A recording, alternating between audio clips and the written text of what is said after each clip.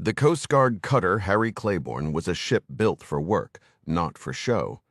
Her dark hull, the awkward crane on her foredeck, and the boxy pilot house all declared that practicality had triumphed over beauty. As a keeper-class buoy tender, the vessel, affectionately nicknamed Dirty Harry by her crew, was slow, unarmed, and anything but graceful. Now, 25 years into her service, she represented the essential, if overlooked, side of the Coast Guard, maintaining the thousands of buoys and markers that kept the nation's waterways safe. It was crucial work, just not the kind that made headlines. To be fair, she'd had her moments in the spotlight. Once she'd carried a First Lady during a 4th of July celebration in New Orleans. Another time, she'd recovered a lost World War II Navy aircraft from the Atlantic seabed, briefly earning some newspaper ink for debunking a tired old myth about the Bermuda Triangle. Framed plaques and yellowed news articles in her passageways commemorated these rare highlights for the crew. These mementos were nice, but they also spoke volumes. The buoy tender was a world apart from the fast, sleek cutters most civilians pictured when they thought of the Coast Guard. This fact was a constant, low-grade annoyance for Petty Officer Second Class Billy Gesperek of Spokane, Washington, the man steering her on this crystal-clear South American night.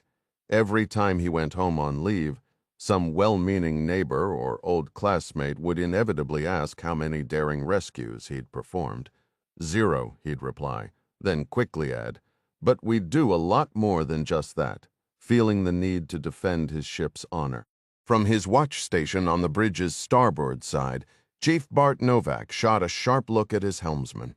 "Hey, focus, Gasparek. You're wandering." The chief then returned to nursing the coffee in his oversized travel mug. Billy tightened his grip on the wheel, eyes fixed on the digital chart plotter as he fought to keep the course, biting back a retort.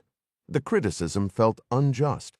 In his view, keeping Dirty Harry on a straight path was a constant battle, especially here in the waters off Guyana, that slender notch on South America's northeast coast. First, there were the powerful Caribbean tides surging into the muddy bay. Then came the obstacle course of coral reefs, sunken wrecks, and partially constructed oil pipelines they had to dodge. As if that weren't enough, on nights like this, when the sky was so pristine the Milky Way shone like a luminous fog, strong, warm winds would barrel in from the cooling sugarcane fields, carrying the distinct, sweet smell of crushed stalks. Those land breezes would shove the ship's ungainly crane and rounded bow around as if it were a child's toy in a tub.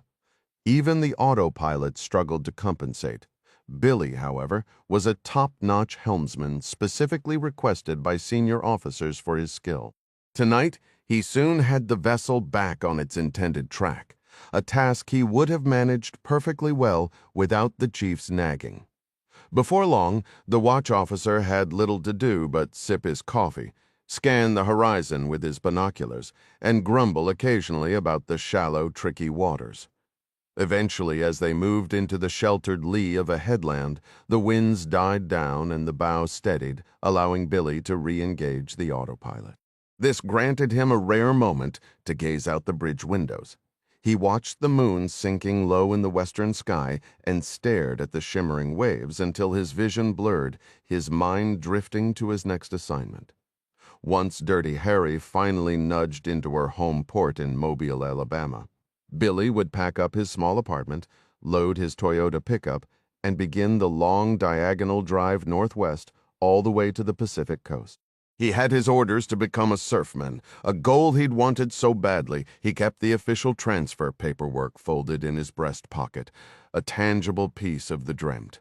Tonight, whenever the chief's attention was elsewhere, Billy lifted a hand from the wheel to brush his pocket with 2 fingers.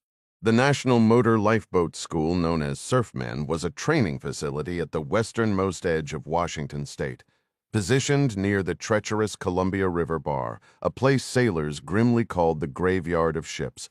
Once he made it there, Billy dreamed of taking the helm of a swift 47-foot motor lifeboat, a vessel built to spearhead massive waves like a missile, and right itself with the grace of a kayak if it ever capsized.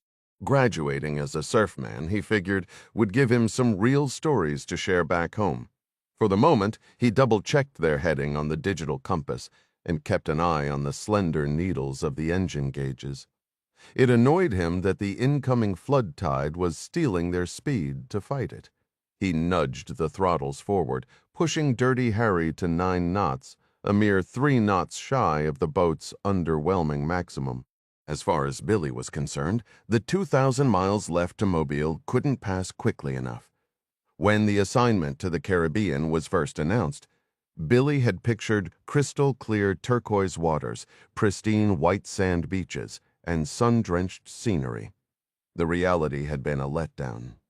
His entire 6-week deployment was spent in a murky river estuary outside Georgetown, Guyana, a city roughly the size of Spokane, just as industrial and infinitely more humid. Relief from Guyana's relentless sun was hard to come by. If there was a decent swimming beach anywhere nearby, he never found it, much less any of the tropical beauty he'd imagined. The one notable feature of Georgetown, in his view, was the world's largest natural gas reservoir discovered under its bay, marked by 3 massive drilling platforms the Coast Guard referred to as gulplats. It was around these structures that Dirty Harry had idled for the past month and a half. Those gulplats were the mission's entire purpose. In their long shadows, the crew spent day after day stirring up silt to secure buoy cables into the muddy seabed between reefs. They marked hazardous shallows with posts and conducted surveys for chartmakers at the National Oceanic and Atmospheric Administration. After 40 days and nights of battling fierce currents, sharp rocks, and the stench of mud, Billy decided NOAA and the oil companies were welcome to keep this miserable place. With the winds calming, he thought about advancing the throttles again to reach 10 knots but held back, worried the chief would notice. He resigned himself to patience, a quality he, like most 25-year-olds, possessed in short supply. Around the headland, a sudden gust shoved the bow to port. Billy disengaged the autopilot and returned to wrestling the helm, dwelling on the seemingly endless journey ahead. One consolation was the planned refueling stop in San Juan, Puerto Rico. Rumor had it the island had become the latest spring break hotspot for college students. As he steered, Billy's mind drifted back to the same enticing Caribbean daydreams he'd entertained 6 weeks earlier. Billy, steady up on 305. Let's get past this shoal. Aye, Chief, steadying up on 305. His eyes scanned the instrument panel. The real challenge of the night watch, he reflected, wasn't just sleep deprivation, but the crushing monotony. It was too easy for your mind to wander. Daytime was different. He'd be too occupied repairing grimy buoy cables, hauling rusted debris from the water, washing down the filthy deck, or scraping rust to focus on anything but the task at hand. But from midnight until 400, his imagination ignited like a psychedelic trip. Once the bow was back under control, he fixed his gaze on the dark water ahead. A faint yellow glow pulsed against the featureless horizon, a solitary point of light that could easily be mistaken for a low-hanging star in the seamless blend of sea and sky. Billy knew better. "Chief, I've got a light on Goplat Marlin, bearing 022, about a mile out," he reported. "It's at your 2 o'clock. Bart Novak, a decade older than Billy and sporting a mustache that looked more like a deployment accident than a style choice, set his oversized coffee mug aside and swung his binoculars eastward. "They're starting early over there. I can see welding arcs. My younger brother does that for a living." Billy let a moment pass. Does he enjoy it? Novak lowered the binoculars, scratching at his mustache, but sidestepping the question. "Probably our last look at Marlin. You gonna miss any of this, Gesperek? Miss Georgetown? You're joking, right? The work, I mean. You won't be doing any navigation aid work up in Oregon. Not unless you wash out of surfman school?" "Not washing out," Billy said, his voice low. "You'd better not. The pride of the Dirty Harry is riding up there with you." Billy felt a familiar tightness in his throat and quickly steered the conversation elsewhere. "Chief, Marlin's bearing is now 035. We're crossing directly over one of her pipelines now. Charted depth 44 feet. Novak kept his eyes on the distant intermittent flashes. The platform's builders had named it Marlin. Two others, Mako and Mackerel, sat farther out, still skeletons of steel against the sky. All three were the offspring of a partnership between the Guyanese government and a group of American petroleum titans. The Dirty Harry's task had been to chart and mark safe lanes for the colossal tankers and factory ships slated to arrive in these shallow, hazard-filled waters. The shifting currents demanded Billy's constant attention at the helm until he found a heading that allowed the cutter to crab steadily forward. His thoughts wandered, picturing himself not here, but in the Pacific swell, charging a motor lifeboat through breaking surf to pluck a group of panicked college students from a sailboat caught in a riptide. Then the water under the keel stirred as the bottom rose unevenly. "Gesperek, current's getting frisky again." "I have it, Chief." "Report position." Approaching the lip of the Orinoco Shelf. Billy checked the electronic chart for confirmation. 200 yards to King's Reef. The chute is coming up. Novak leaned in to study a display painting, a sonar image of the seabed, a jagged, broken line interrupted by hulking coral formations. There was exactly one navigable path, the narrow gap everyone called the chute. Copy. Call out your depths. Steer to avoid anything that looks expensive. Steer to avoid. Aye. Gesperek began, reciting the numbers from the depth sounder as the water shallowed rapidly. Reading 40 feet? 30. Now 20 feet, Chief Novak. 20. Affirmative, Chief. We are directly over King's Reef. Understood. All stop. Zero drift. Gesperek pulled the throttles to reverse for a second, then to idle. The deep rumble of the twin diesels faded to a contented hum. The chief moved behind the console and planted himself beside Billy, stroking his sparse mustache as he scrutinized the plotter. "Give me a tighter zoom," he instructed. Billy complied, framing their position closely. Together they studied the chaotic tangle of brown contour lines denoting shallow disaster. "A goddamned labyrinth," the chief exhaled. "Set EOT for 3 knots. EOT for 3 knots, aye." Billy nudged the throttles forward just a hair. In another era, bridge controls sent signals to the engine room where crewmen manually adjusted the machinery, hence the name Engine Order Telegraph, or EOT. On the Dirty Harry, the throttles connected directly to the engines like any modern vessel, but the old maritime traditions died hard, and the name persisted. Billy had a particular touch with the EOT and the bow thruster, a skill honed over 25 trips through this very maze while setting buoys between Marlin and Mako. He spun the wheel and feathered the throttles with the precise, unconscious grace of a pilot lining up a final approach.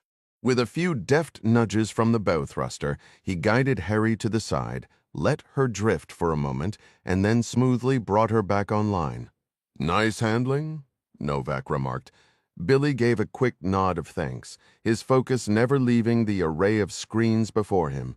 He was determined to ignore the churning sea outside, pouring all his attention into the chart plotter and sensor feeds.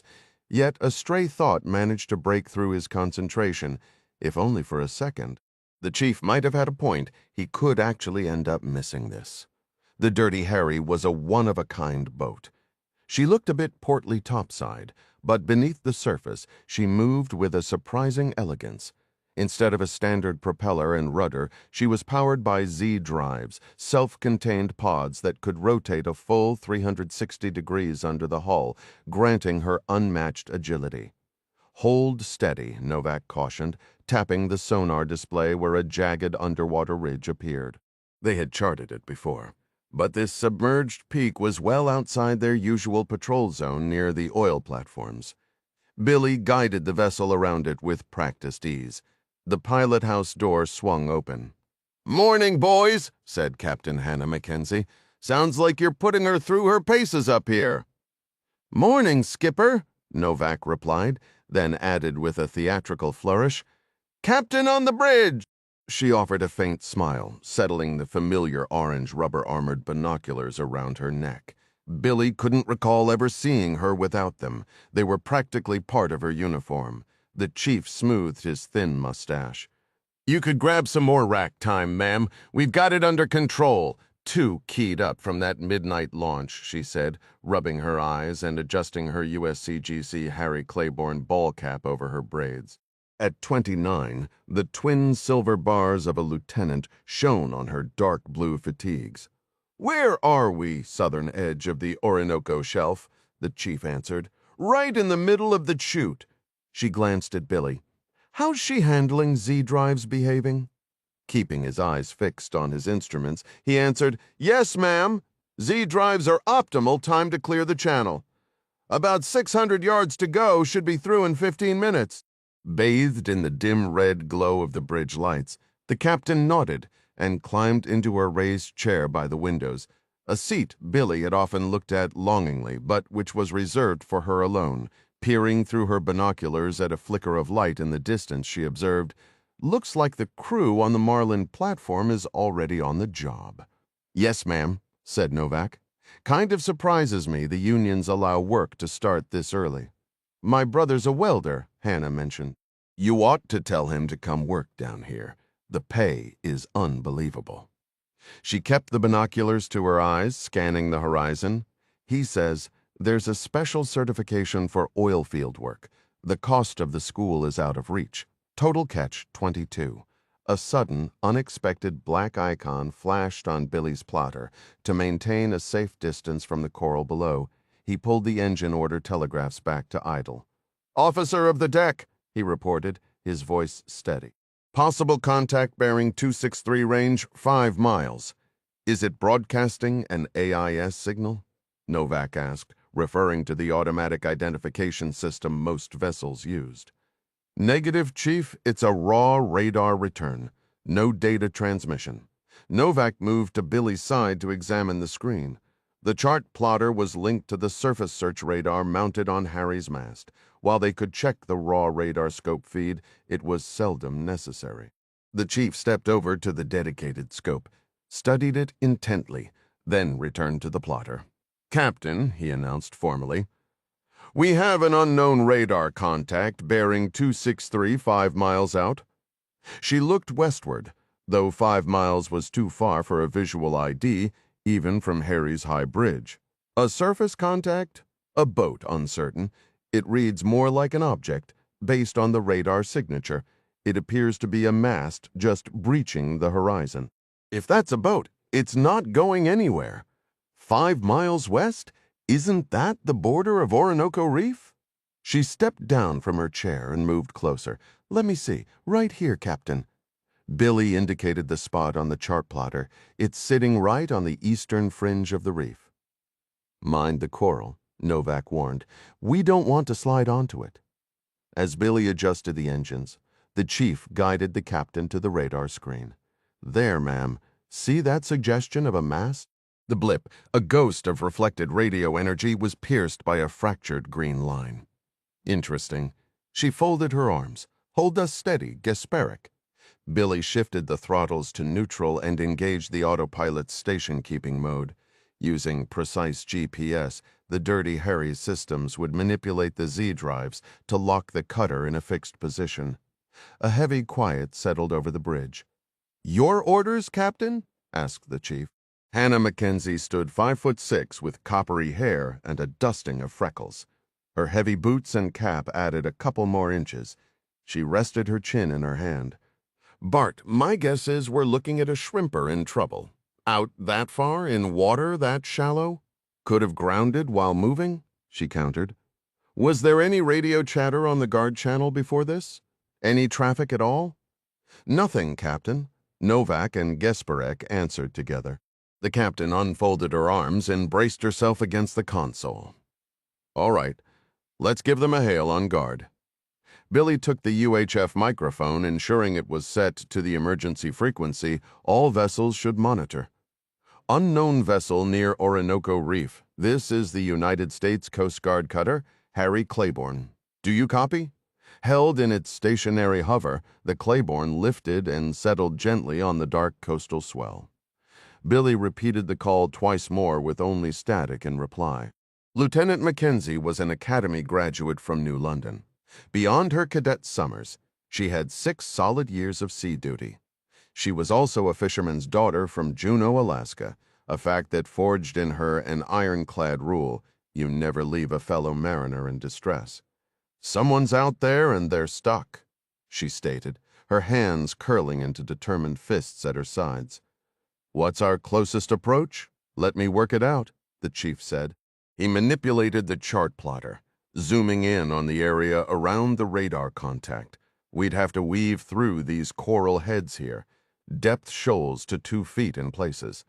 We might clear 5 feet at this tide, enough to deploy the small boat. We could set the anchor here in this channel." The small boat was an inflatable Zodiac with an outboard, a modern piece of gear with a stubbornly old-fashioned name. A mischievous smile spread across Mackenzie's face, amplified by the bridge's red lighting. "Billy, you feel like attempting your first surf rescue?" Gesperek's head jerked up eagerly. "Yes, ma'am." She gave a short laugh. "Then let's go get them, Chief. You back up Gesperek on the helm? It's going to get rough once we're in among those reef breakers." "Aye, Captain," the chief acknowledged. For the next 20 minutes, with the chief advising, Gesperek skillfully guided the agile Claiborne through the treacherous shallows. He called out their position to Lieutenant Mackenzie once they were in a sufficiently deep channel, with room to anchor safely. "Okay," she replied, binoculars pressed to her eyes. "Let's be certain before we wake the deck crew. Try them once more, Billy." Billy repeated the call on the guard frequency again. Silence. "Switch on the lights," she commanded. Billy activated the powerful mast-mounted spotlights, using a joystick to aim them toward the heart of the reef, 300 yards off the port side. He could see the churn of white water frothing over barely submerged rocks. The captain scanned back and forth with her binoculars. "No running lights," she reported, a note of grim resolve tightening her voice. "I'm not seeing anything but darkness out there." She was interrupted by a harsh, crackling shriek from the radio. The chief quickly turned the volume down. "That's not right," he muttered. "Radar's gone," Gesperek reported. "The screen is dead. Explain dead," the captain ordered, twisting in her chair to look. Billy gestured toward the glowing display, which was now a solid, blinding white, washing out their night-adjusted eyes. She let her binoculars fall against her coat and moved quickly to his station.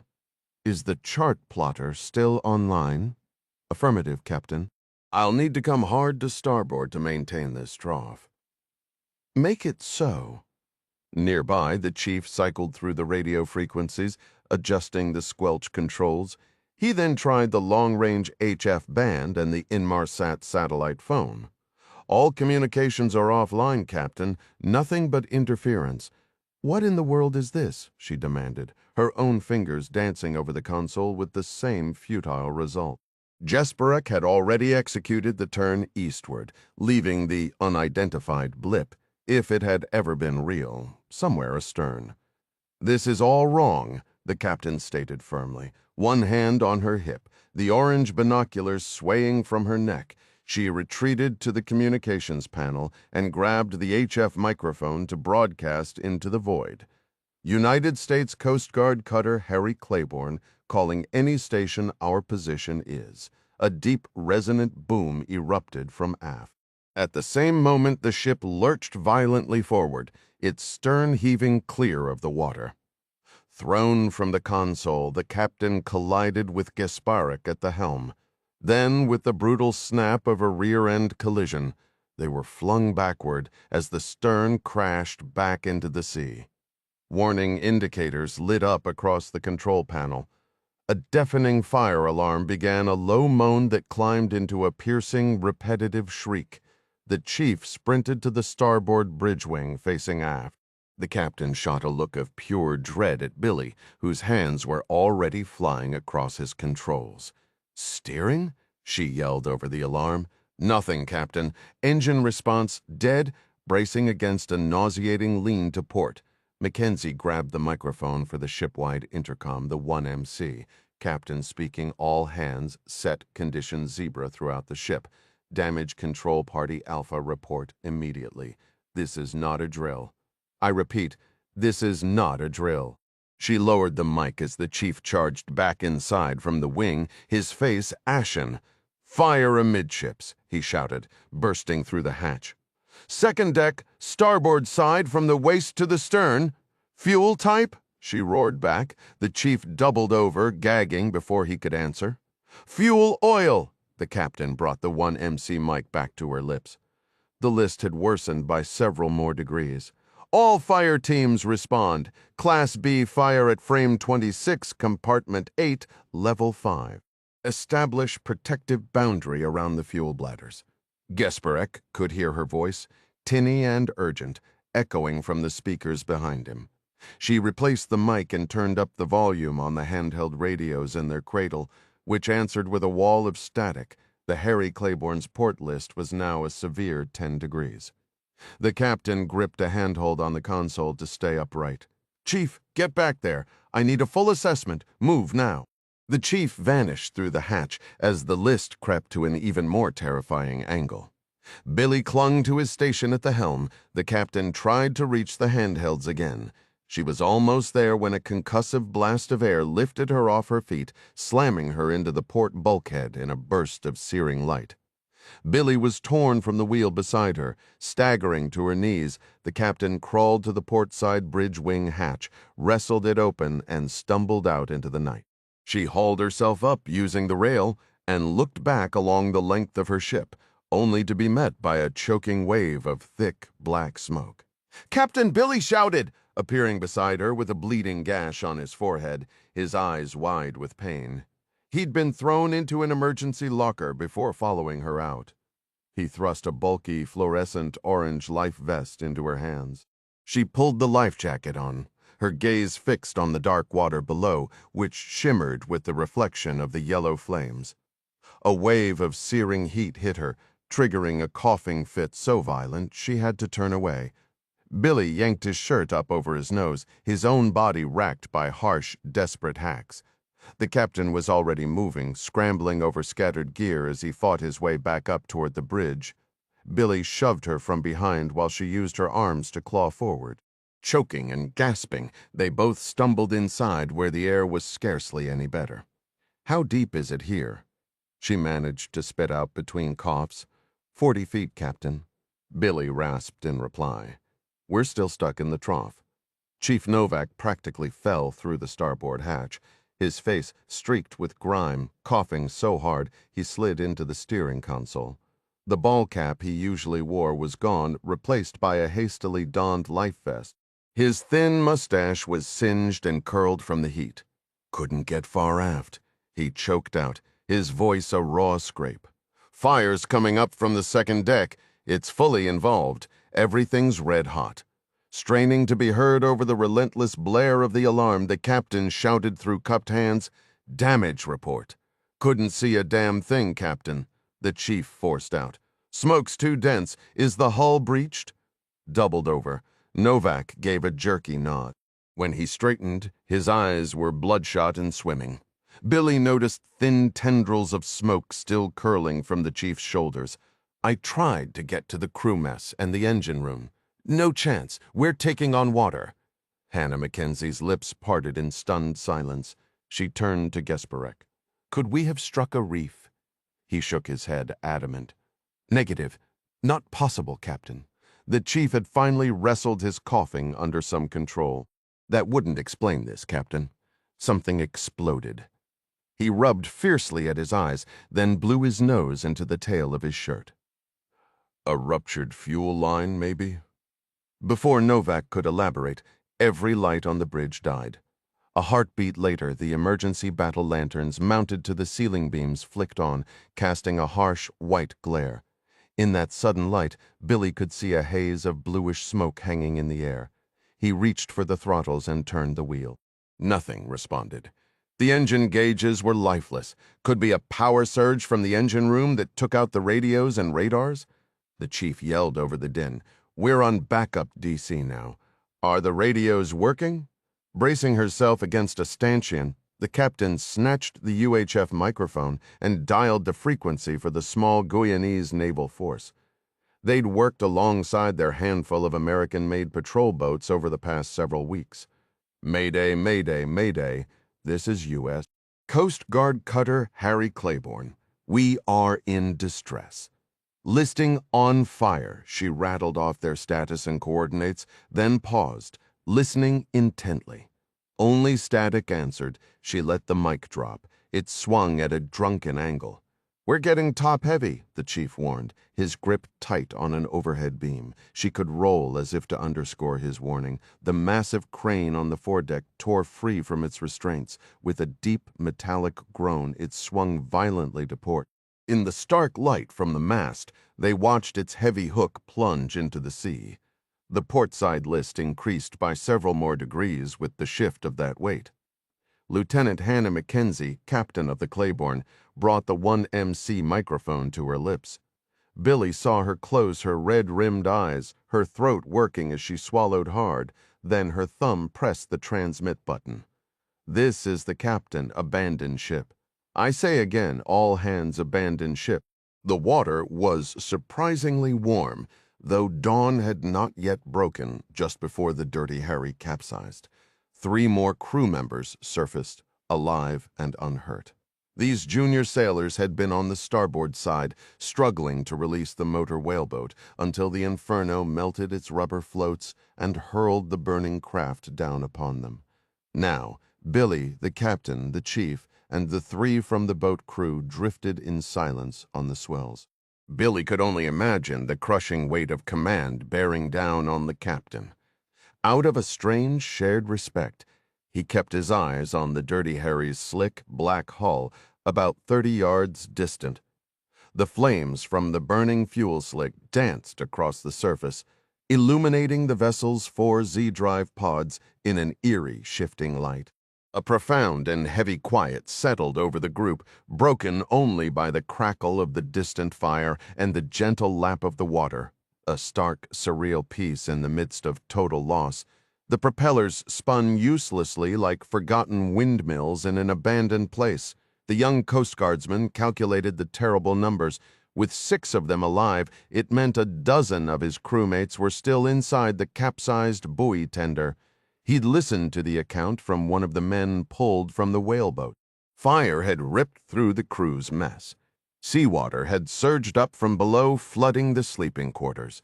They'd never had a chance to escape. The closest solid ground is the reef about 1,000 yards to the west, the captain stated, securing a lifeline to link them together. Form a line, side by side. For several minutes they floated on their backs, kicking and paddling in unison. Soon they fell silent, gazing at the wreck of their ship. The hull was canted at a sharp angle, the bow already swallowed by the sea. "She's going under," the captain announced. "We need to move clear of the pull. Watch for anyone else in the water. Stay on your backs, keep kicking." As they churned through the water, they stared past the drifting flames at the overturned vessel. After they'd covered roughly 50 yards, a series of sharp pops echoed across the water. The captain stopped kicking, and the others did the same. In the hellish glow of the burning oil, they watched the Coast Guard cutter Harry Claiborne stand almost on end.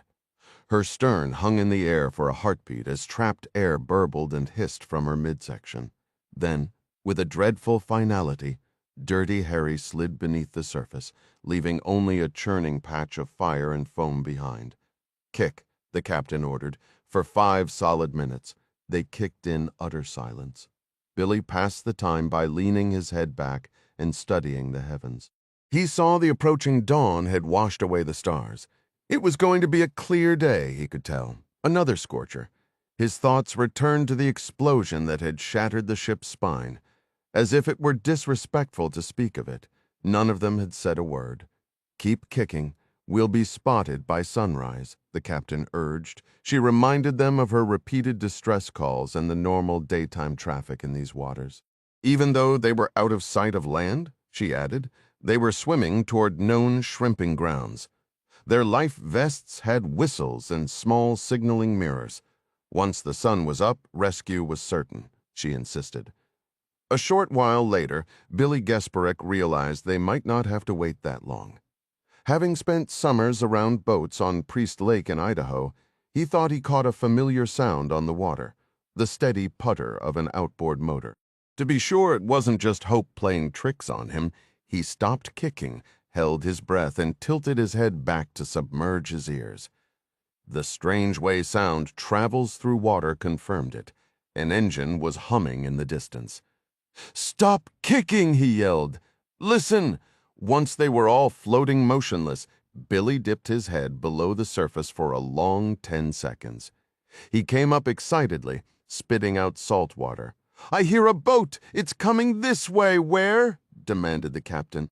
"Behind us," Billy said. He watched as the captain submerged her own head. "Hear it?" he asked when she surfaced, sputtering. "Whistles! Everyone!" she commanded the moment she could speak, giving a sharp nod. "Blow as hard as you can." Their whistles pierced the sound of the surf. It wasn't long before they could all hear the outboard motor without needing to listen underwater. Moments later, a small searchlight flickered to life and began sweeping the swells near them, only a few hundred yards off. "Splash!" the captain shouted. As they were trained, the survivors slapped the water with their arms, sending spray into the air. "Here!" they yelled, thrashing about. "Over here! We're over here!" The searchlight stopped sweeping. It fixed on them. The engine noise grew louder as the boat drew near. When it was just 20 yards away, Gesperek, squinting against the blinding beam, could make out the shapes of two men standing on the bow of a large metal workboat. Without even thinking, his hand drifted to the surfman orders, still tucked in his breast pocket, a silent promise of duty amid the chaos. Salvation seemed so close. A wild shout escaped him, his arms waving in the air, partly to guide them in, but mostly from sheer, overwhelming relief, the simple joy of movement after such tension. Then, in an instant, his elation shattered, replaced by an icy lance of dread. The figures on the bow weren't offering help. They were raising assault rifles to their shoulders. Their faces were hidden behind masks, leaving only cold, intent eyes visible. "Get down!" Gesperek shrieked. "Dive and disperse," bellowed the captain, the horrifying reality dawning on him. The crew thrashed, struggling against the cumbersome life vests that trapped them at the surface. Those who managed to slip free churned the water in a frantic, useless scramble. It was already over. A staccato roar erupted from the bow as the gunman opened up with automatic fire, cutting through the helpless crew like target practice. When the last body went still, the shooting ceased. The boat powered ahead, its bow wave nudging the floating forms aside. Billy Gesperek had taken a round in the shoulder. Certain his shipmates were gone, he let himself drift, feigning death, praying the vessel would move on. He clenched his jaw against the white-hot agony, forcing himself to take shallow, almost imperceptible breaths through his nose. The sound of water lapping against the hull grew closer. A swell washed over his face, but he kept his eyes shut tight, the world behind his lids flashing a brief bloody red. He never sensed the final merciful shot. And so, the United States Coast Guard cutter Harry Claiborne secured its tragic place in the history books, becoming the first of its kind to be lost with all hands. Day 1. Georgetown, Guyana, March 1, 9:30 a.m. The crisp, artificial chill of the Georgetown Marriott was a distant memory after just one block. Jack Ryan Jr. had 5 more to go before reaching the Guianese Parliament building, and sweat was already tracing paths down his back and behind his knees. He tried to ignore the discomfort, his mind occupied with weightier matters. With his suit jacket hooked over a finger and a messenger bag across his shoulder, he walked down Water Street, following the course of the Demerara River. The water was a thick, mocha brown, narrow and deep, carrying so much silt from the interior that it stained the entire bay. On the surprisingly green banks below, men cast fishing lines, hoping for a peacock bass. Further out, where the current ran swift, The occasional massive log, a broken giant from the upriver rainforests, would spin past in a churn of tan foam, destined to become anonymous Atlantic driftwood. Their speed was always startling. After a quarter mile, Water Street bent away from the river, leading Jack into the city's heart. He joined a small crowd at a crosswalk, waiting for the light to change. Here, removed from the water, the faint breeze died completely. Jack swiped a thumb across his forehead, clearing sweat like a wiper blade. A woman nearby smiled at him, her teeth brilliantly white against her dark skin, a wide-brimmed hat shielding her from the sun. 3 young boys in school uniforms, white shirts and blue shorts, clung to her patterned dress. "You need a hat," the eldest boy announced, looking up at Jack with serious eyes. He couldn't have been more than 10, but he already carried the pleasant, lilting Caribbean-British accent Jack had grown fond of hearing around town. "You're absolutely right," Jack replied, lifting a hand to shield his eyes. The boy's mother gave Jack a thoughtful look. "He is right. Your neck is turning quite pink." She placed a gentle hand on her youngest son's shoulder. "We always look out for visitors here. It's what we do, isn't it, boys?" The children nodded in unison, a picture of solemn duty. A strange, quiet pride seemed to settle over the little group. "I'm actually heading out later today," Jack said, "but I appreciate the advice."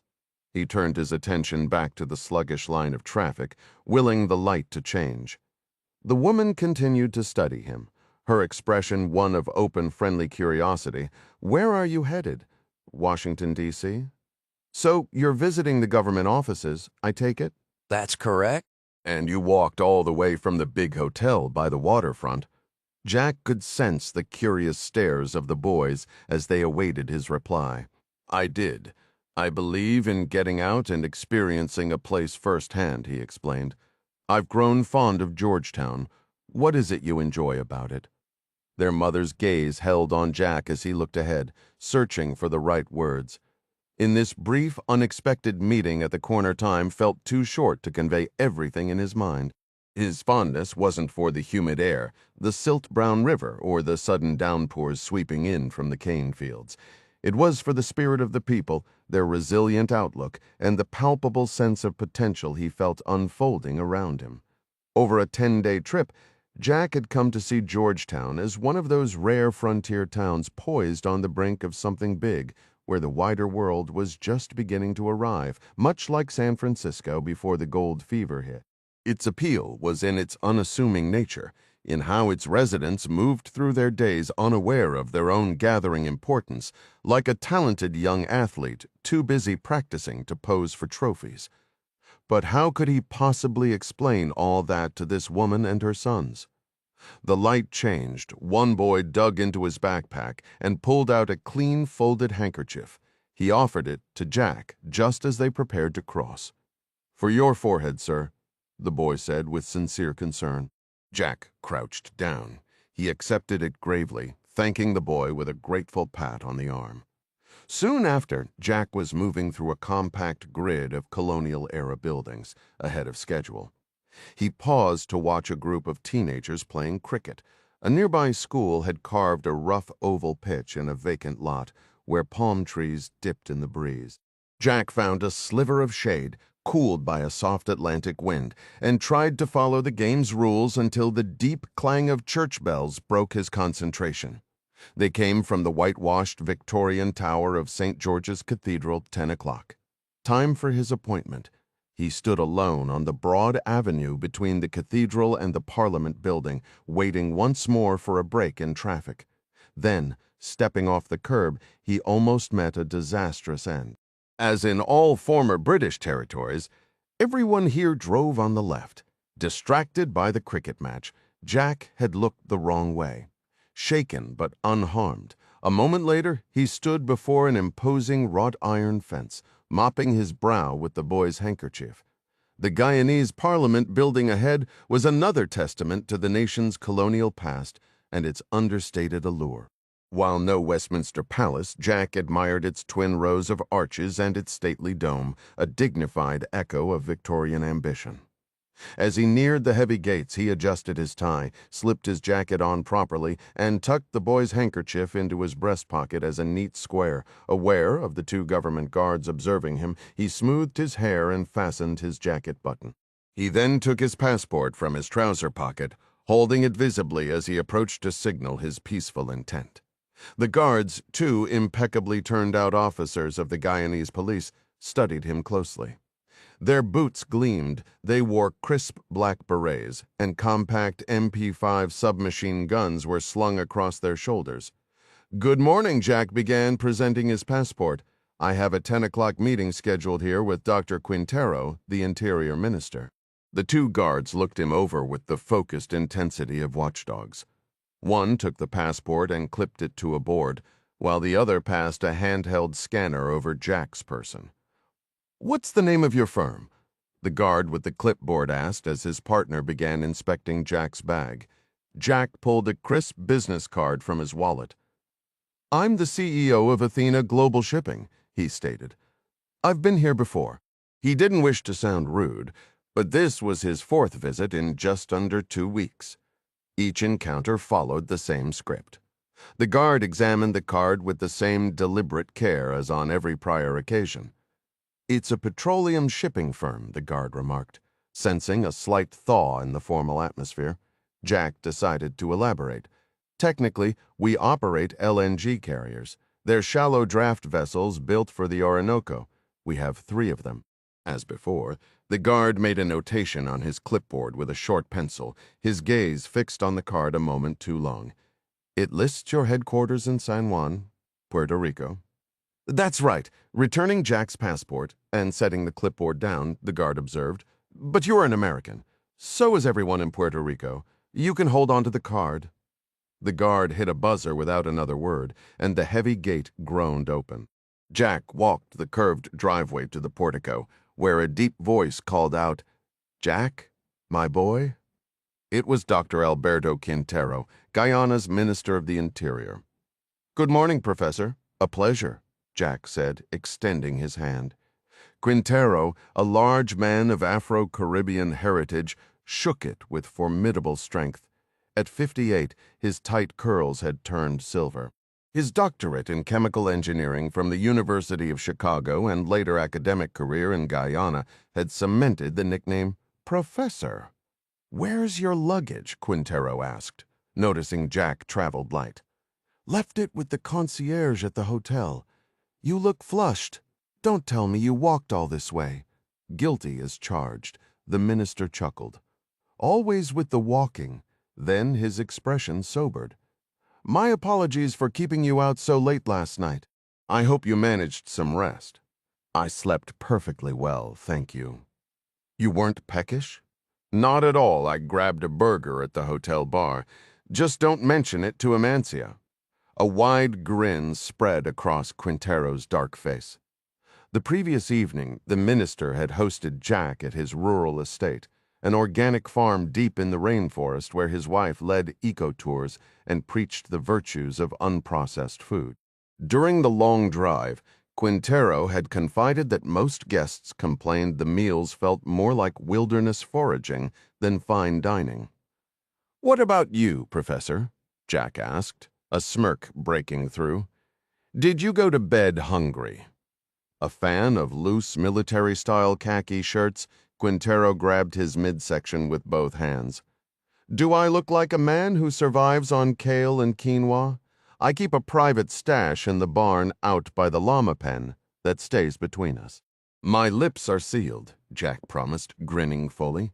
Now Quintero led him toward a staircase with a gleaming mahogany banister, speaking as he walked. "I won't delay you. Your export permit should be prepared. Come up to the office." The floor was white, marble edged in black, the space echoing with the distant clicks of heels and muffled conversations common to official buildings everywhere. Jack kept pace briskly, a sense of anticipation quickening his steps. As fond as he was of Guyana, he missed his fiancée, Lisanne, and was eager for his business-class flight home that afternoon, provided he had that license in his possession.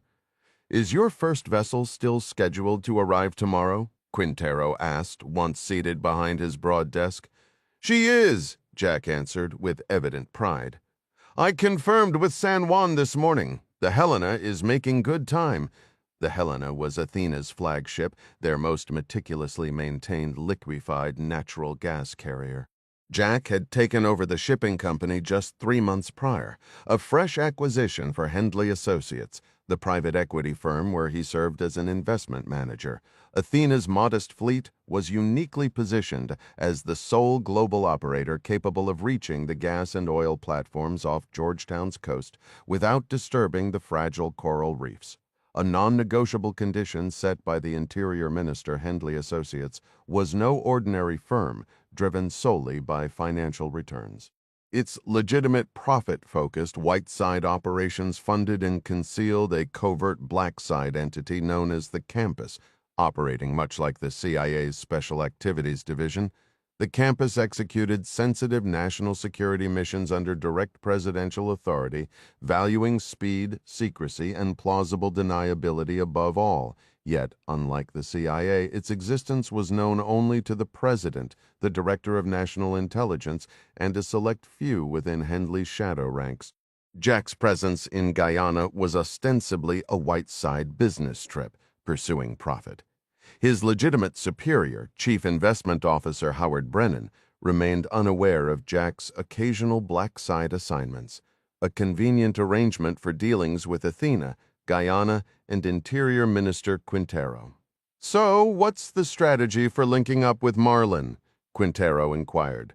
The Marlin drilling platform had been financed through a mix of Guyanese public funds and American private investment.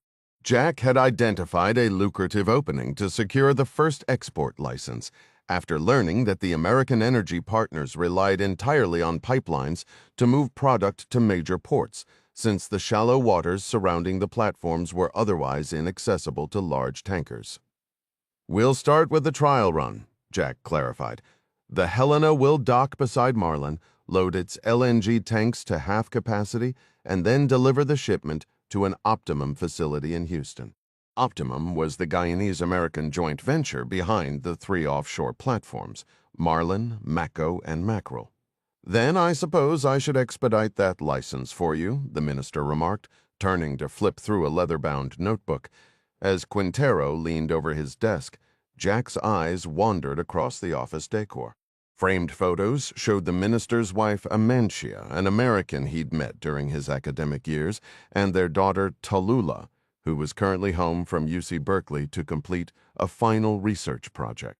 The walls were adorned with various accolades, a replica ExxonMobil hard hat mounted on a plaque honoring Quintero as an honorary roughneck, a miniature golden pickaxe from British Petroleum declaring him the world's leading geologist, and, prominently displayed, an award from Queen Elizabeth II bearing the EIIR crest, recognizing his conservation work within the British Commonwealth. Funny, Jack mused inwardly how a room full of oil and gas trophies could also celebrate saving coral reefs. The minister glanced up from his computer screen, peering over his reading glasses with a raised, graying eyebrow.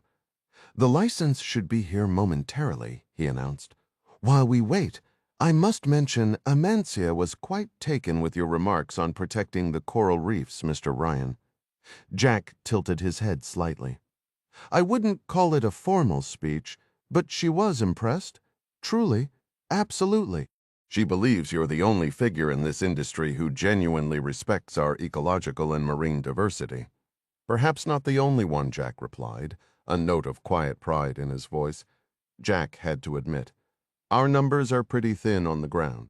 Though he intended to leave the industry soon by selling Athena Global Shipping Lines and its freshly secured export license, his legacy would be the method he pioneered for LNG carriers to reach the Goplats without ever scraping the seabed, fully meeting the Interior Minister's strict environmental conditions. The major oil conglomerates possessed the resources to achieve the same, of course. But they preferred leveraging their existing fleet of massive tankers over investing in the specialized world of shallow water transport. Through Jack's efforts, Guyana could safeguard its pristine ecosystems while still building its economic future. The energy giants are just going to bide their time until those pipelines are finally laid, Jack observed. Or at least until the Coast Guard gets around to charting the channels so some processing barges can finally venture in. Or until I'm the one who caves and drops my requirements, the minister added with a knowing smirk. You believe that's likely? Absolutely. Those big firms are fully aware you're under immense political pressure. They've got legions of lobbyists marching through the halls right now, all aiming to get you to soften your stance. The vast Orinoco Basin, a sandstone hydrocarbon treasure lying under the shallow coastal waters of Guyana, was currently hailed as the largest untouched fossil fuel reserve on Earth. On a per-person basis, its value was poised to make Guyana's 800,000 citizens the wealthiest population in the world, a fact that had already sparked fierce political debates over how to handle the coming windfall. They don't understand that you can withstand the pressure, Jack stated, and he meant it.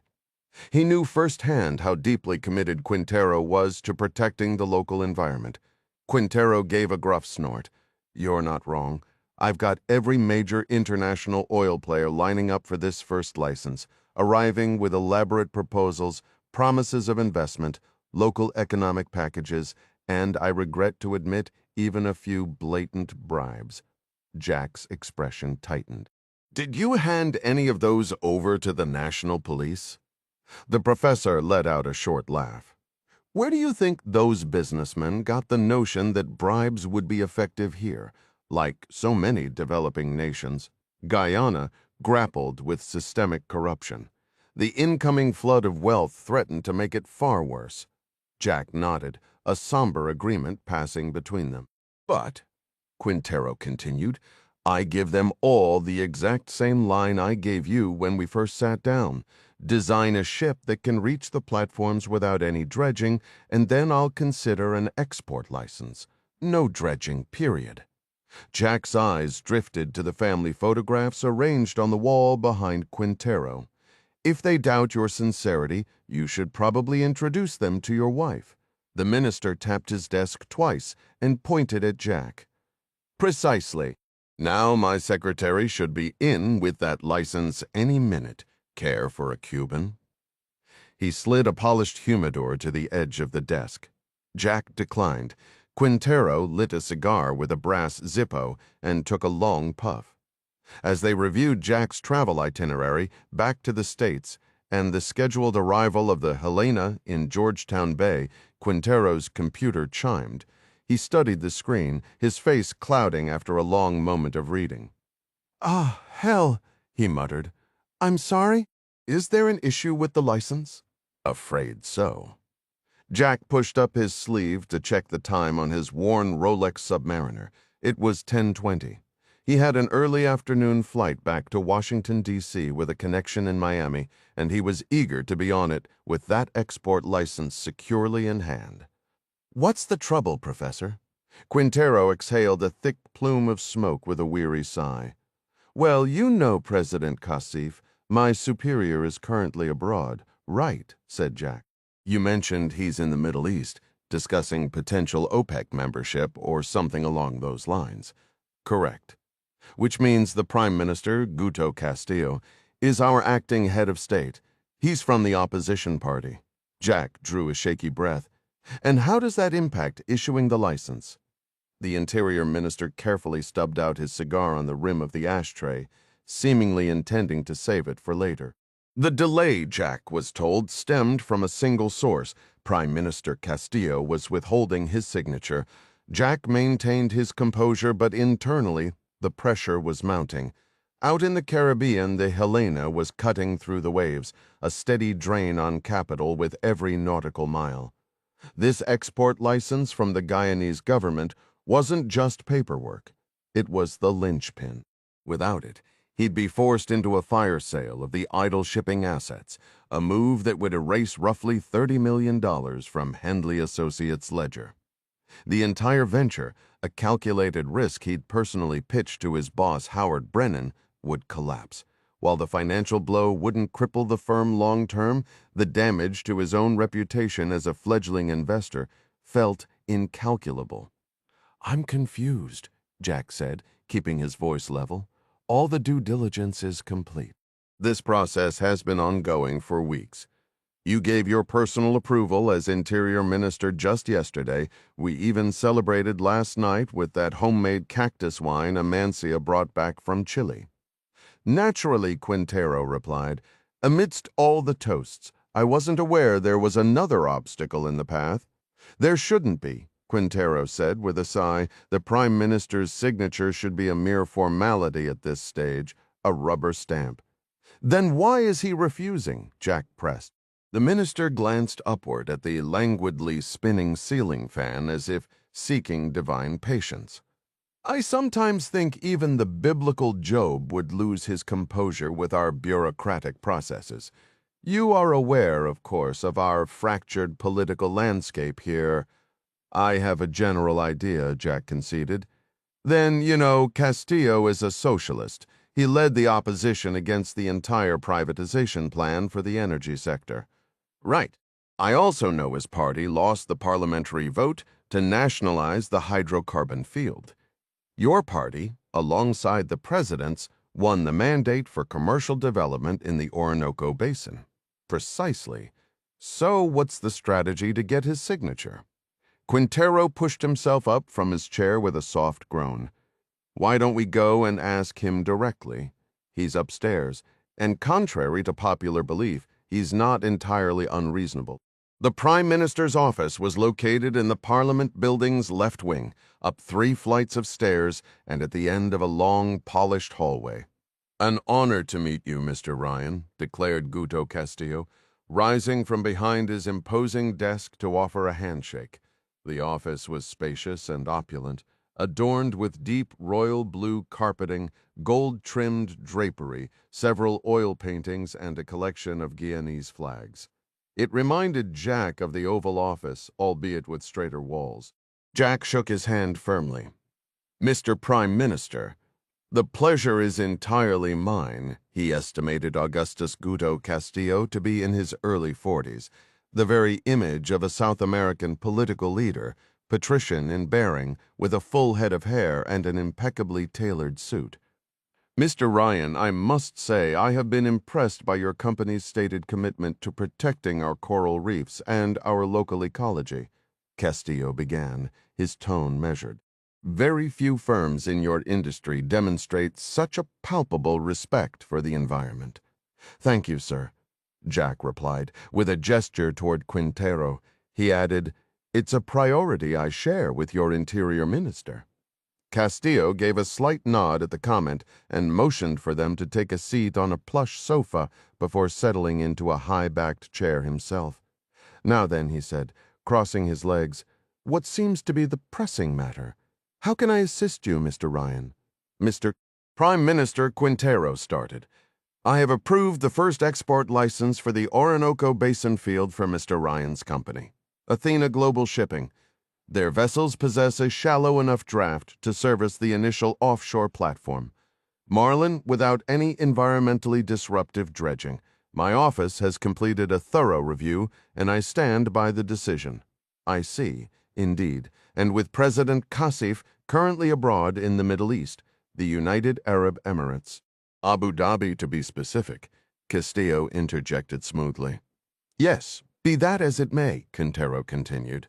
"I require your signature on the license before Mr. Ryan can commence his inaugural test shipment. He has a vessel already en route to Guyana that departed from San Juan," Jack supplied. "Puerto Rico, the Helena will be standing by in Georgetown Bay by tomorrow." A sudden heavy afternoon rain began to patter against the tall office windows, casting a gray, pensive light into the room and underscoring the urgency of the stalled paperwork. "We're about to conduct the inaugural natural gas offloading trial on the Marlin with plans to sell the LNG in Houston. The Guianese Treasury will receive its rightful portion of the proceeds." Castillo looked down, smoothing the fabric over his crossed leg with his hand. "I saw the license request for my signature. I wasn't aware the timeline was so urgent." "That's precisely why we're here," Quintero stated. "I assured Jack I would have his license delivered today. He cannot proceed with the LNG offload without that export permit. The Prime Minister brought his tented fingers to his chin, pausing thoughtfully. I understand, however. I'm afraid I cannot comply at this moment. There have been some new developments. What developments could there possibly be? Quintero pressed, a note of frustration creeping into his voice. This should be a simple administrative step. Castillo took a measured breath before responding. I've reviewed some recent legal interpretations that suggest the situation is not so straightforward. Jack felt his pulse quicken. He had always factored political risk into foreign investments, but with Guyana he had considered those risks minimal. The government had enacted legislation privatizing the hydrocarbon fields. Furthermore, Jack was aware of Guyana's deepening ties with the United States, a strategic relationship Washington valued as a counterbalance to Russian-aligned Venezuela. To solidify the alliance, the Pentagon had facilitated patrol boat sales, conducted joint military exercises, and arranged port visits. Just the other day, Jack had watched a U.S. Coast Guard cutter laying navigation buoys in Georgetown Bay. Given this backdrop, the political risk seemed negligible, a sentiment shared by energy titans from Houston to Riyadh who were all vying for a stake in Guyana's resources. The thought was almost laughable now, a classic case of corporate optimism blinding everyone to the shifting sands of local politics, unable to stay silent. Jack interjected, "But, Prime Minister, that contradicts the established law. My company and many others have committed resources based on—" Quintero raised a broad hand, silencing him. "Prime Minister Castillo, the authority to grant these export licenses and direct the fees to the Treasury rests with the executive branch, namely the President and myself. Are you now questioning this clear mandate? Actually, Minister Quintero, I am. On what grounds? Last evening, I examined a fresh judicial analysis. It appears there are conflicting opinions regarding the current legislation. I cannot, in good conscience, proceed without a far more comprehensive review." A spark of irritation flashed in Quintero's eyes. Is that so? And where exactly is this alleged ambiguity? We voted to privatize the Orinoco Basin. The people affirmed it through a referendum. We all agreed to establish a sovereign wealth fund for its management. The law explicitly grants the Minister of the Interior a role I fulfill, not just the jurisdiction, but the duty to execute private partnerships that enhance the fund's value. I concur with all of that, Minister, Castillo replied smoothly. However, the legislation we passed also stipulates that such partnerships are, and I quote, subject to the national government's approval. A seasoned debater, Quintero allowed a thin, appreciative smile. In this context, that refers to the executive branch. It is the president who constitutes that national government. You, as the socialist leader, agreed to this coalition arrangement. Alternatively, Castillo countered, his tone turning pointed and resolute. The law could be interpreted to require the approval of the entire national government. If that interpretation holds, it would necessitate a vote by the National Assembly. Quintero's lips tightened as he reassessed his adversary. The persistent ring of the desk phone sliced through the tension. Castillo paid it no mind. Minister Quintero, I presume you've seen the most recent advisories from the National Intelligence and Security Agency. I have, Quintero answered.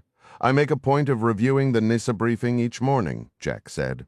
Then you are aware, sir, of the diplomatic reservations the Bolivarian Republic of Venezuela holds regarding Guyana's oil and gas expansion.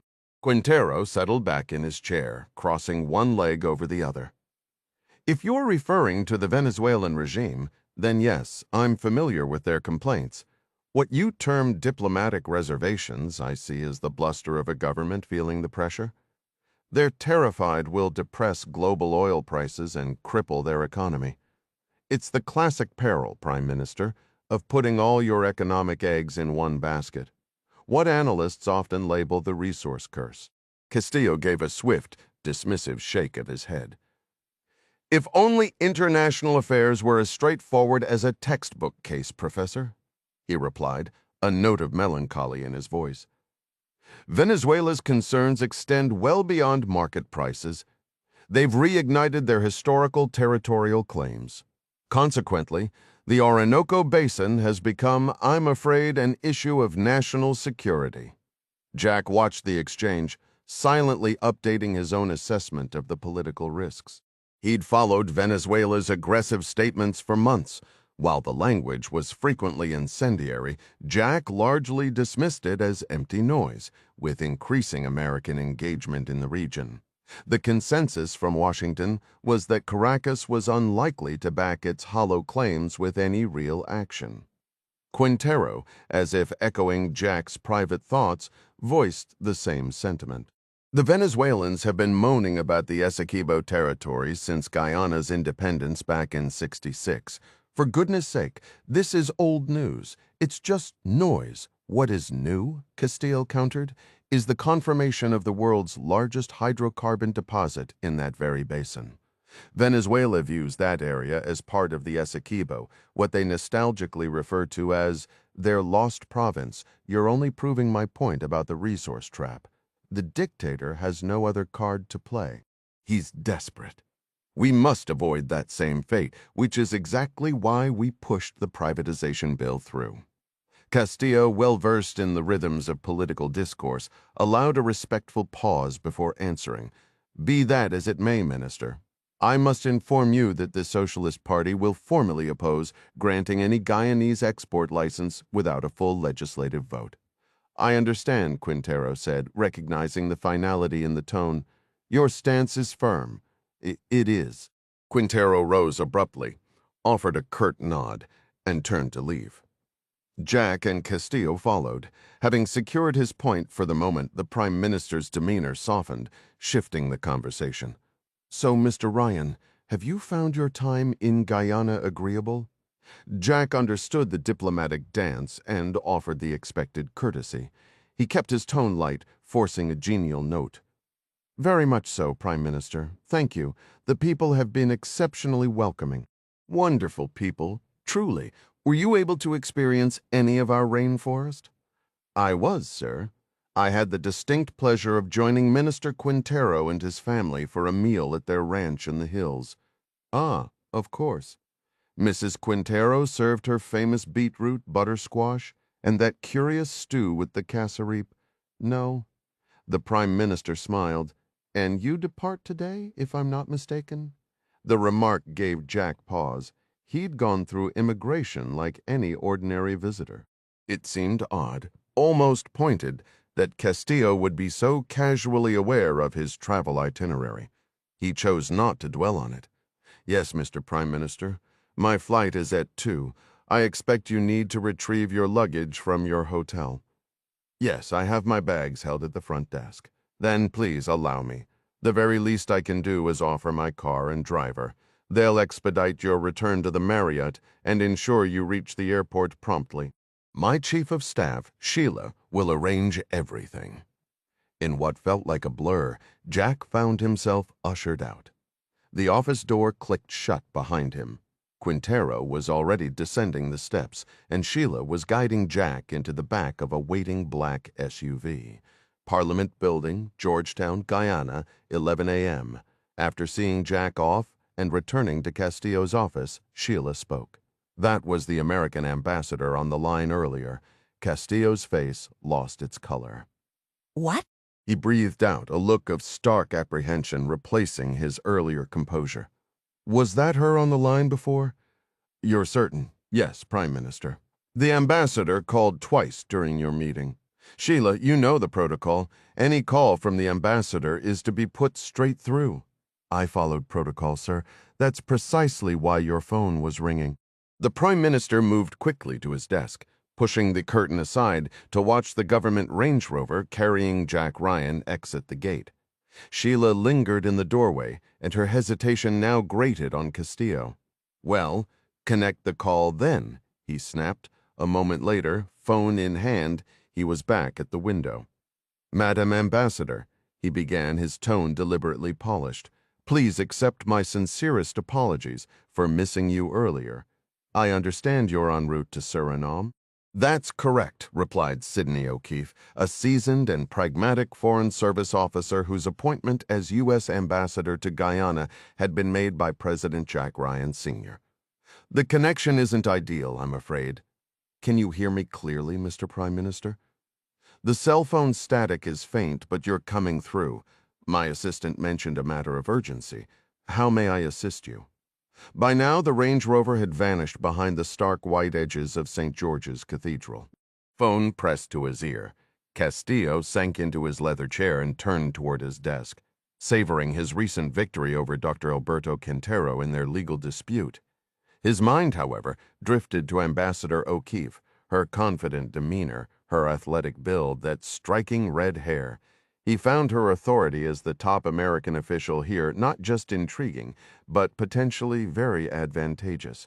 Yes, that's right, the ambassador continued. Mr. Prime Minister, if I may. When we speak privately, you've more than earned the right to call me Guto. He was mildly disappointed when she didn't take the offered familiarity. Thank you, sir, she replied, her tone all business. Our naval attaché has raised an alert regarding a U.S. Coast Guard cutter that departed Georgetown Port at 02:30 this morning and is now unreported. Are you familiar with this situation? Castillo's gentle swivel in his chair halted. I'm afraid you've caught me completely unaware, Madame Ambassador. What further information do you have? As you'll recall, sir, we stationed a cutter here in Georgetown.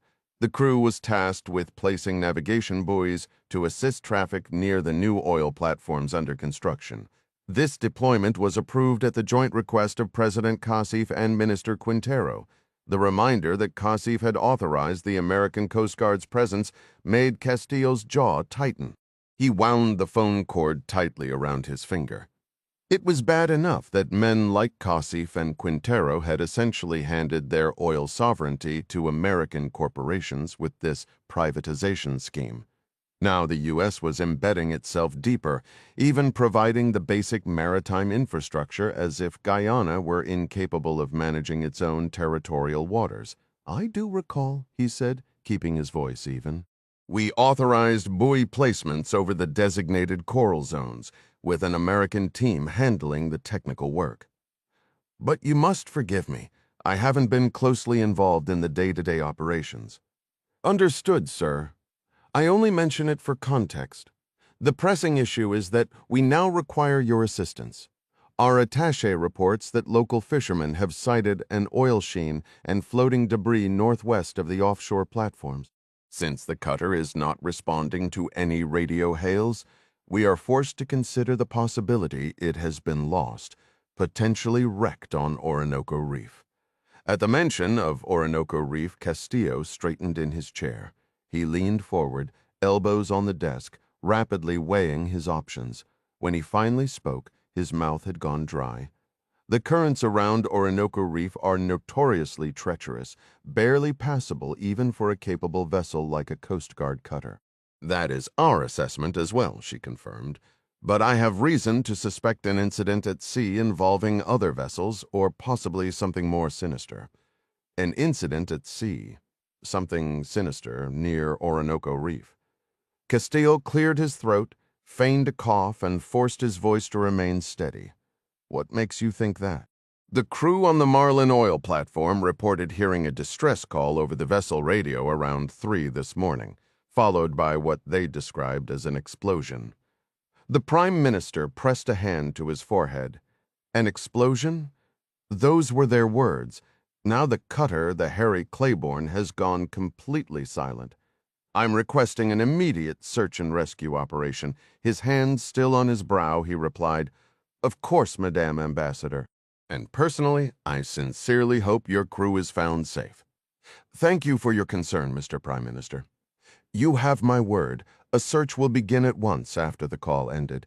He replaced the receiver and leaned back, tilting his face toward the ceiling with his eyes shut tight. That reckless fool, he thought, simmering with anger. The absolute hot-headed fool. His eyes snapped open. Sheila, he shouted. His chief of staff appeared at the door instantly. Sir, get me Alejandro Romero. Right now. Director Romero is in Costa Rica at the conference, sir. You approved the trip yourself. Annoyed by the reminder, Castillo shot up from his chair and brushed past her into the hallway. Fine. I need some air. Have Romero on the line before I return? He turned left past her desk, walked to the end of the hall, and took the fire stairs 2 flights up to the roof. Stepping onto the gravel, he paced, his gaze fixed on the brown ribbon of the Demerara River, glittering under the midday sun. He fumbled in his trouser pocket, retrieving a small burner phone. Flipping it open, he powered it on, expecting a message, especially after the ambassador's news. Finding none, he stood still for a moment, uncertain. The relentless sun and his own hesitation grated on him. Finally, his thumb pressed the button for the pre-programmed number. Juan Machado, known as Tiburon, was the most terrifying man Castillo had ever encountered. To the Prime Minister, the drug lord was a volatile idiot, but a useful one. Castillo listened to the clicks connecting him to the man's refuge in Venezuela. "Guto, my friend!" Tiburon's voice boomed on the 3rd ring. "What do you need out of powder already, Tiburon?" "I? Not that. Must be a woman, then. You like them skinny, don't you? I hear your lovely wife isn't sharing the bed these days." A cold shiver ran down Castillo's spine. Just last month, his wife, a striking Spanish woman he'd met on a trip to Ibiza, had indeed left him. Isabella had taken their 2 sons back to Spain after catching him in a hotel room on Water Street with 2 women from Colombia and a stash of cocaine. "This isn't about that," Castillo interrupted, the sun beating down on him. He paced until he found a narrow strip of shade beneath a slanted air conditioning unit. "I just heard—" "Ah, I know why you're calling," Tiburon blustered from his location north of the capital. "You're worried about your girls. Relax, Senor Castillo. They're perfectly fine." Isabella found a nice place in Madrid, near that big famous plaza, living quite comfortably. Now, Isabella, from what I hear, she's always out shopping, and lately she's been entertaining those young gentlemen callers, giving them whatever they ask for. They come around looking for your daughters, but it's Isabella they're drawn to. She spends freely. Have you even looked at your bank statements lately? I'm not talking about the account I fund. I mean the one tied to that pitiful government salary of yours. Castillo paused, gathering his thoughts.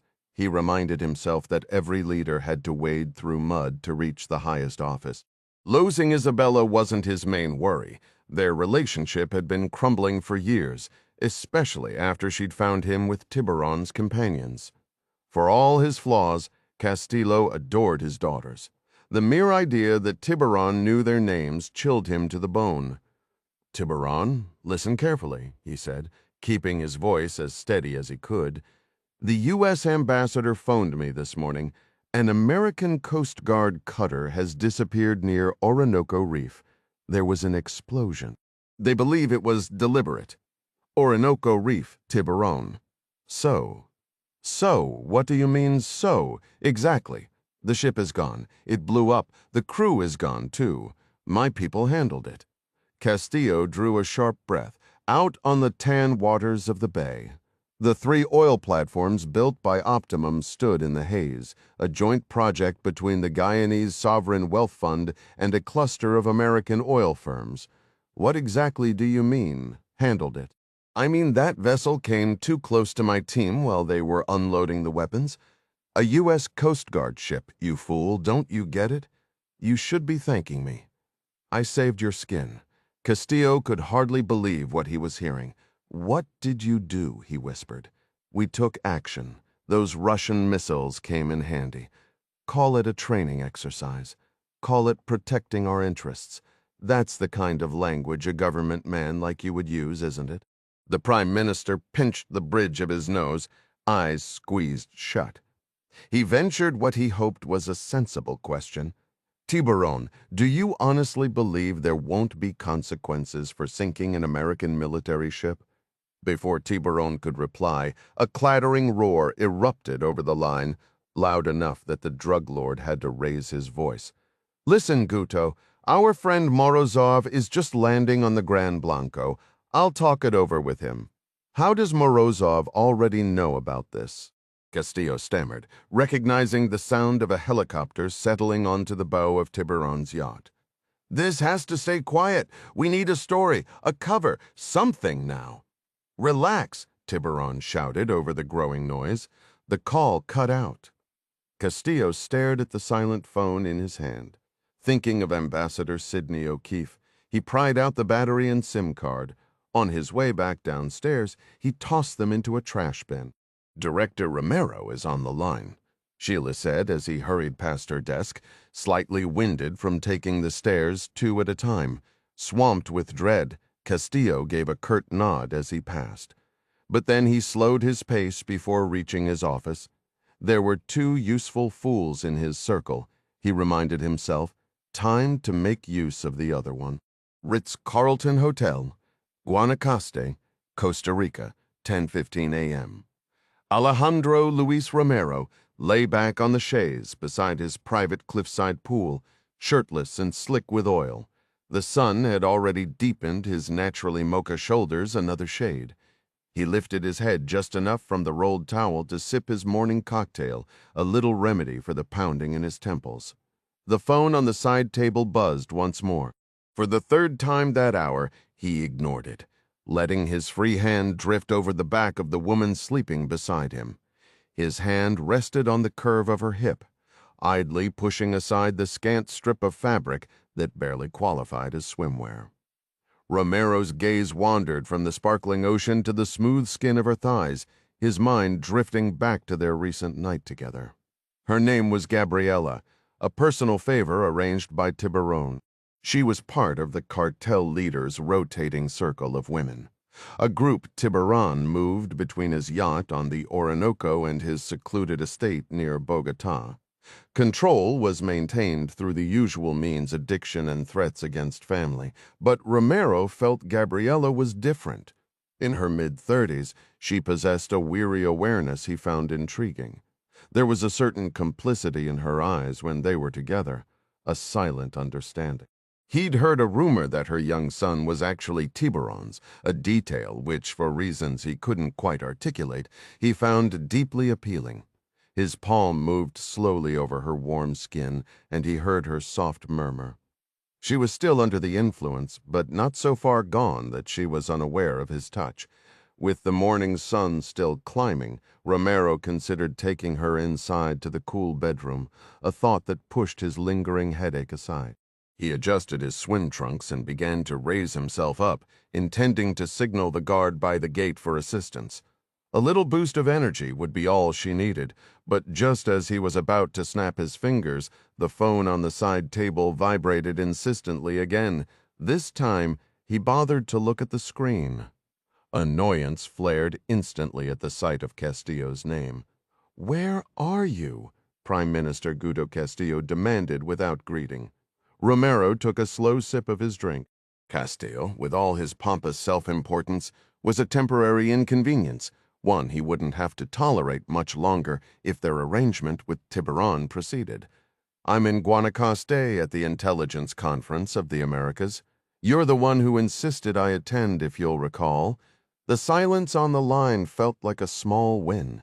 He always enjoyed these subtle reminders when his superior forgot his own orders. "When are you returning?" "It's hard to say," Romero replied, scratching idly at his leg. "These conferences are full of pointless meetings.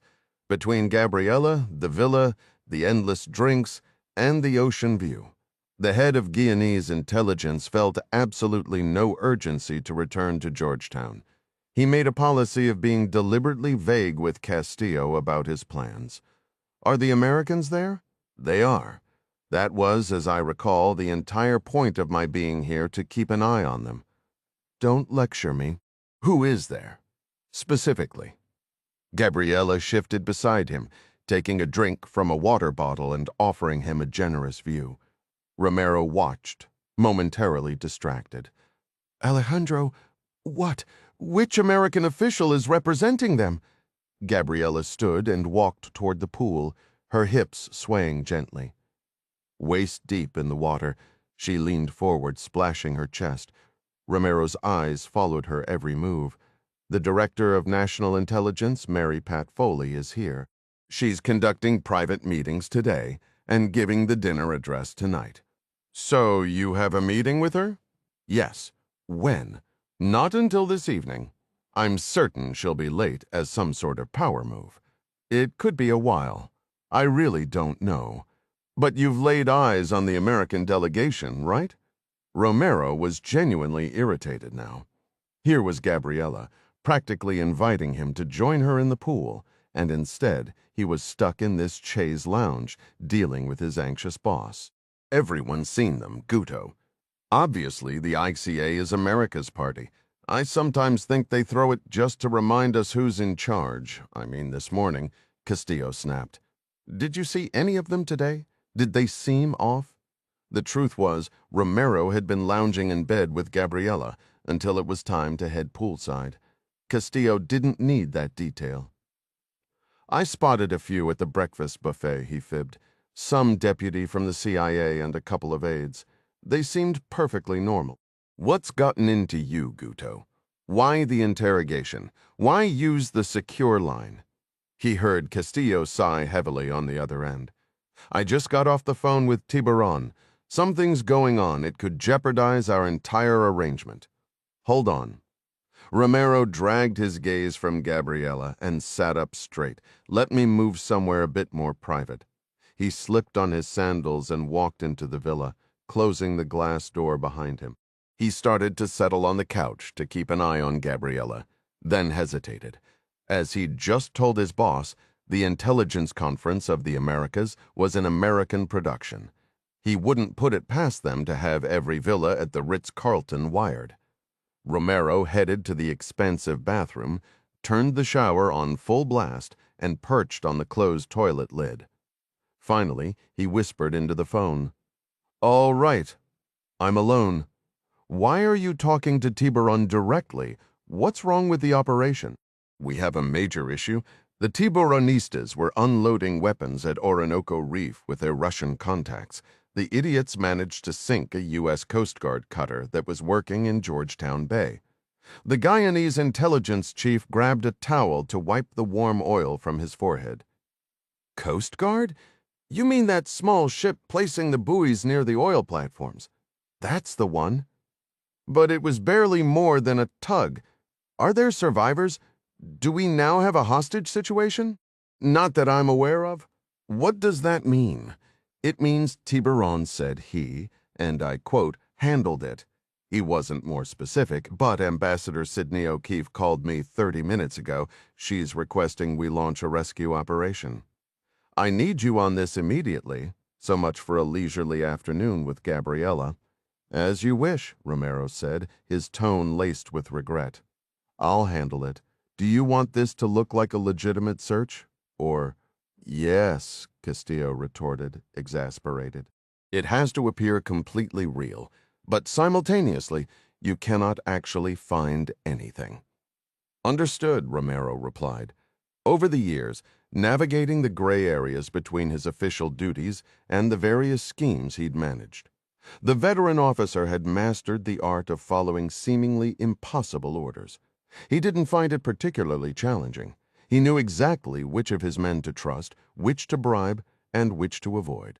Having risen through the ranks of the Guyanese National Police Force, a paramilitary organization with broad authority, his network reached into every corner of government, including the military. If the Prime Minister wanted a high-visibility search that yielded precisely nothing, then that's what he would get. Romero had built a stellar career on such contradictions. The real wild card was always Tiburon, whose corruption seeped into the same Guyanese institutions. The drug lord's cooperation was never guaranteed. Keeping his voice steady, Romero asked Guto, what exactly did Tiburon mean by handled it? Did they dispose of all evidence? No American bodies are going to wash ashore, are they? I can only assume, Castillo answered, that the Tiburonistas and the Russians dealt with the remains. Romero stood enveloped in steam, thinking, of course you will. In his view, Prime Minister Castillo desired immaculate hands to grasp Guyana's reins once their planned deception with the Russians and the Tiburon faction was complete. Though equally culpable, Romero believed the Cambridge-educated leader placed himself above the grisly task of ending lives. A part of him longed to corner Castillo into an admission. So, Prime Minister, Romero pressed, what exactly should be done if there are American survivors? I have no idea. Castillo shot back, irritation sharp in his tone. This is your affair.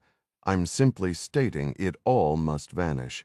If you require a step-by-step discussion, phone Tiburon yourself. But you claimed you already spoke with him. Why not call again and confirm whether those sailors were killed? Shouldn't you be certain? High atop the Colonial Parliament building in Georgetown, Guto Castillo clenched the disposable phone until the plastic creaked. The midday sun blazed. Over the far sugarcane fields, tropical rain clouds swelled like mushrooms. He knew perfectly well Romero was baiting him. Listen, Castillo growled, eyes fixed on the gathering clouds. You understand I must maintain distance from this. The investigation has been reopened. Which investigation? Hugo Suarez.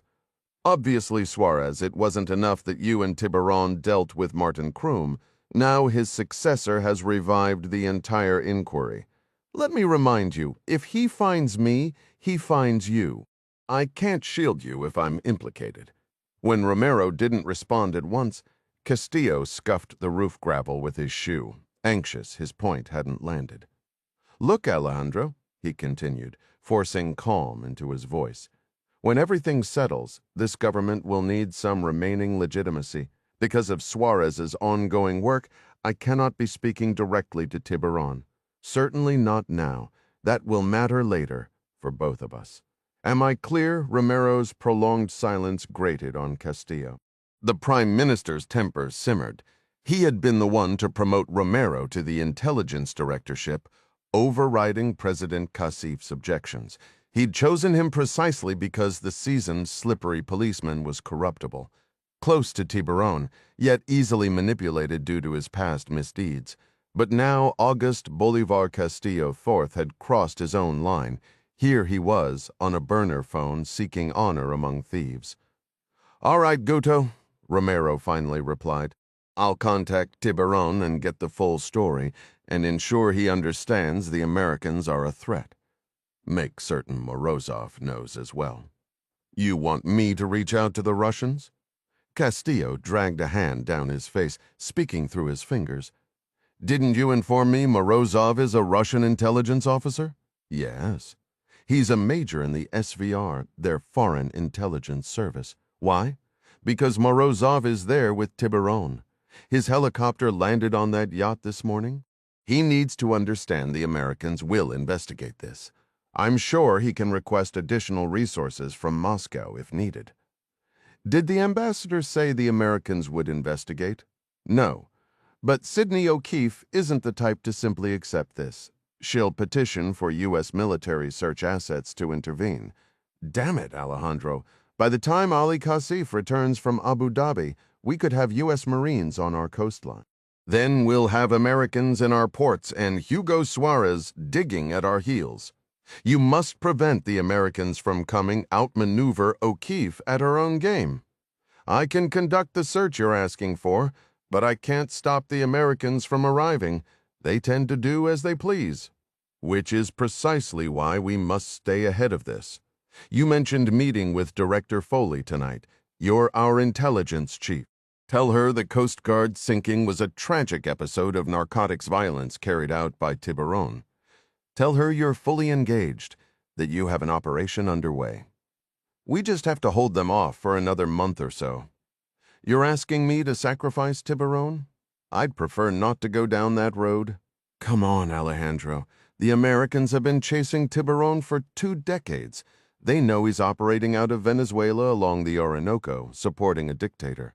So what if he attacked a Coast Guard ship? It's the perfect distraction. A real tragedy. Let the Americans send their special forces into Colombia and Venezuela to hunt him. That will keep their attention away from our ports. As the line remained silent, Castillo hoped Romero's vodka-clouded mind would grasp the opportunity.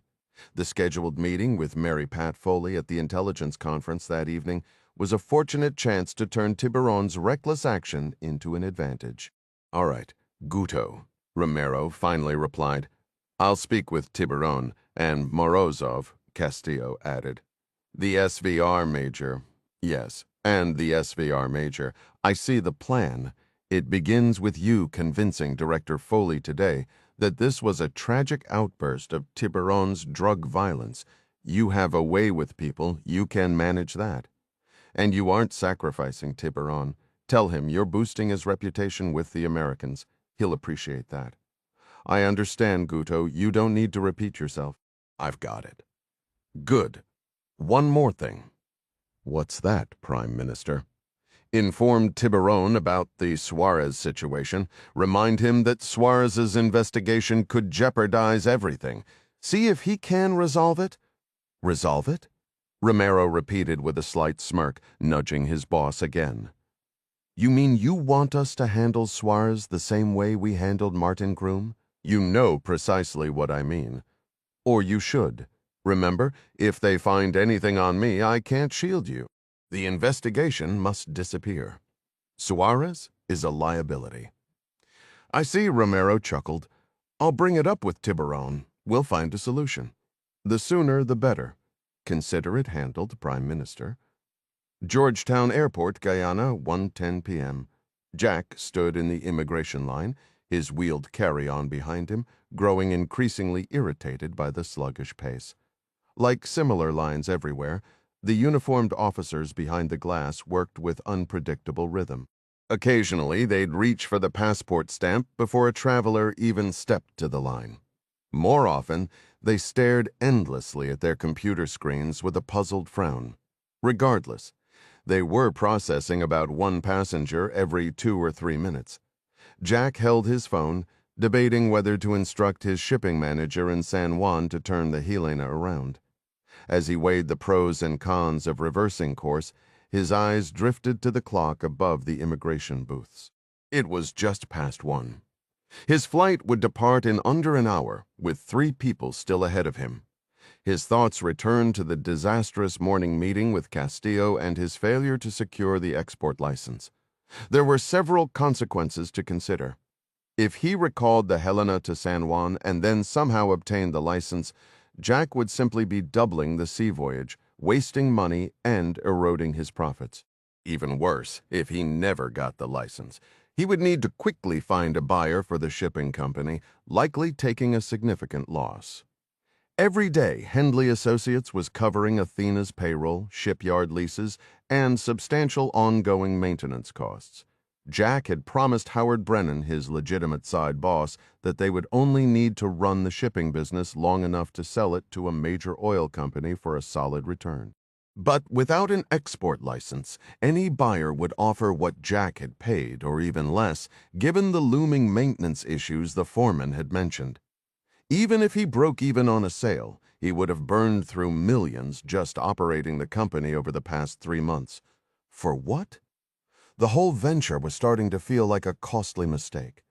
Jack stepped forward, placing himself directly before the immigration officer's window. "Passport and ticket," the official stated, his tone flat. Jack's mind replayed the chaotic morning, a sudden defiant thought crystallizing within him. The customs officer frowned, his impatience evident. "I need your passport and ticket," he repeated, sharper this time. Instead of complying, Jack slid his passport back into his suit jacket. "I'll pass," he said, a calm resolve in his voice. "I've decided to extend my visit." A taxi took him from the airport to the U.S. Embassy. Passing through security manned by 2 Marine sergeants, Jack was informed that Ambassador Sidney O'Keefe was unavailable for the day. A clerk suggested he speak with the Foreign Service officer overseeing Guyanese commercial affairs. That officer, while polite, offered little practical assistance. He did, however, grant Jack access to the records room. There, Jack lost himself in the glow of decades-old microfiche readers. By mid-afternoon, the investor from Hendley Associates felt a surge of certainty. He believed he'd uncovered the key to validating his new approach. He walked the several blocks back to the Marriott beneath a sky-threatening rain, left his bag with the bellman, and left a message at the Interior Minister's office. An hour later, he stood on the pool deck overlooking the bay, its surface darkened by shifting cloud shadows. No lightning flashed, but the low growl of thunder echoed from the rainforest-covered hills. He paced, waiting for Quintero's call. Nearby, a woman with dark hair, a wide-brimmed hat, and oversized sunglasses took a seat and became engrossed in a novel. Jack moved to the far side of the pool to ensure privacy. When his phone finally rang, he answered quickly. "I believe I've found a legal path for you to issue that license," he told Quintero. "Where are you?" the minister asked. "At the Marriott?" "What about your flight?" "I changed my plans. Booked a later one." "I don't follow." "Why? Like I said, Professor, I think I've discovered a way to make the export licensing work without needing Castillo's sign-off." Quintero's response was tinged with a weary, almost paternal regret. "Jack, I admire your tenacity. Truly I do, but I'm afraid my hands are tied. Castillo is refusing to budge. When President Casif returns, he and I will take the issue to the courts. Come back then. I promise you a much better meal." That litigation could drag on for months, couldn't it? Yes, most likely. And Casif isn't due back for another 2 weeks. That's what you told me, right? It is, Professor. When you see what I have, I think your perspective will change. I visited the embassy and found a flaw in Castillo's entire argument. You could even reach out to Casif for his signature digitally. Contacting Casif isn't possible at the moment. He and his team are out of communication. Out of communication? How? The delegation in Abu Dhabi has them on a desert road rally. They're staying in some luxurious Bedouin camp in the middle of nowhere, a complete digital detox. It's all part of the pressure campaign to coax us into OPEC. Jack understood the stakes. Guyana's independence threatened OPEC's price controls, a scenario the cartel, with its reliance on stable markets, was desperate to avoid given Guyana's strategic shipping lanes to Europe and the States. "All right," Jack conceded. "So the president is off-grid for a few days, but you're here. Maybe we can get the process moving again, once you see what I'm talking about. I'm not sure I understand. What exactly do you think you have?"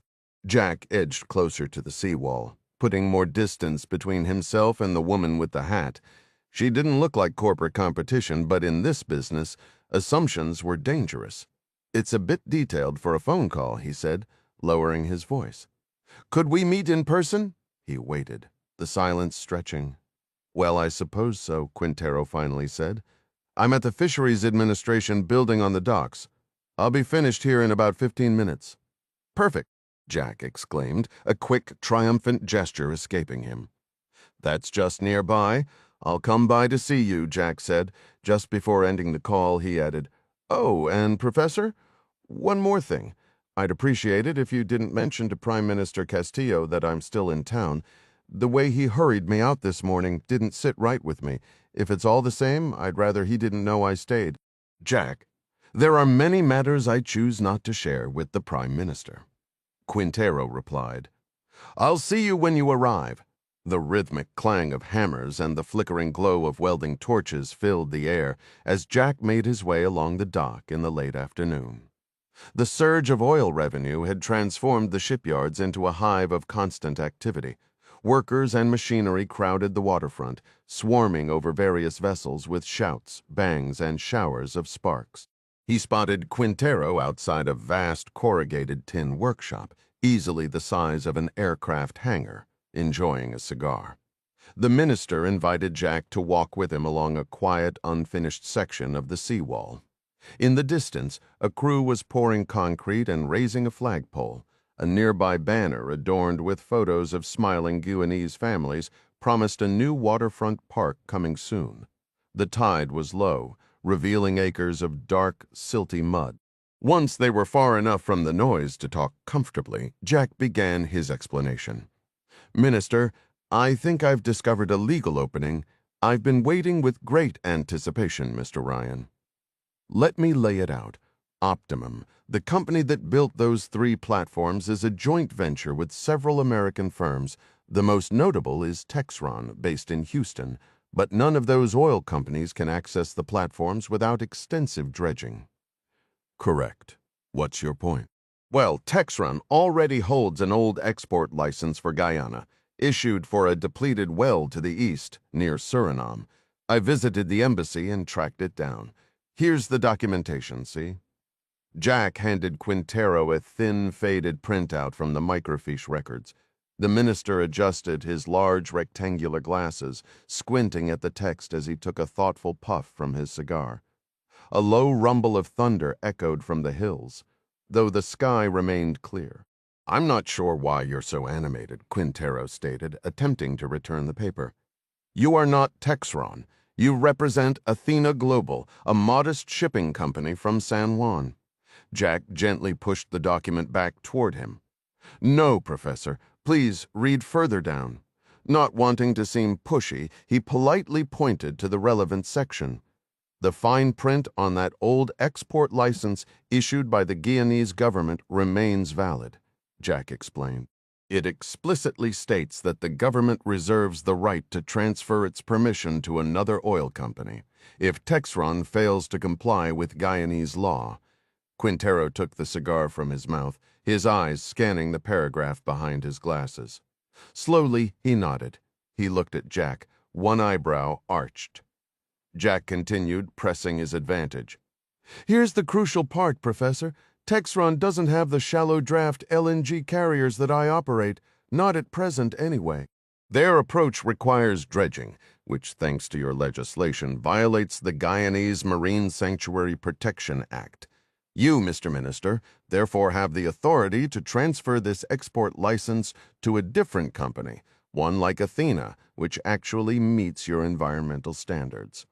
My ship, the Helena, can still dock tomorrow for that initial test load exactly as we first planned to prove the concept.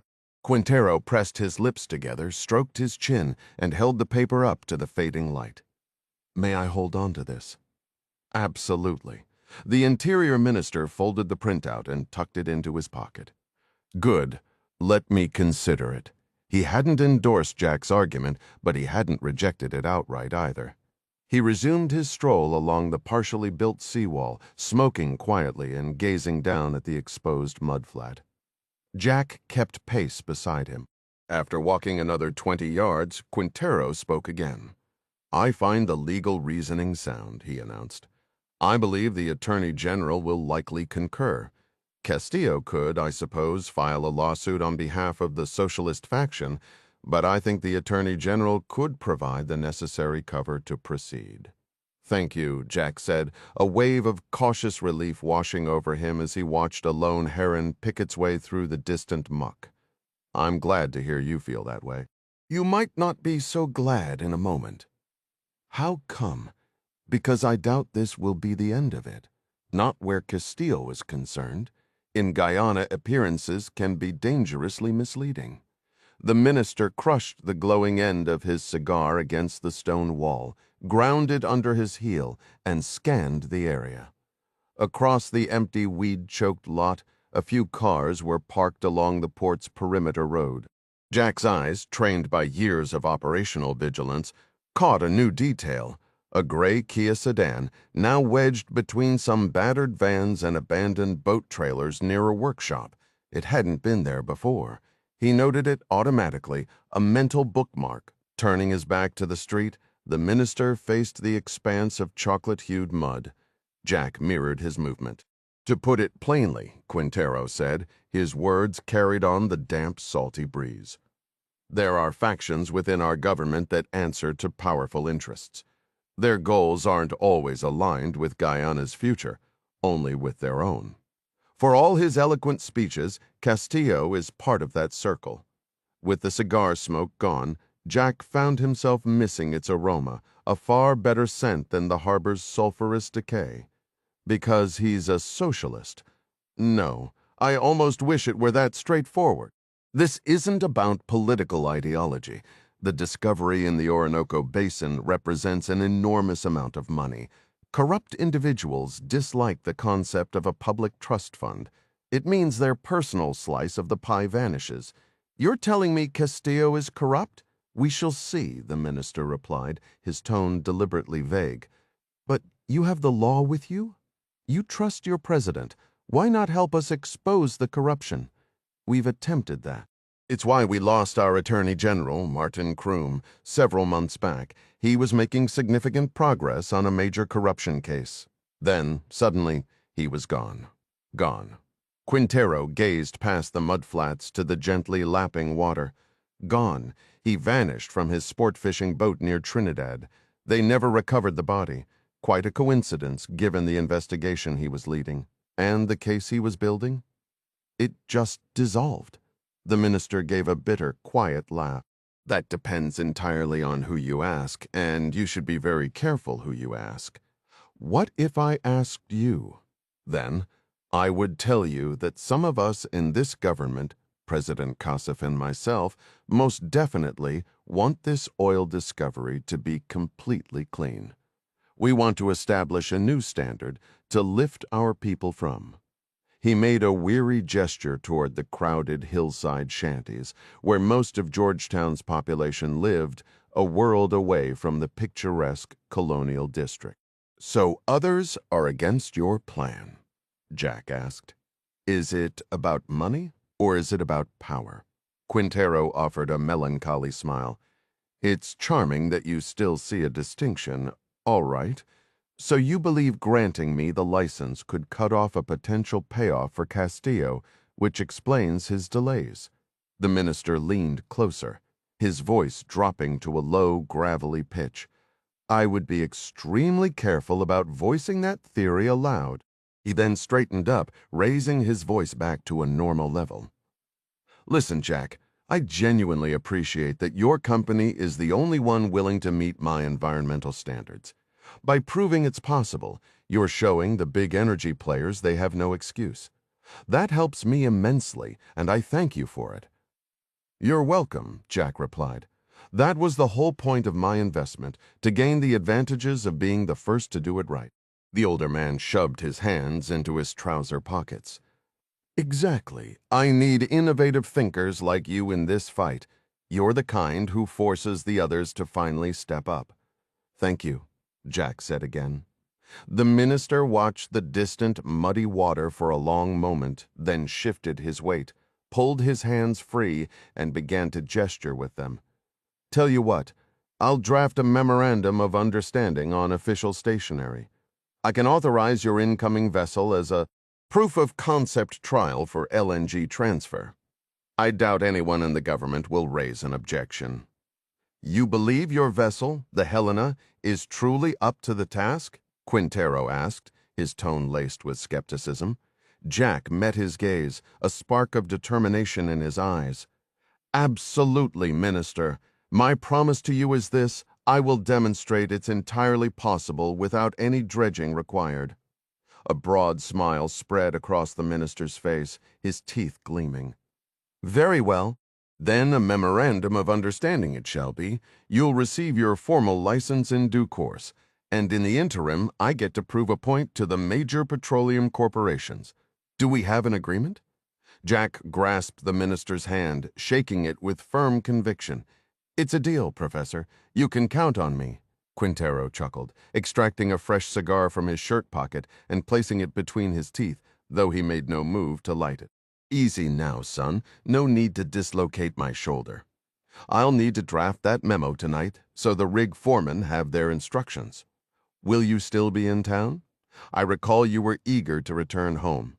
My flight is booked for tonight with a connection through Panama, Jack replied.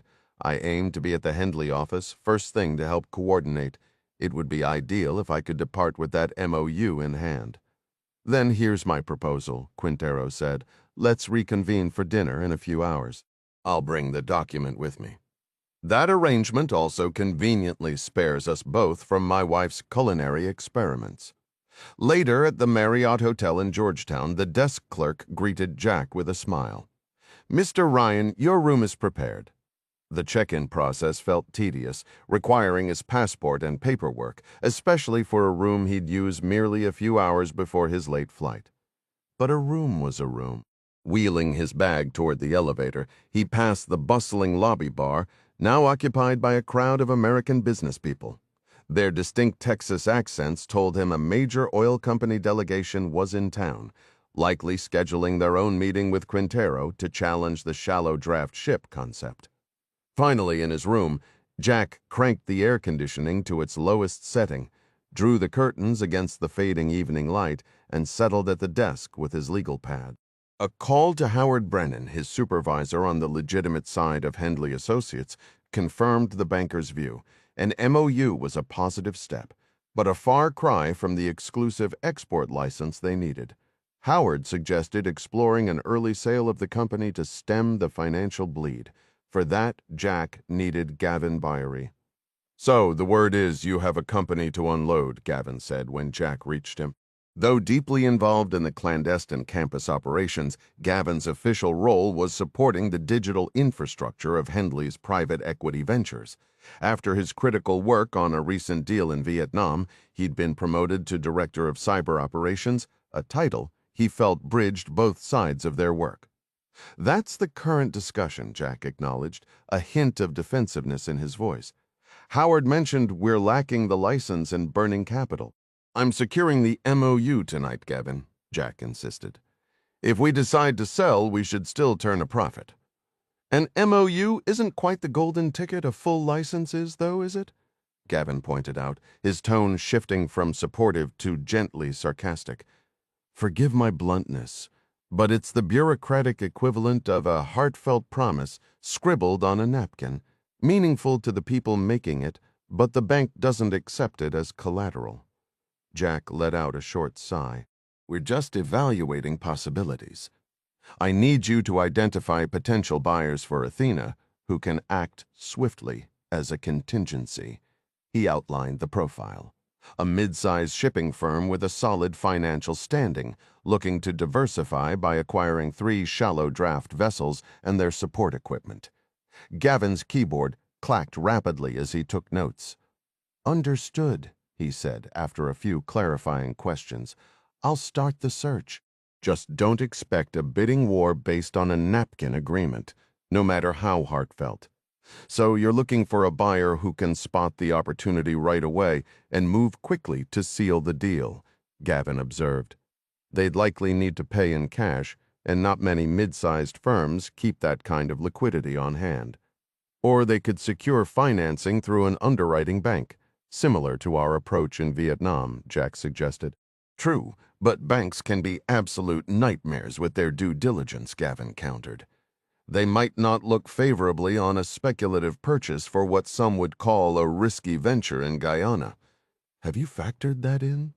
Jack felt a flicker of irritation at the label risky. "Gav, let's be clear.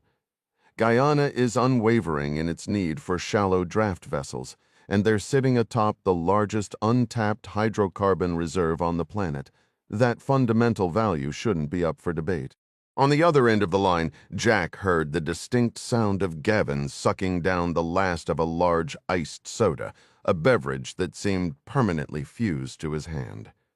Jack glanced at the clock, remembering the 4-hour gap between Georgetown and Arlington. Gavin was just wrapping up his lunch. "Still, the geopolitical landscape feels a bit shaky to me," Gavin argued. "Any investment bank worth its salt is going to pick up on that scent." "Those geopolitical concerns were already baked into the valuation model I built for Hendley Associates when I assessed Athena," Jack replied. "Your numbers are from 3 months ago, Jack." Gavin pointed out, "The news is full of Venezuela rattling sabers at Guyana. I'd assume the risk factor has climbed, which would drive down Athena's potential selling price." With Gavin, unlike his talks with Howard, Jack could shift into what they called black side mode, discussing the classified intelligence side of their operations. He lowered his voice. "Let's go black side for a minute. Before I flew down here, I reviewed imagery from the NGA to check Venezuela's military posture. The National Geospatial Intelligence Agency was the Defense Department's premier satellite reconnaissance organization. The campus, thanks to Director of National Intelligence Mary Pat Foley, maintained access to such streams. By invoking Black Side, Jack was signaling they were stepping into sensitive territory, something usually reserved for operational planning. "All right, we're black," Gavin confirmed. Jack continued, "You're right, Gav. The Venezuelan army has moved a few tanks down to Anacoco Island on the Essequibo River near the Guyanese border. But they're just 4 antiquated Russian T-72s. They'd get hopelessly stuck in the river marshes if they tried anything substantive. It's theater. Pure bluster. Keep that between us. Howard can't know, obviously. For him, you can reference the unclassified State Department report that reached the same conclusion." Gavin Byery, whose daily work involved machines often more predictable than people, was a tough sell. "Maybe the real Venezuelan move isn't on the river," he mused. "What are you thinking? Maybe they're eyeing a grab for the offshore oil fields. That Orinoco Basin extends right up to their maritime border. If they pulled that off, your export license becomes worthless. Any potential buyer is going to slap a massive risk premium on that possibility. You've got a point, Gav. I factored that scenario in too. But it's all about probability. Do you really think Venezuela would seize oil wells that are half owned by U.S. interests? The odds seem pretty long." "Fair enough," Gavin conceded. "I see where you're coming from." "And I see yours," Jack acknowledged. "Perception drives reality. If Venezuelan tank movements are making headlines, then the banks will inflate the risk price. We should adjust our model accordingly. Go ahead and bump up the risk coefficient by a few basis points. I'm really just looking to start conversations with a few target companies. And none of them will have the campus's intelligence informing their decisions, which is our quiet advantage." Suddenly, Jack's phone vibrated in his hand. A glance at the screen showed Quintero was calling. "Gav, I've got to take this." An urgent call interrupted him. "Thanks for the assist. Send any leads you find to my email. And don't forget the ground rules. Keep it clean." Jack toggled the line. "Professor, hello. We're still good for dinner, right?"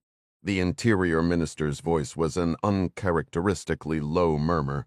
"Jack," he rasped, barely audible. "Plans have changed. We need a different venue. I know a spot with an outdoor terrace, popular with visitors. We'll connect after dark. What's going on? Is there a problem?" "Better not discuss it now. I'll send the location and time by message. Be certain you aren't tailed. Take one of your long, meandering strolls. Perhaps choose a less direct route this evening." Years of ingrained habit from his campus training took over instantly. "Say no more, Professor. Let me verify something." He moved to the window, offering a view of the hotel's parking area, and scanned the 24 vehicles below. Parked in the rear line was a gray Kia sedan, identical to the one he'd noticed during their conversation at the waterfront earlier. Aboard the Admiral Gorshkov, South Atlantic Ocean. 1830 hours, Captain First Rank Mikhail Krokmal made his way deliberately along the perimeter of the flight deck. He periodically lifted a boot to clear the heavy chains, securing a bulky, missile-laden Mi-8 Army helicopter to the deck plates. Sometimes he threw out a hand to brace against the vessel's steady roll. He never, however, had to sidestep for a soul. Though the sun bled along the horizon, the wind sweeping this stretch of the central South Atlantic was thick and humid, whipping the dark green water into frothy peaks. The powerful northeasterly trades, borne over the Sahara, scoured the ocean's surface. Krochmal sometimes fancied he could catch the scent of desert dust and animal waste carried on the air. The frigate Admiral Gorshkov was the lead ship of her class, a fully contemporary warship whose keel was the first laid since the Soviet collapse. Drawing inspiration from Western designs, she was lean and sharp, stretching 550 feet. Her hull swept back from the waterline as if cast from a single slab of steel, flowing seamlessly into the superstructure and concealing all armament. Her 32 anti-air and 16 cruise missile launch cells sat flush with the foredeck, visible only from directly above, like a series of sealed access panels. The naval architects had embedded the weaponry and crafted the hull with compound angles to reduce radar signature and enhance stealth. To Croque-Mal's mind, a secondary unsung benefit of this design was that during blustery Atlantic passages like the current one, he could walk from the flight deck to the forward missile array entirely under cover. "Divigazia," a sailor yelled, hauling open the lever of a watertight hatch and ducking into the passageway. It was the Russian Navy's version of gangway, a warning to plaster oneself against the bulkhead when the captain approached, so the great man wouldn't have to deviate from his path. Croque-Mal bulled through, sheltered from the wind within the steel canyon of the weather deck. The 58-year-old captain marched on, fighting the ship's pitch. He felt the frigate heel several degrees to starboard and silently hoped the deck crew had properly secured the visiting Army helicopter. An Army bird flying out to them from the African coast was a first. Croque-Mal still had no clue why the fleet admiral had dispatched it to his ship. He seized a cable for balance. A young seaman flashed him an amused grin, as if the old salt might have lost his sea legs. Croque-Mal glowered at the sailor, mentally noted the name on his jersey for the boatswain's attention, and continued his determined trek forward. He secured the exit hatch on the foredeck and emerged into the whirling wind. Atlantic spray needled his brow. Twilight had deepened to a somber gray. He came upon a work detail in blue coveralls, repairing a damaged cleat with a welder. They scattered at the sight of him like startled prey. The captain gazed down at the sealed missile tubes as the wind snapped his trouser legs like banners. The deck remained dark with soot from the explosion hours before. Kneeling, Captain Mikhail Croque-Mal ran his fingers through the blackened streaks, a slow nod of approval crossing his face. The hatches were charred, their heavy hinges bare where paint had bubbled away. Even the textured foredeck was stained a deeper shade of black. These were the precise details Croque-Mal had ventured forward to witness firsthand.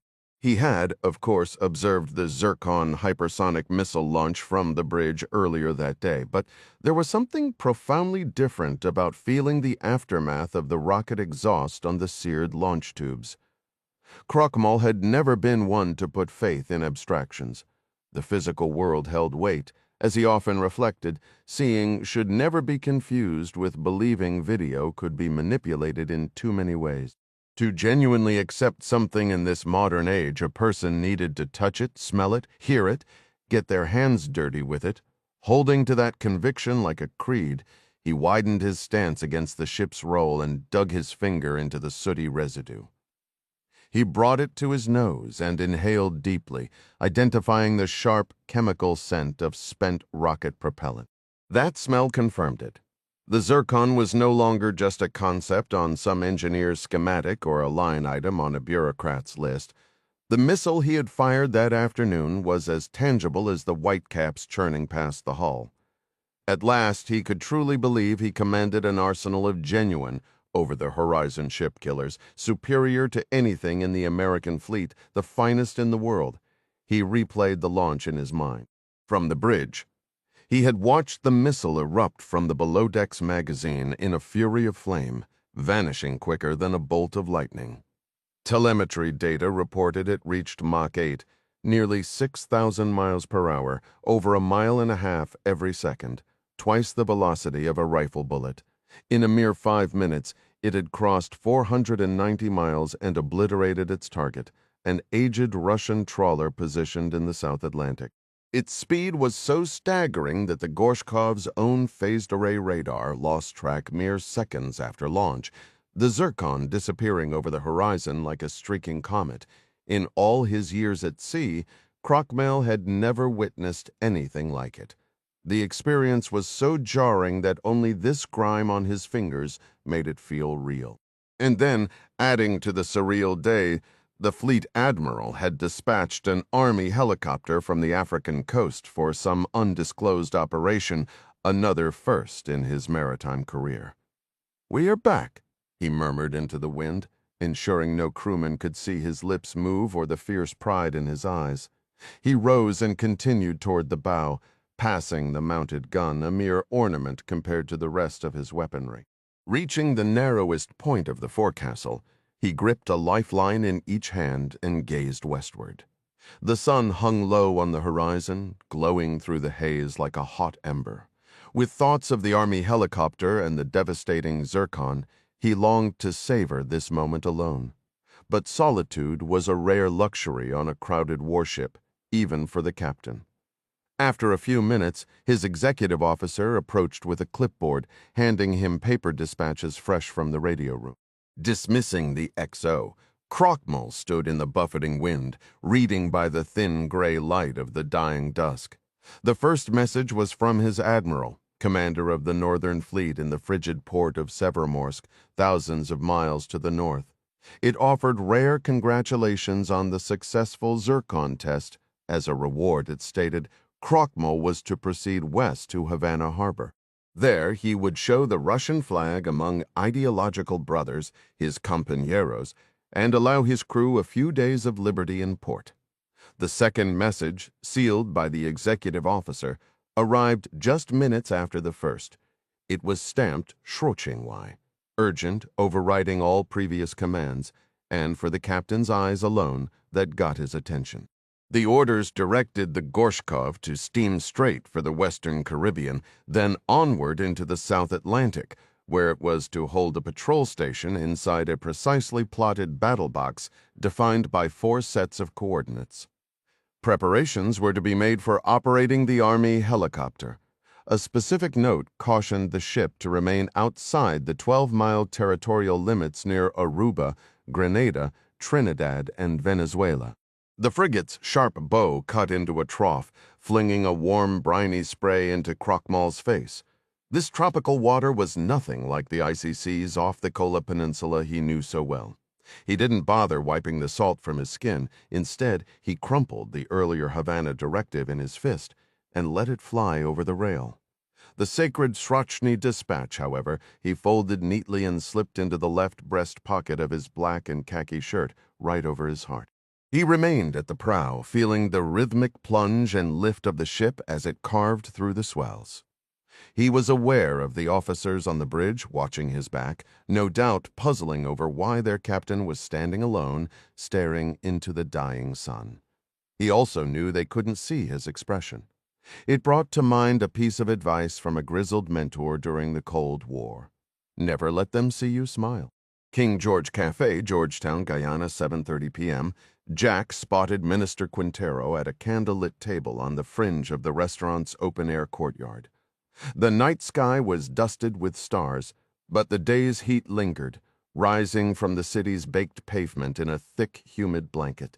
Seated across from Quintero was a bearded man in a khaki suit, his white shirt open at the collar. The cafe sat along the Demerara River Road on the city's west side. To reach it, Jack had taken a meandering, circuitous path through the quieter, dimly lit back streets where foot traffic was sparse. Dressed for the clinging warmth in a short-sleeved linen shirt, jeans, and casual leather sneakers, he carried his messenger bag over one shoulder. Even on a legitimate Whiteside business trip, he traveled with a few tools of his trade. One was a Sony digital recorder, not much bigger than a pack of cards. While it worked perfectly for voice memos, it had been custom-modified by agency techs to also function as a sensitive electromagnetic frequency scanner. After his call with Quintero and noting the Kia in the Marriott lot, he had switched it on and swept his room. Finding it clean, he'd tossed the device into his bag. As Jack approached, both men rose from the small iron table. Strings of Edison bulbs crisscrossed overhead, casting a warm orange light on the rough brick pavers underfoot. Jack set his bag down and took a metal chair. Out of ingrained habit, his eyes flicked across the courtyard, a dozen tables, half of them occupied by couples. More patrons were inside the single-story building, which resembled a converted house with beige stucco walls and turquoise shutters. "You walked? You're sure you weren't followed?" Quintero asked, his voice low. Jack gave a silent nod, preferring not to speak. Quintero gestured to his companion. "Jack Ryan, this is the colleague I mentioned earlier, Deputy Attorney General Hugo Suarez." Suarez reached across the table to shake hands. He was a trim, well-tailored man. In the mixed light from the bulbs above and the candles on the table, his bearded face was etched with shadows. "An honor, Mr. Ryan," he said, his words carrying a faint Spanish accent common in Georgetown. "I was about to." Jack began, but a waiter in a crisp white shirt and black trousers approached their table, cutting him off. They politely listened to the recitation of the daily specials and suggested wines. Once the waiter left, Minister Quintero leaned in, his voice dropping to a murmur. "As I said, Jack, Hugo has assumed control of Martin Kroom's investigation. He is our acting attorney general now." Jack and Suarez exchanged a glance. "Is there a new development?" Jack inquired. Suarez adjusted the napkin on his lap. Their table was the final one on the patio nearest to Water Street, where the steady hum of traffic provided a useful backdrop. Jack shifted closer to catch the Attorney General's words. "For the past year, Mr. Ryan, I have been collaborating with your Drug Enforcement Administration," Suarez started. "All right. Your authorities are convinced the narcotics kingpin known as Tiburon is producing cocaine, and now fentanyl, in the lawless stretches of rainforest, roughly 40 miles upriver. My team has been forwarding intelligence reports to the DEA liaison at your embassy. I'm aware prior to his trip to Guyana, Jack had reviewed one such DEA briefing. The United States maintained an active arrest warrant for Tiburon and had coordinated extensively with Colombian military forces to locate him. However, Tiburon and a significant portion of his network had found sanctuary under the patronage of the hostile Venezuelan regime." Suarez continued, "You undoubtedly know your government has pursued Tiburon for years. His Tiburonista cartel originated in the Bogotá region. Now their influence extends across Venezuela and Guyana, though Tiburon personally never enters our nation." A loud pack of motorcycles thundered past on Water Street. Jack took a sip of water, waiting for the noise to fade. "I'm only in Georgetown to secure an export license," he stated cautiously. Suarez fixed him with a stern gaze. Jack lowered his voice further. "Look, I understand Tiburon is a serious issue, but I'm a private equity investor here on business. What does any of this have to do with me?" The waiter returned to take their orders, meticulously noting them on a pad. Jack observed the man had an odd tendency to let his gaze drift across the tablecloth as he wrote. When Jack requested the grilled sea bass, the waiter's eyes flicked up to meet his for just a second before resuming their scan of the table. "There are competing forces at work in Guyana, Mr. Ryan," Suarez said once they were alone again. "Those of us in the legitimate government envision a strong, equitable future. The oil wealth we've discovered will drive us toward it. Others we know are in Tiburon's pocket. You might call it the invisible hand. I still don't follow." The waiter reappeared, setting down an ice bucket, uncorking a bottle of Chilean Sauvignon Blanc, and offering Quintero a taste. After pouring 3 glasses, he nestled the bottle into the ice and wrapped it in a linen cloth. When he departed, Suarez said, "You must comprehend. I have been running a broad operation to uncover Tiburon's infiltration of our government." He paused, glancing left and right to confirm their privacy. "A surveillance operation." Suarez angled his body, his arm moving beneath the table. He slid a soft canvas bag toward Jack's feet. "In that bag," he added, "are the findings." Jack looked from Suarez to Quintero. "I don't understand why you're giving this to me," he said. Quintero cleared his throat. "That's my doing. I informed Hugo you were flying back to the States tonight. Why is that important?" Jack asked. "Because," Quintero replied, "we both believe the material from Hugo's surveillance is of a character that needs to reach the highest levels of the American government without delay." Jack remained still. "I'm not a government official. You should take this to our embassy." "That would take too long to reach the appropriate people in your government," Suarez countered. "Whatever you have at my feet, Mr. Suarez, could go into the diplomatic courier pouch. It could be on the next flight to the U.S., which departs tomorrow." Suarez rebutted. There is only one direct commercial flight to the U.S. each day. That is what your embassy utilizes. This evidence is more urgent than that schedule permits. Trust me on this." A sudden, cold prickle ran up the back of Jack's neck.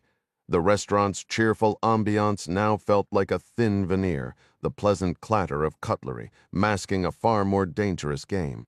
It was almost laughable, he thought. Here he was, trying to discuss export tariffs, while being handed what felt like the fuse to a national security bomb at a sunny patio lunch. The sheer, jarring absurdity of the moment almost made him want to chuckle, a stark contrast to the grave tension tightening his shoulders. "Evidence that can't wait. There's a reason this morning. The Tiburonistas ambushed one of your Coast Guard cutters out at sea. They killed every member of the crew. The material we have shows that high-ranking officials within our own government were involved, and it indicates they are preparing for a much larger action." What kind of action? Suarez and Quintero shared a glance. Quintero was the one who spoke. "The specifics are unclear, but we believe it is imminent. The situation has become far more critical than we initially understood." Jack folded his arms across his chest. "This sounds like something for the ambassador's office, gentlemen."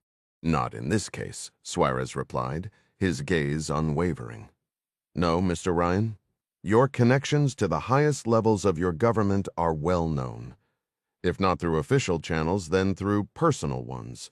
Jack met his stare, offering no reply. He had always made it a point of pride to keep his family's influence, especially his father's public stature, completely separate from his work. That principle held firm in all his dealings, legitimate or otherwise. Yet, he couldn't simply dismiss them. "So this evidence is digital," he stated. "Recordings from surveillance." Suarez gave a nearly invisible nod, his eyes still locked on Jack's. "Then bringing it here was a risk," Jack observed. An older couple strolled through the gate on Water Street, passing their table without a glance. Suarez settled back in his chair. Quintero fetched a cigar tin from his jacket, selected a long Cuban, and calmly used the table's candle to light it. "We have taken certain measures," he said, once the couple was out of earshot. Jack mentally reviewed his brief visit to the embassy compound that afternoon. While he'd only met with a junior officer, his instincts told him the CIA likely had a presence, even a small base operating under diplomatic cover there. Guyana might not rate a full station chief, but it would have a base chief. "Listen," Jack started, "I'm not the right person for this. Not here, not now. The embassy has personnel who can—" He stopped speaking. Peering into the shadowy dining room, he noticed their waiter standing against a wall, his attention fixed on the street. The posture struck Jack as odd. The waiter then lifted a hand to his ear, as if scratching an itch. Jack brought 2 fingers to his lips, signaling the 2 men to stay silent. He pulled a pen from his pocket and wrote on a cocktail napkin. "Stop talking now!" He slid the napkin between them, then reached into his messenger bag. He took out his digital voice recorder and flipped the concealed switch that turned it into a passive electromagnetic detector. Placing it on the table, he watched a solitary red LED begin to pulse at a slow, steady rhythm. "This wine is excellent," Jack remarked, his tone deliberately casual. The LED's blinking immediately quickened. To Jack, that meant a listening device nearby had activated and transmitted his voice. He nudged the detector closer to the wine bucket's ice wrap. Raising his voice slightly, he asked, "Should we order another bottle?" This time, the LED light shifted from blinking to a solid, constant glow. The bug was embedded in the cloth surrounding the ice bucket. Jack snatched his pen, intending to add another line to the napkin, instructing them to head straight to the U.S. Embassy with the materials. But he'd only written a few characters when a sudden motion drew his eye. The waiter was now walking directly toward their table, and in his hand was a compact machine pistol. Arlington, Virginia, 30 p.m. The moment Jack ended his call, Gavin Byery got to work. His task was to formulate a competitive sale price for Athena Global Shipping Lines. He began by examining the market capitalization of publicly traded oil and LNG shipping firms, but they were all massive conglomerates, useless for a comparison. Next, he turned to the Lloyd's of London Registry, Athena's insurer, thinking he could gauge the company's asset value by analyzing the insurance levels of similar private carriers. A firewall at Lloyd's promptly blocked his inquiry. For a hacker of Gavin's caliber, however, that was less an obstacle and more an invitation. Without hesitation, he initiated a network protocol analyzer, confirming he was facing a packet filtering firewall. Grasping the obstacle, he rerouted his connection through a proxy server in the United Kingdom and began testing a series of router ports. After several attempts, he identified a flow of data packets bearing a Canadian IP address that the firewall permitted. Gavin spoofed the 4 numerical segments of that Canadian address, making the network believe he was originating from there. In under 10 minutes, he was past the Lloyd's of London firewall. Inside their database, he located 6 firms matching Jack's criteria and compiled a comparative insurance table. Jack's own assessment of Athena's asset value proved to be remarkably aligned with similar entities in Lloyd's records, yet Gavin remained puzzled about how Lloyd's quantified geopolitical risk, the unpredictable variable in this equation. To find out, he bypassed another security layer to access an internal Lloyd's application server hosting their active risk assessment model. The model utilized a country-by-country breakdown. The risk coefficient assigned to Guyana was elevated above the average, though not exceptionally so, again, mirroring Jack's own conclusions. But Gavin, whose computer science background bred a deep-seated skepticism of subjective inputs, refused to accept Lloyd's figure as definitive. He accessed the campus's national intelligence feed for the most current reports on Guyana. Jack had previously done this, but intelligence is fluid, and Gavin felt a fresh review was prudent. His patience quickly wore thin. He viewed the laborious human method of parsing dense intelligence prose as wildly inefficient, a fundamental issue of processing speed. The average person reads at a paltry rate of about 40 bits per second. A machine learning algorithm could parse relevant reports in a fraction of the time. To that end, he activated an AI bot he'd been refining for months, built on open-source code available to anyone online. He had trained its linguistic abilities by feeding it thousands of declassified intelligence documents from various agencies. It wasn't flawless, but it was improving daily. He'd named the bot Princess, after his remarkably lazy house cat. He posed a simple query: Princess, detail any geopolitical threats to Guyana within the last 20 days. The bot returned 40 data points from the DEA, Office of Naval Intelligence, DIA, CIA, and NSA. But one report from the DIA's naval attaché in Guyana, especially when cross-referenced with a second from the CIA's Russia desk, delivered a jolt. He tried calling Jack, but got no answer. Gavin pushed back from his desk and strode toward the door. The head of the campus needed to hear this immediately. "I believe the Venezuelans sank a Coast Guard cutter this morning," Gavin announced, bursting into John Clark's office. "And I think the Russians are involved." Clark was behind his desk, his reading glasses perched low. He, too, had Venezuela on his mind, though for entirely different reasons related to an old, unresolved operation. "You do recall we have a door for a reason?" Gavin settled his considerable frame into the sole other chair, facing the legendary former SEAL. "My apologies. Formalities seem less important when there's a potential American vessel on the ocean floor." "Gavin, explain now." The tech specialist slid his laptop onto the corner of Clark's desk and angled the screen. "I was running valuation models for Jack's company, Athena, the shipping firm Hendley acquired as an investment. I'm familiar with the deal, right? So to price it accurately, I needed the latest geopolitical risk assessment."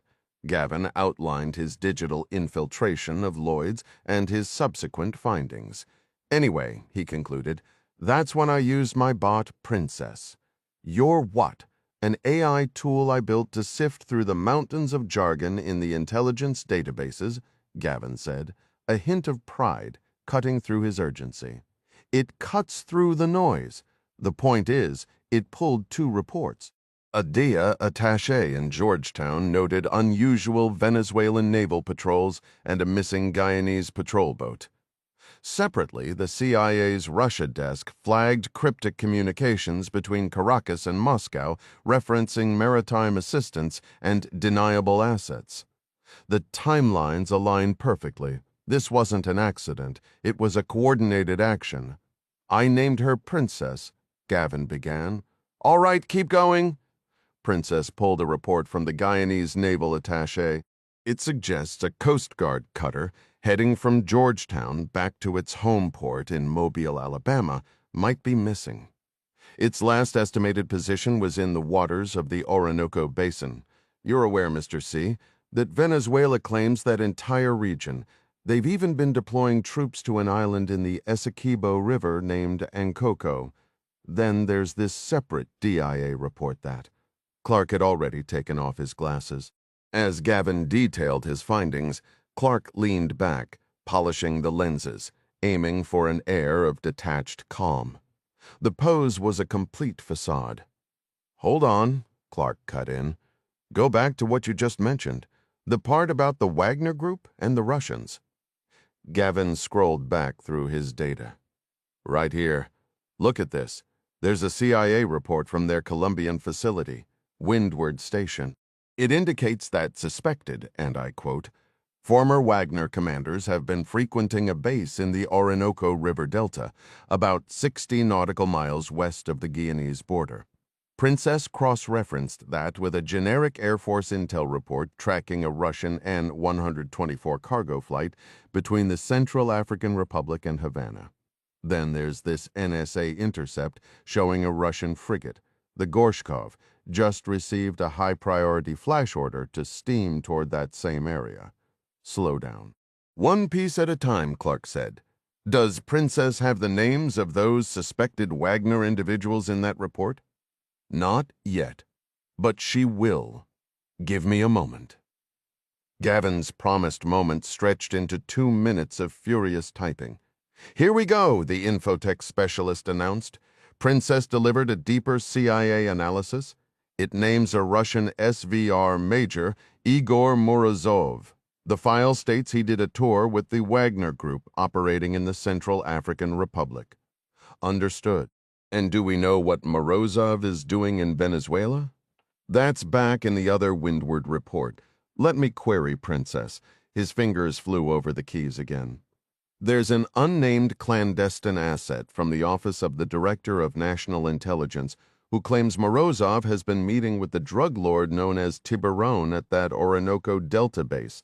A separate DEA report adds that Tiburon is manufacturing fentanyl and smuggling it into the U.S. to... Clark raised a hand. I get the picture.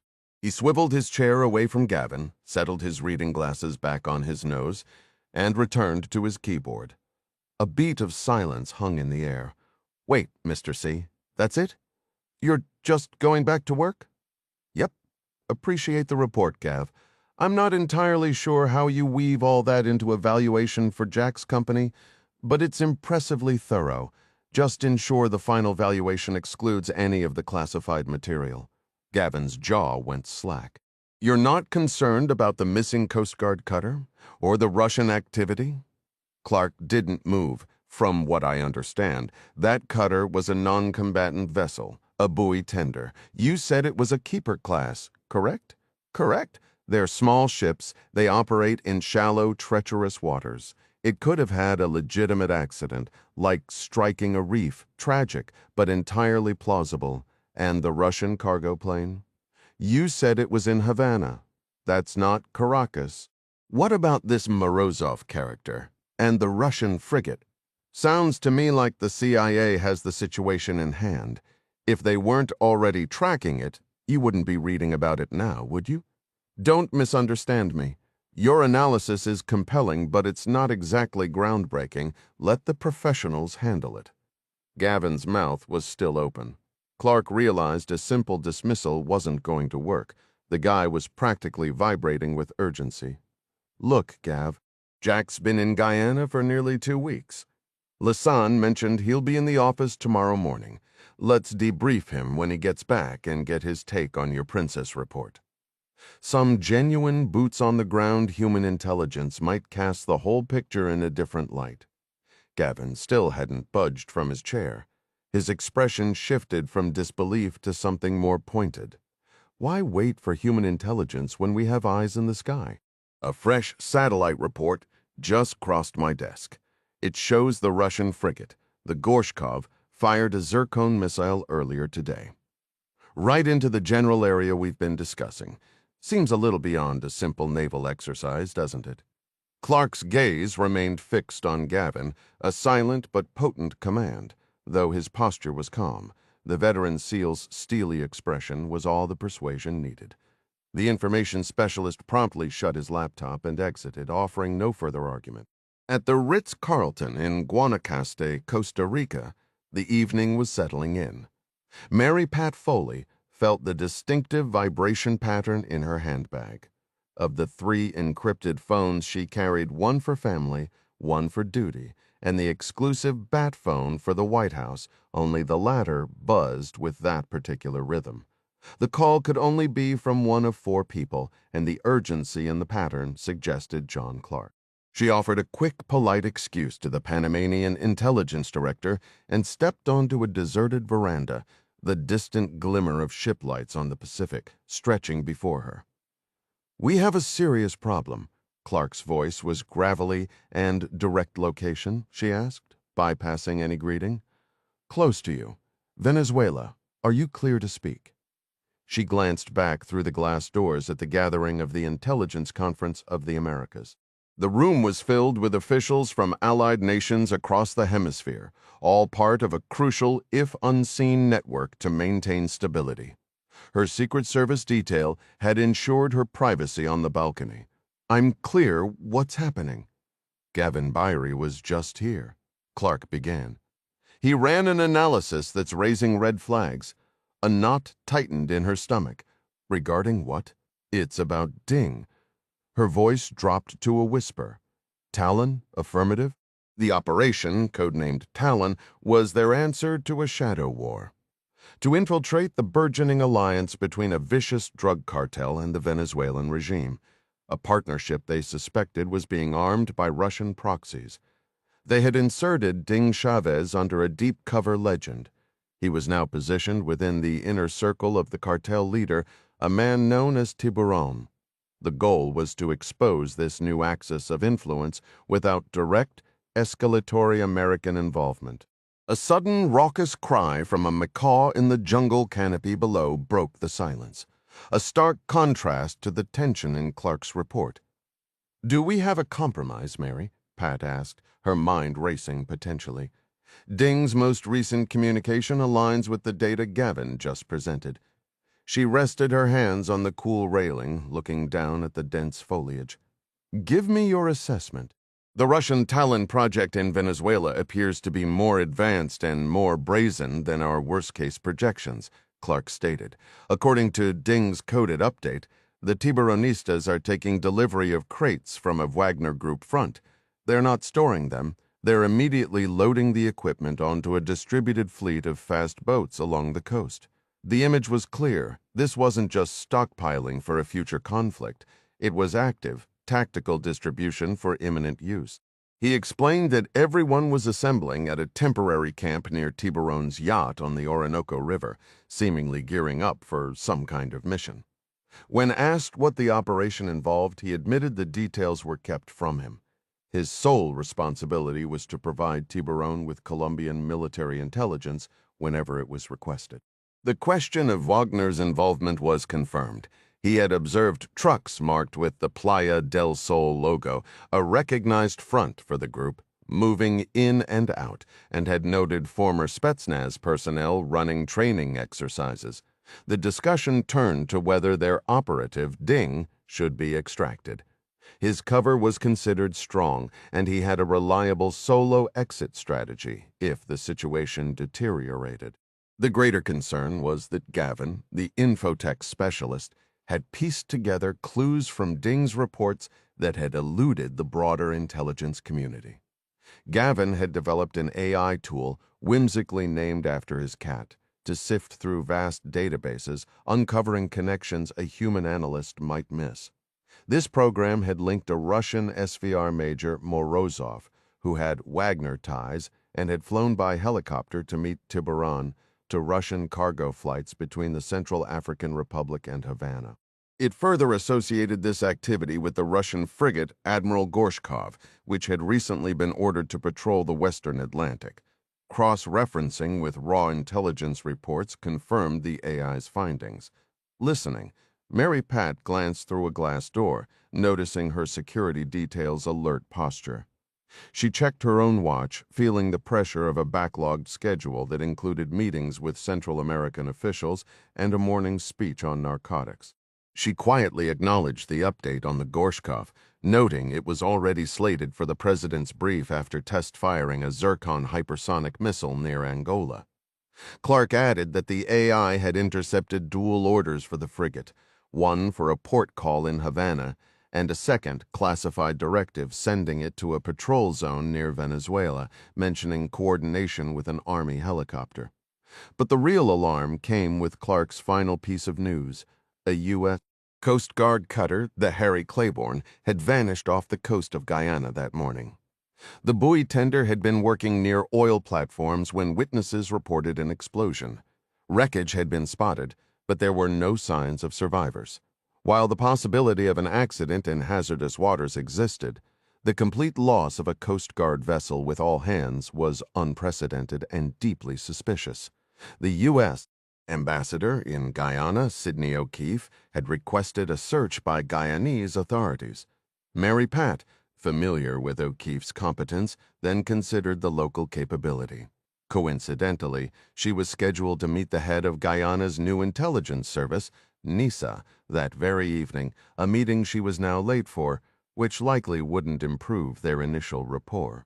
The timing of the disappearance, amid all the other gathered threads, suggested events were accelerating toward a violent confrontation far sooner than anyone had anticipated. He'll assume it's some strategic maneuver, when really, it's just my own lousy time management. All right, maybe you should clear the air with him about it. Not now, he's still settling into the NISA role. I want to hear what he has to say first. Understood, MP. You're the expert on handling the overseas contacts. I'll let you get back to it. Hold on, John. We need genuine human intel on this situation, not some automated report from a program named after Gavin Byerly's pet.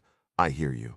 As it happens, Jack Jr. has been in Georgetown for the past week and a half working a legitimate business arrangement. He's on a late flight back tonight, so we'll have a current assessment from the ground. Good. What's the status with Ding? I'll reach out to Ding for an update immediately. Pull him out. We need that briefing now, and his position could become far more dangerous very quickly. The cover story the Legend Factory built for him is solid, but nothing is ever completely foolproof. Already on it. I'll transmit the coded signal as soon as we finish here. Mary Pat let out a long, slow breath. John, why does it feel like artificial intelligence is starting to outthink our actual intelligence officers? Because it likely is, Clark replied, ending the call. Orinoco River Delta, Venezuela, 7:50 p.m. Domingo Ding Chavez felt 3 faint vibrations against his wrist as he moved along the weathered, creaking dock in the gathering twilight. The watch, a Garmin Tactics Pro Ballistics model, was a marvel of modern tech.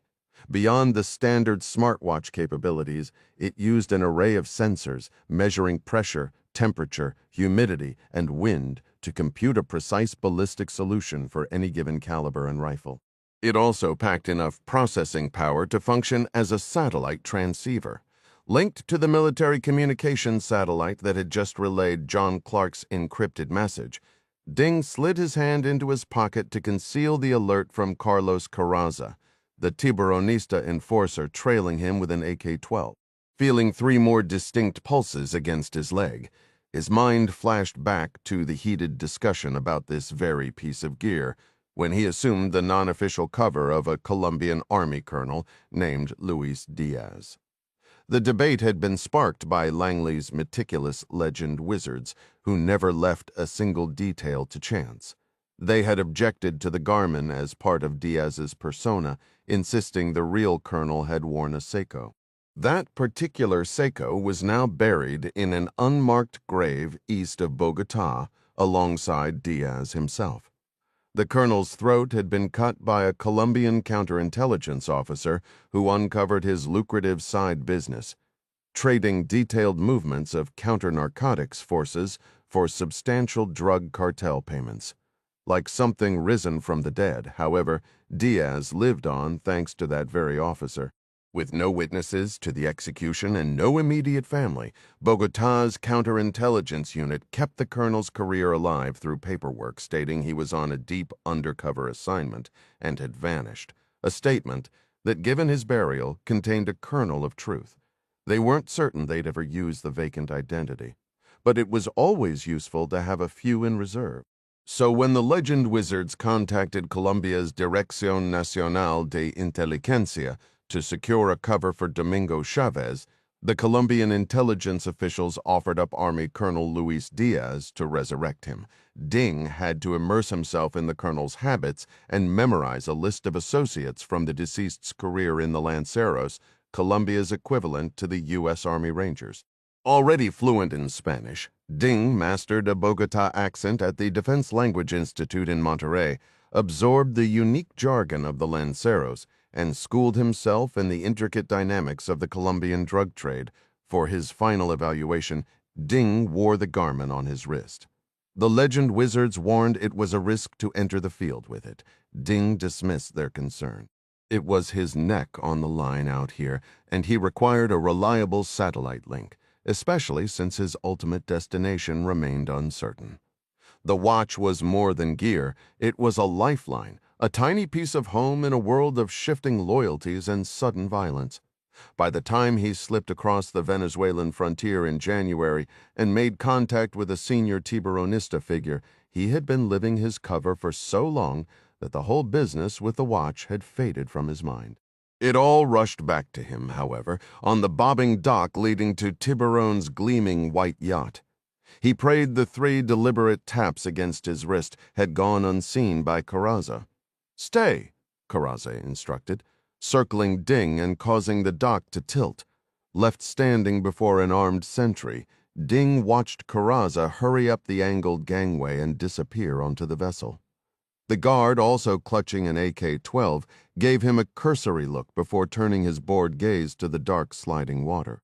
Ding counted a full 30 seconds, ensuring Carraza was gone before he risked a glance at his watch, pressing 2 side buttons to access the secure queue. Clark's message was brief, 5612. "Diaz," Carraza's voice carried from the yacht's stern deck. "He's ready, move." Ding let his arm fall, the numbers burning in his mind. He climbed the steep metal ramp and stepped onto the main deck of the Gran Blanco. Carraza was waiting, his expression sour, zapatos. Settling onto a bench, Ding began removing his green nylon boots, part of Tiburon's protocol for all visitors. Over them, he wore faded denim jeans and a loose, short-sleeved plaid shirt, the unofficial uniform of the Tiburonistas. He took his time with the laces, using the opportunity to scan the boat's layout. Carraza observed him through narrowed eyes. Once in his socks, Ding submitted to a pat-down from one of Tiburon's personal security team, while Carraza waited impatiently. With the guard in front and Carraza behind, they escorted him through a sliding glass door into the main salon, then up 2 flights of polished cherrywood stairs to the enclosed sky bridge, Tiburon's preferred meeting spot. The entire walk, Ding's thoughts churned on the message, 5612. The 5 confirmed it came straight from Clark. The 6th one was a directive to report new intelligence. Those were expected. It was the final digit that tightened his gut. The 2 was a command to extract immediately. That was very bad news. Diaz. Tiburon rumbled from where he lounged in the corner of the bridge's sofa, his tattooed arms draped along the backrest. "Jefe," Ding answered in Spanish. "What do you need from me?" Tiburon didn't reply directly. Instead, he tilted his head toward the man seated beside him. "This is the one I mentioned," Tiburon said, making a languid gesture in Ding's direction. "Ask him anything. He has a perfect understanding of what the Americans will do."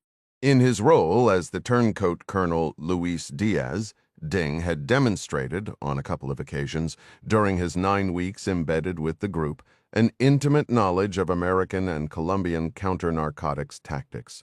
He'd accomplished this with precise but ultimately harmless information provided by Clark for that very purpose.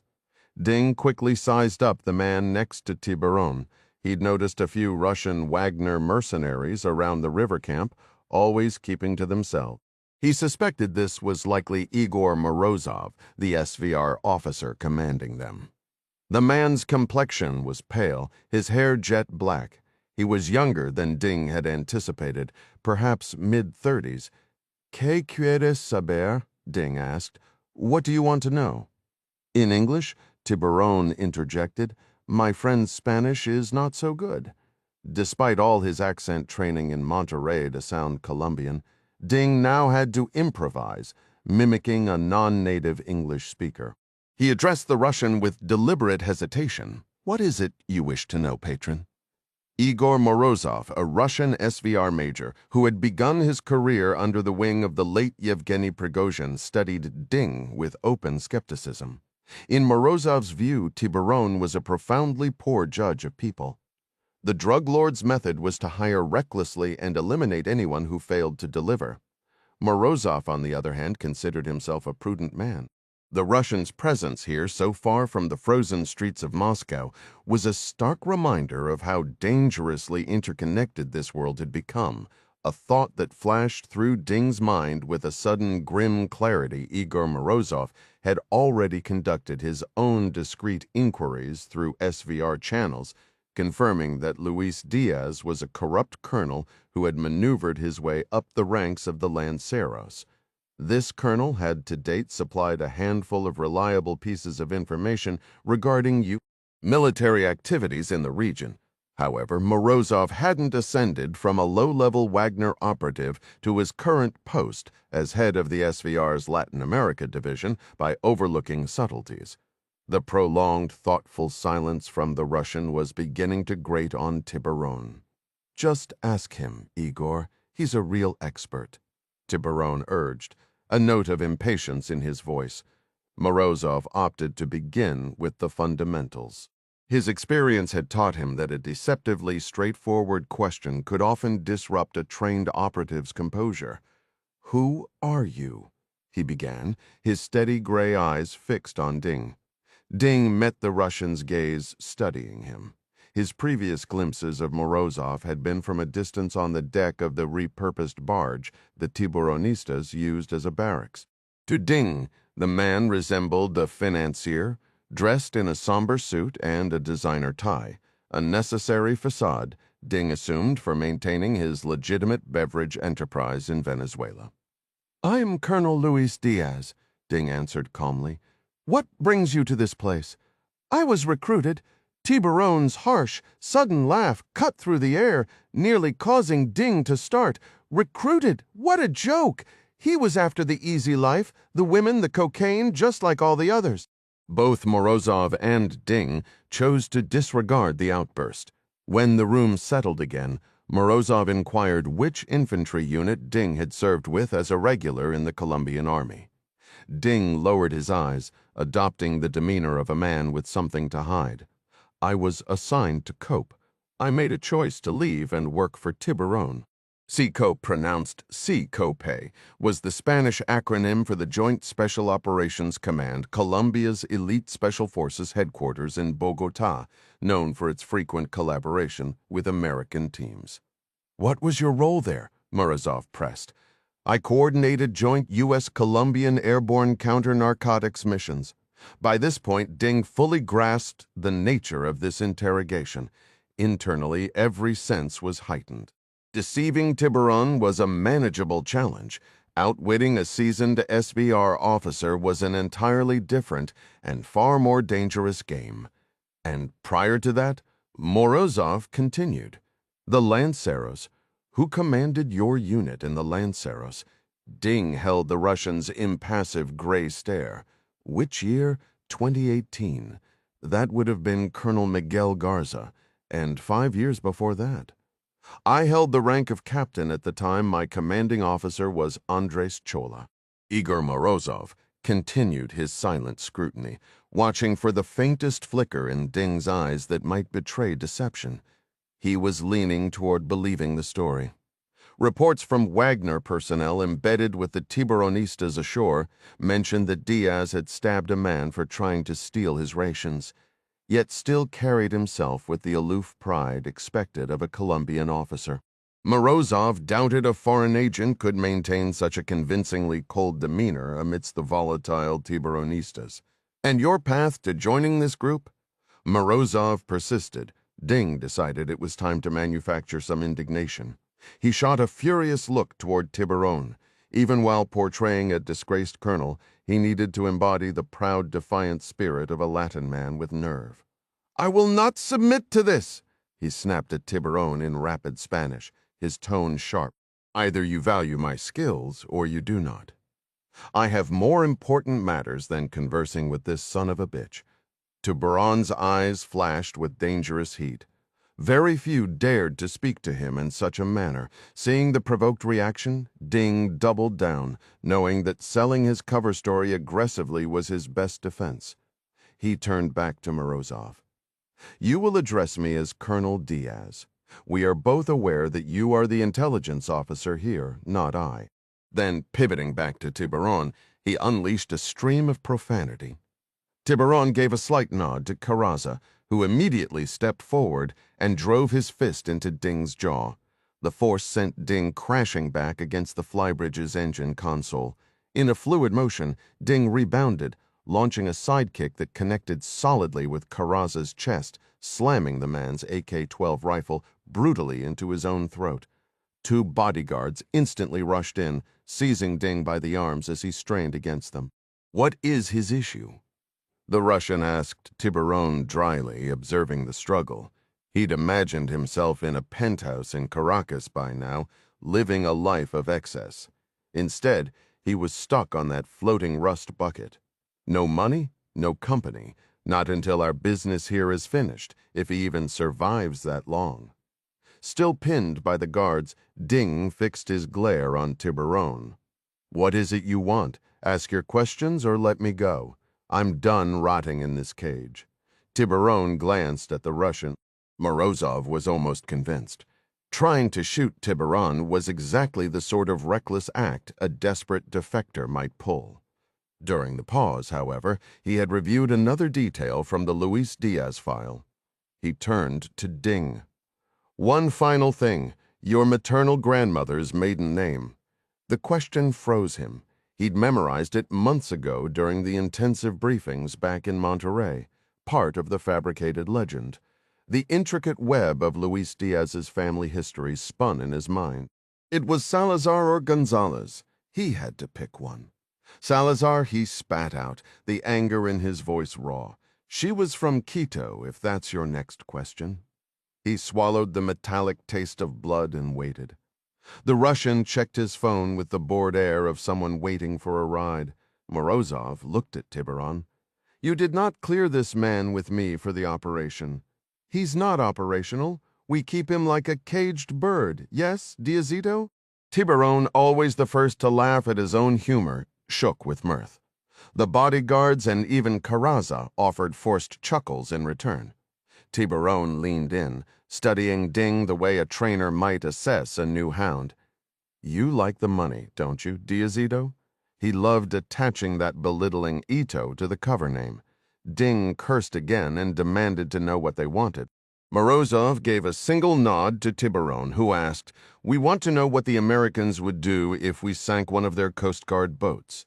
"You worked with them, yes or no?" "Yes," Ding answered. "There was a Coast Guard liaison in the Joint Task Force. They conduct law enforcement from the Gulf Coast down through the Caribbean. They've even set up direct communications with the Colombian Navy." The drug lord smiled and settled back in his chair. He wore a blue silk shirt, the top buttons open to show a heavy gold chain against his chest.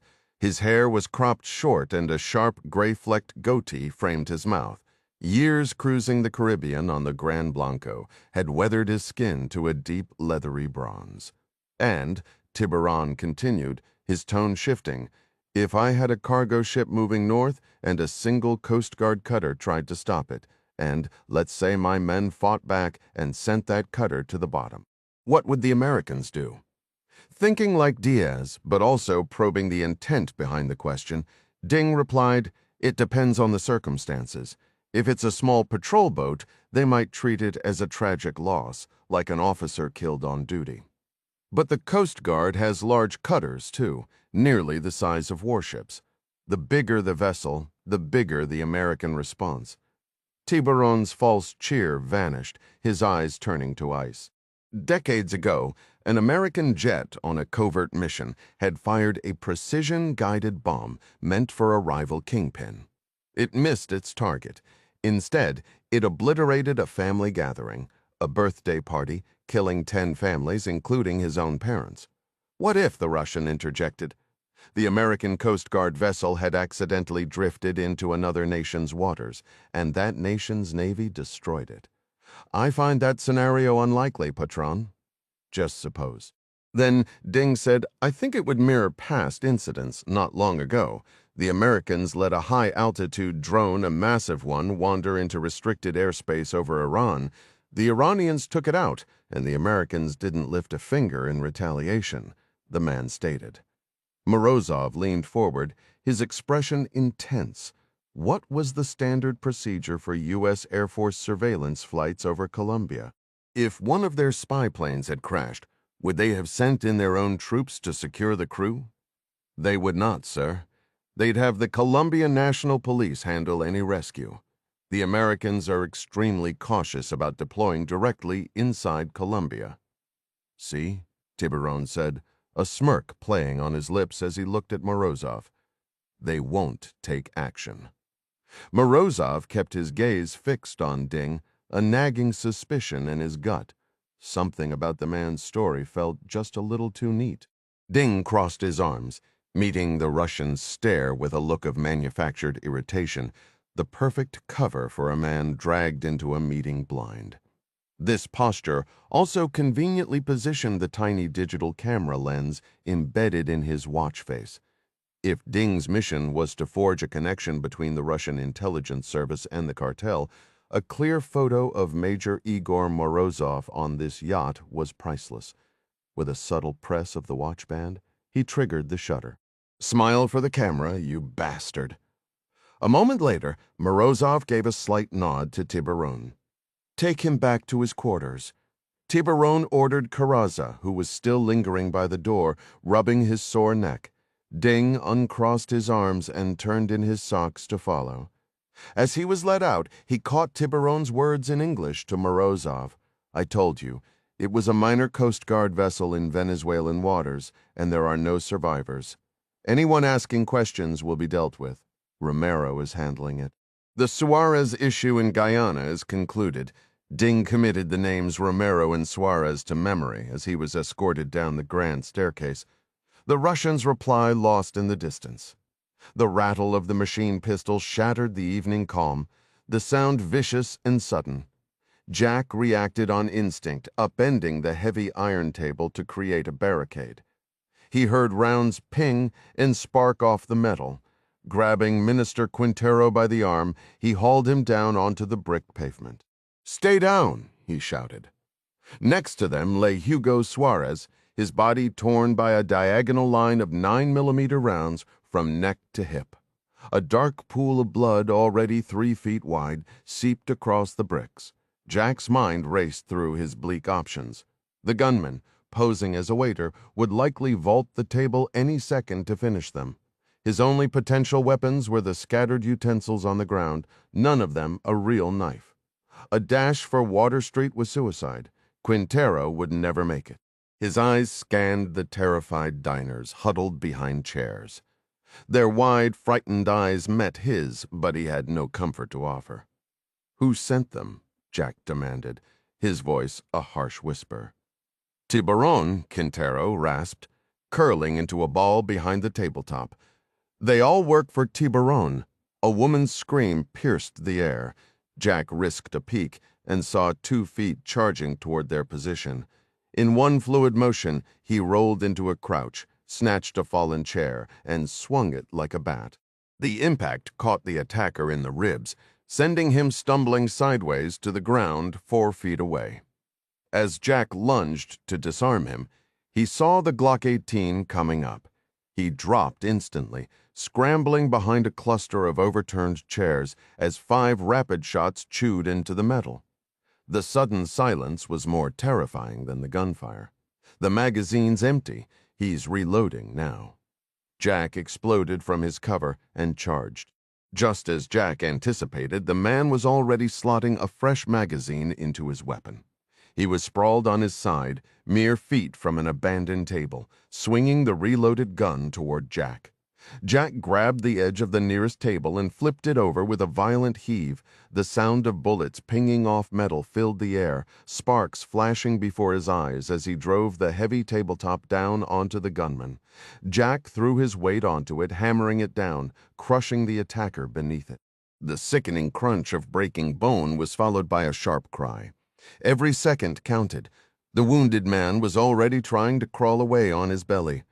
The machine pistol still clutched in his right fist. Jack launched himself onto the assassin's back, pinning him.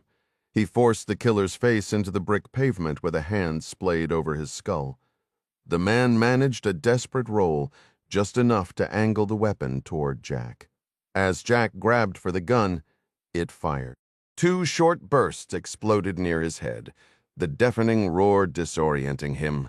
The acrid smell of cordite stung his nostrils, his ears ringing. Jack smashed the man's arm against the bricks and wrested the weapon from his grip.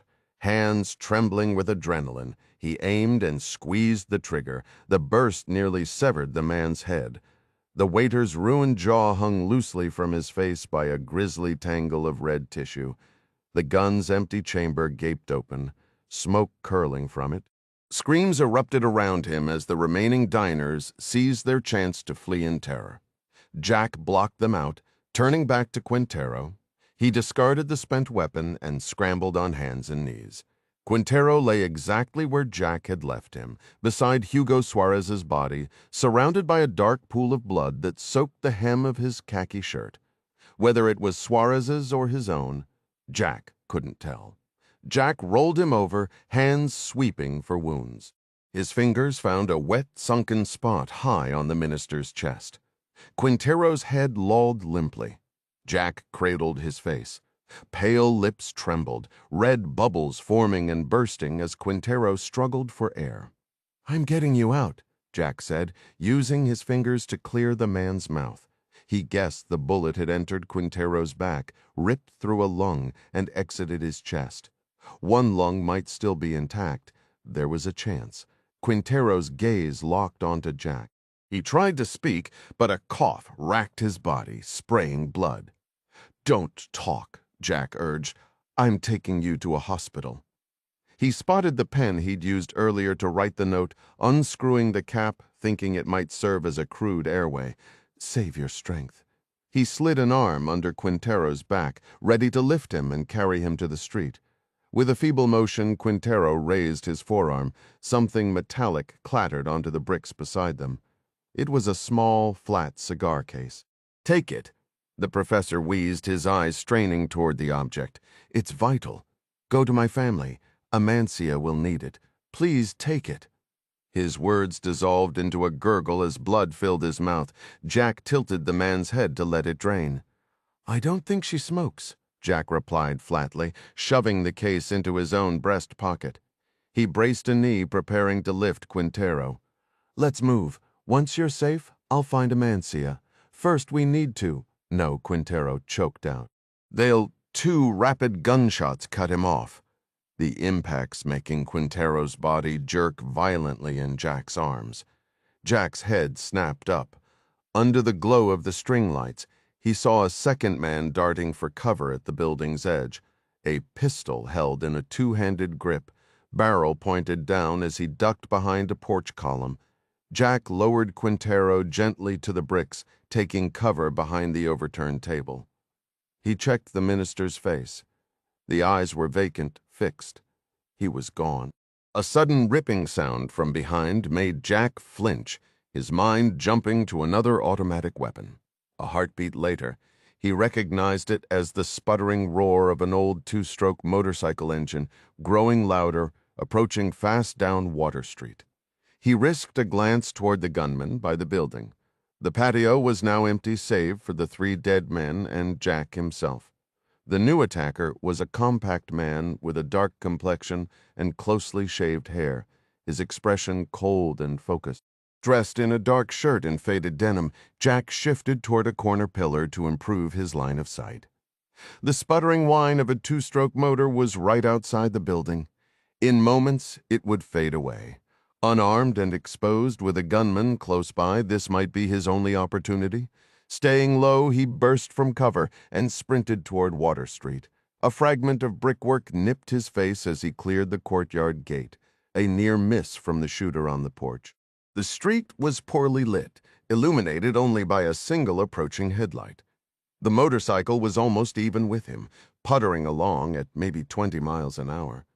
Jack didn't slow. He dropped his shoulder and crashed into the rider, sending the stunned man sprawling onto the curb with a sharp cry. The bike wobbled, the front wheel twisting, and it toppled over another 20 feet down the road before sputtering into silence. Jack raced toward it. He righted the machine and threw a leg over the seat. On the handlebar, he spotted an ignition key, a green indicator light, and a red starter button. He pulled the clutch with his left hand, thumbed the ignition with his right, and the engine roared to life. He toe-shifted down into gear. Another gunshot cracked behind him. A bullet smacked into the seat just behind his thigh. Jack didn't hesitate. He cranked the throttle wide open. The engine howled. He released the clutch too abruptly. The bike lurched like a startled animal, the front wheel lifting. Jack clung to the handlebars as the machine surged forward in an accidental wheelie, fighting to keep it from flipping. He dabbed a foot down, bounced the front wheel back to the pavement, and leaned hard over the bars as another 9mm round hissed past his ear. He killed the lights and sped away into the darkness. Ritz-Carlton Hotel, Guanacaste, Costa Rica, 6:15 p.m. Mary Pat Foley took a long drink from the water bottle Brett Johnson offered her. "Thanks," she said, handing it back empty. "You've been talking nonstop all day," he noted. "Gotta keep the fluids up." Johnson was a fit 35-year-old standing 6'3". The last time they'd been in Central America together, they were evading a violent cartel through a Panamanian rainforest. Making it out of that had secured him a permanent spot on her protective detail. "One more meeting," she sighed. "Thank goodness. I'll have Mike Hopkins sweep your villa now so we can both relax after your remarks. We're still on for a 10 a.m. departure tomorrow?" "That's right. I give the breakfast address to the plenary session, and then we are gone." "Ah, here's my contact, Alejandro Romero, head of Guyanese intelligence." "Understood." Johnson observed the man approaching. He wore a light gray suit with a black tie loosened at the collar. He had the dark skin of a native South American, though his eyes were a striking blue. "I'll be close by," Johnson said. "If you need an excuse to break away, just tug your ear." He melted back toward a corner column. "Madam Director," Romero introduced himself as the chief of NISA, Guyana's newly formed intelligence service. Mary Pat ran her usual quick appraisal. Romero was about her height, slightly soft around the middle. She caught a faint scent of coconut oil, as if he'd spent the afternoon poolside. Her briefing materials came to mind. Romero had risen through the ranks of the Guyanese National Police and had recently been given authority over both the police and the intelligence service. According to Ambassador Sidney O'Keefe, he was well-connected politically and close to Prime Minister Castillo. His handshake was firm, something she always appreciated, having little patience for the limp, patronizing grips some men offered. "Shall we sit?" he suggested. "I think we have some pressing issues to address." He motioned toward a vacant table in the grand ballroom where the day's formal sessions had just wrapped up, too drained for pleasantries. She settled into a chair and crossed her legs. "Where should we begin? How about with a drink?" Not waiting for an answer, he glanced over his shoulder, caught his security detail's eye, and gave a quick snap of his fingers. "I'm still on the clock, so no thank you," she replied. "And as you said, we have urgent business. Just tonic water, I assure you. I brought some for you." The guard placed 2 chilled glasses on the table. Romero poured from a small can. His voice carried a unique blend of accents, part British crispness, part Latin rhythm, much like his homeland. The Coast Guard cutter, Harry Claiborne, he started after taking a sip. "Your ambassador notified our Prime Minister it went missing early this morning. At her request, I've had teams searching the waters since, and I'm afraid, Madam Director, the news isn't good. I came prepared to share all I've learned." Mary Pat silently noted 3 things about Romero already. He hadn't offered a feeble handshake, he'd anticipated the drinks correctly, and he was leading with the facts. "Thank you, Director Romero," she said, "whenever you're ready." "Very well. First, let me apologize for not passing this along hours ago when the initial report came in. I wanted to verify everything." "Understood." He released a slow, regretful breath. "I wish I had clearer details, but I'll give it to you straight. At 3:30 this morning, a shrimp boat captain picked up a UHF radio transmission from the Harry Claiborne. It was a call to an unidentified vessel offering assistance. After that, the radio fell silent. There was no response to the call? We can't be sure. The fisherman didn't hear any reply. Where was he located? About 20 kilometers east of the oil platforms, in Guyanese waters. So it's possible the hail was meant for a ship farther west, out of the fisherman's range. Correct? What else? She pressed. My people spoke with workers on the Marlin oil platform. They reported hearing a distant explosion around 0330. They weren't certain what it was. They didn't report it, no. This season we get frequent coastal storms. They assumed it was thunder. Mary Pat gave a slow nod. But you have other vessels out there searching, Romero continued. Yes, unfortunately, this afternoon one of them reported a significant oil slick. It was in a zone known as the Graveyard, rocky, with a strong seaward current from the Essequibo River Delta. Technically, the slick is in waters claimed by Venezuela. He paused, his blue eyes steady on her. Is that all the information? She asked. Everything? Yes, but you and I are in the intelligence business. Facts are only half the picture. True. Then let me tell you what I believe, as an intelligence officer. After a few swallows of his drink, he cleared his throat and adjusted his tie. My professional instinct says this was likely the work of Tiburon. I suspect his Tiburonistas were moving a major drug shipment through the area, departing from one of their protected ports in Venezuela. My guess is your Coast Guard vessel crossed their path, and, well, you can imagine, your Coast Guard has quite a reputation with the Tiburonistas. Tiburon himself, of course, despises anything American. The Claiborne was a buoy tender, she countered. She wouldn't have been pursuing a gang of smugglers. Be that as it may, I believe their paths crossed. And those smugglers probably wouldn't have cared. They hate the Coast Guard. The explosion, the sudden radio silence, and the lack of survivors all point, in my view, to a tragic case of mistaken identity. Mary Pat held his gaze, offering no reply. So far, she had no concrete reason to think he was withholding anything, aside from her own deep-seated instincts as a seasoned intelligence officer. She took it as a given that any foreign official would lie to her as a matter of routine, a reflex born of their profession. She reminded herself to have the NSA review any intercepted communications from the region. What about the crew? She pressed. No survivors have been located? Unfortunately, no. We have extended our search to the very edge of our maritime territory. The effort will continue naturally, but I must be honest, hope is fading. He gave a slight, almost imperceptible tap on her arm with his finger. "This is a profound tragedy, and my government expresses its deepest condolences to the families. Given the service these sailors were performing for Guyana, we are prepared to offer appropriate compensation, should it be warranted." "I appreciate that," she said, pausing briefly before continuing.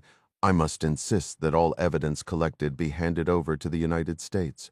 Every single piece. If Tiburon is responsible, I want undeniable proof." "Naturally, Madame Director." He began tapping his fingers on the tablecloth beside his glass, a gesture of restless frustration. "You should understand," he went on, "that dismantling Tiburon's drug operations in my country has been the central focus of my career. You are aware, I assume, that they were behind the assassination of our Attorney General, Martin Kroom, several months ago." "Yes, I received that briefing." "There is some progress.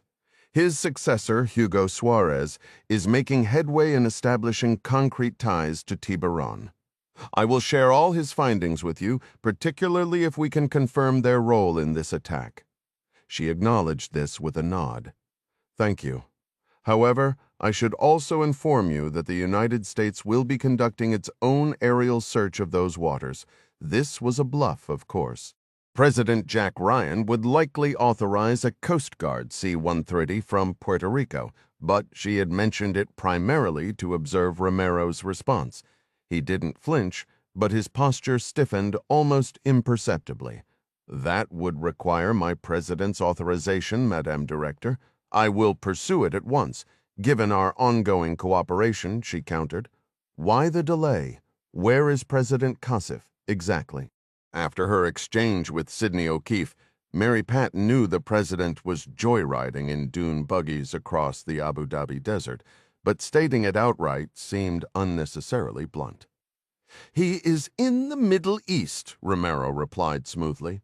"The Prime Minister and I will brief him at the earliest opportunity. I would ask that you route any formal request for military movement through Ambassador O'Keefe. In the interim, our search continues. You have my personal assurance." "Thank you, Director Romero," he continued without prompting. "We are immensely grateful for the work your Coast Guard was undertaking, paving the way for our oil and gas exports from the Orinoco Basin. I will not allow the Tiburonistas to sabotage this partnership. Attorney General Suarez is committed to eradicating any compromised elements within our system. That is reassuring to hear. Yes. And if I may also add, oh, forgive me." The phone in his jacket pocket buzzed with urgency. As he reached for it, Mary Pat saw Brett Johnson's attention snap toward them from across the room, alerted by the sudden movement. She gave a slight calming wave in his direction. "Please excuse me for a moment. I must take this," Romero said, rising and stepping away for privacy. Watching him speak into the phone, Mary Pat's thoughts returned to her earlier conversation with Clark. Ding Chavez had flagged a Talon connection between the Russians and Tiburon. The Russian frigate, Admiral Gorshkov, was en route to Venezuelan waters.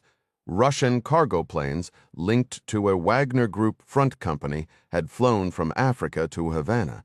And yet her new counterpart, Alejandro Romero, head of Guyana's fledgling National Intelligence and Security Agency, had not breathed a word about any of it. Of course, NISA was a new entity with limited reach. If anything, she should be the one informing him. So why, then, did she feel this persistent reluctance to share her own intelligence? The silence felt less like an oversight and more like a calculated space between them, heavy with unspoken agendas. The realization hit her like a physical shock. It was the way he had hesitated when she mentioned conducting their own investigation. He had been overly insistent, practically pushing his tidy narrative about Tiburon, a case he presented as obvious, with evidence conveniently on the way. Taking a slow sip of her tonic water, it crystallized. Romero hadn't been briefing her. He'd been selling her a story. "Madame Director," he announced upon his return, his expression grim, "I regret to say there is further distressing news." He gave a bitter shake of his head. The plague of the Tiburonistas, persists, marking what is now a profoundly dark day for our nation. Indeed. Absolutely, Madam Director. It seems Tiburon has launched another attack. Her brow furrowed. What happened? The Tiburonistas assassinated Attorney General Suarez inside a restaurant in Georgetown. Romero's fist came down hard on the table. They executed him without mercy. He tightened his jaw before continuing. It pains me doubly to report they also murdered the Interior Minister, Alberto Quintero.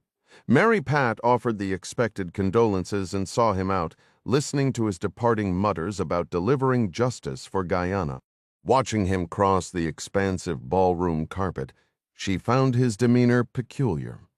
There was no urgency in his step, no phone snatched up to bark orders to his subordinate.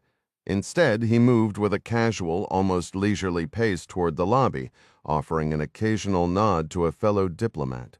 Troubled, she stepped out onto the veranda, leaning against the outer wall below. A lighted path wound through dense tropical foliage. She spotted Romero walking along it, headed for his villa, engaged in conversation with his security detail. Though too distant to hear the words, the exchange appeared brisk and surprisingly animated. Then a sound carried on the night air that sent a cold ripple down her spine. Laughter. Heading to the villa, ma'am? Brett asked, having quietly emerged through the glass doors to check on her. No, she replied, turning sharply. Have my car brought around. We're going to the airport. Deputy Director Pratt can handle the morning's speech. I need to return to Liberty Crossing immediately. Excuse me? We're leaving right now? Immediately? Has something shifted, ma'am? Yes, Brett, it has. I am now thoroughly convinced I've been expertly manipulated. Orinoco River Delta, Venezuela. Through. 2030. The floating barracks where the Tiburonistas kept their close watch on Ding was a two-story structure of cheap plywood rooms, all built atop a repurposed barge. 10 days prior, Tiburon had commanded his men to this riverside base, a remote outpost on the Orinoco's northern bank. The compound had originally belonged to a company that exported soybeans to European markets, but like countless Venezuelan enterprises outside the oil industry, it had collapsed after the dictator's consolidated power. A few miles downstream, the muddy waters emptied into the Atlantic, which had once made it ideal for shipping. Before his abrupt delivery to the Orinoco camp, Ding had been operating out of a modest apartment in San Felipe, a border town straddling Colombia and Venezuela, where he peddled intelligence on Colombian military movements, carrying on the trade of his deceased predecessor. Ding was aware his buyers were Tiburonistas, but it wasn't until he was thrown into a truck, blindfolded, and endured a jarring day-long drive to the Orinoco that he came face-to-face with Tiburon himself. The warlord, apparently impressed by Ding's acumen, wanted him as a personal advisor for a sensitive, upcoming operation. In the 10 days since Ding's arrival, the facilities had rapidly taken on a martial appearance. Rusting warehouses were fitted with rows of bunks and portable toilets. A makeshift shower station was installed in the old crop processing building. Meals were dished out in a dilapidated house by a rotation of elderly women brought in daily by truck. The perimeter fence, crowned with coils of razor wire, served to deter inquisitive locals as much as to contain the militants. The Gran Blanco was anchored just upriver from the barge. From its deck, Tiburon directed his men to prepare for what he termed a significant delivery to the Yankees. Under the supervision of the Russian advisors, his loyal followers collected cell phones and weapons as a security measure. Wagner mercenaries and a core group of seasoned Tiburonistas worked steadily, transferring cargo from trucks to the docks and then onto waiting boats. Ding, observing from a distance, noted a consistent pattern. The boats departed laden with crates and returned empty. The river mouth was a maze of shifting sandbars and small islands, making their exact destination impossible to guess. Ding figured they were headed for a rendezvous with a freighter waiting offshore. Like most of the men on the barge, he wasn't told what was inside the plain wooden crates. The involvement of the Russians made him suspect this was about more than just narcotics he'd seen Clark's order to extract, but he was resolved to learn the truth first. The Wagner group was small. He estimated around 10 men, though it was hard to get a solid count. They kept to themselves in a crumbling bean warehouse on shore, separate from the Tiburonistas, and were often gone for hours on the boats. Ding had observed that whenever Morozov's helicopter touched down on the Gran Blanco, 2 Russians would go up the gangway to meet him. He also noticed a clear difference between the Tiburonistas living ashore and the younger men from the jungle processing camps.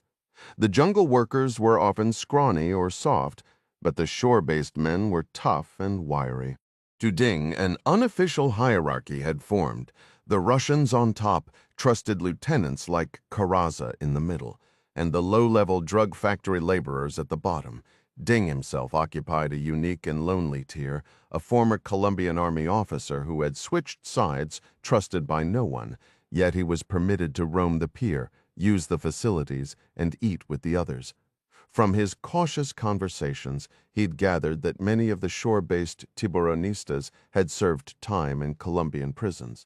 Some, he learned, had come directly from the infamous Tocaron prison in Venezuela, a place that functioned more as a lawless town than a correctional facility. Here on the river, the different groups generally followed the camp's strict rules. The ex-cons viewed Tiburon with loyalty, as he'd granted them a measure of freedom and paid them well. But loyalty or not, the volatile mix of close quarters, cheap liquor, and sheer stupidity made violence a certainty. Just a few nights after Ding arrived from his cramped apartment in San Felipe, a strung-out lowlife had confronted him over Ding's backstory as a defected counter-narcotics officer. The very public brawl ended with Ding's switchblade pressed to the Venezuelan's throat, and he'd been left alone ever since. He spoke only when necessary, cultivating an air of being a valuable asset to Tiburon's operation. Ding moved down the ladder to reach the barge's stern, his real purpose to send a new report to Clark. He needed to acknowledge the extraction order and signal he would comply when possible. He also aimed to transmit the photo of Morozov back to the campus, confirming the Russian connection. At the foot of the ladder, Corazza spotted him from his bunk. "Where are you going?" "Bathroom," Ding said, not breaking stride. He walked toward the back of the vessel, where a sentry sat with an AK-12 resting on his lap. "Bathroom," Ding repeated to the guard. Approaching the porta-potty door, he found it locked. This was fine by him. He needed an unobstructed view of the night sky for the Garmin's transmitter. He stood near the sentry, pretending to adjust his watch and cue up the image. "Where are you from?" he asked the guard, casually raising his hands and clasping them behind his head in a relaxed pose to allow the watch a clear signal. "Bogota," the man answered. "How long have you worked for Tiburon?" "My whole life," came the reply. Ding waited for the slow data transfer, the narrow bandwidth agonizingly sluggish. It had only sent about a fifth of the file. He stretched his arms overhead again. "This guy's taking forever," he remarked to the guard, nodding toward the occupied toilet. He checked his watch once more. "Hey, Diaz, nice watch." Ding's stomach tightened at the voice. It was Corazza. Ignoring the comment, Ding simply leaned back, his eyes fixed on the stars above, as if admiring the view. "You hear me, Diaz?" Corazza pressed. "I said, I like that watch on your wrist." "Thanks," Ding muttered, his eyes still fixed on the night sky. "Hand it over." He took a slow breath. With the clear trust Tiburon placed in him, Carlos Corazza occupied a high rank within the organization. Throughout the lockdown on the barge, he had served as part enforcer, part caretaker, and full-time overseer. The young guard was just a few yards away, having heard every word, his AK-12 resting across his lap. "No," Ding stated flatly. "That watch was a gift from my team. I'm not handing it over." Corazza stepped closer and gripped Ding's elbow. "Give it to me." With his arms already raised, Ding moved fast. His right hand shot down in a sharp strike to Corazza's throat, while his left fist drove hard into the man's groin. Corazza choked, folding in half. Ding was poised to shove him over the barge rail when he heard the distinct metallic click of the sentry's rifle loading a round. "Freeze!" the guard yelled, the weapon aimed squarely at Ding's chest. The campus operative went still. Carranza straightened up slowly, hands on his knees, then stood fully, breathing heavily. He spoke to the guard. "Hey, Pedro, good man, if this son of a bitch makes another move, put a bullet in his head." He turned back to Ding and spat on the deck. "Diaz, give me the watch." Ding unbuckled the Garmin from his wrist and held it out. As Carranza reached for it, Ding hurled it far out into the muddy river current. "Guess you had something on there you didn't want me to see." Carranza hissed, spitting again. He turned to the sentry. "If he steps out of his room, shoot him." The guard nodded. Later, lying on his thin mattress on the barge's upper deck, Ding remained motionless, praying the photo had uploaded to the satellite. At the very least, he'd managed a long press on his emergency beacon before his only link to the campus vanished beneath the river's surface. So much for buying more time, he thought. Arlington, Virginia. 6:15 p.m., the rumble of an engine came through the secure line as soon as Mary Pat Foley answered. "You on the move?" Clark asked. "Yeah," she replied. "I just finished a meeting with Romero, the new director of Guyanese intelligence, and—" He offered up details on the missing Coast Guard cutter unprompted. "He's laying the whole thing on Tiburon, calls it a smuggling encounter that turned violent. But he's got no hard proof. Did he bring up the Russian frigate? Or the possible Russian Talon connection to Tiburon? Not a word about any of that." "Interesting. Where are you headed now?" Clark asked. Peering through his office window, he saw only a handful of Hendley Associates investment bankers, still at their desks. The rest of the floor was quiet. "I'm going home," Mary Pat said.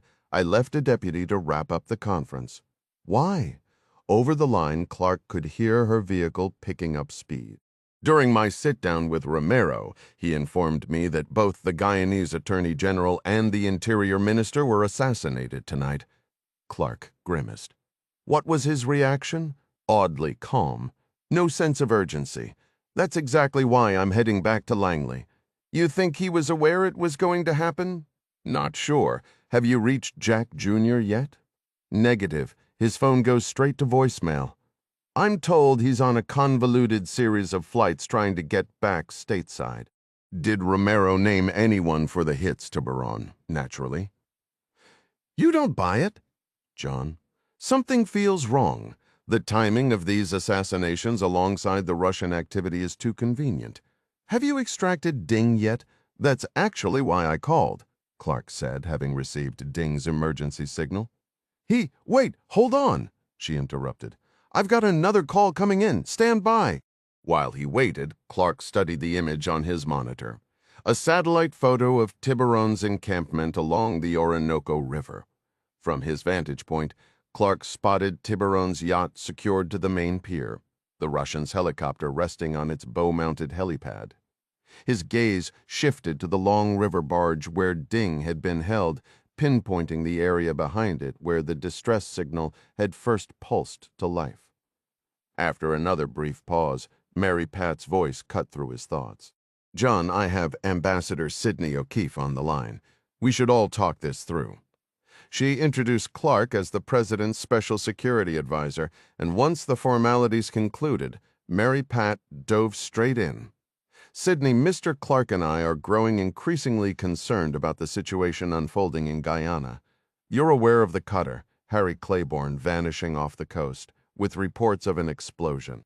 Now we have indicators of Russian Wagner Group activity in Venezuela, a Russian frigate heading toward the Western Caribbean, and the assassination of 2 pro-American officials. What's your assessment from the ground?" Ambassador O'Keefe, a seasoned diplomat, carefully considered her words. "Director Foley, here is my current understanding. I've been in direct contact with the Prime Minister since the Claiborne disappeared this morning. The Guyanese authorities launched a search. Just an hour ago, Prime Minister Castillo informed me they believe the vessel was attacked by Tiburon," Mary Pat interjected. "Romero, their NISA chief, gave me the same assessment within the last hour." Exactly as anticipated, O'Keefe confirmed. Prime Minister Castillo mentioned Romero was briefing you. But what about this double murder? Mary Pat pressed. What is Castillo saying about that? Castillo stated Romero's team is investigating. Their suspicion points to Tiburon, given that the new Attorney General Hugo Suarez had been making significant progress dismantling Tiburon's network within Guyana. Ambassador Clark interjected. How familiar are you with this Prime Minister Castillo, was it? Yes, Augustus Castillo. Most call him Guto. I know him reasonably well. Why are we coordinating with him instead of the Guyanese president? Clark asked. Because, O'Keefe replied, President Kassif is currently in Abu Dhabi. Understood. But can't you reach him? Mary Pat inquired. I've already submitted an official request to speak with him at the earliest opportunity. Our relationship with Kassif is solid. He backed the privatization of the Orinoco Basin and authorized the Coast Guard to establish the necessary operations for offloading gas from the offshore platforms. Was Castillo supportive of that initiative? Clark questioned. No, O'Keefe stated flatly. Castillo leads the opposition Socialist Party. They were fiercely opposed to the privatization, which is precisely why I would vastly prefer to be dealing directly with President Kassif and the Interior Minister Quintero. Why was he killed, Mr. Clark? According to Prime Minister Castillo, Minister Quintero was simply collateral damage, in the wrong place at the wrong time. They believe Suarez was the primary target. What's Quintero's background? Mary Pat asked. Prior to his death, he was an outspoken critic of the socialist agenda. The line fell silent for a moment as Mary Pat and Clark processed the ambassador's update. The Director of National Intelligence then posed a direct question. So what would be the fallout if the president ordered a couple of C-1117s loaded with Marines to the Guyana airport to help secure our assets? We could frame it as assisting in the search for the cutter. Sidney O'Keefe took her time before responding.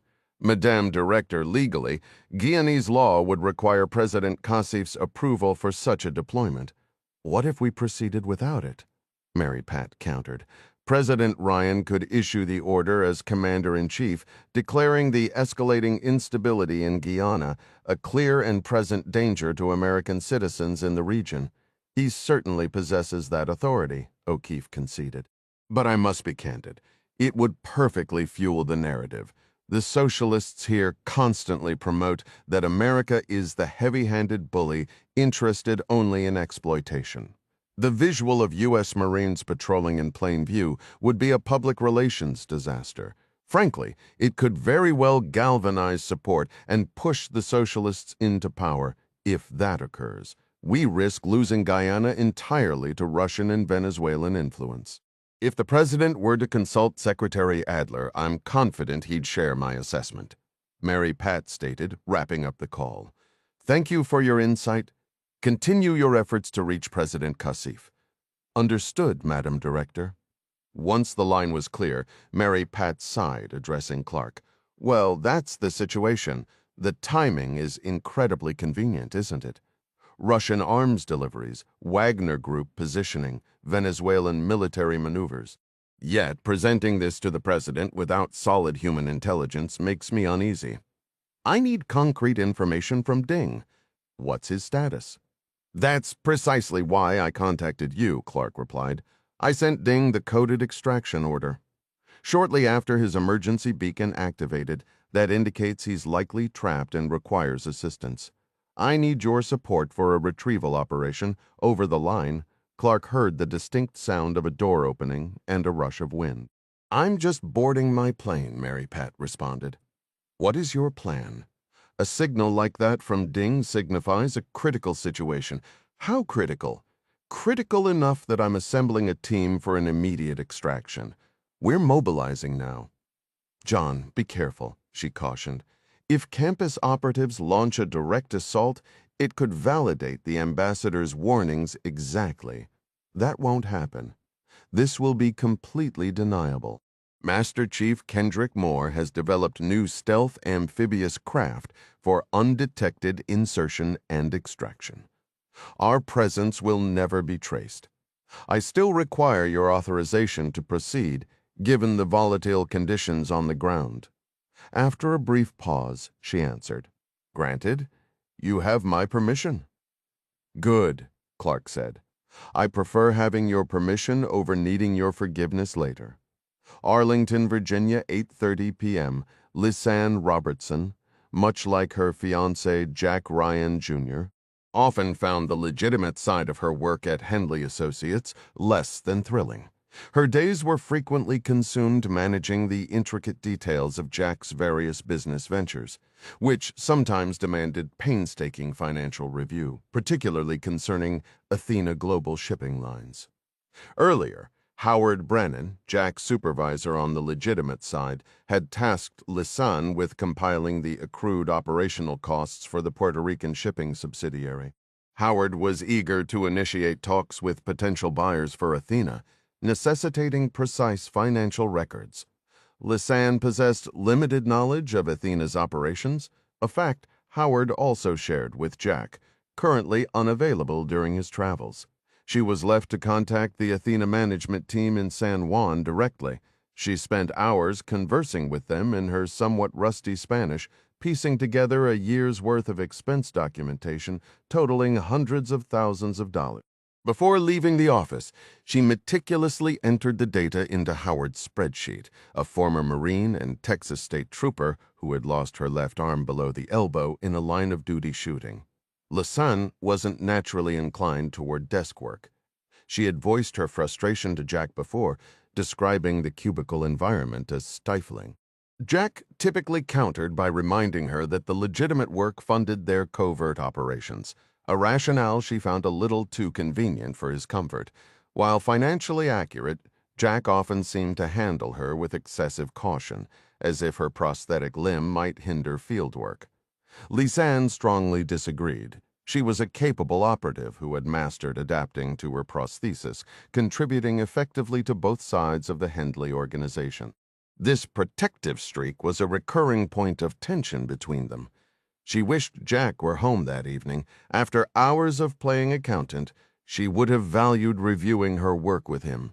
Instead, returning to their Arlington home, she found her 16-year-old niece Emily had preheated the oven for a frozen pizza. They ate together in the living room, settling in for an evening of streaming videos, a mundane comfort that starkly contrasted the high-stakes operations unfolding elsewhere.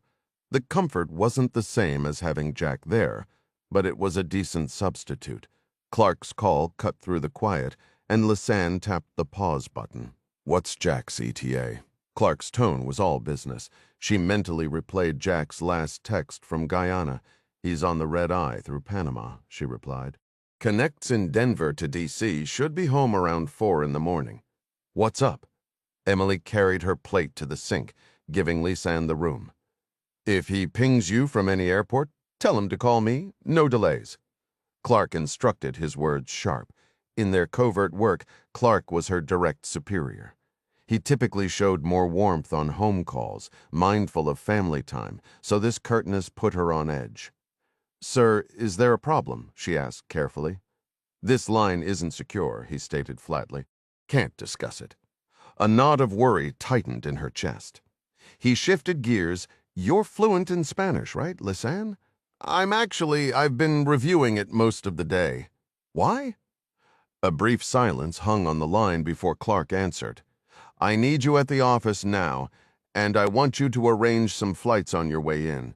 I'll fill in the details when you arrive." Lisanne guided her Volvo SUV aggressively through the capital's streets. Late-night D.C. Traffic was light, allowing her to put her old patrol driving techniques to use.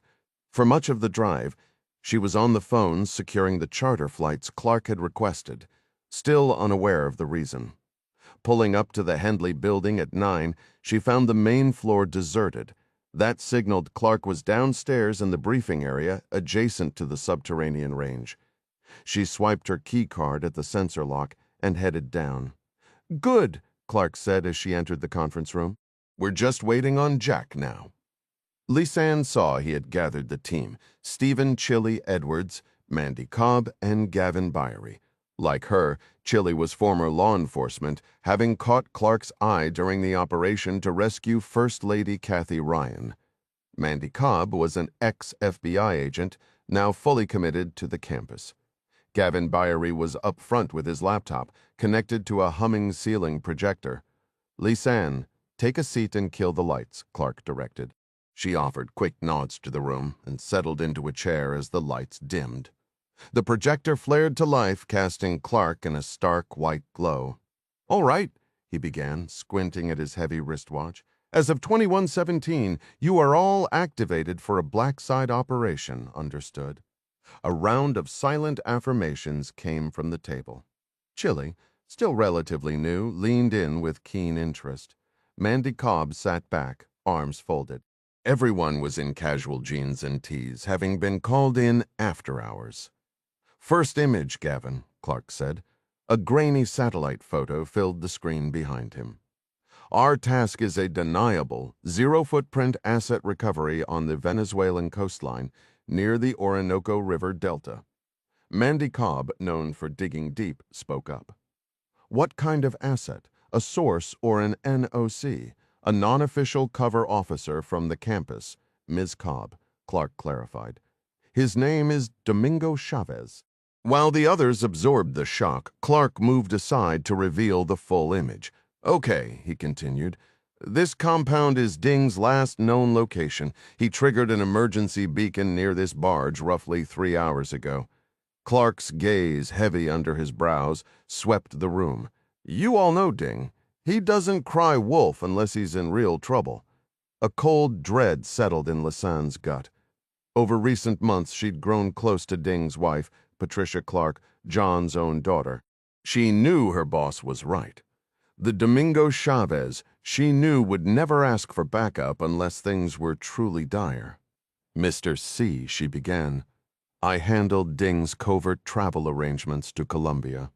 My understanding was he was in Bogota, embedded with Cope and working alongside their teams."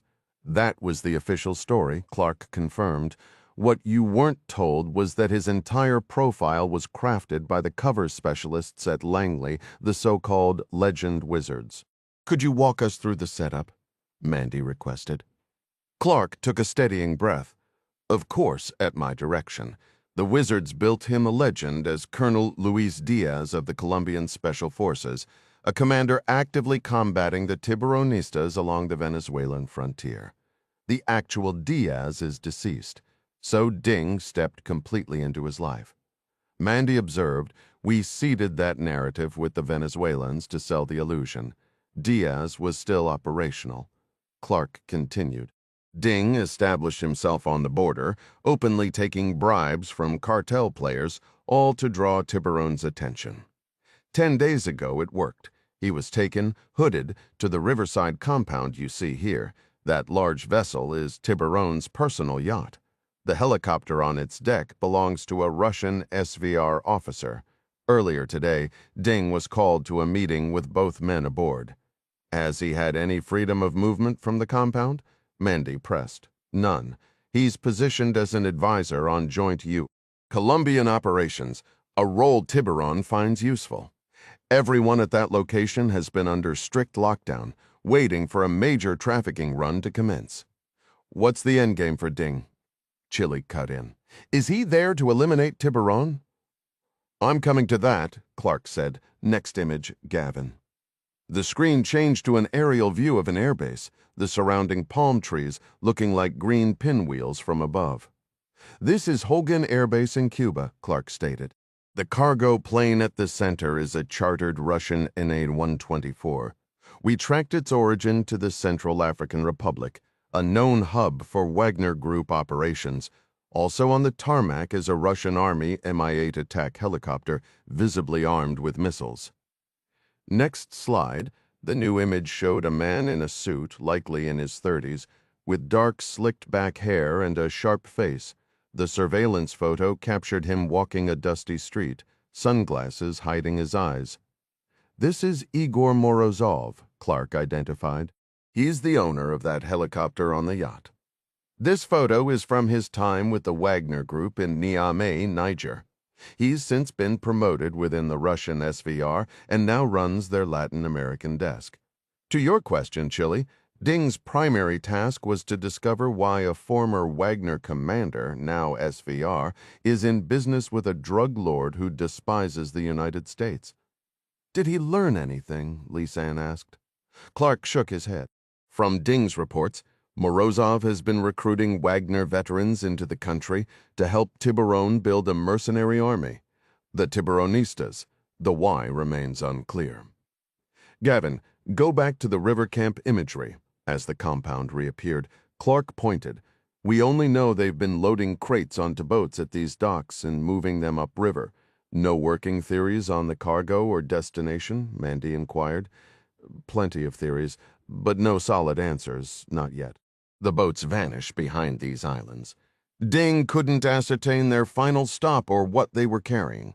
However, Gavin dug up some additional concerning developments today that point to a bigger play between the Tiburonistas and the Russians. Gavin, the floor is yours. Gavin Byery, more accustomed to his keyboard than a briefing room, started with a hesitant explanation of his AI tool, Princess, which drew a few subdued chuckles from the team.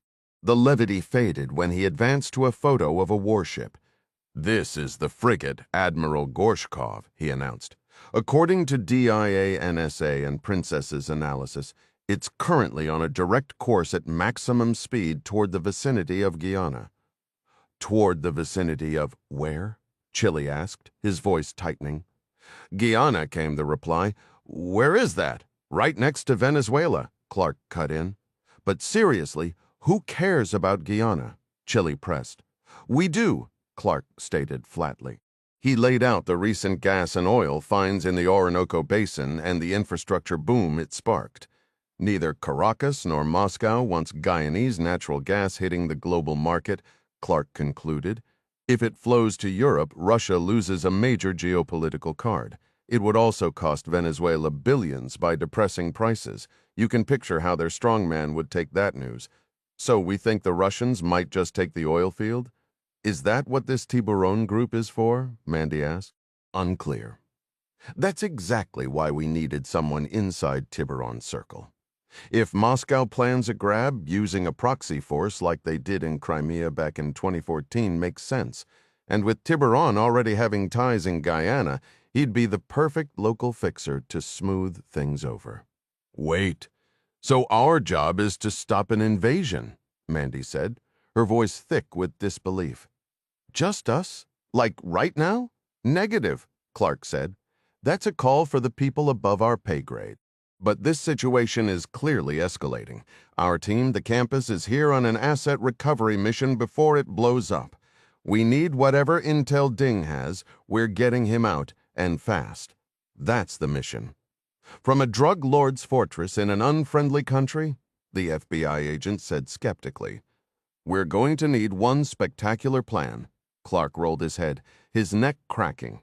I've got Master Chief Moore drafting an insertion plan. Lisanne began sorting the logistics on her flight here. That's correct, she affirmed. We have a charter lined up from the private ramp at Reagan National as soon as we're green-lit. The DoD cleared us into Naval Air Station Oceana in Virginia Beach to link up with Master Chief Moore. It's a 30-minute flight. I've got a van ready upstairs to take us to Reagan. What's the move after Oceana? Clark asked, still piecing it together. Lisanne responded, but I'm confident I can secure us a jet to Trinidad and Tobago. Trinidad is just a short hop across the water from the Orinoco Delta. Clark placed his hands on his hips. Good. We'll iron out the remaining details once we're airborne to the Caribbean. What about Jack?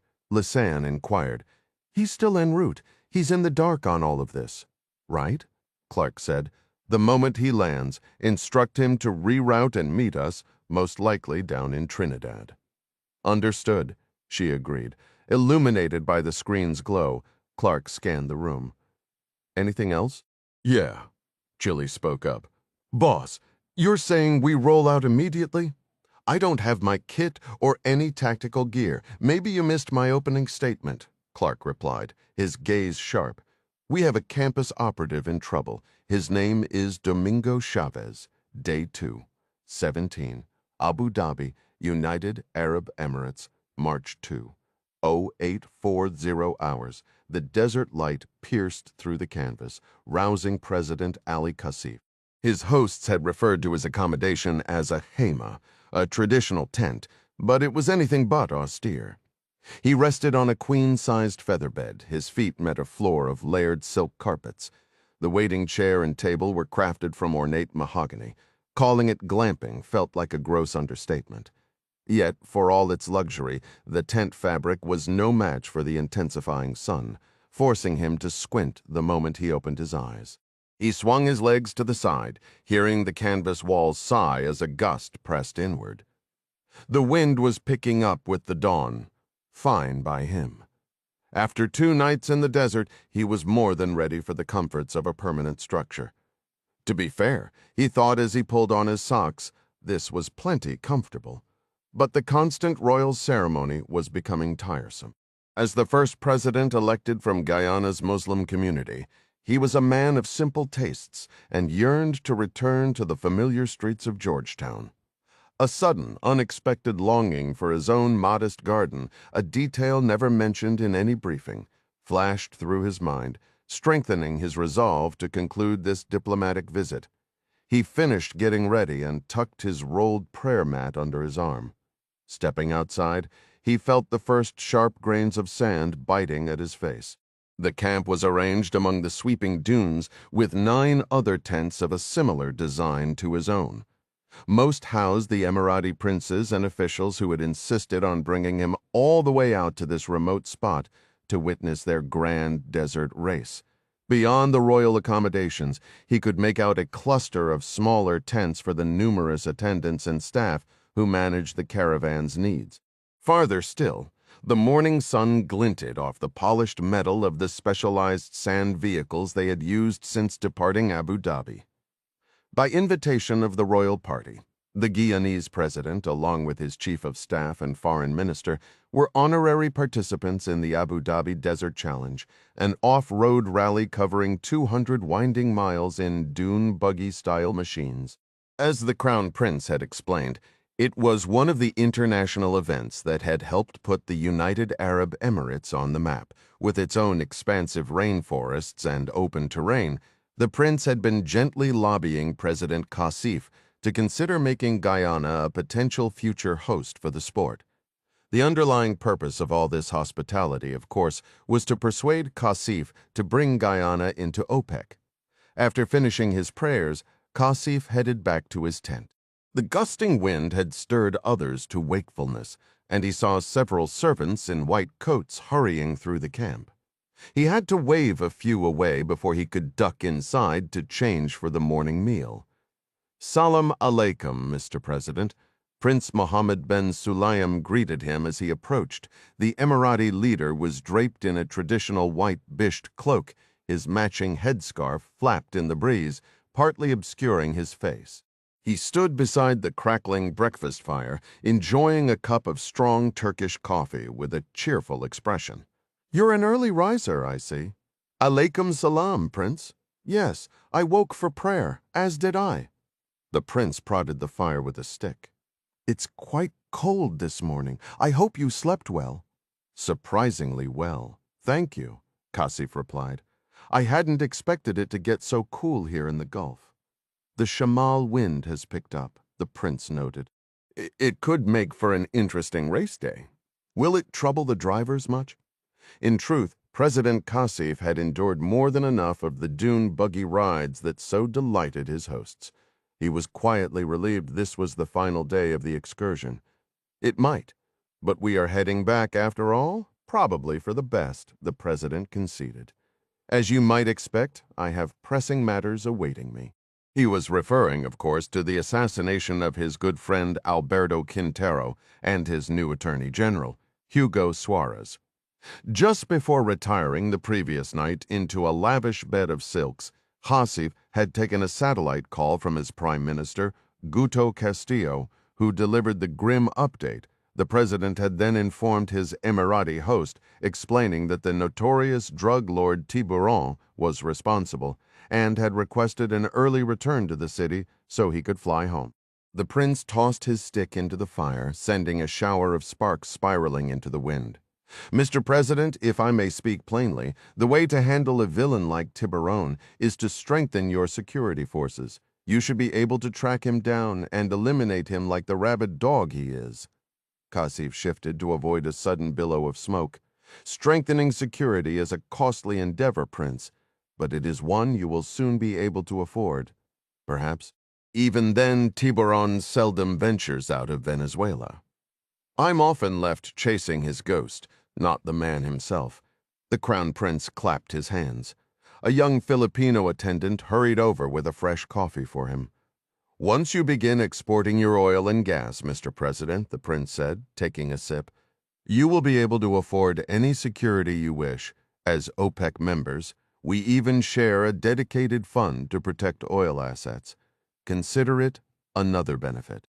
You may also be surprised by the extended reach of the alliances you will gain. Who can say? The prince mused, his gaze drifting toward the fire. Perhaps the Venezuelans will prove to be allies. They are, after all, fellow members of OPEC. Hasif acknowledged the remark with a cautious nod. The entire journey across the endless dunes had felt like one prolonged sales pitch about the benefits of OPEC membership. All he truly desired was to return home. "Thank you, Your Majesty," he replied, his voice weary. "Ah!" the prince exclaimed, his mood brightening as a new figure approached the firelight.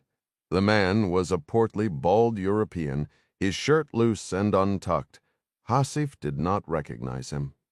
"Victor, good to see you." "And you, Your Majesty," the heavy-set man rumbled in response. He gestured vaguely at a servant before settling onto a stool near the flames, squinting into the heat. With a grunt, he shifted his weight, pulled a bottle of aspirin from his pocket, and dry-swallowed 3 pills. "Have you two been introduced?" the prince asked. "This is Viktor Zdanov, the CEO of Gazneft, the Russian gas exporter." "The pleasure is mine," Kasif said, extending his hand. Zdanov took it without rising, his eyes studying Kasif with an unnerving intensity. "Mr. President," he mumbled, "a pleasure. Victor arrived on the supply helicopter last night," the prince explained. "We are honored he could join us for our final day." Kasif nodded politely. The Russian, however, seemed more interested in the crackling fire than in conversation. The prince snapped his fingers, and an attendant swiftly brought 2 more stools. Though Kasif longed for the solitude of his tent, he now felt obligated to stay. "Did you come all this way because you have a passion for off-road rallies?" he asked, attempting conversation. "No," Zdanov replied flatly, finally turning his gaze from the fire. "I came to meet you." "Indeed," the prince added with a smile. "You will be riding with Victor today, Mr. President. I thought it would be beneficial for the 2 of you to become acquainted." Georgetown, Guyana, 003 hours, the sputter and final cough of the dirt bike's engine signaled the inevitable. He was out of gas. The machine coasted to a wobbly halt, nearly tipping over before Jack dismounted and pushed it into the thick roadside weeds. He gave the empty gas tank a pat, a silent, almost reverent farewell to the machine that had carried him this far into the rainforest's heart. As the bike ticked and cooled, the jungle's chorus enveloped him, the shrill cries of piha birds, the distant howl of a monkey, and the relentless electric buzz of insects that made the very trees seem alive. The night was clear, but the dense canopy overhead swallowed most of the starlight. A sliver of waning moon, however, managed to filter through the leaves, casting the world in a silvery gloom. Jack scratched his cheek, rough with stubble and grime. Judging by the moon's position, he was reasonably certain he was well southwest of Georgetown.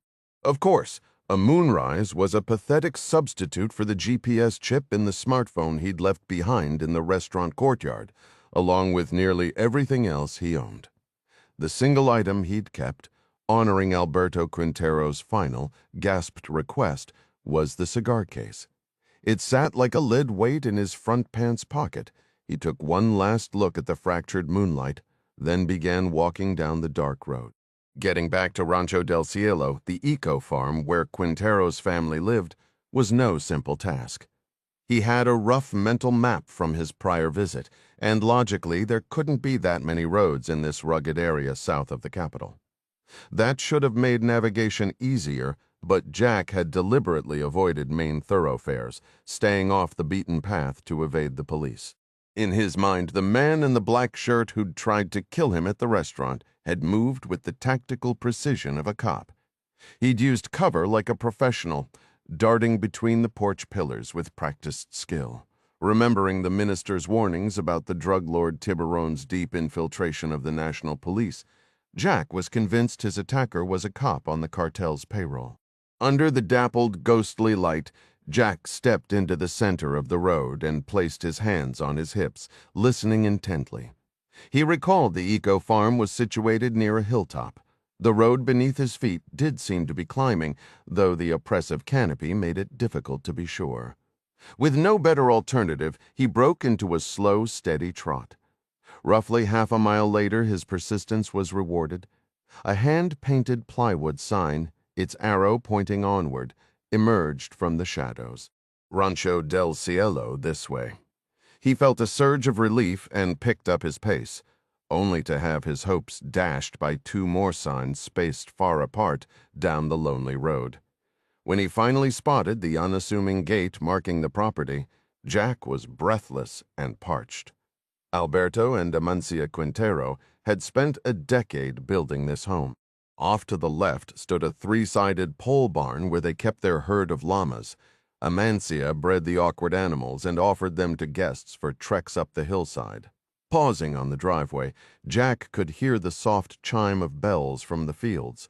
Amancia put them on the llamas to scare away jaguars. To the right of the barn was their two-story house, crafted from shingled hardwood and glass. Jack moved toward it. All the lights were off, hinting that Amancia and her daughter Tallulah were likely asleep. He slowed his steps as he reached the front door, realizing that a single knock could shatter their peace. He was just gathering his words when the door suddenly jerked open. Before he could react, it swung hard and knocked him back. Twin shotgun barrels pressed into his chest. A young man with a stern expression kept his finger near the trigger guard. Jack raised his open hands. "Easy now, I'm a friend." Unsure if the man believed him, Jack gauged the distance to the jungle brush at the edge of his vision. If that shotgun was loaded with birdshot, he might reach cover with only superficial wounds. He was poised to bolt when the man shouted over his shoulder toward the house. "Aunt Amancia, I caught one. Get out here." Jack surprised him by shouting back, "Amancia, it's Jack Ryan. You need to come out." Then he locked eyes with the startled gunman. Keeping his hands visible, Jack said, "I'm a friend of the family. I thought you were with the Tiburonistas. I'm here to help." An outdoor light flicked on. He heard the groan of the porch boards. Then Amancia's voice, "Gustavo, lower the gun. I know him, Jack. What in the world are you doing here?" Jack shot a sharp look at the man named Gustavo, who still hadn't dropped the weapon. "We good here, amigo. He's my nephew," Amancia explained, hurrying to Gustavo's side. She pushed the barrel down, and he finally relaxed his grip. In the porch light, Jack could see Amancia clearly. The poised, attractive woman in her 50s he'd met just the night before now had a swollen right eye. Her hair was loose and tangled. She wore an oversized shirt over ripped jeans and muddy sneakers. Her breathing was ragged, and her hands kept flexing nervously. To Jack, she seemed like a different person entirely from the gracious hostess at dinner. "What happened?" he asked. "Are you okay?" "No," she said, closing her eyes briefly. "We were attacked. They left about an hour ago." Attacked? Jack scanned the dark property. The llama barn stood silent, and the gentle ringing of bells floated on the air. Everything looked calm. "What do you mean, attacked?" "Tiburonistas," Gustavo muttered. He'd lowered the shotgun to his side, and Jack got a clearer view of him. One forearm was covered in tattoo ink, and he looked to be in his early 20s. "Tiburonistas," Jack echoed. Amancia pressed again. "Why are you here?" Jack replied. "I'll explain in a moment." A cold dread settled in his stomach as he recalled the grim news he carried. "Tell me exactly what happened." Just as Amancia started to answer, Tallulah Quintero stepped out of the house and into the porch light. The 23-year-old wore a short-sleeved University of California Berkeley t-shirt and black leggings. Jack was stunned by the state of her face. Dried blood streaked her cheek, and her left eye was nearly swollen shut. "Tallulah," he said, moving toward her slowly. "Are you all right?" She nodded and looked down, wrapping her arms tightly around herself. "We were here alone," Amancia said. Jack glanced at Gustavo. "And you?" "I was with my girlfriend. Over in Mahica by the time I returned, they had already vanished." "Tiburonistas," Jack echoed, the word heavy on his tongue. Amancia confirmed it with a grim nod. "How many were there?" "Two," she said. "They attempted to force themselves on us. We resisted." Jack's gaze shifted to Tallulah. Her arms, crossed tightly over her chest, were marked with fresh scrapes and smears of blood. Her eyes held a distant, hollow look. A wave of dark, intrusive images flooded his mind, visions of what those men might have inflicted. And amid all this, she remained unaware of the truth about her father. Amancia seemed to read his thoughts. "I chased them with a knife from the kitchen," she explained. "They mocked me, but I managed to slice one while Tallulah struggled against him. They fled before things went further." "We need to get her medical attention," Jack insisted. "Is there a car we can use?" Amancia's eyes dropped to the worn porch planks. "Alberto has the Land Rover. He's spending the night in the city." Jack knew Quintero typically stayed at their Georgetown apartment during the week for his government duties, but this week had shattered any routine. "Understood," he replied. "Can we phone for help?" They took our phones. Not that it would matter. There's no signal out here anyway. Jack turned to Gustavo. "Do you have one?" Gustavo gave a silent shake of his head. Amancia's voice broke through. "Jack," she pressed, "why are you here? Can we go inside?" he asked. "We need to talk." The interior of the house showed signs of a violent search. Books strewn across the floor, drawers upended, shattered ceramic scattered like confetti. Jack led them to the kitchen, took their hands in his, and delivered the news about the professor as softly as possible. Before he could finish, Tallulah fled down the hallway in a storm of sobs. Amancia absorbed the blow with a steely calm, hugging her own arms tightly. She asked, who else had seen it? When Jack mentioned Hugo Suarez had also been killed, she moved slowly down the hall to console her daughter. Jack felt like an outsider trespassing on private grief, yet he couldn't bring himself to leave them unprotected. He drank some water, then, noticing his own gnawing hunger, rummaged through the pantry and found a packet of dried mango.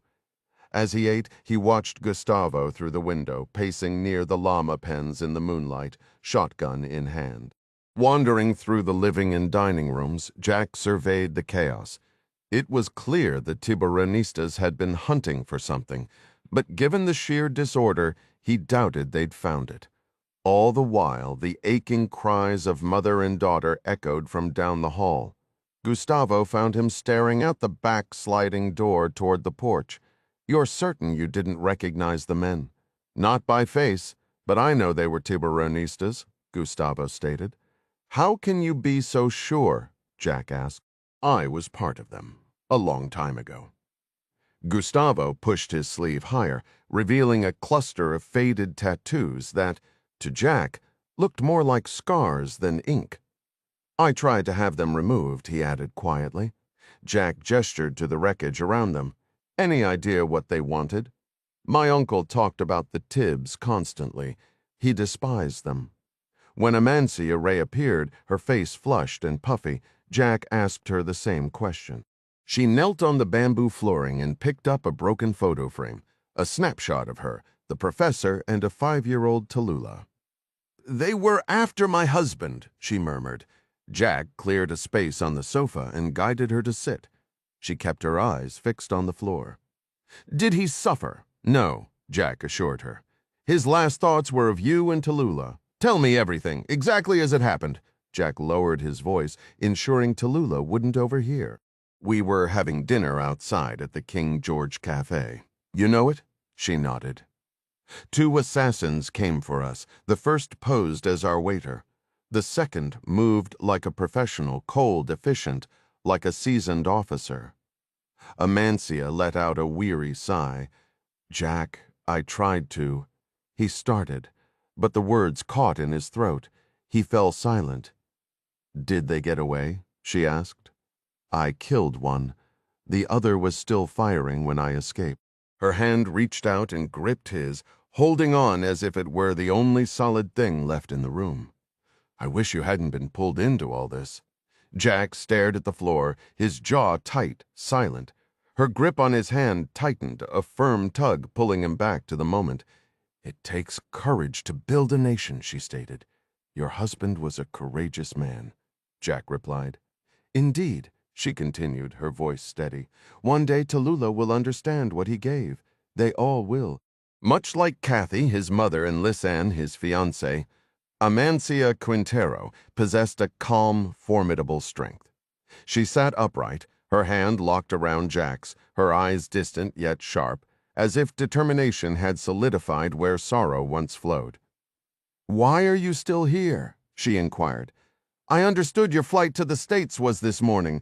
His final thoughts were of you and Tallulah, he warned. They might come. He was adamant you receive this. Jack retrieved the metal cigar case from his pocket. She brought it to her face, breathing in its scent before releasing the clasp. Inside, 3 cigars rested in tissue paper, secured by a thin elastic. I always told him these would be the end of him, she murmured with a sorrowful smile, inhaling their aroma. Why would he send this to me? I assumed you'd understand. He was very specific. He was well aware I despised his cigars. She placed the wrapped cigars on her lap. As she tilted the polished case, catching the light, Jack noticed something. He took the bundle and carefully unfolded the tissue. A lengthy sequence in blue ink was revealed. 2302512998296. Does this number hold any significance for you? He asked, smoothing the paper for her to see. She examined it, confusion on her face. None? Perhaps a safe combination? He ventured.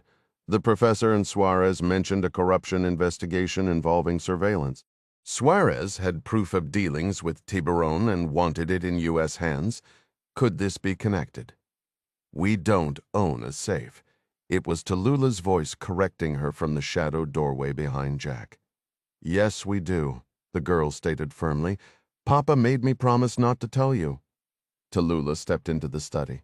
Jack and Amancia close behind. Without explanation, she knelt, moved a stack of books, and rolled back the rug. Using a letter opener, she levered up 1 floorboard, then 3 more. With the section removed, the face of a small dial-locked safe was exposed, its combination wheel facing upward. I found him by accident last week, she confessed. He swore me to secrecy. Jack looked at the unbroken string of digits. How do we know where the numbers separate? There are no spaces or dashes. Simple, Amancia said, taking the paper from him.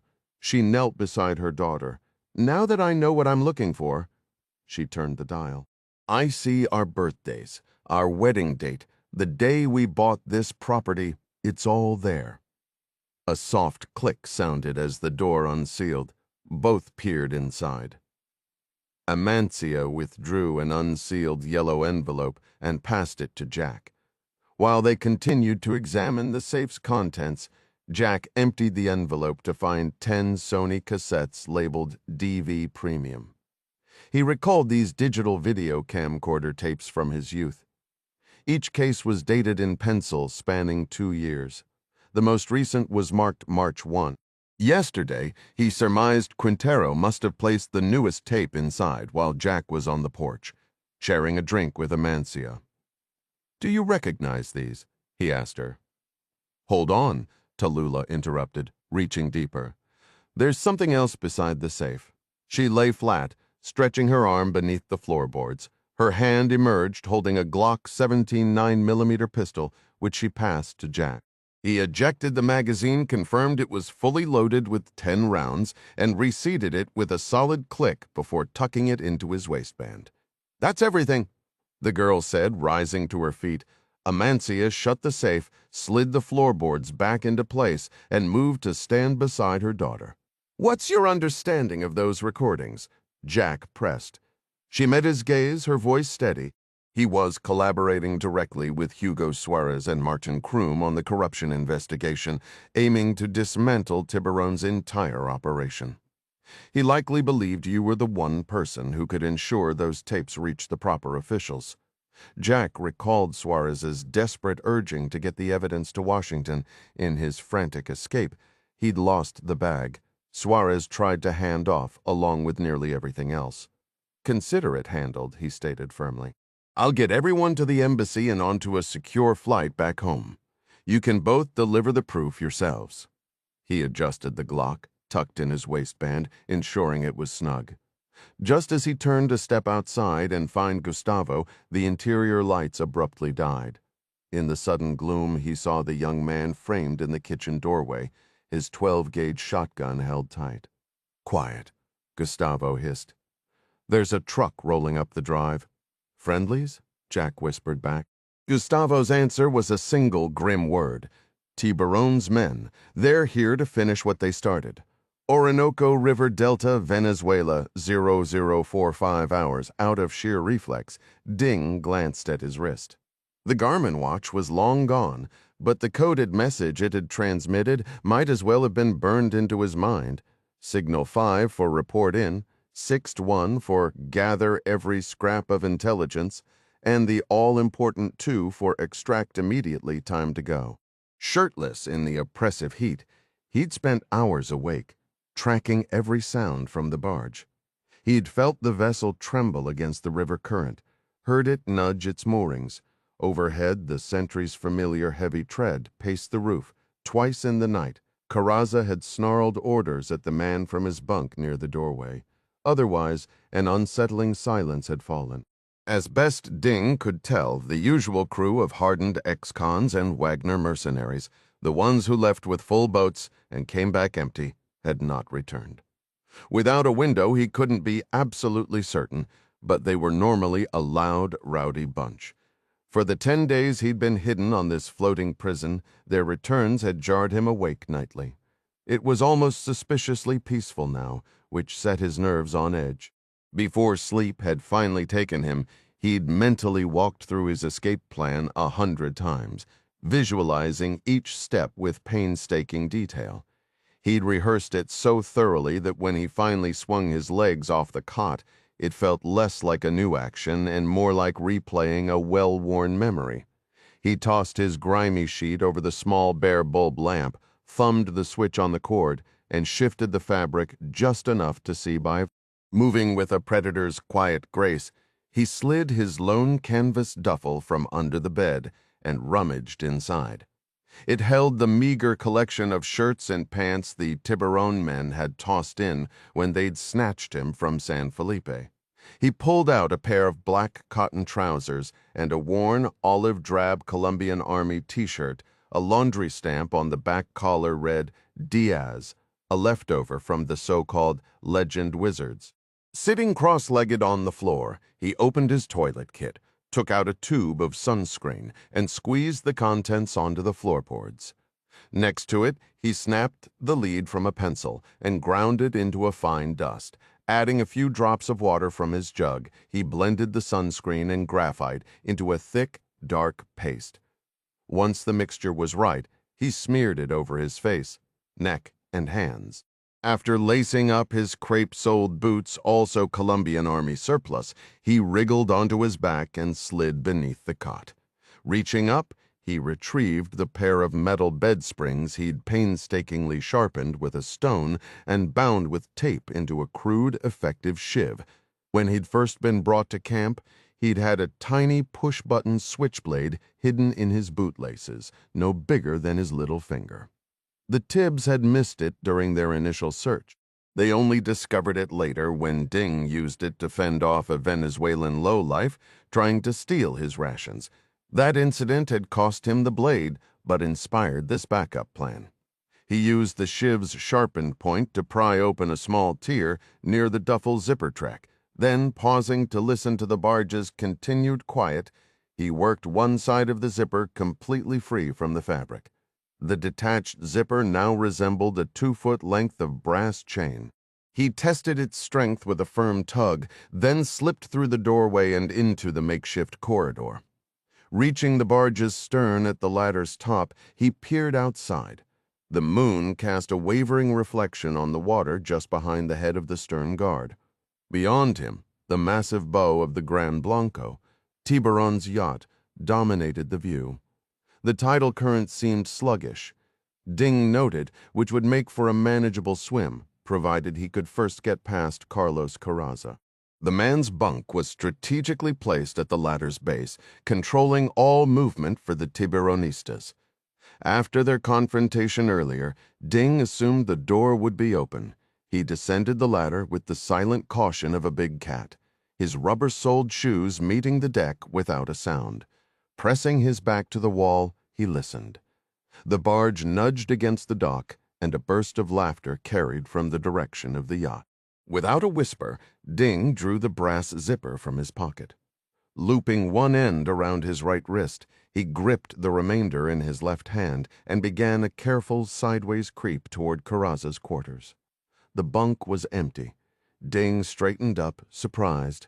He hadn't counted on Carraza being elsewhere, perhaps summoned to the Gran Blanco for some late-night briefing. A part of him felt a sharp, ironic disappointment. He'd been looking forward to settling their score personally. But it changed nothing. The stern sentry was now the only obstacle.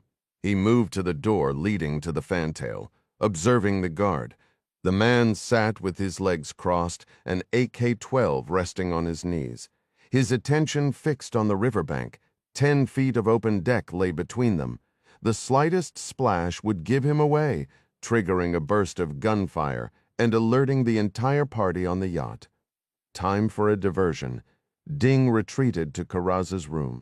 His eyes scanned the sparse furnishings, landing on a small folding travel alarm clock beside the bunk. He snapped it shut, feeling its satisfying heft in his palm, a perfect makeshift projectile. Returning to the stern door, he waited, fingering the clock like a baseball poised for a pitch. He timed his move with the rooftop sentry's predictable patrol. As the footsteps above faded toward the barge's bow, Ding lobbed the clock in a high arc. It cleared the stern guard's head and landed with a distinct plunk in the water, just ahead of the Gran Blanco. The sentry rose, turning lazily toward the sound, his rifle dangling by its sling. In that instant, Ding exploded from the doorway. A swift kick sent the AK-12 spinning into the river. In the same fluid motion, the brass chain whipped around the man's neck, pulled viciously tight. The sentry's hands flew to the garrote, but the sharp teeth bit deep, and Ding's relentless pressure did its grim work. A warm rush of blood spilled over the man's chest and Ding's own forearms, mingling with the greasy camouflage paste. The guard convulsed briefly before going limp, dragging the body back into Carraza's room. Ding waited again, listening for the rooftop sentry's rhythmic tread. When it reached its farthest point, he slipped over the side and into the dark water, silent as a shadow. The current was gentle, barely a knot, slowed by the incoming tide miles downriver. Floating on his back, Ding became utterly still. An old lesson surfaced in his mind: the human eye is wired to catch movement. Clad in black, his skin darkened. He filled his lungs and let the sluggish current carry him, drifting past the length of the barge like nothing more than a piece of forgotten driftwood. 50 yards further down the river, he dared a few strong underwater kicks, closing the distance to the docks where the metal boats were moored. The barge had stayed silent, leading Ding to believe the vessels hadn't returned. Yet there one sat. With his time in Venezuela nearly over, he mentally reviewed his assignment. Frankly, he felt he hadn't achieved enough.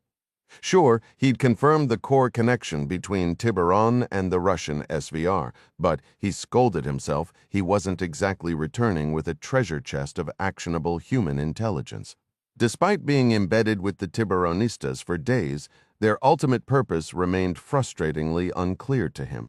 Treading in the warm water, he glanced up at the unfamiliar southern stars and launched into a quiet, thorough self-critique. It felt almost wrong that his exit strategy was so straightforward. Just ride the Orinoco's current to some remote beach, then trek south into friendly Guyana. Any amateur could manage that. He thought with disgust. He needed solid, difficult intelligence. Fueled by this frustration, he adjusted his course toward the docks. Submerging again, he swam powerfully once within 20 feet, making directly for the boat. He hauled himself aboard near the outboard motor, wincing as the hull gave a soft thump against the dock pilings. Aside from a fuel can, some boat hooks, and a cooler, the 25-foot open metal craft was barren.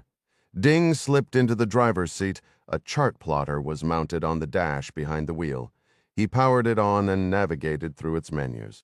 He located a function that displayed previous routes as dotted black lines. The track showed the boat making regular trips to an area just offshore. Zooming in, he saw the chart labeled the spot as the Orinoco Reef. The area was marked with several hashed lines indicating underwater hazards. This didn't surprise him. His working theory had always been that the Tibbs were using these boats to ferry crates to a waiting freighter offshore, but the contents of those crates were still a mystery. Hoping for a break, he cautiously moved onto the dock itself and scanned his surroundings. Nothing seemed out of place. Conscious of his extraction orders, he prepared to depart, yet suspecting this was the final opportunity for any U.S. intelligence asset to get a first-hand look at this base.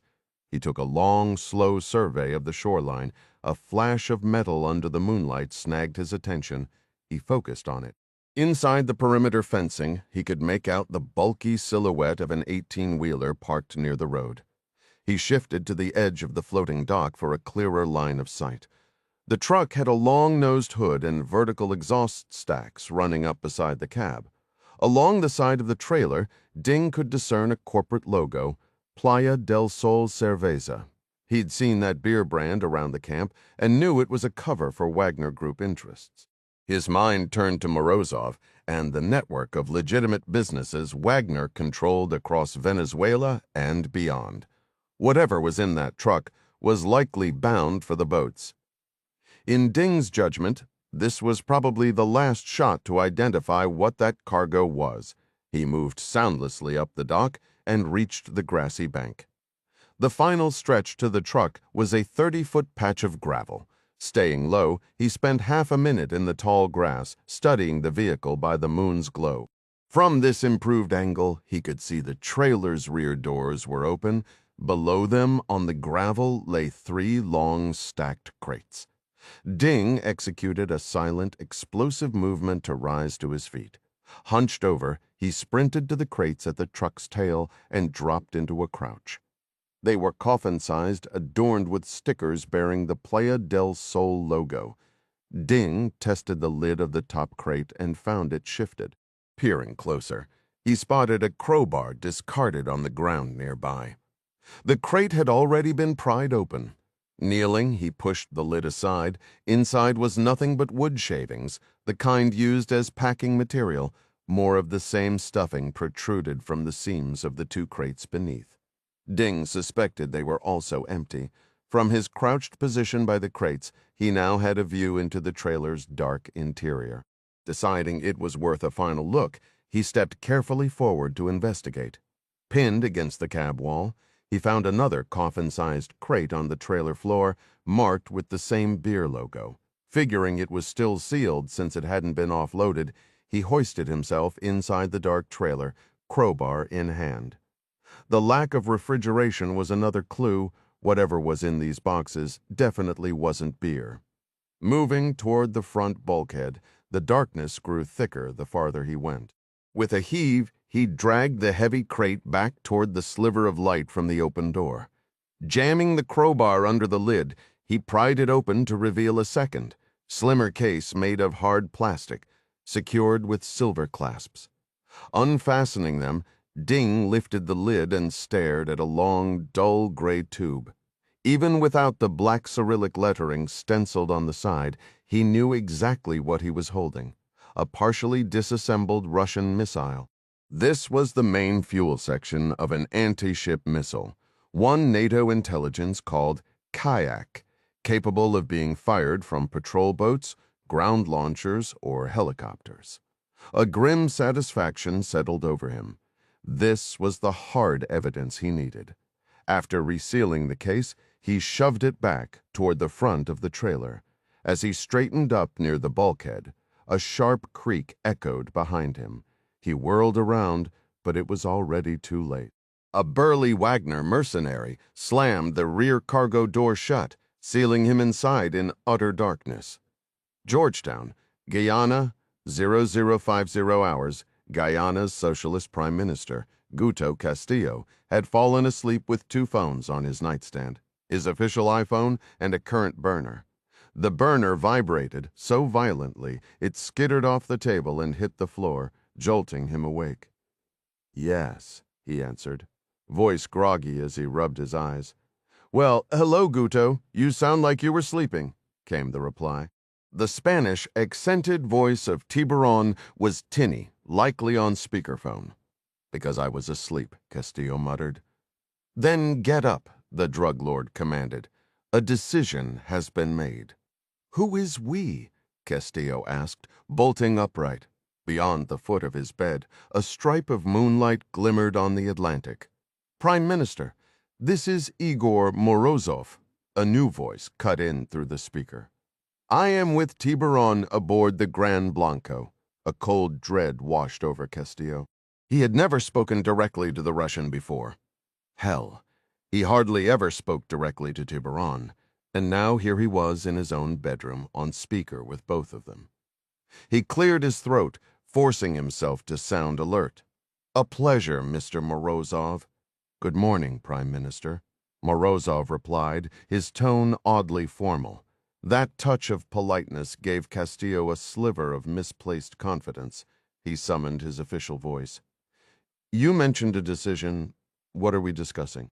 "We're accelerating the schedule," Tiburon stated bluntly. "The operation begins now, so get out of that big, empty bed and move your ass." Castillo drew a sharp breath. The original plan was for late April, when Parliament reconvened and his ally, Romero, could place loyalists in key positions.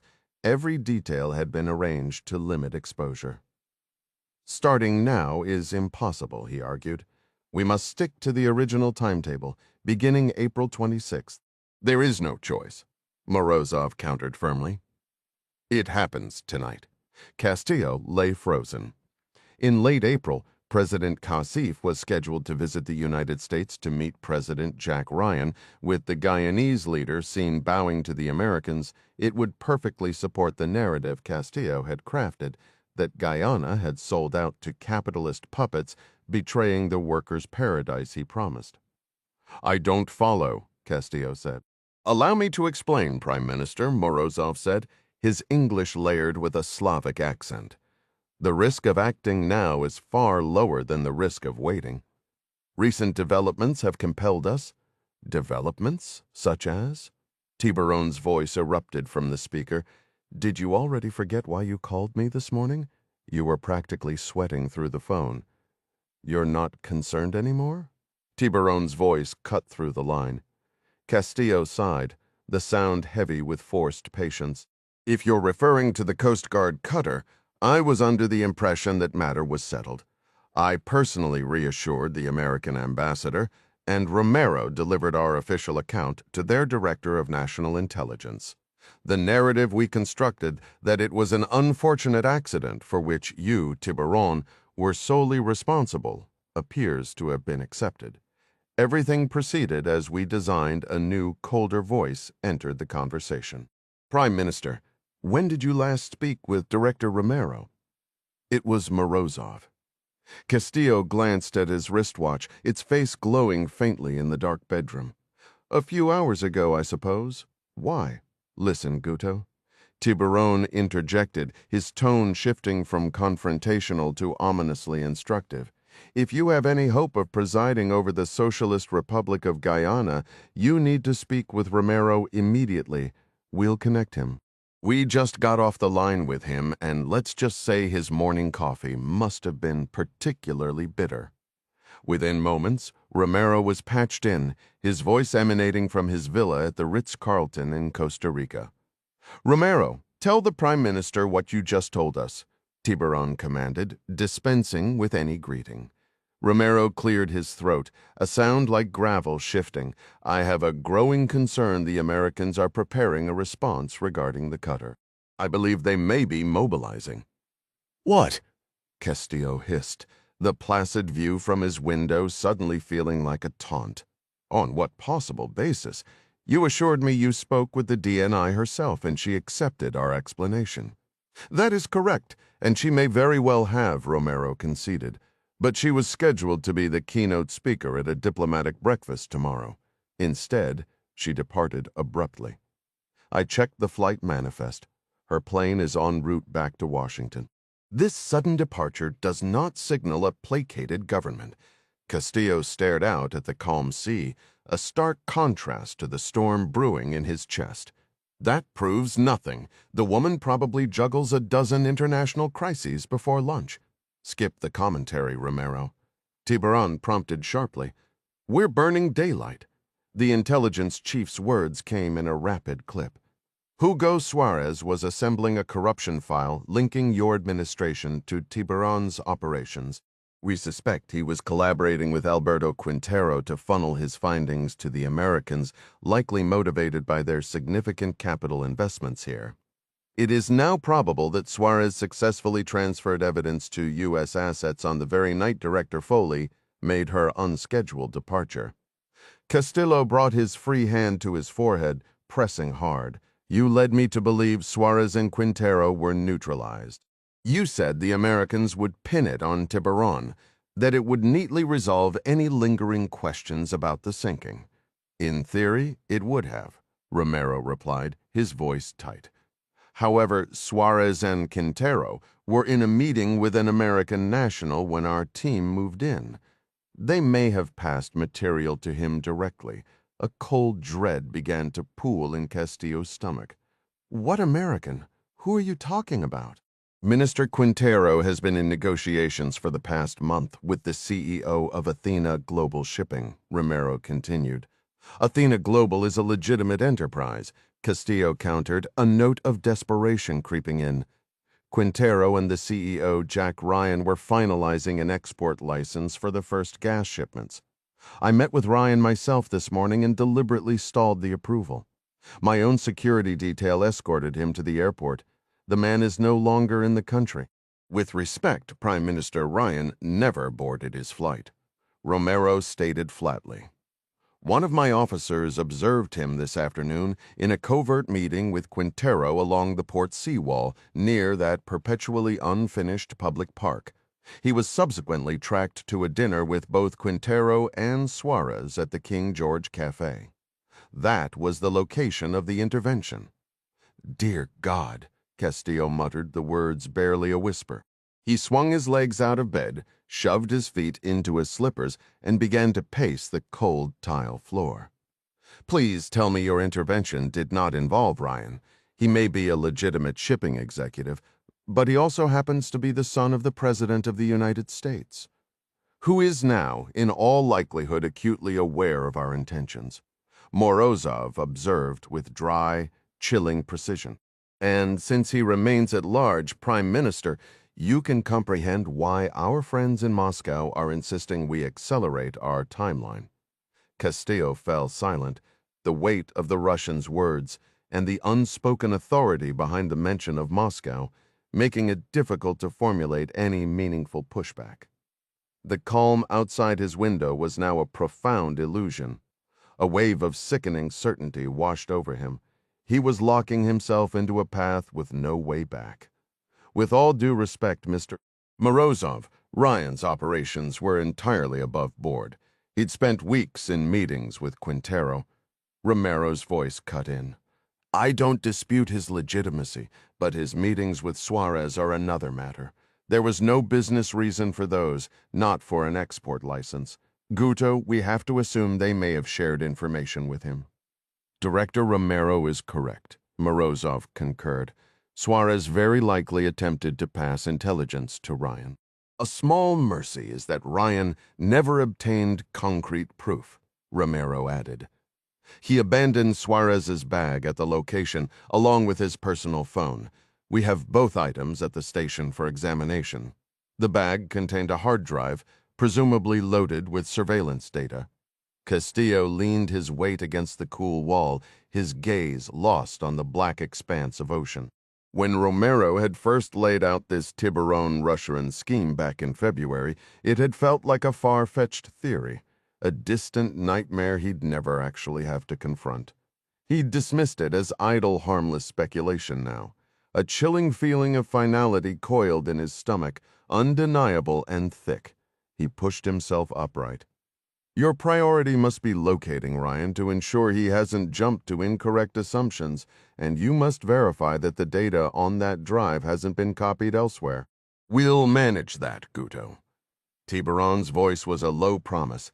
But you cannot waver now. You must fulfill your part of our agreement. Closing his eyes, Castillo felt the command like a physical blow. This was the moment, the point of no return he'd always feared. A sharp, acidic urge to be sick rose in his throat. Romero continued, My national police are combing the city for Ryan. The Tiburonistas are sweeping the homes of Quintero and Suarez for any hidden evidence. My men have been unleashed, Tiburon finished, his tone dripping with dark portent. The people of Guyana will not forget this night, Morozov interjected. Prime Minister, considering tonight's developments, you can appreciate Moscow's insistence that we act immediately.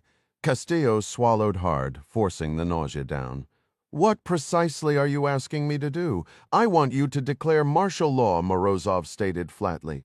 Use the ongoing Tiburonista violence as your public justification to restore order, impose curfews, seal the roads and airport, and shut down all communications networks. These procedures are all outlined in your classified contingency plan, Eclipse. Castillo was momentarily speechless that Morozov knew the name of the top-secret protocol. The realization hit him instantly. Romero had provided it. You are well informed about Eclipse, Mr. Morozov, he said, his voice tight. But under our Constitution, only the Guyanese president can authorize it. President Kassif is due to return in roughly 12 hours. Even if I issued the order, I could not legally bar the president's plane from landing. Upon his arrival, he could immediately countermand any measure I enact. This would collapse before it began. I implore you, sir, revert to our original schedule. Inform Moscow of these complications. That is your error, Prime Minister, Morozov replied, each word crisp and cold. Your soon-to-be former President Kassif never departed the UAE. My associates will deal with him. The moment to move is now, sir. You hear that, Guto? Tiburon growled, the threat palpable. Right now, don't you dare lose your nerve. After a hollow agreement to give the order, Castillo ended the call. He let the phone fall onto his bed, the sound unnaturally loud in the quiet room. Looking up the beach, his breath caught. A home in his affluent neighborhood was now a glowing yellow torch against the night. The Tiburonistas had delivered their first brutal message. The headlights of an approaching vehicle threw strange, elongated shadows across the wall. Jack quickly extinguished the candles, urging Amancia, Tallulah, and Gustavo to stay low in the breakfast nook behind the kitchen, away from any windows. He studied the dance of the shadows. It looked like just one set of lights, a single truck. Gustavo, he whispered into the dimness, can you get to a covered position outside with a clear field of fire? The boy nodded silently, sliding his shotgun closer. I've got a place in mind. Can you hit anything from there with that shotgun? Absolutely. Jack prayed the kid was right. A decent 12-gauge could be effective up to 100 yards, but Gustavo's weapon looked like it had seen better days. Its range was probably half that. Then again, Gustavo had run with the Tiburonistas before. He'd know his own gun. "All right," Jack said, keeping his voice low. "Get to your position. I'll hold the interior," he gestured with the Glock. "Wait for my signal before you fire." "Understood." Gustavo gave a sharp nod. "Move," Jack urged quickly. As Gustavo started to pull away, Amancia reached out and caught his hand. "Goose," she whispered, her voice tight. "Please be safe." Crouching low, the boy retreated swiftly, slipping out the back sliding door and vanishing into the night. The truck's headlights blinked out. Jack heard 2 doors slam and the rough sound of men's voices beside him. Tallulah began to tremble. Amancia wrapped an arm around her daughter, pulling her close and shooting a desperate look at Jack. "It's them, the same ones. The men out front weren't even trying to be quiet." Jack heard raucous laughter and crude shouts, as if they'd fortified themselves with liquor before returning to torment their prey. "Last time, did they use the front door?" Jack asked. Amancia nodded, clutching Tallulah. "It wasn't locked. I didn't think to check it. The front entry was ahead, and to the right, past the kitchen." Jack rose to one knee. "Stay down and don't move a muscle," he instructed. He low-crawled toward the foyer, the Glock firm in his grip, listening to the muffled Spanish banter outside. He couldn't tell if it was 2 men or 3. Reaching the wall beside the door, he avoided the slim side window, not wanting his shadow to betray him. He leaned against the wall, racked the slide on the pistol to confirm a round was ready, and checked the sight. It wasn't his weapon, but it seemed clean and cared for. He leveled it at the door and waited. The sudden crash of the kitchen window made him flinch, glass cascading across the floor. A rock skittered over the hardwood, coming to rest near the women. Tallulah and Amancia stayed silent, but shifted away from it. Jack caught their eyes, offering a steadying hand gesture to keep them calm. Then a light arced through the broken window, a Molotov cocktail that shattered and bloomed into a pool of blue and yellow fire. Almost simultaneously, more glass broke from down the hall in Tallulah's room, casting dancing yellow reflections on the wall. So much for ambushing them at the door. Staying low, Jack scrambled back to the women and crouched beside them, with flames climbing the walls. Their only option was to follow Gustavo's path out the back. As they crawled backward, he heard manic laughter rising above the fire's crackle. Once outside, Jack pressed against the rear wall of the house, scanning the dark backyard with the Glock. Seeing no one, he pulled Amancia close. "You need to run," he whispered. "Let Gustavo and me deal with this." "Run?" she echoed, her gaze locked on the flames consuming her home. "To where they have the road blocked." Jack pointed a thumb toward the dense thicket bordering the short yard. "Through there, find a neighbor, let us handle them." "We can't," Amancia said, her voice a strained whisper. "Beyond those acai trees, the ground just drops off. It's a cliff, and below that is nothing but swamp." "Right now, a swamp sounds a whole lot better than a burning house," Jack insisted, a new edge of frustration in his tone.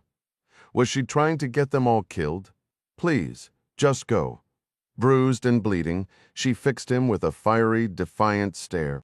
Beside her, Tallulah's face was a mirror of terrified resolve, illuminated by the flickering glow. Jack surrendered the argument. "Fine, get to the tree line and hide. Go now." Amancia took Tallulah's hand and led her toward the shadowy base of the acai trees. Jack kept his back to the cool adobe wall as he edged toward the corner. Above him, a hungry tongue of fire began to push through a shattered upstairs window. He patted the cargo pocket of his pants, feeling the reassuring bulk of the 6 digital tapes he'd rescued. Getting them out before the place became a total loss was a small victory. He spotted Gustavo. The kid was exactly where he was told to be, hunkered down beside the llama pen with his shotgun trained on the house, using a wall of stacked hay bales as cover. Behind him, a tall fence of heavy-gauge wire stood as a barrier against the local predators. Gustavo caught Jack's eye, held up 3 fingers, then shook his shotgun in a clear, urgent pantomime. 3 hostiles armed with automatic weapons. He then made a swirling motion with his hand toward the back of the building. One was coming Jack's way. Jack's mind raced through the tactical puzzle. If he read the kid's signal right, that approaching gunman would walk right into Gustavo's lap, leaving the boy exposed with nowhere to fall back. Taking a shot with his Glock now would alert the other 2, and Gustavo wouldn't stand a chance against their firepower. The smarter play, the only play, was to consolidate their position and set a proper trap. He made a sharp, sweeping gesture with his arm, urging Gustavo to fall back to the cover of the acai grove immediately. The boy understood. As Gustavo broke from his position, Jack sprinted for the trees as well. They slid into the shallow ditch beside Amancia and Tallulah, all 4 of them lying prone in the damp earth. Tallulah trembled uncontrollably. Amancia's expression was carved from stone, the dancing flames mirrored in her unblinking eyes. Jack placed a hand on her shoulder. "I'm so sorry," he murmured. She offered no reply, her gaze fixed as the porch awning was consumed by a sudden whoosh of fire. "What did you see back there?" Jack asked Gustavo, keeping his voice low. 3 of them, Gustavo panted, struggling for breath. They were. He froze, eyes widening. A figure had emerged from the smoke near the corner of the house. The Tiburonista walked slowly, his face turned toward the blaze as he methodically scanned the walls, apparently verifying the Molotov cocktails had done their job. He paused at each window, his AK-47 held loosely at his hip. "What's he looking for?" Jack whispered. "Making sure no one escaped." Gustavo breathed back. Jack settled the front sight of his pistol on the man's back. It was an easy shot, but he held his fire, willing the other 2 to appear so he could take them all together. As he waited, a massive jet of flame erupted from the rear sliding door, hurling a storm of burning splinters across the yard like shrapnel. A piece of flying glass grazed Tallulah's shoulder. She cried out in pain and surprise. The gunman by the house spun toward the sound. He saw Tallulah, brought his rifle up, and let loose a wild burst of automatic fire. Jack's Glock barked once and the man dropped. Almost instantly, a second attacker sprinted around the left side of the house, giving the burning debris a wide berth. Gustavo saw him, pushed up to one knee, and leveled his shotgun. Jack opened his mouth to tell the boy to hold for a better angle when a new rattle of gunfire erupted from the right. The 2 remaining Tiburonistas were executing a sloppy pincer movement, coming from both sides at once. Rounds tore through the foliage above them, and a chunk of wood exploded from a nearby tree branch. Gustavo fired his shotgun twice across Jack's field of vision at the target on the left. Jack dropped flat and fired twice from the ground, catching the man on the right squarely in the chest. In a matter of seconds, all 3 hostiles were down, but the house was beyond saving. The fire had reached a furious, roaring crescendo, the heat blistering even at a distance. Jack remembered the large propane tank he'd seen near the far end of the llama pens. It was only a matter of time before the flames found it, turning it into a massive bomb. "We need to move, now," he yelled over the inferno's roar. "Goose, check the one on the left for vehicle keys." As Gustavo darted off, Jack rolled the nearest dead gunman over, wrenching the AK-47 from his grip and hastily rifling through his pockets for anything useful. The distinct crack of a single gunshot echoed from somewhere to his right. The man Jack had assumed was down after the chest shot was still moving, crawling and firing. Jack swung the captured rifle and let loose a full auto burst, cutting the attacker down. Amancia darted past him, rifling through the dead man's pockets. She held up a keyring with a triumphant shake. Above them, a fireball erupted from a second-story window, raining molten glass across the ground. The roof groaned, tilting ominously. Intense heat warped the vibrant leaves at the rainforest's edge. The whole structure was about to collapse on top of them. "To the truck now!" Jack bellowed, shoving them into motion. They skirted the blazing house, keeping to the tree line. The front yard was a worse inferno. Parked in the grassy drive, a silver F-15's paint was bubbling from the heat. Jack ordered the women back up the road, tossed the AK-47 inside the cab, and slid behind the wheel. The engine roared to life just as a flaming section of eaves tore loose, crashing onto the porch awning before slamming into the truck's hood like a fiery spear. Jack stomped the accelerator, reversing wildly, then whipped the truck around in a skidding turn near the pole barn. Gustavo leaped into the bed, his shotgun still in hand. "Where are they?" Jack shouted out the window. "Freeing the llamas," Gustavo yelled back. The attackers hadn't stopped at the house. They'd torched the animal stalls, too. Hay bales were ablaze, flames climbing the barn supports like macabre candles. Jack squinted through the smoke, but Amancia and Tallulah were nowhere in sight. "Where the hell did they go?" he demanded. "Probably at the gate," Gustavo called the propane tank. Jack slammed the truck into park and flung his door open. "We have to get them out of here. Move!" They sprinted past the burning stalls. Just as Jack feared, the propane tank was leaning against an exterior wall. He spotted Tallulah struggling with a wire gate latch. A collapsed burning fence post had jammed it shut. His heart sank further when he saw Amancia, a dozen yards beyond, climb a fence and drop into the llama pasture. The panicked animals had fled the fire only to be trapped in a feeding pen enclosed by wooden rails. Dry straw, spread to combat mud, was scattered everywhere, some already alight. It was a fuse leading straight to the wooden corral. "Gustavo!" Jack yelled. "Help her with that gate!" He scaled the wire fence and hit the ground running.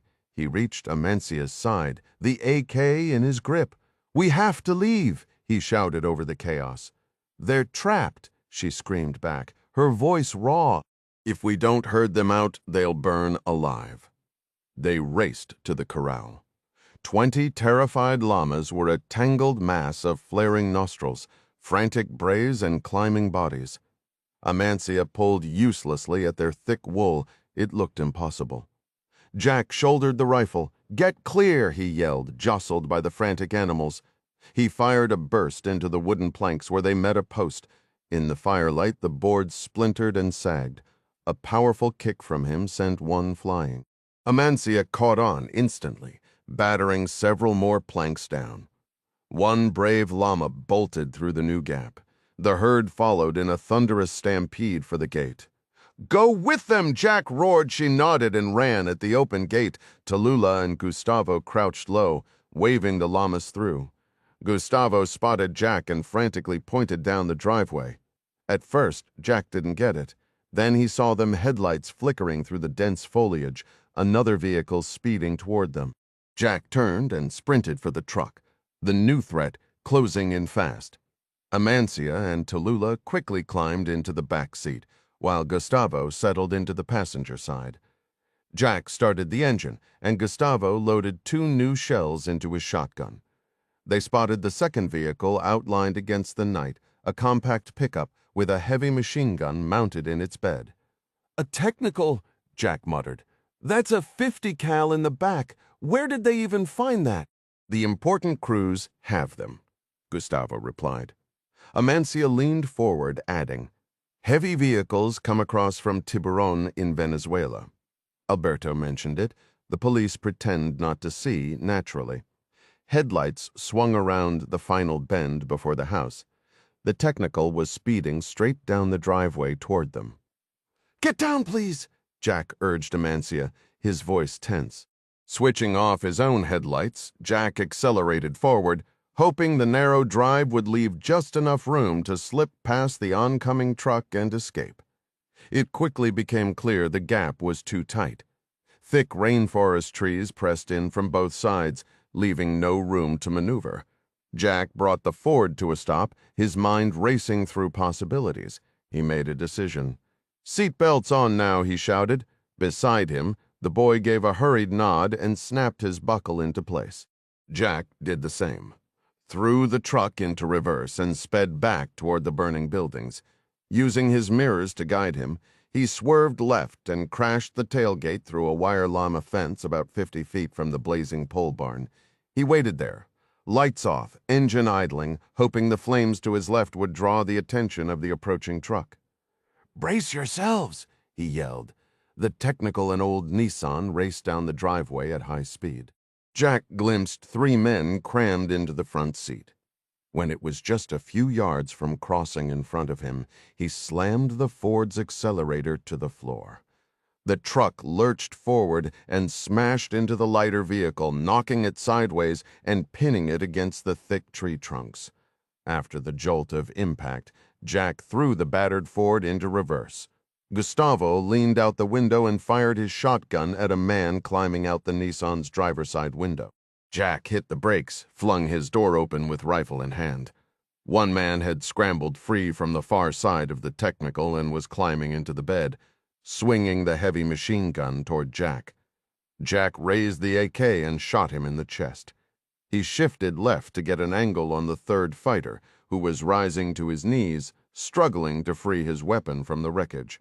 Jack fired, hitting him in the neck. He turned and sprinted back to the Ford, waving for Gustavo to get in. They scrambled into their seats, and Jack threw the truck into gear, racing down the driveway just as the propane tank exploded 50 yards behind them. Naval Air Station, Oceana, Virginia Beach, Virginia, 020 hours. The flight from the private ramp at Reagan National to the military side of Naval Air Station, Oceana, was brief, touching down exactly at midnight Eastern Standard Time. An unmarked twin-turboprop Beechcraft King Air waited for them. Door open, engines idling, propellers feathered. Lisan had arranged with the charter company to pay extra for the pilots to skip the safety briefing and push the throttles to the stops once airborne. The only real hurdle had been getting the Navy to permit an incoming C-12, the military designation for the King Air, to land on the massive jet base that housed most of the Atlantic Fleet's naval air power. A call from Mary Pat Foley to an admiral on the Joint Chiefs took care of that. The sole condition was that the plane had to drop off its passengers and take off again without shutting down. Mary Pat and Clark found that acceptable. It had sounded fine to Lisanne, too, though she hadn't factored in the dreadful weather that had settled over Virginia Beach. Now she trudged into the brisk March nor'easter, following Clark, who knew the shortest route to the hangar where they were to meet Master Chief Kendrick Moore. Known simply as Chief among his colleagues at the campus, Kendrick Moore was the most recent addition to Clark's team. He had recently retired as a highly decorated leader from DevGru, the elite unit more commonly called SEAL Team 6. Clark's strategy for building his organization involved maintaining a direct link to each major special warfare unit. He already counted Bartosz Midas Jankowski, a former Delta Force commander, among his ranks. Additionally, 2 active-duty Green Berets, Kerry Marks and Jad Mustafa, were on standby to join campus operations at a moment's notice. But for the coastal extraction, Clark was planning for Ding. Master Chief Moore was the indispensable connection to naval capabilities. With some discreet assistance from Mary Pat Foley's team at Liberty Crossing, the campus established a convincing cover for Moore as an ODNI contractor, ostensibly evaluating experimental naval equipment. His real mission, however, was to ensure the campus had access to the most advanced gear used by the SEALs. Feeling the sting of sleet on her neck, Lisanne spotted a sliver of bright light escaping from a partially open hangar door up ahead. Clark made straight for it, picking up his pace to a near jog. "Come on in, get out of the weather, Master," Chief Moore called from inside the hangar, beckoning them forward. Stepping in, Lisanne immediately noted it wasn't exactly warm, but the relief from the biting wind was profound. Moore guided them to a set of metal folding chairs arranged before a table holding a flat screen monitor. Peering into the shadowy depths of the hangar, she saw the space beyond their little pool of light was swallowed by darkness. Moore was an imposing figure, broad-shouldered and bald, wearing a well-worn SEAL assault shirt with camouflage sleeves and Velcro patches on the shoulders. "Rough night for a stroll," he observed with a grin. "Coffee?" "I've got a pot that could wake the dead." "Please," Lisanne answered, the word carrying more gratitude than she intended. The Master Chief ducked into a side office with glass walls, where Lisanne watched him meticulously pour dark coffee into styrofoam cups from a gleaming silver percolator. The team settled into the chairs, still bundled in their coats, and accepted the steaming cups Moore delivered on a tray. "All right, let's get started," Moore said. He leaned over a laptop connected to the TV and tapped a few keys. "Gavin, you online?" "Right here," came the reply through the speaker. As Gavin Byerly's face, framed by his signature red beard, filled the screen, Moore angled the webcam toward the seated group. "Visual check loud and clear," Gavin confirmed. "Hey, everyone, let's move," Clark stated flatly, having already crushed his empty cup. He remained standing, his gaze fixed on the screen. "Gavin, any new developments in the target area?" "Pulling it up now," the tech expert said. The large Samsung monitor, illuminated with a satellite image of a river, rendered in a stark, inverted color scheme that resembled a photographic negative. It clearly showed a line of docks with a lengthy white yacht and a barge moored among them. "This is an AI-enhanced infrared pass from just 2 hours ago," Gavin explained. "Fresh from the NGA, I downloaded it minutes before this call. Layout seems consistent," Clark mused, studying the image.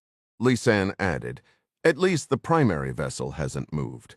"That's something," Clark responded with a non-committal grunt. Moore stepped closer to the screen and pointed at 2 distinct dark spots. "Potential sentries here, one on the stern, another on the roof. Then you have these figures here along the perimeter fence." "Agreed," Clark said, his eyes scanning the details. Moore then requested, "Can you zoom in on the roof position? Let's try to get a look at their weapons." Gavin manipulated the image, focusing on the rooftop sentry. The enhanced clarity was sufficient to make out the machine gun slung across his shoulder and the baseball cap on his head. "The rifle appears to be an AK-203, Moore noted professionally. "Russian military issue, gas-operated system, roughly comparable to our HK-416, Clark gave a slow nod. "Spot anything else of significance in this pass, Chief?" Moore asked Gavin to pan the view, zooming in and out of different sections. Finally, he directed the cursor to hover over a series of deserted docks situated downstream from the barge. Moore gestured toward a tractor-trailer positioned close to the docks. "Any idea what that's about?" Clark shook his head. "Based on archived satellite data and Ding's earlier intel, we believe those trucks transport narcotics from the mountainous regions inland. The DEA's theory is that Tiburon's vessels meet freighters offshore, who then deliver to Mexico for overland smuggling into the States. I'm starting to doubt that's the full picture anymore. What makes you say that?" Moore pressed. "We've observed Wagner Group personnel interacting with Tiburon's organization. That's the primary reason Ding is embedded, to give us early warning on Russian activities in Venezuela. Recently, we've detected corresponding movements by Russian military units. Sounds like more than drugs could be moving through this port," Moore concluded. "See the man on the stern. That's an AK-12. If they're already equipped with current-generation Russian rifles, we're not dealing with ordinary traffickers." "Exactly," Clark agreed. "That helicopter on the pad belongs to a senior Wagner operative named Morozov. His presence means we have no clear idea what we'll encounter when we extract Ding." Moore folded his arms, considering, "That rules out any air approach. If they're using that truck to supply a Wagner-style unit, it probably includes—" "Man-pads, mandads?" Mandy asked.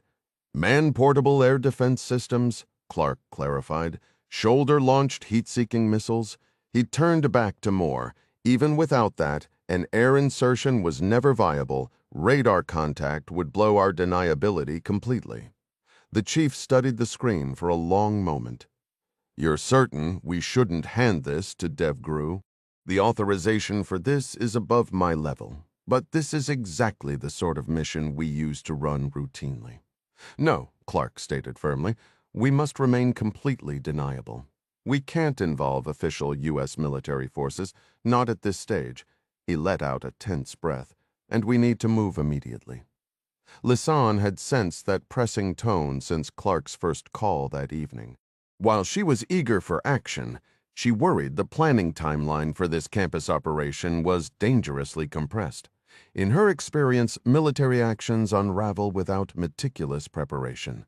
She lifted her prosthetic arm. "Sir, would it be wiser to delay until Jack returns? We could use the extra time to solidify our coordination." Clark looked up at the ceiling lights, his expression grim. "That's not possible?" "Why not?" Lisanne persisted.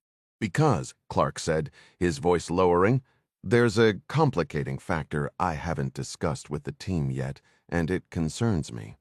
Lisanne leaned forward in her chair. She had never heard Clark speak with such caution. He continued, "Look, years ago, Ding and I were part of an operation in Colombia targeting the drug network of Ernesto Escobedo. You might recall the name." "Total scumbag," Chili interjected. "Died the way he lived. I heard one of his own captains turned on him." "That's not the entire history," Clark said. "Back then, I was coordinating the counter-Escobedo mission from Panama City. We had rare authorization for direct action. Ding was with an A-team in the jungle, demolishing processing labs with satchel charges. It was an undeclared war, and we were making progress." The veteran SEAL took another deep breath. "Anyway, in the midst of it, things went too far. A CIA deputy director approved an airstrike on a meeting of cartel leaders using a covert, untraceable weapon. I was on the ground, painting the target villa with a laser designator. The strike was excessive and not my decision." He paused, swallowing hard. The collateral damage included a group of civilians, families with children. Among the victims were the parents of a young man named Juan Machado, the individual we now know as Tiburon. "So, if Ding's cover is blown," Moore began. "Yes," Clark finished. "Ding's legend is solid. The cover team made sure of that. But if Tiburon ever connects Ding to that past operation, this becomes intensely personal. He wouldn't just see an intelligence officer, he'd see the man responsible for making him an orphan. But with the SVR in the picture, if they ever figure out Ding's true identity, then things get complicated." Clark trailed off. "Now I get why you rushed us over here instead of letting me grab a clean shirt," Chili remarked.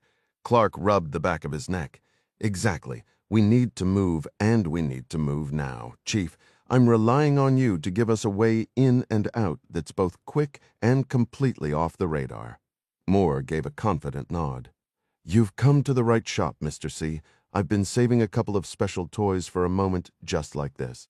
Lisanne shielded her eyes as row after row of harsh hangar lights flickered to life. Moore guided them past a line of silent F-18s to a roped-off section where several pallets sat under heavy tarps. "I had these shipped from Dam Neck the moment your call came in," Moore explained, his voice bouncing off the cavernous walls. He moved to the nearest pallet, undid a series of heavy straps, and yanked the covering away. Revealed was a hulking, two-seat watercraft, nearly 15 feet long and coated in a non-reflective black. It was studded with antennas and sensors, looking to Lisanne like it had rolled straight off a sci-fi movie set. "This is what we call a SUDS platform," Moore announced. "Stands for Surface Undetectable Delivery System, top secret. It came from the Defense Innovation Unit's team out in Silicon Valley. DevGRU's been running trials with them for half a year."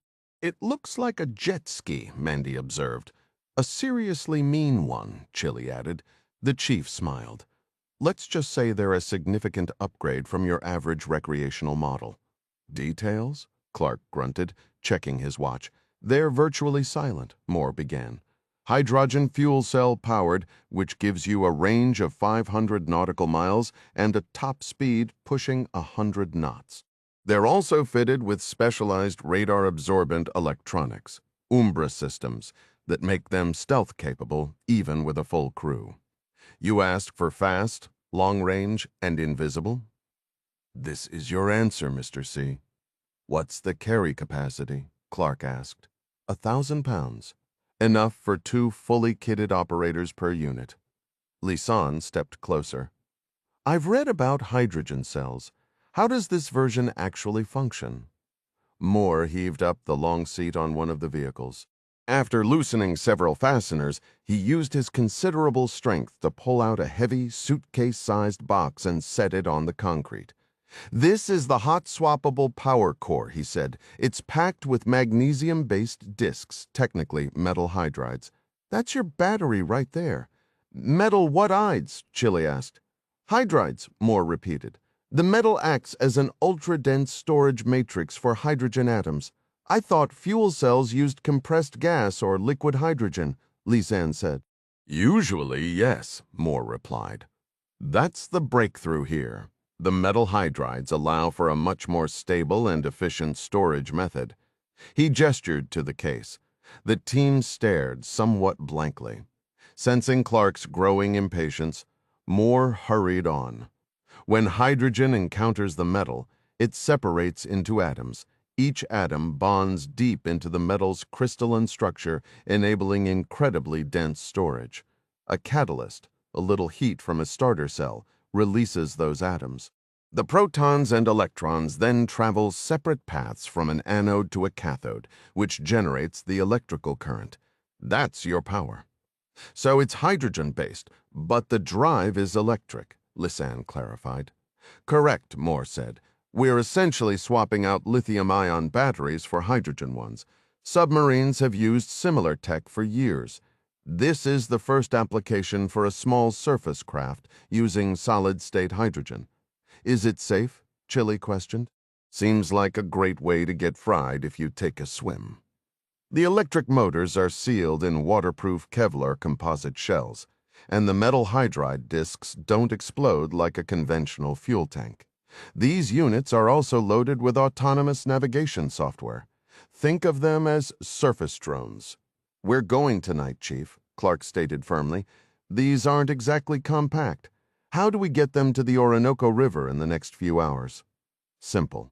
These pallets are designed to roll straight onto the ramp of a C-17 Globemaster. Clark dismissed the idea without hesitation. That won't work. I specified a deniable operation. A Russian frigate is heading into the region with its search radars active. A C-17 flying south would be lit up like a Christmas tree. And frankly, we don't have the collective training for a complex airborne drop into open water. Not all of us are qualified.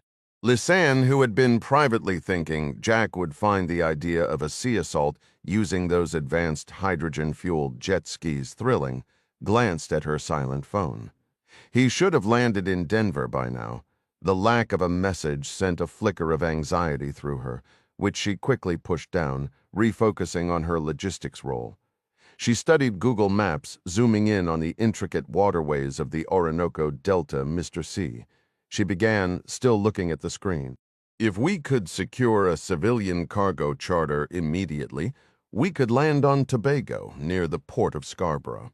Assuming these CUD's boats truly have a 500 nautical mile range at 100 knots, we'd be in a perfect position to launch the assault. Clark examined his own device, scrutinizing the distances. It's still too far out, he concluded. A launch from a ship, maybe 20 miles offshore, would be ideal. I have doubts about those speed claims holding up in the open ocean, regardless of what they do on a calm lake. Actually, Lisanne interjected, Hendley still owns Athena Global, the liquid natural gas shipping company Jack acquired. I've been coordinating with them on expenses all day. One of their vessels, the Helena, is currently en route to the offshore oil platforms near the Guyanese coast. Jack, as CEO, could redirect it to Tobago, or I could do it under his authority. This prompted Moore to inquire about the Helena's specific capabilities. Lisanne pulled the ship's specifications from a maritime database, and Moore began calculating the logistics of transferring the pallets from a cargo plane to the ship's deck. I like it, Clark declared, cutting the discussion short. Lisanne, find a cargo charter for tonight. We'll land in Tobago and launch from international waters. Have Jack make the call. He placed his hands on his hips, a familiar gesture of impatience. Where is he, anyway? Have you heard from him? I was just checking, she replied. His connecting flight from Panama City was due in Denver an hour ago. I booked him on a flight to Trinidad to rendezvous with us, but he hasn't checked in. You two are engaged, right? Mandy chimed in. Last I heard, then you probably share locations on your iPhones, Mandy pointed out, the former cop in her coming to the fore with practical, if slightly intrusive logic. Yeah, we do, Lisanne admitted, feeling a twinge of professional chagrin that she hadn't thought of at first. She wasn't in the habit of using the feature, considering it overly snoopy. She opened the Find My app. That's strange, she murmured. What is it? Clark's voice sharpened. Jack's last known location about 20 minutes ago shows him still in Georgetown, Guyana's capital. Pinpoint it, Clark demanded, his tone taking on a hard edge. Jack's tendency to freelance was a recurring, if exasperating, theme. Get him on the phone now. Lisanne dialed, her frown deepening when the call went directly to voicemail. She lowered the phone, zooming in on the location data. Huh, she said, a note of confusion in her voice. His phone is offline now, but its last reported location was a building Apple Maps identifies as the headquarters of the Guyanese National Intelligence and Security Agency. Clark shook his head slowly, a mix of frustration and resignation on his face as he pondered the latest mess Jack had undoubtedly wandered into. Well, at least he's still in the city, Lisanne offered, trying to find a silver lining. That should make it easier for him to link up with us later. Clark flexed his hand, the knuckles cracking softly as he conceded the point. Right. Get that cargo plane chartered, Lisanne, and pull Carrie and Jad into the briefing. We have a plan to finalize.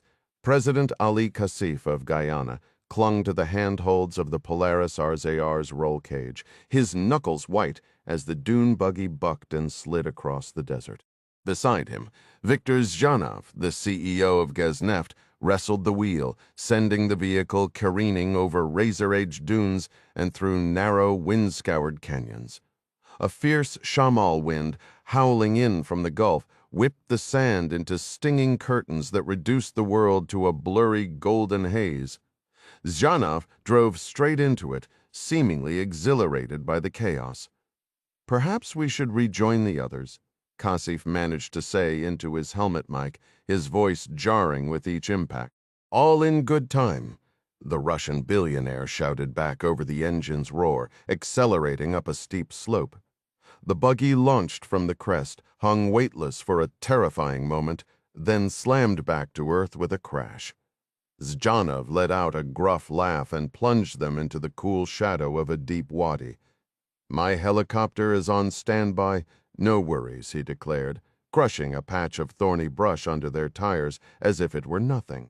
Emerging back into the blinding sunlight, Zhanov added, I know a perfect vantage point for the race. Kassif twisted to check the rearview mirror, hoping to see the other official vehicles from the Abu Dhabi Desert Challenge. There was only empty desert. 20 minutes ago, Zhanov had abruptly left the marked trail on his claimed shortcut. Now, atop a wind-smoothed sandstone plateau, he skidded to a halt. Kudo! He exclaimed, pulling off his gloves with his teeth before killing the engine. The dust settled quickly. Zhanov removed his helmet and climbed out, using the RZR as a windbreak. Kassif followed, squinting against the gritty air. The landscape unfolded like a vast, lifeless ocean, dunes rolling toward a horizon smudged with airborne sand. The Russian produced a silver flask from his jacket and offered it. No, thank you. I do not drink, Kassif said. Zhanov tipped the flask back with a wink. Nostrovia. After a swallow, he stowed the flask. What a place, he said, sweeping his arm across the desolate view. Not a tree, not a bird, like Mars, utterly worthless, until you remember the black gold bubbling beneath our feet. He scooped and tossed a handful of sand, which the wind instantly snatched away. Kassif discreetly checked his phone. No signal. Noticing the gesture, Zhanov grinned. One of the beauties of this spot, Mr. President, is the total disconnect. It allows for a real conversation Just us. The truth was, Ali Kassif had zero desire for a real conversation with Viktor Zdanov. He had traveled to the Middle East to study the management of sovereign wealth funds, seeking models to benefit his nation. From what he could see, the Russian oligarch operated a wealth fund of a very different kind, one designed for a single, very wealthy beneficiary. Alberto Quintero had rejected a Gazneft export proposal as the Russian firm, like several others, failed to meet the nation's strict environmental standards. The foreign minister supported this stance, aware that Gazneft was largely controlled by Kremlin-connected oligarchs. For President Kassif, aligning with such rapacious interests, or their Venezuelan proxies, was a path his country simply could not take. Yet, as a seasoned political figure, he understood the delicate dance between public statements and private intentions. With his tenure ending in mere hours, he aimed to avoid both a partnership with Gazneft and a direct confrontation with its formidable CEO. "I must thank you for this thrilling excursion," the president said with practiced grace. "And the tranquility, it is remarkably refreshing." "Naturally it is," the Russian replied, "especially for men in our positions." "Our positions?" "Absolutely. You are a head of state. I lead the world's largest gas corporation. Men like us are rarely afforded solitude. That is why we must appreciate such moments, my friend." Kassif gazed over the shimmering desert. The prince had indicated a mid-morning departure, and the clock was now edging past 10. "Forgive my directness, Victor, but I understood we were here to observe the race. I don't see any sign of the rally out there." The Russian fished inside his tunic for his flask and took a short drink. "It approaches," he said calmly. After another sip, he continued. "We are like hunters in a blind, and while we wait, it provides us an excellent opportunity to talk business." "Of course," Kassif replied, feeling a familiar weight settle in his chest. Zdanov pressed on. "Specifically, I wish to understand why you declined Gazneft's proposal to export liquefied natural gas from your Orinoco Basin reserves." "Ah," Kassif responded, his mind racing.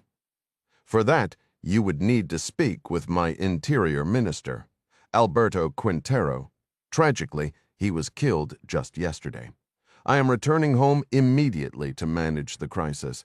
I will have his office compile a full briefing for you, as I am personally unprepared to delve into the technical details." The Russian fixed him with a prolonged, silent stare that tightened the air between them.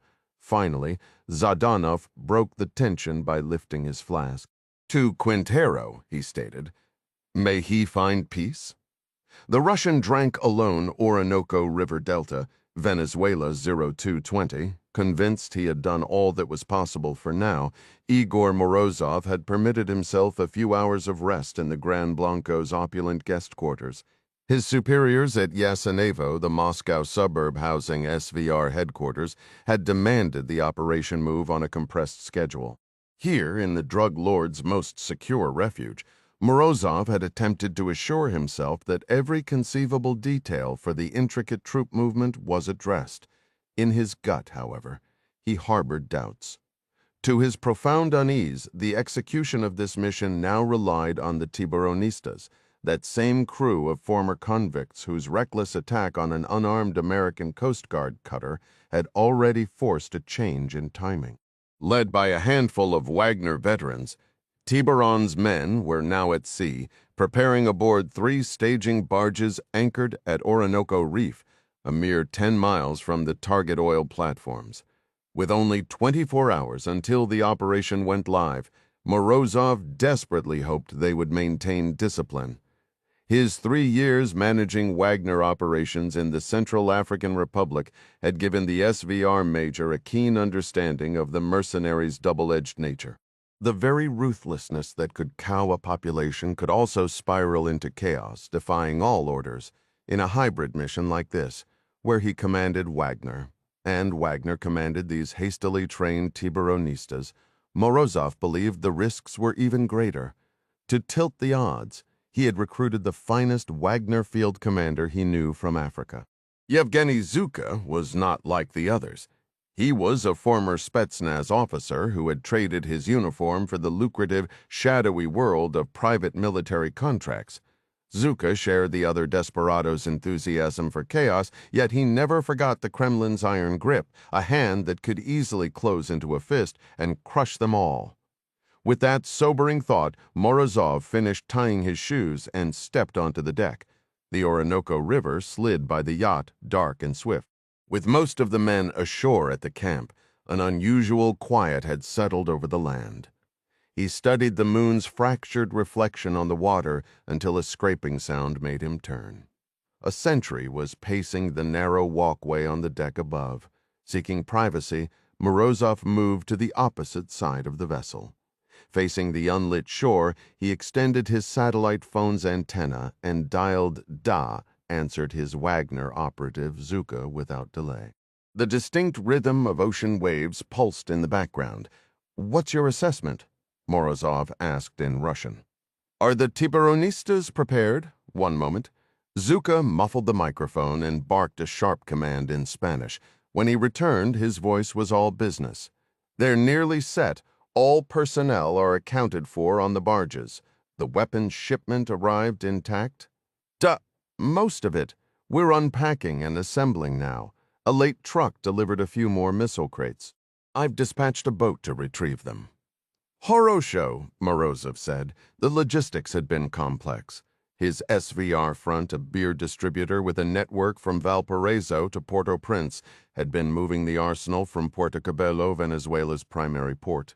For months, Russian sea-lift vessels had brought the hardware buried in grain shipments, later stored in one of Morozov's Caracas warehouses. "And the Tiburonistas? Their discipline is holding?" "It is now," Zuka replied flatly. "We had an issue. A Venezuelan ex-convict demanded early payment. I dealt with him in front of the others and sent him over the side." "Horosho," Morozov repeated. The method was crude but effective. "I need more Russians out here," Zuka pressed, a note of strain in his voice. "I only have a handful. Are we still synchronized for the main troop link-up?" 200 Wagner mercenaries were staged in Havana, poised to airlift into Georgetown's airport in 36 hours. "They are ready and waiting." Morozov reassured his top field commander. "Their landing is timed for after the Guyanese political decree." Through the satellite link, waves crashed and men shouted in rough Spanish. "What about naval support?" Zuka asked.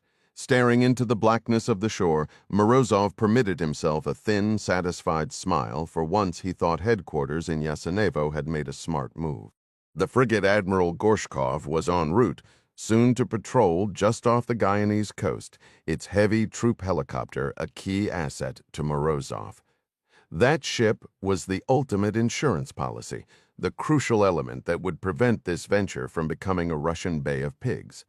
"The Zircon missiles are already in position," the SVR major answered. "That will deter any U.S. interference. The Gorshkov will be on station within 24 hours, Horosho," Zuka replied. "And they are briefed on the helicopter's role." "Da," Morozov confirmed. "The rendezvous is set for tomorrow night. I have seen the orders myself." This seemed to satisfy Zuka. The Wagner leader shifted focus. "What is the situation in Georgetown? Are the Tiburonistas executing their role?" Morozov gazed at the impenetrable wall of jungle. He drew in a breath of the thick, swampy air, feeling a familiar, anxious twinge in his gut. The question zeroed in on his primary worry. The Guyanese ground operation was several steps removed from his direct oversight, creating a chain of fragile dependencies. The first link was the Tiburonistas. Their mission was to erupt from the rainforests in an orgy of looting and violence, a calculated shock meant to plunge the region into such palpable lawlessness that Morozov's second dependency, Guyana's notoriously indecisive prime minister, would have no choice but to declare martial law. Morozov was acutely aware of his operational vulnerabilities, but a third critical dependency on the SVR loomed largest.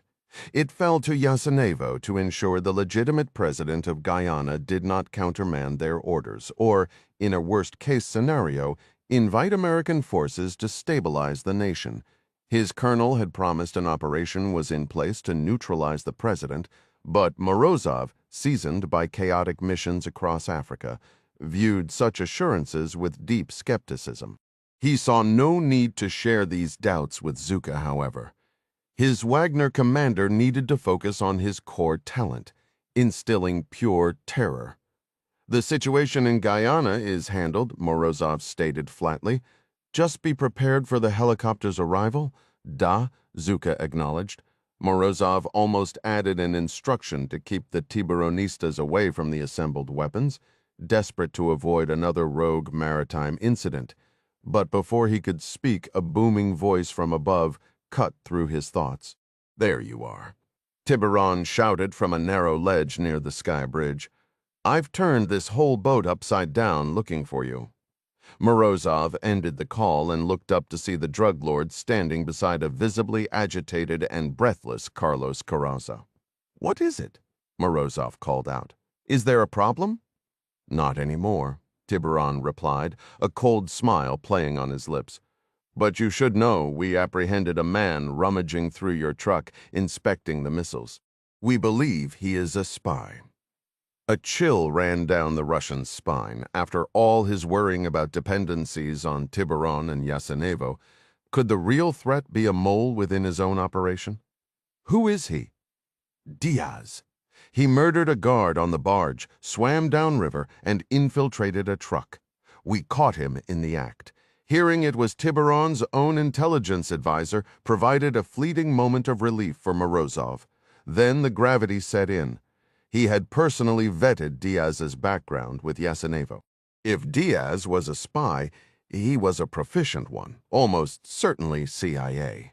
It seemed improbable that any regional intelligence service could fabricate such a flawless cover. His mind flashed to his earlier conversation with Romero and the unresolved matter of Jack Ryan, Jr., who had been meeting with Quintero and Suarez. Romero had guaranteed Ryan would never leave Guyana alive, and with martial law imminent, that seemed plausible. But a potential CIA officer in their inner sanctum meant the Americans likely knew something. Were they walking into a trap? Morozov had to know. The furious look on Carranza's face suggested he might already be out of time. Where is he? Morozov demanded. You kept him alive? He's directly beneath your feet. Compañero in the lazarette, Tiburon said, hefting a Louisville Slugger baseball bat and taking a practice swing. We're just about to have a chat. Stop, Morozov commanded. Let me question him first. We must ascertain what he knows after that. He is entirely yours. Tiburon spat over the railing and tapped the bat against a chrome rail, the metallic ping echoing in the humid air. You have a few hours, he conceded. After that, I have my own reputation to consider. Louisville, Kentucky. 0300 hours. When Holly Pemberton first began flying KC-135 air-to-air refueling tankers with the Alaska Air National Guard 168th Wing, the Squadron Jokers at Eielson Air Force Base near Fairbanks had saddled her with the call sign Hollywood. It was, in her opinion, utterly predictable. With her sun-streaked hair, a tan that defied the Arctic climate, and a penchant for oversized Ray-Ban aviators, Pemberton, an Air Force ROTC graduate from UCLA, knew the stereotype she was battling. A call sign like Hollywood and, let's be honest, the looks to match it meant she'd have to work twice as hard to prove she wasn't just a pretty face in the cockpit. And that's precisely what she did. Over 15 years and more than 15,000 flight hours, she earned every ounce of her credibility, culminating in the star and laurels over her Air Force wings that marked her as a command pilot. She'd traded beach vibes for Arctic skies and emerged not as a starlet but as a leader. After achieving that milestone, she retired from active service as a lieutenant colonel and joined UPS, flying the Asia route several times each month. Content to bolster her retirement savings and improve her outdoor tennis skills, she felt at ease in her new civilian role, though she maintained a connection by serving as an Air National Guard colonel to ward off monotony. Even with that extensive background on this chilly Kentucky evening, Holly was uncertain how to interpret the urgent message from UPS operations when her phone vibrated at her side. The alert arrived as she was conducting a pre-flight check on her empty 767, preparing for her regular polar route to Tokyo. Contacting base operations, she learned that a sister aircraft would handle her scheduled flight because her plane had been commandeered for a special government mission. She was aware of UPS's contract with the Defense Department's Civil Reserve Air Fleet, or CRAF, and didn't find it unusual for the company to be tapped for a sudden airlift. Several times a year, the government requested equipment transfers between bases. What gave her pause was the instruction from the base operations officer that she personally had to pilot this flight, especially when other qualified pilots were available at home, not bound for Tokyo. Intrigued, she hurried to the operations shack and examined the government orders directly. Amid the standard headers, she noted they originated from the Defense Logistics Agency, as expected. However, she quickly understood why she had been specifically designated as the lead pilot. One header line identified the Office of the Director of National Intelligence, coded as Liberty Crossing. As a co-originator to Holly, that signaled a classified operation, intelligence work. Only one other UPS pilot in Lexington held a top-secret clearance, and he was currently in Kuala Lumpur. The orders stated Holly was to await 2 Army non-commissioned officers arriving in Louisville as passengers, referred to as PAX in CIRAF terminology. Once the Army personnel were aboard, she was to fly them to Naval Air Station Oceana. There, according to the orders, she would take on 30,000 pounds of palletized cargo and 5 additional passengers for a lift from Virginia to Scarborough International Airport in Tobago. Holly didn't mind. A bit of Caribbean sunshine sounded appealing. Shortly after filing a revised flight plan, she returned to her massive 7-6 seed, now fueled with the loud auxiliary power units humming nearby. She was about to ascend the ramp to inspect the aircraft's vast interior when she spotted a Ram pickup truck speeding through the security gate. It raced down the taxiway at 80 miles per hour, heading straight toward her. The vehicle screeched to a halt, and 2 men jumped out. Approaching her with their Army ID cards, they introduced themselves as Master Sergeant Kerry Marks and Sergeant First Class Jad Mustafa, explaining they had driven 3 hours from Fort Campbell. Holly opened her own ID wallet and presented herself as Lieutenant Colonel Holly Pemberton. "Call me Hollywood," she said. "Everyone does, despite the stark difference in rank." The moment Green Beret Jad Mustafa saw the tall woman in the vibrant blue flight suit with strands of blonde hair escaping her UPS cap, he was utterly captivated. That her nickname was Hollywood only added to the allure. He half listened to her instructions about loading their gear, mesmerized by the movement of her lips.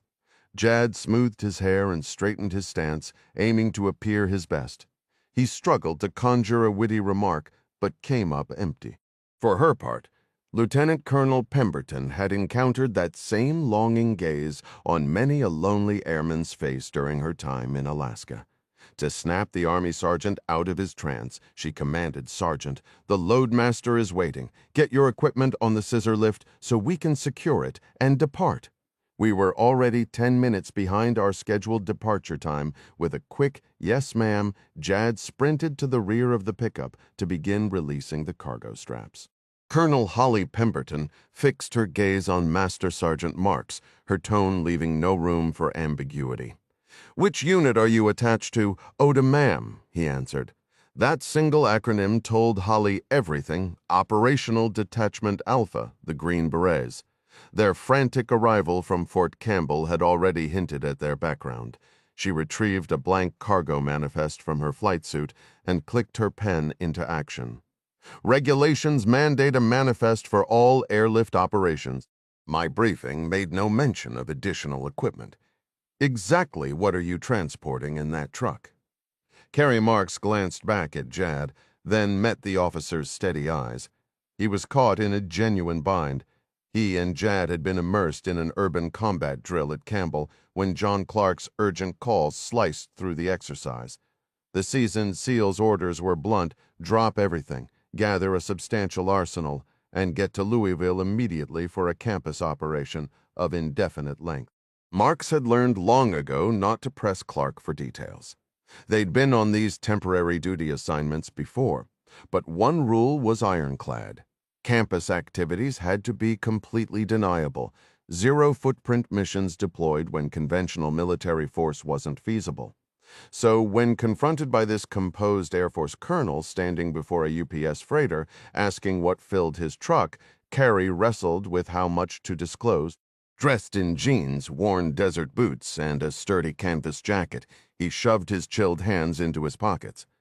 "I'm not at liberty to discuss that, ma'am." Holly unfolded her own orders, pointing to the section that designated her as command pilot and outlined her security clearance. Marks felt a wave of relief. Clark surely couldn't blame him for informing a fully cleared, legitimate Air Force pilot about what was going on to her aircraft. He decided to lay it out.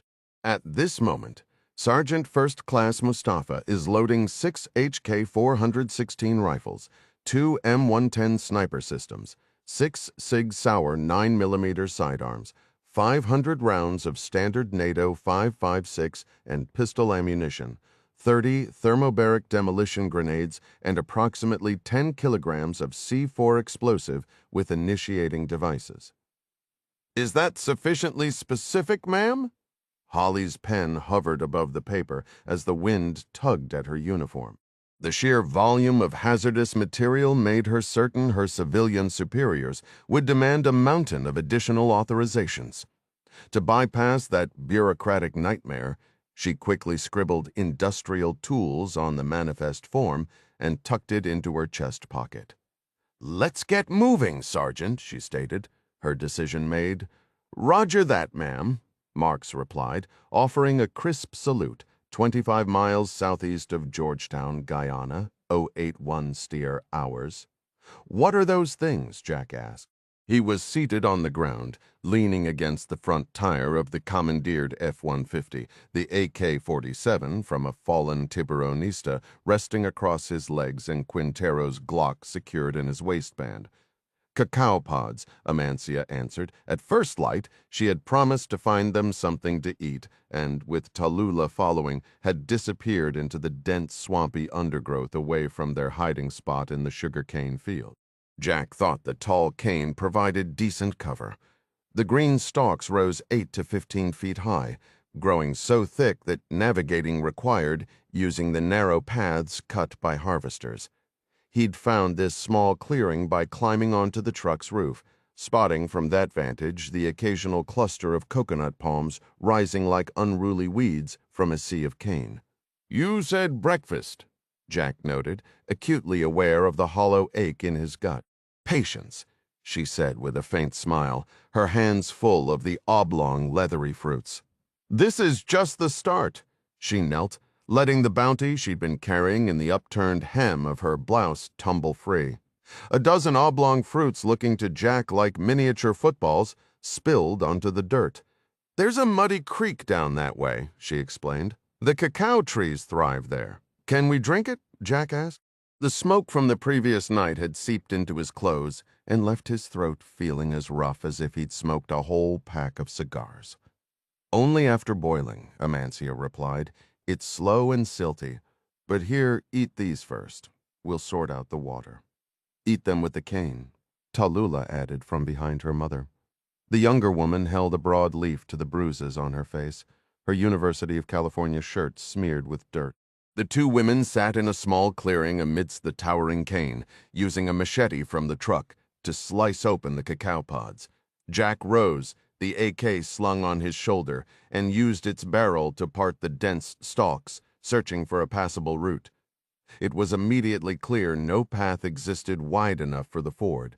His mind was set on heading north to the coastal highway and driving straight to the U.S. Embassy. Finding no trail, he turned and saw Gustavo leaning casually against the truck's grill, his shotgun resting on his shoulder. "Mr. Jack," the boy said with a faint smile, "you will enjoy the cacao?" They joined the women in the shade of the cane. You peel back the skin. Amancia instructed, her hands moving deftly. Inside, you see this white pulp? She extracted a pale segment that reminded Jack of a garlic clove.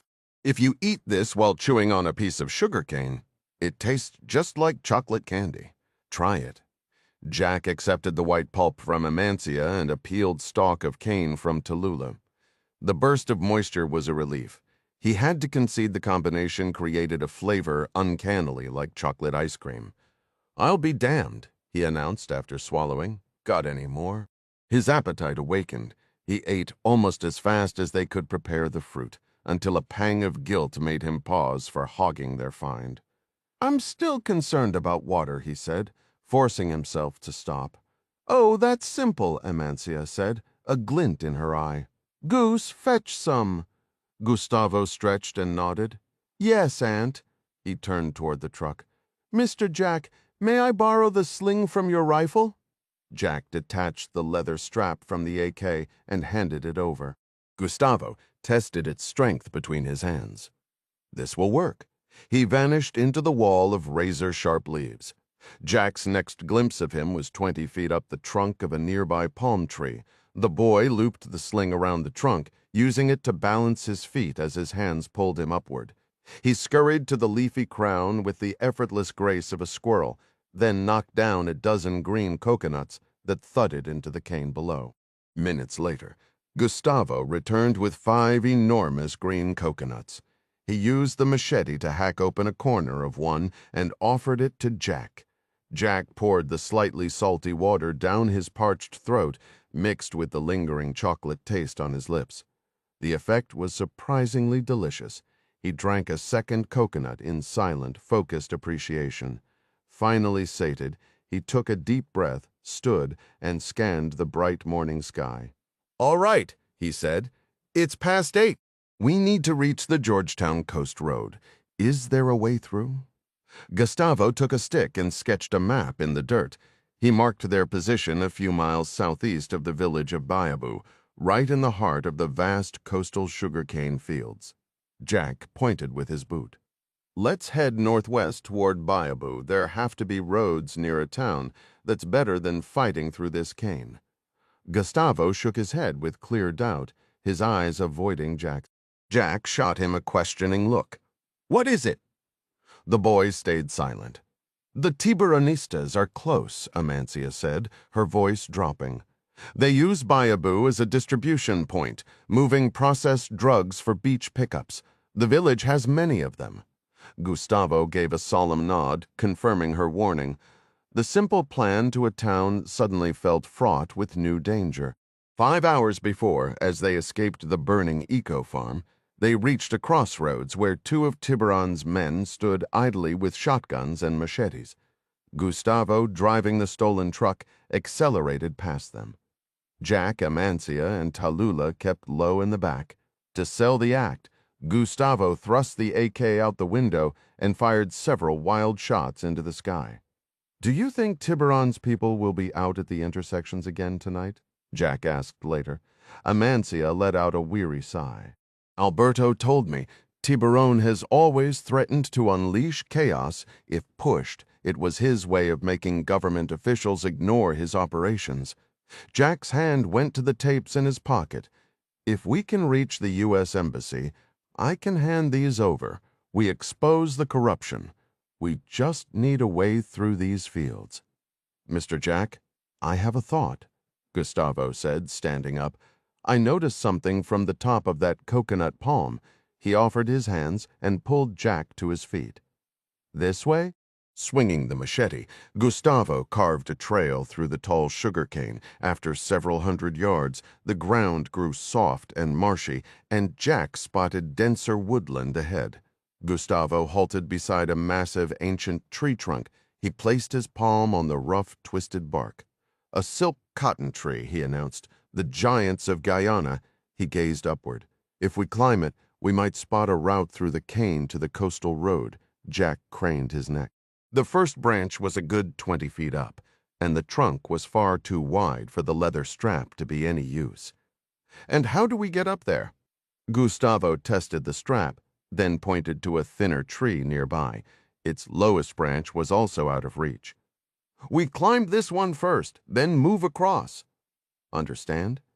Jack hadn't climbed a tree since he was a boy at his father's place on the Chesapeake Bay cliffs in Maryland. He eyed Gustavo skeptically.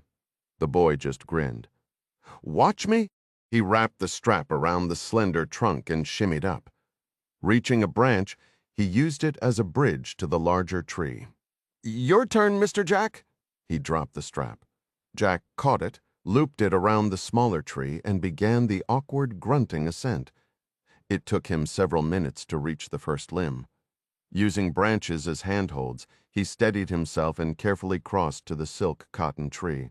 Higher up, its branches were closer together, forming a natural ladder. He followed Gustavo upward. After climbing about 40 feet, warm sunlight touched his shoulders. They had risen above the canopy. "There," Gustavo said, parting the leaves. "See Georgetown." The view that unfolded below was staggering in the distance. The brown waters of the Atlantic shimmered under the morning sun.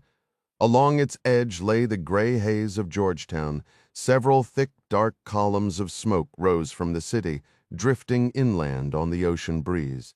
A grim, sarcastic thought struck Jack. Just another day in paradise. "What's with all the smoke?" he asked. Gustavo's expression darkened. "Tiburon's men, probably. All of that."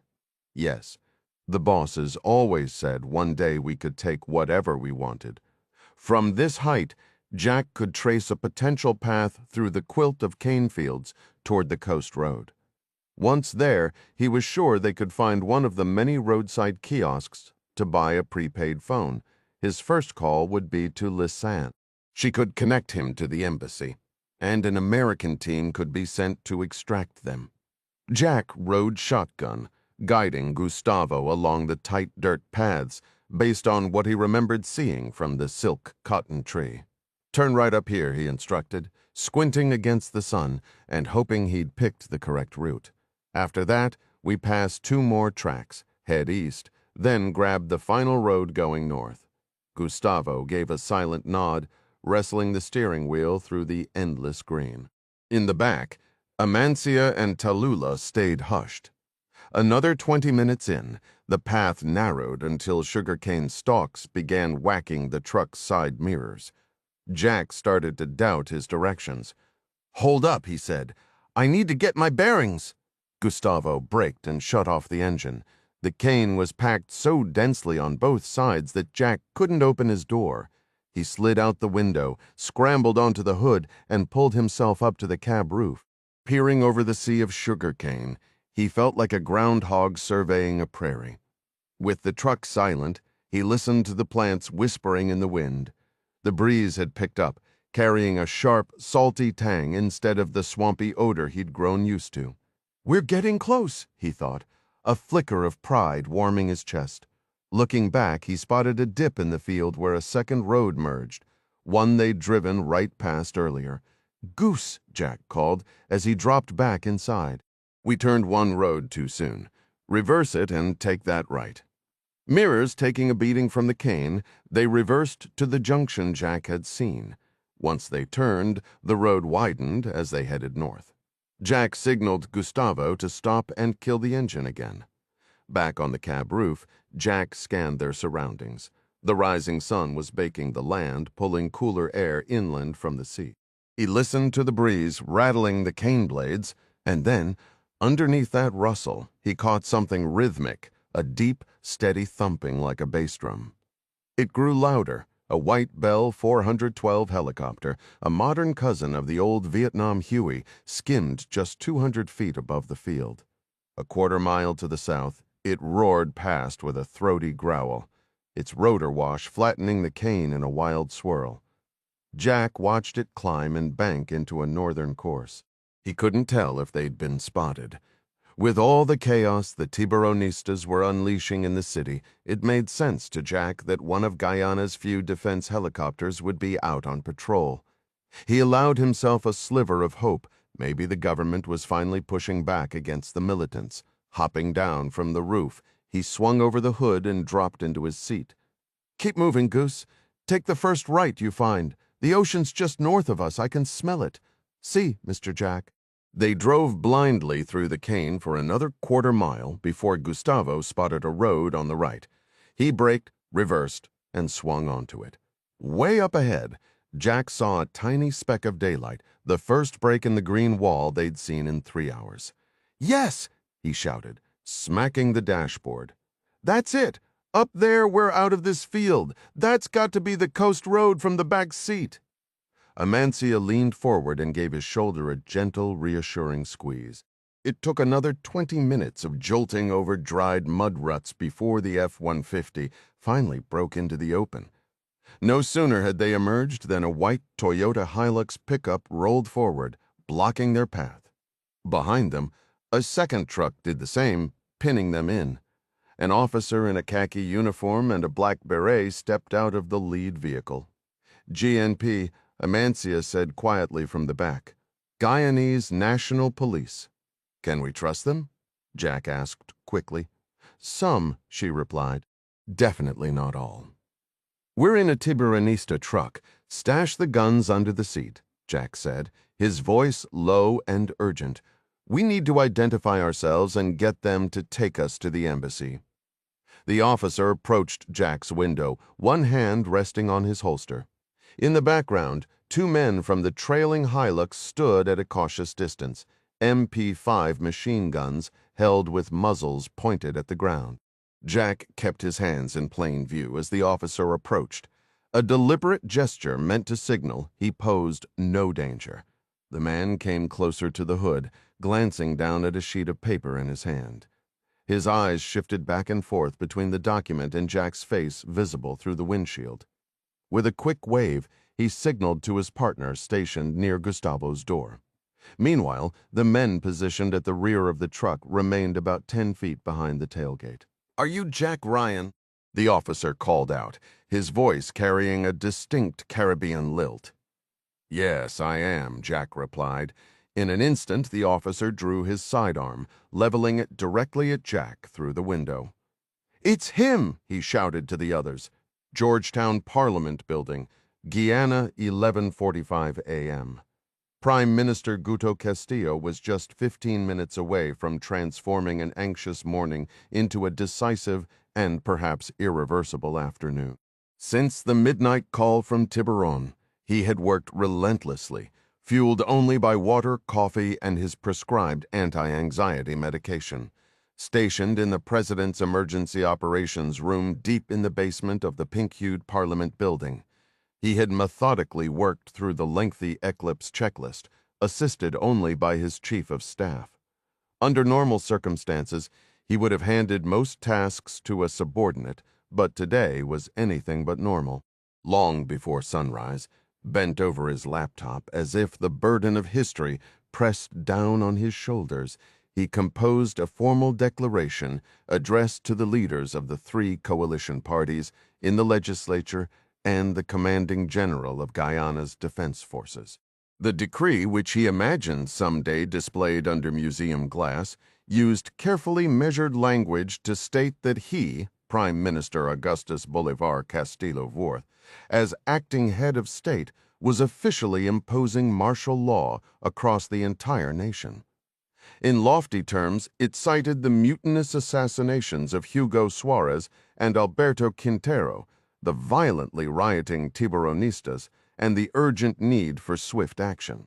As acting commander-in-chief, Castillo then roused the defense chief, instructing him to keep military units garrisoned.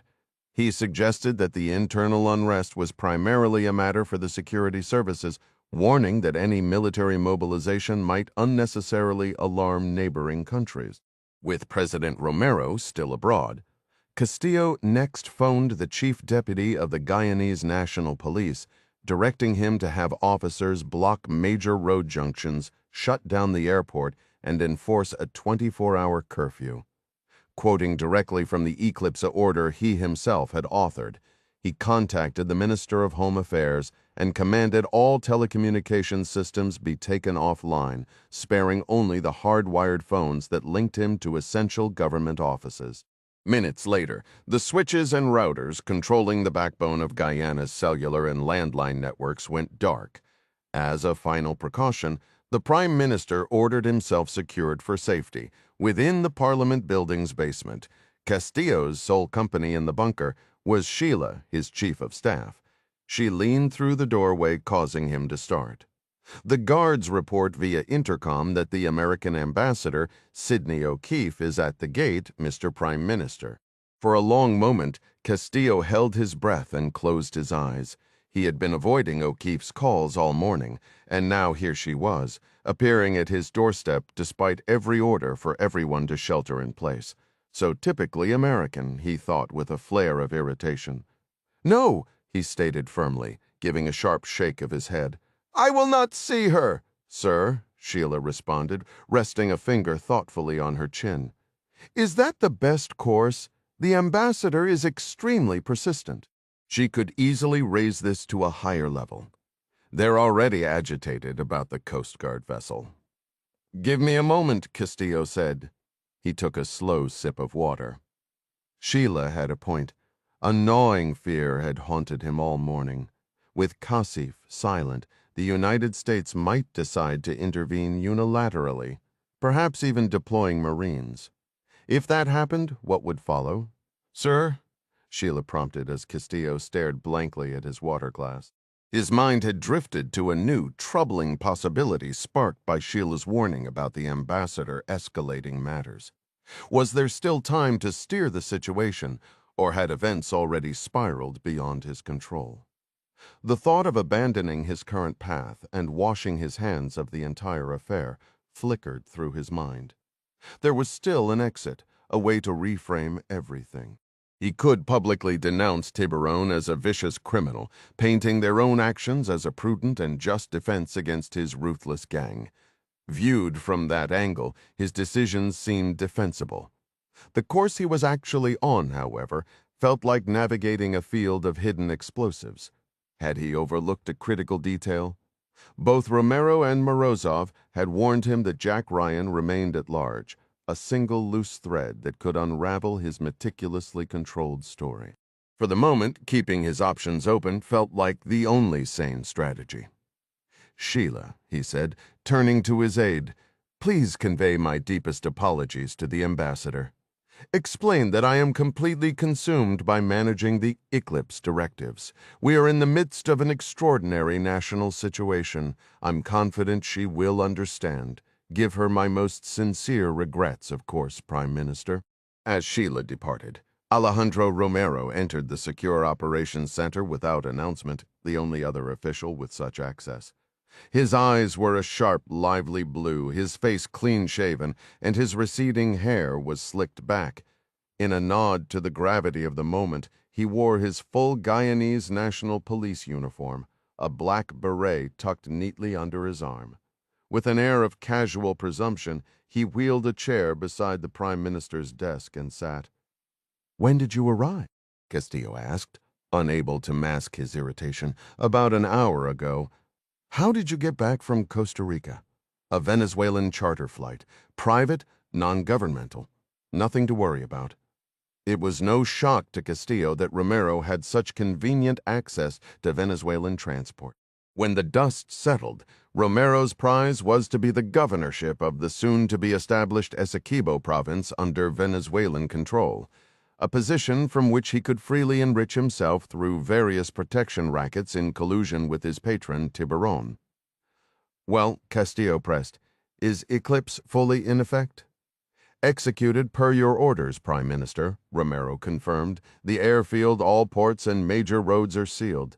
Telecommunications are down, landlines and cellular networks. We have reliable men conducting patrols. And they're not questioning these extreme measures. Not at all. I've placed hand-picked police commanders at every critical junction. They are sufficiently motivated. They've been provided with the appropriate incentives for their cooperation. How can you be certain of all this without phone lines?" With a theatrical flourish, Romero opened his khaki jacket to reveal a bulky radio clipped to his polished duty belt, its microphone pinned to his epaulette. We have radio repeater antennas throughout this building. I have one for you as well, if you'd like." The Prime Minister crossed his arms. "No, thank you. What about Tiburon? Have you spoken with him directly?" "I have. I conferred with him and Morozov before departing Costa Rica, and I must inform you, there's been a development. That's why I came in person. This isn't a matter for the radios." Castillo felt a spike of annoyance at Romero's cryptic tone. "Out with it. What happened?" "We apprehended a spy at the Orinoco River staging base." A cold jolt of dread hit Castillo. "When?" "Last night." The Prime Minister let out a sharp, frustrated breath. "For God's sake, Alejandro, who was it?" "He was Tiburon's own intelligence advisor, a former Colombian army colonel named Diaz. He killed a guard on the supply barge and tried to escape by swimming downriver. One of the Wagner men caught him rummaging through the crates containing the anti-ship missiles destined for the oil platforms." "Good Lord! Where is he now?" "Morozov is holding him on the yacht for interrogation. He plans to run Diaz's image through the SVR's facial recognition databases." "How long will that take?" Romero offered a non-committal shrug. "You'd have to ask Morozov." The last thing Castillo wanted was to deepen his direct involvement with an officer of Russian foreign intelligence. Yet the mention of the SVR instantly made him think of his own president, currently on a diplomatic junket in Abu Dhabi. "And what of President Kosif?" according to Major Morozov. "Kosif is out of the picture." "You haven't heard from him, have you?" "No, no one has. But what does out of the picture even mean? You know precisely as much as I do, Guto." "I'm only repeating what Morozov told me." Castillo's throat tightened as he swallowed. "If the SVR eliminates the president, it will undermine our claim to legitimate authority." "The SVR has its methods," Romero replied dismissively. "Their approach is irrelevant to us. For the next 2 days, the president is inconsequential. After we solidify the new government, he becomes at most a leader in exile, completely powerless." Castillo took a long drink of water before sharply asking Sheila for coffee. "You need to rest, Guto. It's been a long night. The situation is contained." "Contained?" Romero snapped. "There is a significant chance our operation has been exposed." "Maybe, maybe not," Romero said with a shrug. "What about the Americans? Have they reached out to you or your team?" "With the defense minister traveling in the Middle East, I received a call from the U.S. Southern Command General based in Florida. He offered assistance against the Tiburonistas. I made it clear we are fully capable of managing our own affairs." "Did the general bring up the Coast Guard vessel?" "He did. I informed him the sinking of that cutter was the opening act of Tiburon's aggression, the same story I gave Mary Pat Foley. I also noted that the killings of Quintero and Suarez were catalysts for Eclipse, as outlined in your decree. The Americans accepted that explanation." "Ah, thank you, Sheila." Sheila set the coffee on Castillo's desk, offered a brief smile, and exited. Once she was gone, Castillo leaned forward. "What if they're deceiving us? This could be an American tactic to lower our guard, to draw us into a trap." "To draw us into a trap," Romero corrected. "Yes, that's what I was implying." Romero stroked his chin thoughtfully before responding. "One benefit of accelerating our timetable is that we left no intelligence trail for the Americans to pursue. I sat across from Mrs. Foley just yesterday. She might have her doubts, but what concrete evidence does she possess?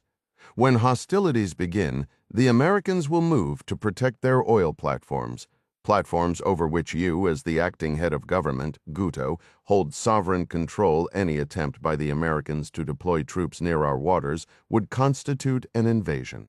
The Americans have never hesitated to invade South American nations, Alejandro. You know their history. The world has changed. With that Russian frigate, the Gorshkov, now approaching our waters, the Americans won't intervene. It would risk a full-scale war. President Kennedy faced a similar gamble during the Cuban Missile Crisis. President Ryan does not strike me as a man who backs down from a threat. How familiar are you with naval capabilities, Prime Minister?" Not particularly. The Gorshkov is armed with Zircon hypersonic missiles. American warships have no defense against them. That single frigate could obliterate an entire U.S. carrier group if they foolishly approach. President Ryan is aware of this. He won't risk his Navy, not for a handful of oil platforms, and certainly not for a small nation like Guyana. What if he avoids a naval confrontation? What if he sends special forces or CIA operatives instead? If they secure the platforms, they'd establish a foothold they know we couldn't attack directly. Even the Russians wouldn't target such valuable assets. Precisely why I have units positioned at Orinoco Reef. They will seize the oil platforms at the first opportunity. The radio on Romero's belt crackled with static. "Excuse me," he said, leaning back to adjust the volume. He fiddled with his earpiece, tilting his head as he listened. "Give me 2 minutes," he spoke into the microphone. Turning back to Castillo, he found the Prime Minister watching him intently. "News?" Castillo asked. "Yes," Romero replied, a broad smile spreading across his face. "Excellent news. What is it?" "My team has just apprehended Jack Ryan, Jr." Castillo looked at him, a spark of hope in his eyes. "Is that true? Where?" "In the eastern sugarcane fields. Ryan was captured alongside Quintero's wife and daughter. They were attempting to reach the coastal highway in a stolen vehicle." Quintero's wife and daughter. "But I assumed the Tiburonistas had them." "So did I. Somehow they ended up with Ryan. Should we transport them all back to Georgetown? If you want to find out what Ryan knows, you can ask him yourself." Castillo considered how far Ryan's deception might have gone, but a sudden instinct for caution made him want the man removed entirely.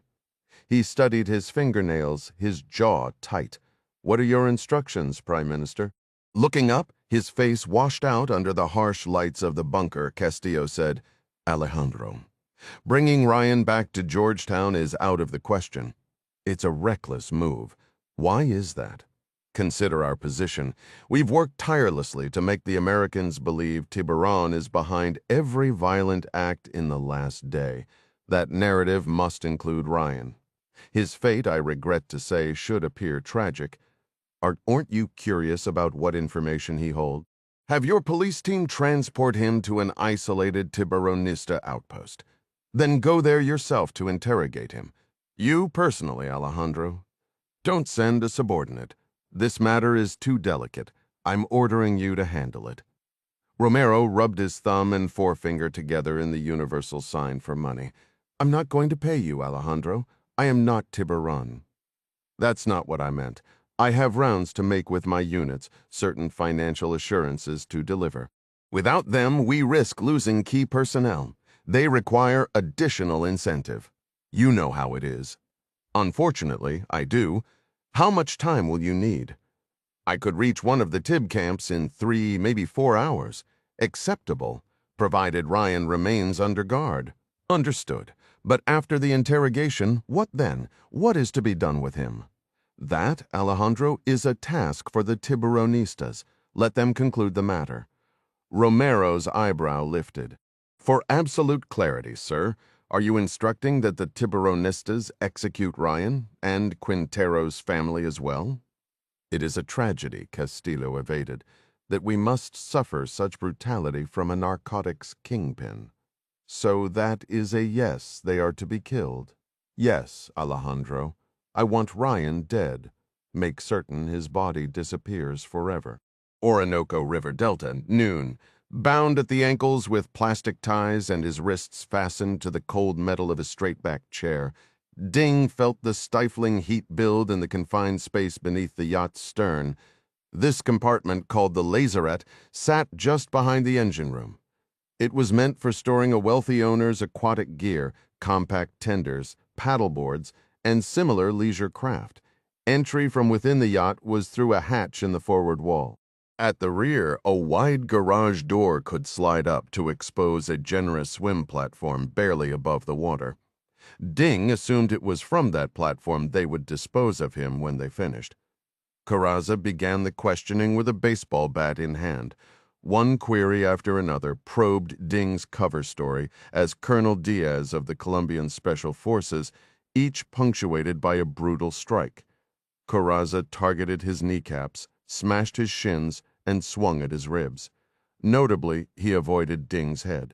For all his cruelty, Corazza was methodical, keeping his blows below the neck. As much as Corazza despised him, it signaled that Tiburon's devoted lieutenant had orders to keep Ding alive long enough to uncover his true identity. Ding clung to his legend with grim determination, as if it were the final handhold on a ladder above a raging inferno. To let go meant death. From his time embedded with the Tiburonistas, he knew their leader took pleasure in dismembering traitors, tossing one limb at a time to the sharks that always congregated near the Gran Blanco's swim platform. The oppressive heat of the lazaret was stirring every ache in his body. His head hammered, his bones pulsed with pain. He was positioned facing the sealed garage door, spattered with old bloodstains. His mind drifted to thoughts of Tiburon. The drug lord had boasted about bringing his family from their mountain retreat outside Bogota for extended vacations on the yacht. He often spoke of his 12-year-old son, Juan Jr., and his 9-year-old daughter, Imelda, once even showing Ding a faded Polaroid of them feeding seagulls off the stern, a bizarre and chilling contrast to the violence that funded their luxury. Ding tried to focus on anything other than the pain, wondering when the neighborhood children would next ride their bikes or push their toy trucks through the garage door, now stained with his own blood. To keep his mind from unraveling, he attempted to track the hours. With no windows, he relied on the temperature. It had been cool in the early morning when they first tied him to this chair. Now the air was thick and stifling. He forced himself to replay the night's events in sequence. Morozov had appeared first, dressed in a crisp shirt and tailored suit pants, examining Ding with the detached frustration of a manager troubleshooting a faulty machine. The Russian used his phone to take several pictures of Ding's face from different angles, and Ding could only assume the SVR kept a morbid gallery of captured agents. Some time later, his sense of time was already slipping. Corazza and Morozov returned together. Corazza tipped the chair backward onto the concrete floor and pulled a rough pillowcase over Ding's face. While the Tiburonista leaned his weight into holding it down, Morozov began a torrent of questions in heavily accented English, simultaneously directing a powerful jet of water over the fabric. Ding choked, his body convulsing. The Russian skipped any pretense about his cover story and went straight for the core. What is your real name? Who runs you? What's your communication method? Why were you at the docks? You're American, aren't you? Ding had been through the waterboarding module at the DoD's Seri school. The instructors taught them to hold their breath and let the water flow through the nasal passages while sealing the throat shut, or, in the dry jargon of the manual, to occlude the posterior nasopharynx while maintaining lung inflation. Ironically, this counter-interrogation tactic was reportedly refined by Khalid Sheikh Mohammed himself to resist CIA questioning. Now, it was standard doctrine for surviving such ordeals. Despite the agony, Ding gasped out his fabricated answers the moment the water stopped. Diaz: I work for Tiburon. I caught the guard on an illegal call, killed him, went to check the docks. I hate Americans. Whether a memory or a hallucination, another fragment surfaced after the drowning sensation subsided. Soaked, bleeding, and barely conscious, he recalled Corazza and Morozov standing over him under the blinding beam of a flashlight, like two doctors assessing a patient. He remembered the Russian's fingers pressing against his neck, checking for a pulse. Not long after, he heard the distinct whir of helicopter blades starting up and then fading into the distance behind the yacht. The sound of boots on concrete snapped him back to the present. "Hey, American," a voice said from behind him. Ding recognized the Colombian accent of one of Tiburon's veteran bodyguards. He lifted his head with effort, peering through puffy eyelids. The guard stood between him and the garage door, holding something toward Ding's mouth. "Come on," the man said. "Eat." The guard forced Ding's bruised lips apart and placed a small piece of a protein bar on his tongue. The simple act of swallowing a bit of food brought a fleeting moment of sharpness. He hadn't broken. Not yet. But that realization brought no comfort. It only meant the worst was still to come. At Scarborough International Airport in Trinidad and Tobago, under a sky filled with massive cumulus clouds, Lisanne sprinted across the sun-bleached tarmac, her phone gripped like a relay baton. "Mr. C?" she yelled, her voice drowned out by the roar of a UPS 767 thundering down the parallel runway on its journey back to Louisville. She picked up speed, heading for the open hangar where the campus team's equipment pallets had been offloaded by a UPS loadmaster, who also happened to be a C-130 crew chief in the Kentucky Air National Guard. She spotted John Clark near the fender of a flatbed trailer he'd purchased for $2,000 cash from a local hauler shortly after they landed. Clark was using hand signals to guide Chili Edwards as Chili carefully backed their rented van toward the trailer hitch. Nearby, Master Chief Moore, Mandy Cobb, and Army Sergeants Marks and Mustafa were already organizing the gear for transfer. The team had nicknamed the 4 powerful watercraft Killer Jet Skis, and each one was secured to a heavy metal plate fitted with large rolling casters. In theory, this setup made them movable. Master Chief Moore and the sergeants were straining against one of the bulky machines, pushing it up the trailer ramp with the determined force of football linemen driving a blocking sled. As the 767 roared into the sky overhead, Lisanne called out once more. Mr. C. Clark was crouched by the hitch, fastening a chain and securing the latch. He pushed his sunglasses up onto his forehead and turned toward her. "Good timing. Do we have our ride?" "Affirmative," she replied, pausing to steady her breathing before straightening up. "Helena is already on station. That vessel near the rocky point? See it?" She gestured beyond the runway toward the shimmering Caribbean. Clark lowered his sunglasses, his eyes narrowing at the horizon. Through the haze, he could just make out the unusual outline of a ship that seemed to have 2 large rounded structures on its deck. "Those must be the LNG tanks," he noted. Before he could say more, the team lost their grip on the jet ski at the ramp's crest. Clark lunged onto the trailer to halt its forward roll, preventing a collision with the van that would have ruined everything. Once the heavy craft was secured, he climbed down, rubbing a sore knee, and looked back out to sea. "All right, Marine. How in the world are we supposed to load all this heavy gear aboard? Did Jack's captain from Puerto Rico have any brilliant suggestions?" "He actually did," Lisanne said, a hint of amusement in her voice. "I think you'll appreciate this. If the ship has a shallow draft, it might." Clark cut her off, turning to bark a series of quick orders at the team maneuvering the second watercraft. He shot her a look of weary patience.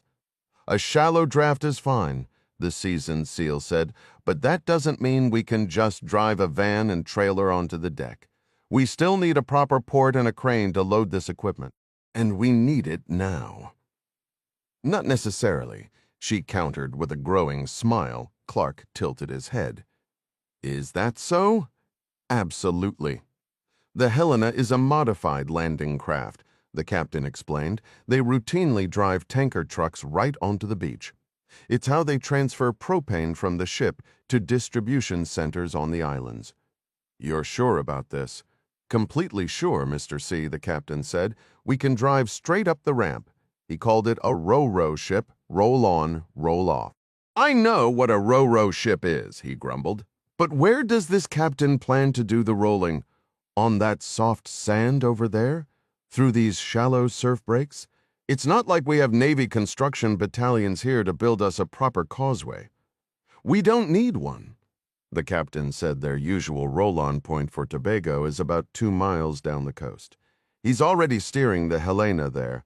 Long ago, Clark had adopted a personal rule he called Newton's Law of Military Operations. It held that every piece of good fortune would inevitably be balanced by an equal measure of trouble.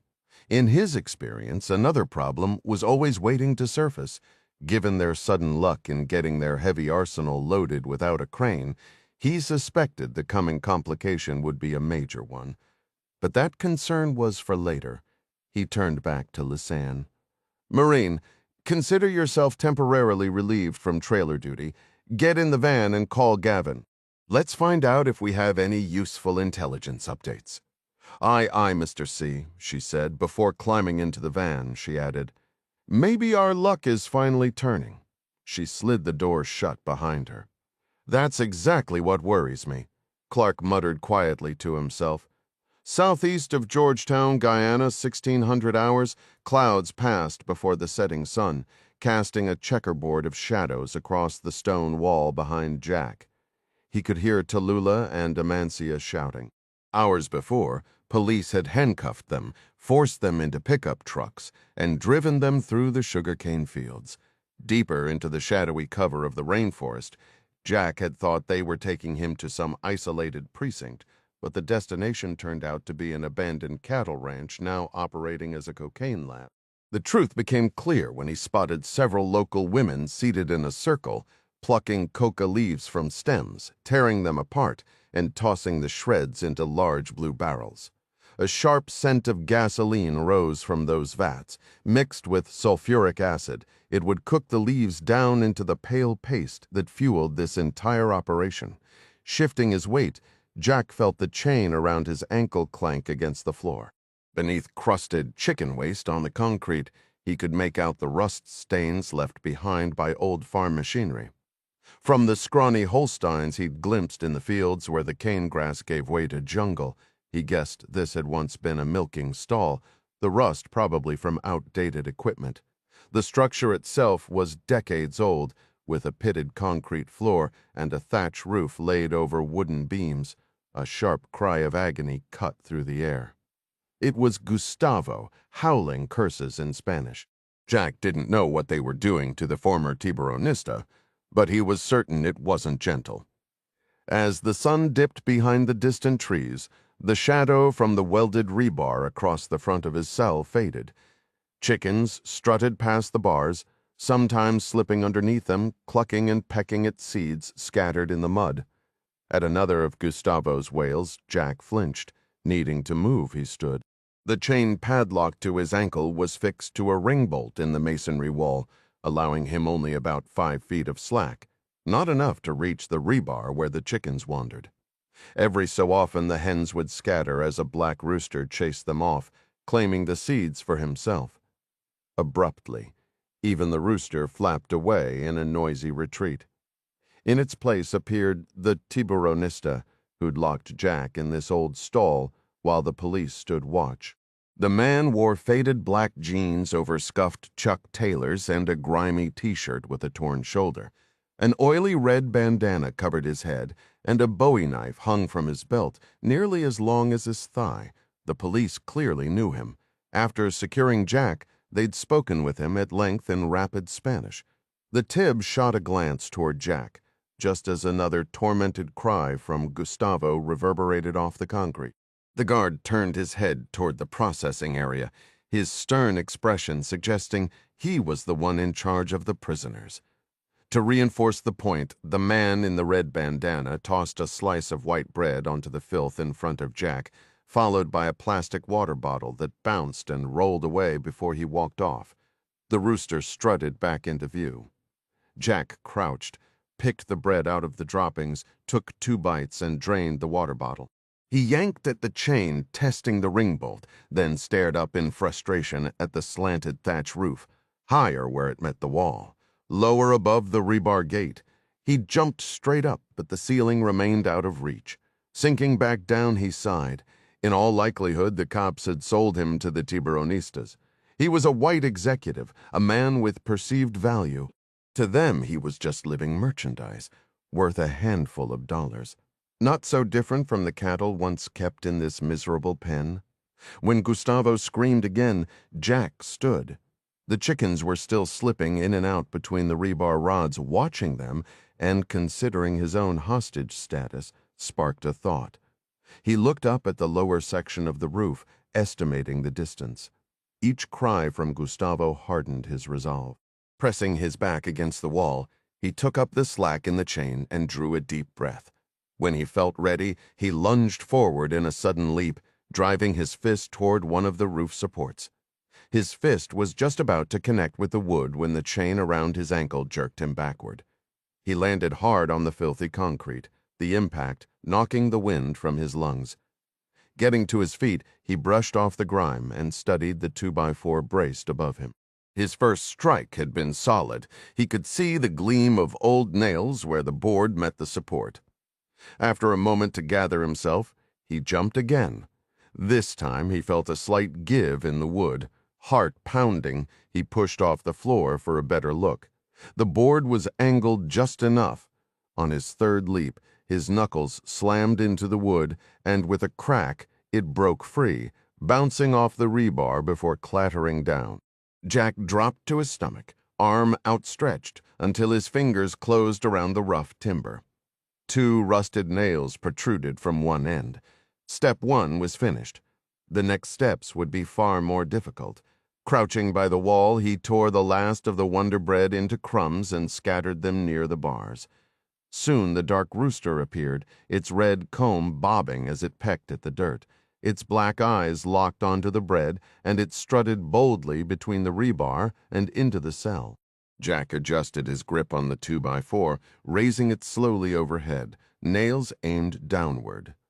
As the bird came closer for another morsel, he brought the board down like a hatchet. The nails pierced the rooster's side. It flapped and shrieked, claws raking the air, but the nails held fast. Jack yanked the plank back, seized the bird's neck, and with a sharp twist ended its struggle. Using one of the nails, he punctured the rooster's chest. Dark blood spilled out, pooling on the concrete. He let it drain, then tossed the carcass into the shadows and gathered the scattered feathers. Step 2 was done. For the third part of his plan, Jack lay on his side beside the blood, curling his knees to his chest. He faced the wall, hiding the 2x4 against his body. Then he let out a raw, agonized scream, mimicking the cries he'd heard from Gustavo earlier.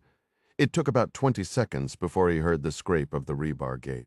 Playing dead, he stayed perfectly still as footsteps hurried across the concrete. Red Bandana knelt, reaching to turn him over in one fluid motion. Jack used the roll to drive the heavy end of the board into the man's face, shattering his nose. He grabbed the back of Bandana's head and slammed it into the wall. Dazed, the bandit fumbled for his Bowie knife.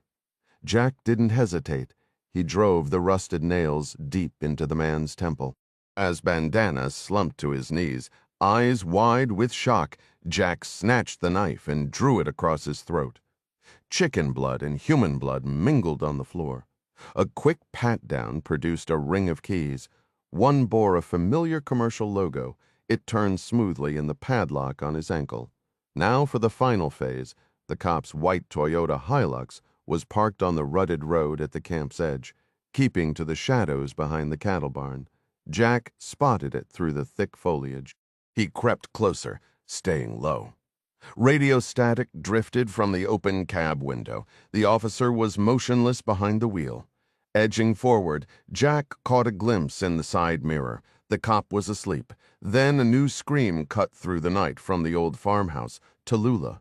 Even strong as she was, her voice was thick with terror. He could hear Amancia shouting furiously, met with catcalls and mocking laughter from the Tibbs.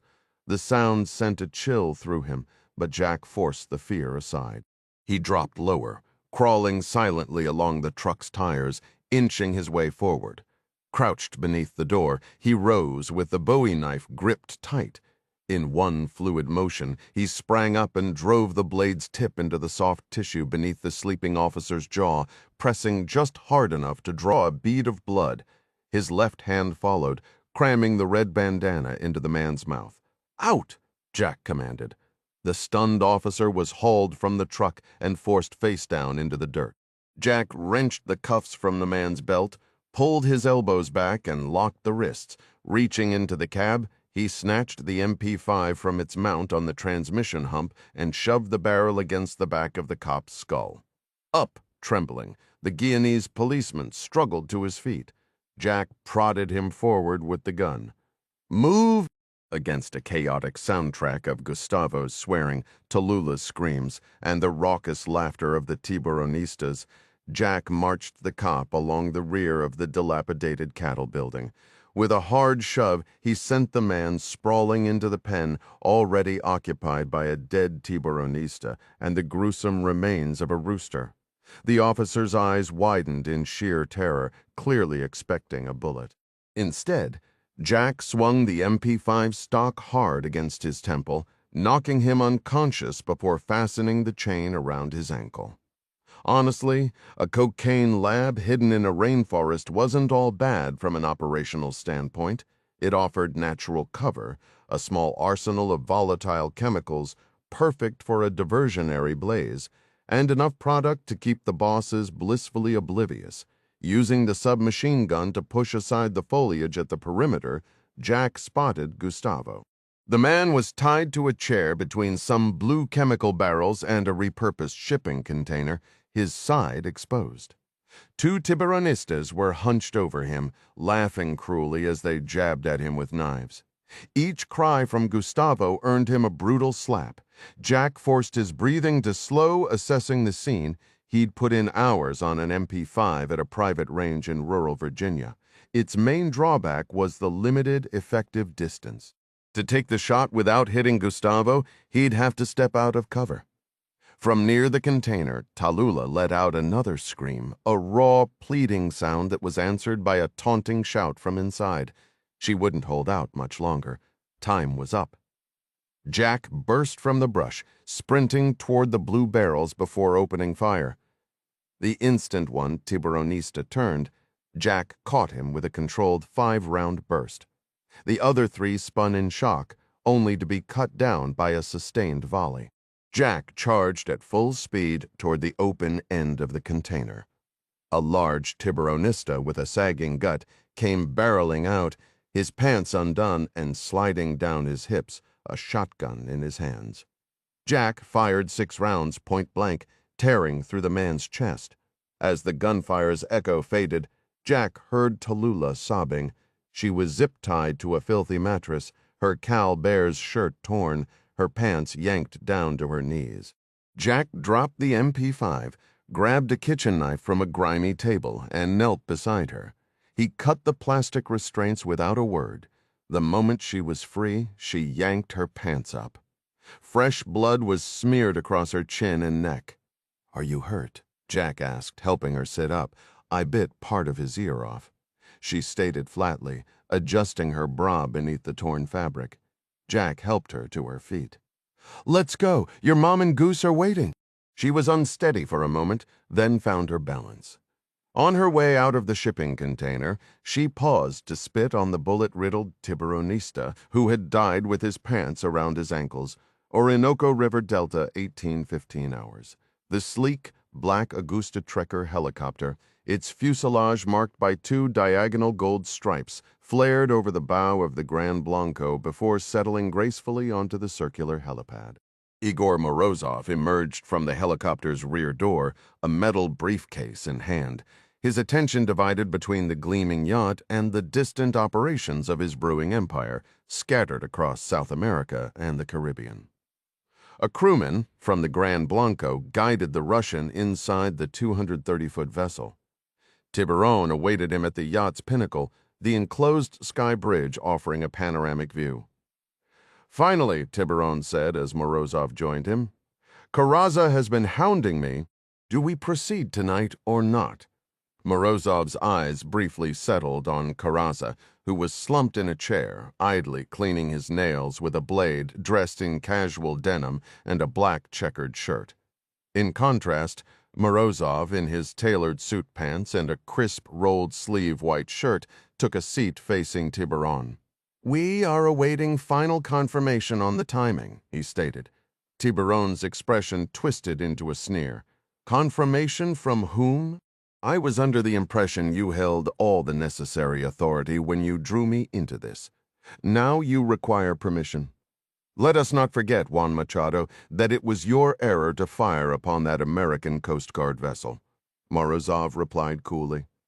Tiburon, reclining on a sofa in an open linen shirt that displayed a heavy gold chain, raised an eyebrow. "Using the weapons you provided?" he retorted. "Regardless, circumstances have shifted. New variables are in motion. Your naval asset is nearby." Tiburon pressed. "Our teams are positioned on the barges. Romero has his men deployed throughout Guyana. Kasif is detained in that place. Abu Dhabi, Morozov finished. The details are irrelevant. We are prepared. Confirm it, Karaza." Without straightening his posture, Karaza reported, 45 men on the barges, 5 of yours included, with the boats ready. All armaments are assembled. We move upon word from Moscow." Morozov insisted. He opened the briefcase on his lap. "While we wait, I have intelligence on our captive." He produced a tablet and navigated its screen. "Before I continue," he added, "allow me to distinguish 2 concerns. The first is the tactical decision for tonight, a logistical matter, and one I believe we can manage." "What is that?" "You have," Tiburon interrupted, gesturing toward the device. Morozov continued, unperturbed. "The second, more critical issue is whether our operation has been exposed. If so, this infiltrator may have already undermined our entire strategy." "Infiltrator? What are you talking about?" "We captured a Colombian cartel enforcer who cares nothing for Essequibo or Guyana, only his narcotics trade. Domingo Chavez," the Russian stated plainly, turning the tablet to show the screen. "This is the man currently in your brig." Karaza leaned forward, his interest piqued. "Who is he? An American operative?" Morozov swiped through digital files. "According to our SVR records, via Cuban intelligence, Chavez was an Army Ranger sniper. He later joined CIA Special Activities, covert operations." Tiburon's hand clenched into a fist on his knee. "On a personal note," Morozov continued, "Chavez is married to the former Patricia Clark. She is the daughter of this man, John Clark." The Russian zoomed in on an archived surveillance image of Chavez and Clark. John Clark is a very close associate of both Mary Pat Foley and President Jack Ryan. Morozov paused, locking eyes with Tiburon. "As an intelligence officer, my assessment to headquarters was clear. It is deeply concerning that both Chavez and Foley have been proximate to this theater within the past day. Furthermore, Romero informed me that the president's son, Jack Ryan Jr., was in Guyana under the guise of a business trip. Romero detained him. Ryan escaped, eliminating several of your Tiburonistas in the process. This cascade of revelations was too much." Tiburon sprang to his feet, pacing the length of the sky bridge. He raised his hands, his face contorted with a fury that seemed to vibrate through the glass-enclosed space. Morozov's expression remained icy. "I never confirmed that. However, our comprehensive assessment suggests the Americans might be growing suspicious. That doesn't cancel our plans for tonight. Their military posture is unchanged, and we've intercepted no unusual activity from the Pentagon. In fact, moving now on an accelerated schedule could be our best advantage." Tiburon halted his nervous pacing. "So we just sit here any moment now. We should receive final authorization from Moscow. But first, Juan, I have some information you will appreciate. Sit." The drug lord lowered himself onto the sofa's edge, his fingers restless. "Years ago in Colombia, the CIA ran an operation codenamed Reciprocity." Morozov began. Its objective was the systematic destruction of narcotics facilities, with a particular focus on the Ernesto Escobedo organization. Tiburon's breathing grew shallow. During one phase, according to our Cuban allies, the Americans authorized an airstrike on a family compound in northern Colombia. The Russian met his gaze. "That strike killed your mother and father." Tiburon's fists pounded against his knees. "One of the key operatives involved was Domingo Chavez," Morozov concluded. With a raw shout, Tiburon launched himself from the sofa and stormed toward the Sky Bridge exit. "Stop!" Morozov commanded. If you leave, I will abort the entire mission. Listen to me. Tiburon froze at the doorway, glaring back, his breaths loud and ragged. Let me handle the interrogation, Morozov insisted. Whenever we proceed, Moscow requires precise intelligence on American intentions. A specialist in chemical interrogation is already en route to Caracas. I will bring him to the Gran Blanco. His techniques are definitive. Once I have what I need, Chavez is yours to do with as you wish. Southeast of Georgetown, Guyana, 6:30 p.m. Stop the truck. Jack shouted. Gustavo slammed the brakes of the police Toyota Hilux, sending it sliding to a stop on the dirt track. The sun was down, but a lingering twilight allowed them to drive without headlights. They were 5 miles into the cane fields, having just failed to reach the coastal road. What is it? Amancia asked from the back. She had been pressing a blood-soaked cloth to the wounds on Gustavo's shoulders. The Tiburonistas had begun branding him with a heated nail and a pen, attempting to carve L.A. Raret across his back in crude, large letters. Thankfully, they had only completed the L, A, and R before the interruption. I saw something on the roof of that house we just passed, Jack said. Gustavo, back up slowly. Amancia's nephew shifted into reverse. Right there, stop, Jack said. Tallulah, do you see that object near the chimney? I see it, she replied. Is that a Starlink terminal? My thoughts exactly. From the constant chatter on the police radio, they knew a nationwide communications blackout was in effect. Every officer in the region was hunting for them. We need to access that link, Jack stated. Goose, turn into the drive. Drive was a generous term for the 2 faint ruts cutting through the wall of cane stalks. Gustavo eased forward toward the modest tin-roofed house with its clapboard walls. As they approached the side, Jack spotted a dilapidated barn sheltering a mid-size Mahindra tractor. Park beside the tractor, he instructed. You cannot simply invade someone's home, Amancia protested, catching his eye in the rearview mirror. Look at you. You are covered in blood. You will terrify anyone inside. Jack adjusted the mirror to see his reflection. She was right. His face was streaked with blood from the firefight at the processing site. Worse, Bandana's blood had soaked a broad, dark stripe across his shirt.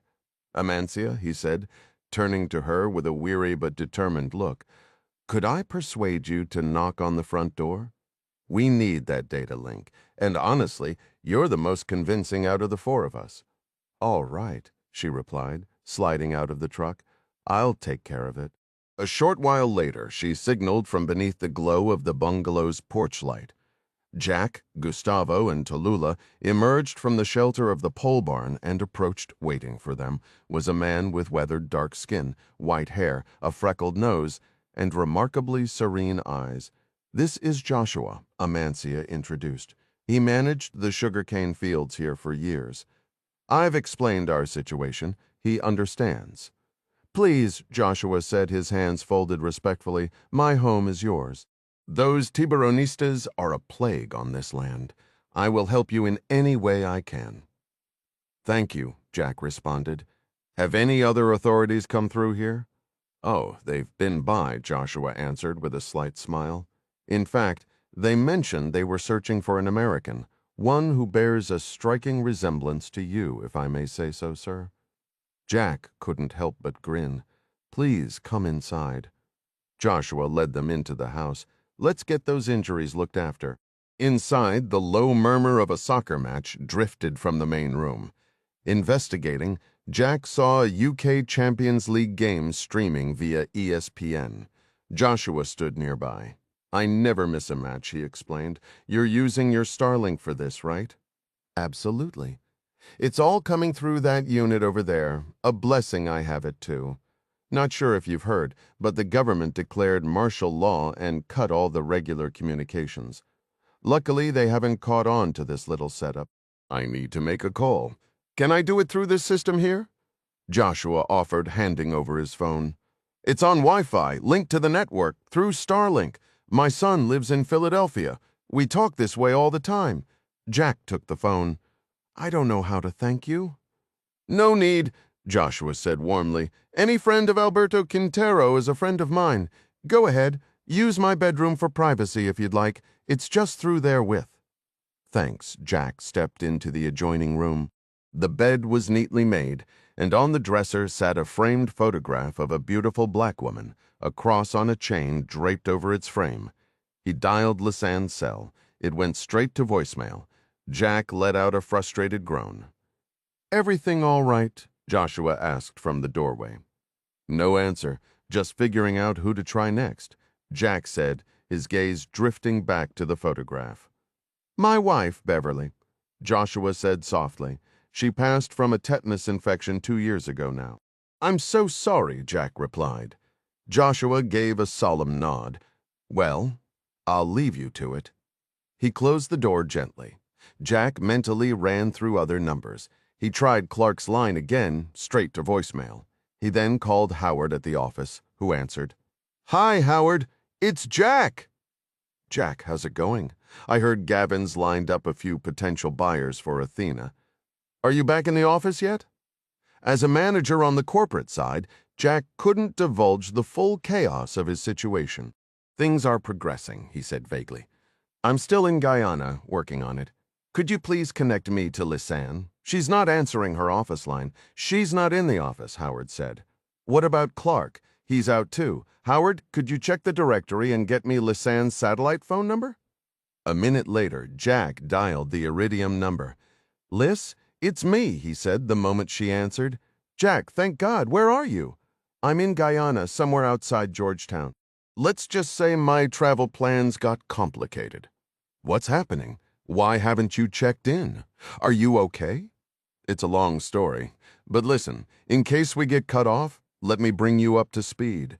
There's some serious trouble down here, a drug war or something similar. The whole place is unraveling. I got caught in the crossfire by accident. I need your help with an extraction. Can you get to a coastline?" "Yeah, I think so. I'm about 15 miles from the coast, roughly 20 miles south of Georgetown. I have a vehicle, but I might need to avoid main routes." Jack asked why, his voice tight with urgency. He could hear muffled conversation on the other end, the familiar sound of her pressing the phone against her leg to muffle the microphone, a habit he'd seen countless times back at the office. When she came back, her instructions were crisp. "Meet me on the coast, 20 miles south of Georgetown. You have 3 hours." "How? Where are you right now?" Jack demanded.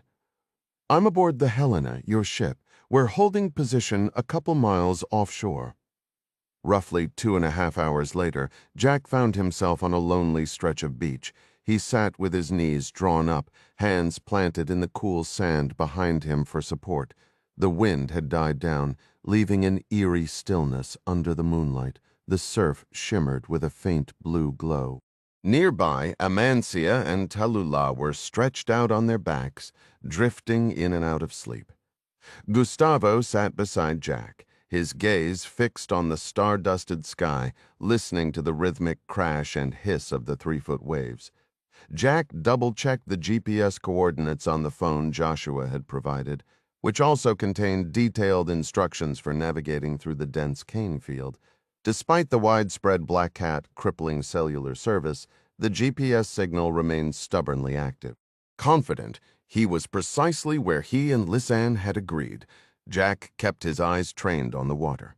She had promised the approach would be silent, a claim Jack had privately doubted.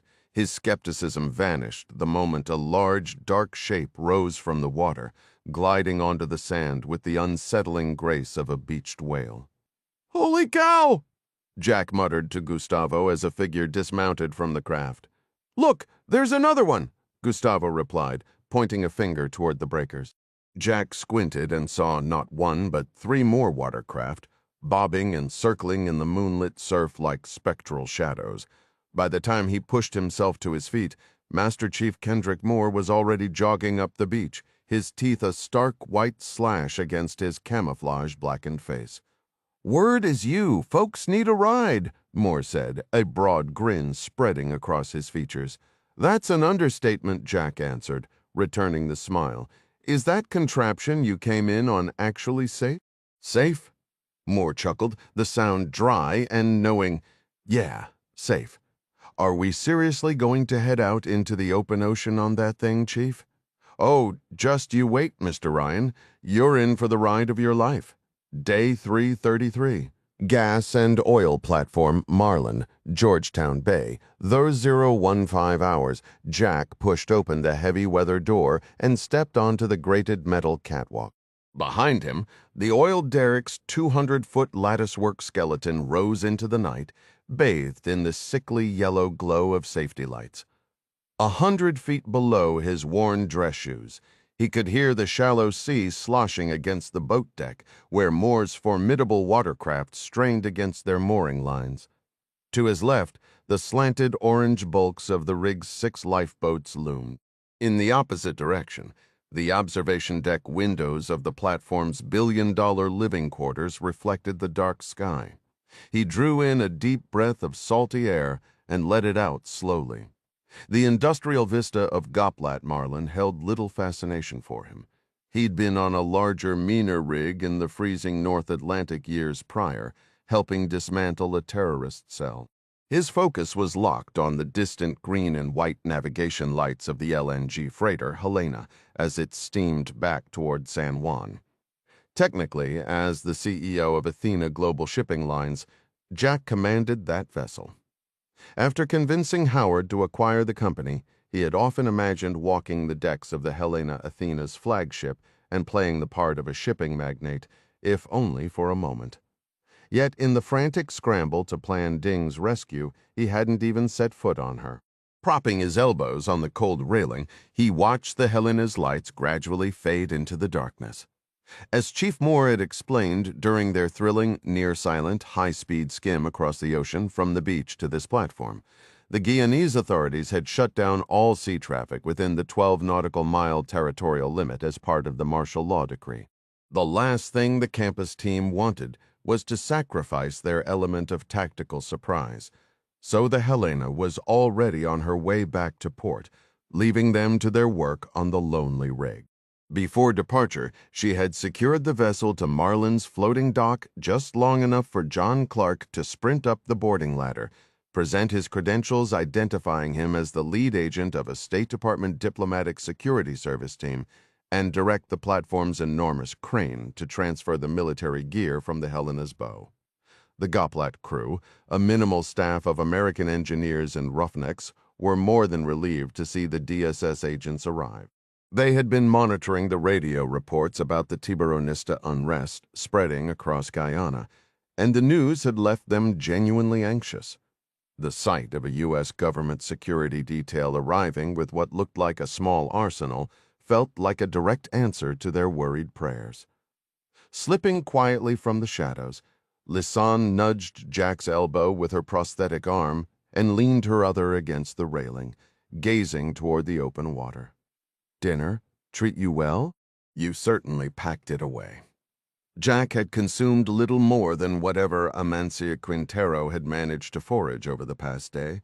Sitting down to eat on the rig, he had demolished half a meatloaf, drowned in a pint of gravy, and washed it all down with a quart of water. He gave a slow nod, his eyes locked on the distant constellation of green and white lights. "I really wish I'd gotten back in time to see her myself. So, tell me, Liz, what was she like?" "The Helena?" "Yeah, she was solid. The landing in Tobago had its tense moments. Chile had to reverse the trailer onto the ramp and thread it between those LNG tanks. But the landing systems performed as designed," he pressed. "Absolutely. And her hull? Her hull? Yeah. Did it look like it was holding up well?" Back when the Athena deal was first coming together, Lisanne had listened to Jack rhapsodize about the shipping company's prospects more times than she could count. In her opinion, what truly fired him up was the thought of pacing those decks and taking the captain's role. She offered him a knowing smile. "She's a fine ship, Jack." He stayed quiet, rising onto her toes. She kissed his cheek.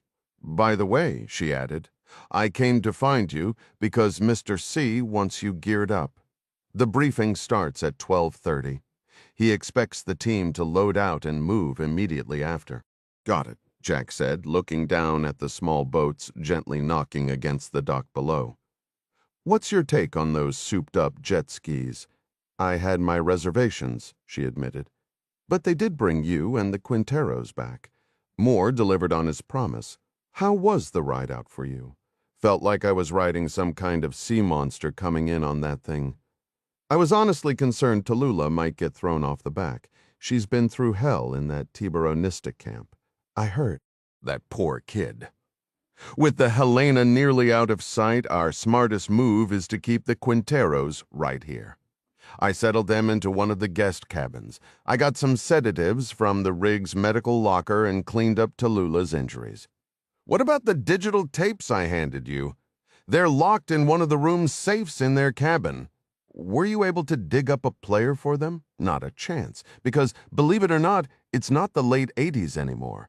Jack gave a single acknowledging nod at that. Do you think Tallulah will pull through okay? She's not much older than your niece, Emily. Well, like Emily, Tallulah's got a tough core. I believe she's going to be just fine. And Amancia? Lisanne turned her gaze back to the dark sea. She had been shaken by the state of the two Quintero women when Jack first brought them aboard. The daughter's face was a map of scratches and bruises, as if she'd gone fist to claw with a wildcat. Amancia looked better physically, but her eyes were raw and her skin was ghostly pale. I think Amancia is reeling from the shock of losing her husband and her home, she said. I know she's deeply thankful to you for getting her out of the country safely. She kept repeating that she'd be dead otherwise. I'm hoping the medication I gave them will let them both get some real sleep. Yeah, they need it. What's Gustavo up to? He's playing language coach for Mandy, the chief, and Carrie, giving them Spanish lessons since they're all desperately dusting off what they learned in high school. While Jack had been resting, Clark filled everyone in on the tactics of the Tiburonista group, detailing what they might face at the river barge and yacht where Ding was being held. Lizette gently traced the faint scratches on his arm. My turn now? How are you really holding up? Jack wrapped his hand around hers, keeping it close. He stared out at the distant green and white lights on the horizon for a long moment. I'm okay, just thinking about Ding. She rested her head against his shoulder. Listen, nobody would blame you if you stepped back tonight. The last 2 days have been brutal. Are you absolutely sure you're ready for this, Liz? He said, his voice low. This Tiburon guy, is it true he lost his family in that old CIA operation back when my father was deputy director? That's what Clark confirmed. Then there's not a chance I'm sitting this out. Gather round, everyone, Clark called out. He stood before a bank of glowing computer monitors, leaning against a console dotted with switches, dressed in a black quarter-zip and worn camouflage pants. The team had assembled in the rig's control room.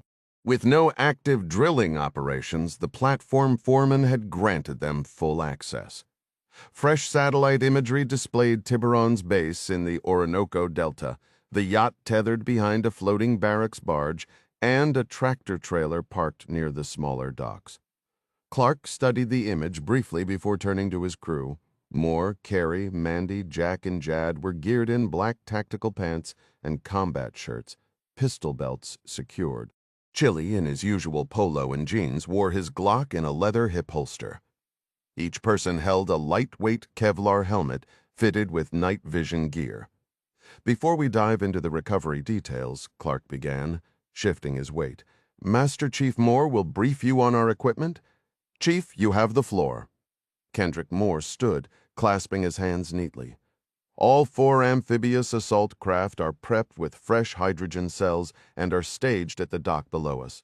He pointed to a monitor showing a nautical chart. The Orinoco River Delta, Ding's last known location, is 100 miles from our position. We have sufficient battery power to make the run at approximately 80 knots. The craft are pre-programmed with the ingress route. Your job is basically to hang on. A quick grin flashed across his face. Stay strapped in. The skis will circle back if you come off, but trust me, you don't want to hit the water at that speed. He cleared his throat and continued. Factoring in Jad's insertion on the Eastern Barrier Island for Overwatch, our time on target is 0230 to activate the preset egress route on the jet skis. Leaning against the console behind Moore, Clark felt his satellite phone vibrate against his belt. He nodded for the chief to proceed and stepped out onto the platform's outer deck into a soft, salty breeze. Seeing Mary Pat Foley's name on the screen, he walked further down the graded catwalk to the open helipad for privacy. "Are you in position?" she asked as soon as he answered, her voice clear over the hum of the rig. "You're on the Helena? Give me a second," Clark said, moving to the edge of the helipad. "We are in position, yes, but we had to adjust the plan slightly. That's never a good opening line." "I believe we're still solid. We got some pushback from the Guyanese Navy. They've closed their territorial waters to all traffic. We expedited offloading everything to the Marlin, the operational platform closest to the Delta. The other platforms to the east are still under construction and weren't viable." Mary Pat was silent for a few seconds. "All right. Staging from the Marlin is a logical maritime approach, since entering Venezuelan waters was never an option. Correct? And we wanted to avoid any official attention that might raise flags. As Sidney O'Keefe warned us, Tiburon's connections reach into some high places. We sent the Helena away to keep from alerting him. Smart move. Honestly, I'm relieved we're in position. The majority of the engineers and crew on this platform are American. They mentioned another 15 or so are staying at their onshore operations office. They have no idea what you're planning, right?" "Correct. I informed them we'd be conducting patrols to prevent any Tiburonista approach." "Good. That leads to the larger issue. MP, there's a significant American presence here in Guyana. The president might consider deploying a proper security detail. I've been in touch. He's requested contingency plans, but we're avoiding unnecessary escalation. Strategically, we need to keep Guyana aligned with our interests." Clark gazed across the moonlit water. Securing offshore oil rigs had been a routine part of his SEAL duties. Now he was doing the opposite, using one as a launch point. A bitter smile touched his lips. "You spend a career protecting assets, only to end up using one as a staging ground for chaos." "Some retirement. Strategically," he said, "I'm beginning to suspect this goes deeper." "Explain." "This spike in drug violence fits the pattern of a local proxy group, exactly what we'd expect with a Talon operation. The Russians could be pulling the Tiburonistas' strings. The Russians wouldn't want Guyana disrupting Europe's energy market by tapping its natural gas, that's for sure. But our intelligence suggests they'd use Venezuela for political cover. We're not seeing that. Communications from Caracas, both political and military, are routine. Russian channels show no unusual activity. I heard the Venezuelan army moved units to the Essequibo River. That's unusual. They've positioned a few tanks along the riverbank. It's not a major deployment, and defense intelligence reports they're static. According to Sidney O'Keefe's assessment, this appears to be genuine, widespread Tiburonista violence. Clark paced the helipad's edge, judging the swell of the waves below. "So you trust the Guyanese intelligence officer you met, Romero?" "That's him. Do I buy his story about the Coast Guard vessel sinking a few miles from here being simple Tiburonista recklessness? I don't like the man. Part of me believes he was pleased to see us take a hit. Maybe he harbors a quiet disdain for the U.S., but I have no evidence he's engineering a coup. What's the word from our embassy? The short version is, Sidney has zero trust in the acting authority, Prime Minister Castillo. He's declared martial law and shut down communications. The national police are effectively running the country. What about their military? Who commands it? Castillo does, under the emergency powers. With President Kassif absent, the Prime Minister is technically operating within the legal framework. Sidney says he's following their emergency protocol precisely. Jack briefed me on the corrupt police and the assassinated officials. We have the Interior Minister's widow and daughter with us. Wait, how did Quintero's family end up in your care? Jack was with Quintero and the Attorney General during the attack. The minister's last instruction was for Jack to get to his home and protect his family. Jack complied. He also secured some recordings that may incriminate government figures. The family assisted in his safe exit from the country. Mary Pat was silent for a moment, absorbing this. Did Jack or the minister's wife provide any actionable intelligence? What's on these recordings? We lack the means to analyze the tapes here. Essentially, the wife fears Tiburon's corruption may extend to the highest levels of government. The recordings are related. She also stated her husband had great confidence in President Kashif. If O'Keefe suspects Castillo, then our priority should be getting Kashif back immediately. Agreed. Kashif and several cabinet members are currently on an OPEC delegation in the Middle East. They're guests of the Emirates, completely off the grid, came the voice over the line. Who manages to be off the grid these days?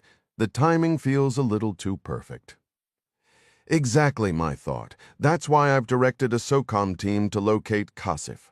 Clark's gaze traveled up the immense oil derrick following the tangled web of cables, pipes, and drill shafts suspended between the colossal steel beams. A service ladder ran up its flank, disappearing into the heights. This massive offshore platform I'm on was constructed by an American firm. Why not mobilize a Marine Quick Reaction Force immediately to protect our assets?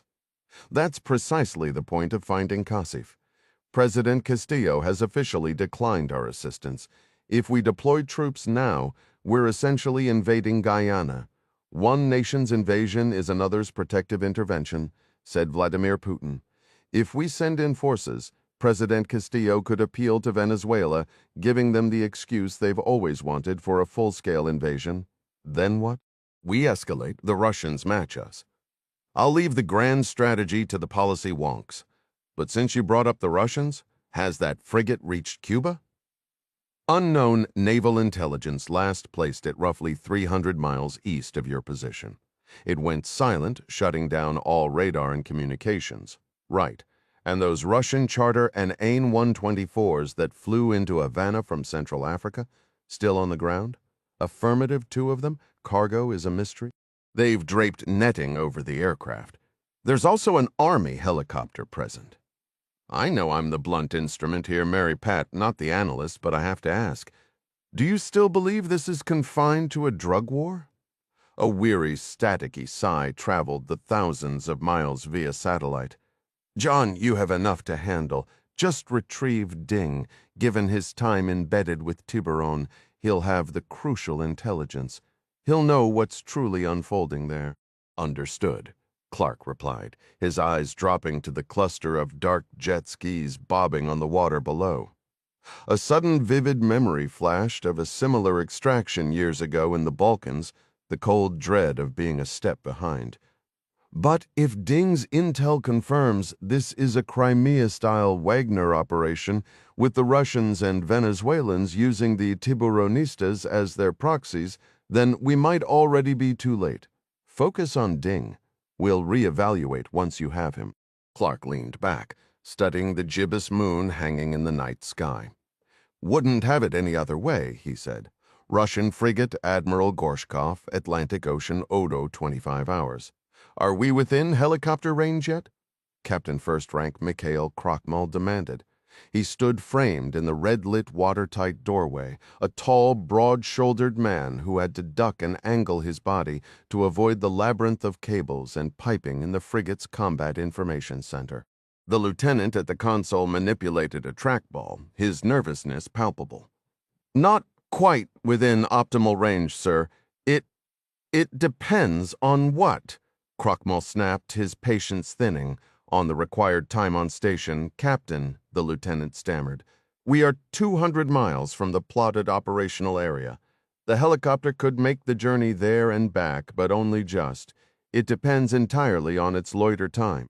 We have no performance data for this Mi-8M model, and it is fitted with heavy weapons pylons, sir, which will negatively impact its range. The captain's scowl deepened, but he held his tongue. What were the Northern Fleet admirals in Polyarny thinking? Why had they failed to specify the mission parameters? His orders were simply to dispatch the Army helicopter to lift a squad-sized unit from an uninhabited reef at precisely 0300 hours. What unit? And why was the heavy aircraft loaded with Sturm anti-tank missiles? The secrecy grated on him.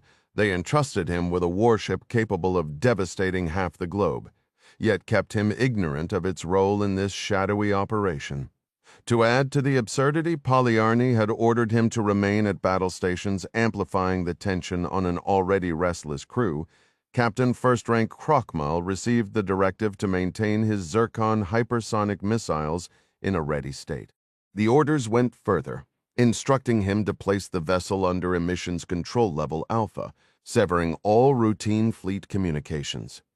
Beyond keeping his air and surface search radars silent, he was prohibited from using his encrypted satellite radio.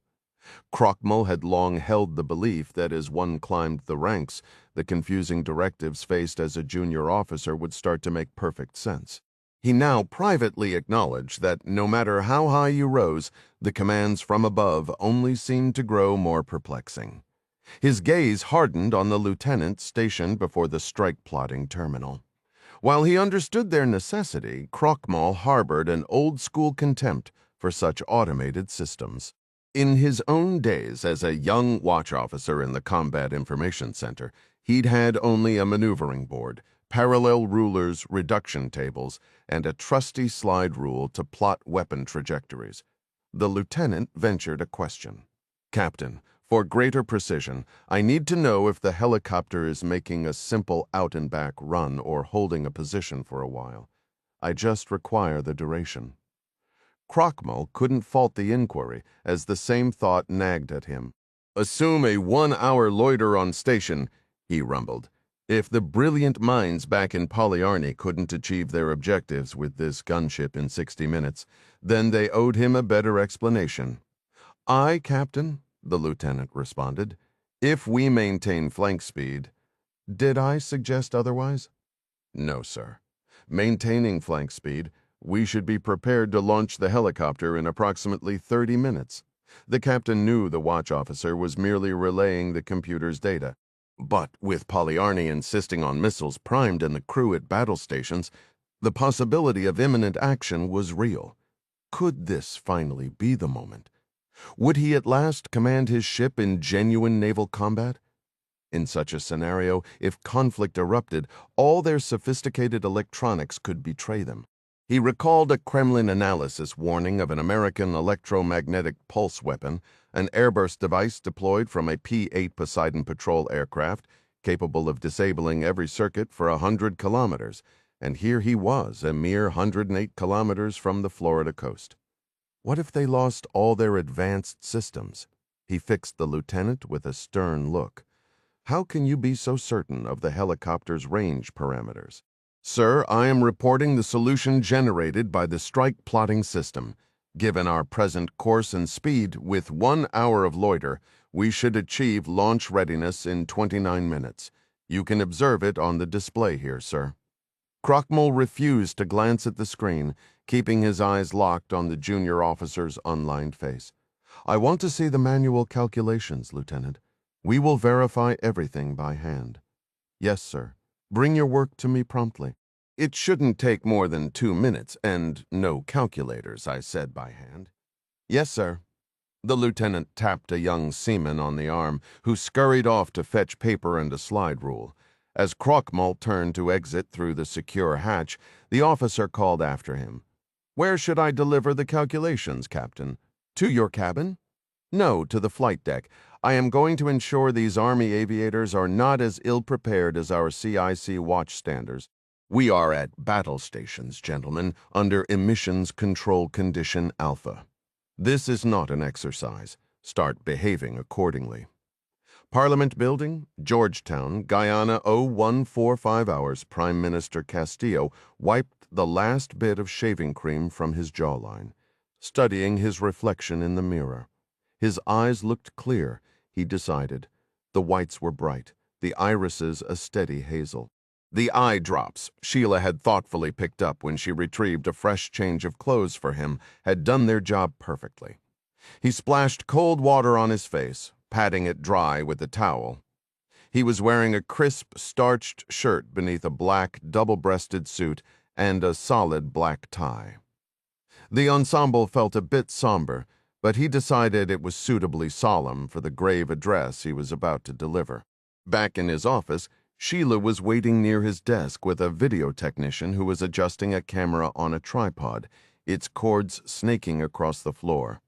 Given the worsening security climate, Castillo had instructed her to prepare for a national broadcast. "I want a row of Guianese flags behind me," he instructed. "Have someone bring down the ones from my office upstairs?" "Right away, Prime Minister," Sheila replied. He turned to the technician. "Will the communications restrictions be a problem?" "No, sir. This is a standard TV broadcast. On your command, Prime Minister, will be live on every VHF and UHF channel across the country." "I understand that. What about digital transmission? YouTube, satellite feeds, everything else? We'll simulcast on satellite and stream it through our official internet channels. People here in Guyana may have trouble with the stream due to the blackout, but the international audience will see it clearly." "Good," Castillo said. "I've also alerted the press," Sheila added. "They're expecting the announcement." Castillo positioned himself behind the desk, his gaze fixed on the camera's lens. Soon, the eyes of the world's major powers, the Americans, the Russians, the Europeans, would be fixed on him. "Sharp suit," a man's voice remarked, "very statesmanlike." Castillo turned to his right. Romero had entered, still in his Guyanese National Police uniform, though it was noticeably wrinkled from his recent movements. The intelligence chief took off his black beret and settled into a chair. "Give us the room," Castillo said to Sheila and the technician, who both quickly exited Romero's blue eyes, scanned the setup, taking in the lights and the boom microphone suspended above the desk. He gave a slow, approving nod. "You've got it all ready for when the time comes." "I do." "I'd like to review the speech, Prime Minister." Castillo paused. Officially, Romero worked for him. He had even appointed the man to his position. For a fleeting moment, Castillo considered refusing his scheming security chief a preview of the declaration he would read to the nation as soon as Morozov gave the signal, but he thought better of it. In Castillo's view, Romero held too much influence with Tiburon, and provoking him wasn't worth the trouble. He retrieved the tri-folded paper from his jacket and handed it over. The intelligence chief spent half a minute reading, his eyebrows occasionally lifting at some of the more elaborate phrasing. "Well, I suppose it will serve its purpose," Romero finally declared. "Thank you for your assessment, Alejandro. I particularly like the section where you pin President Kasif's murder on Tiburon's Pakistani distribution network. Given Kasif's faith, blaming Muslims should help quiet those pesky conspiracy theories. Morozov provided that wording. I hope it's accurate. Has he given you any update on Kasif's condition?" "Morozov says his SVR contacts are handling it. They're constructing the disinformation campaign, paving the way for the Pakistani heroine narrative. They'll leak the story through Al Jazeera the moment it's done. It should hit the newswires within a few hours." Castillo's expression darkened. "I'm concerned about General Noorani. He's called me 10 times. You instructed the defense forces to remain in their barracks. I haven't seen them on the streets."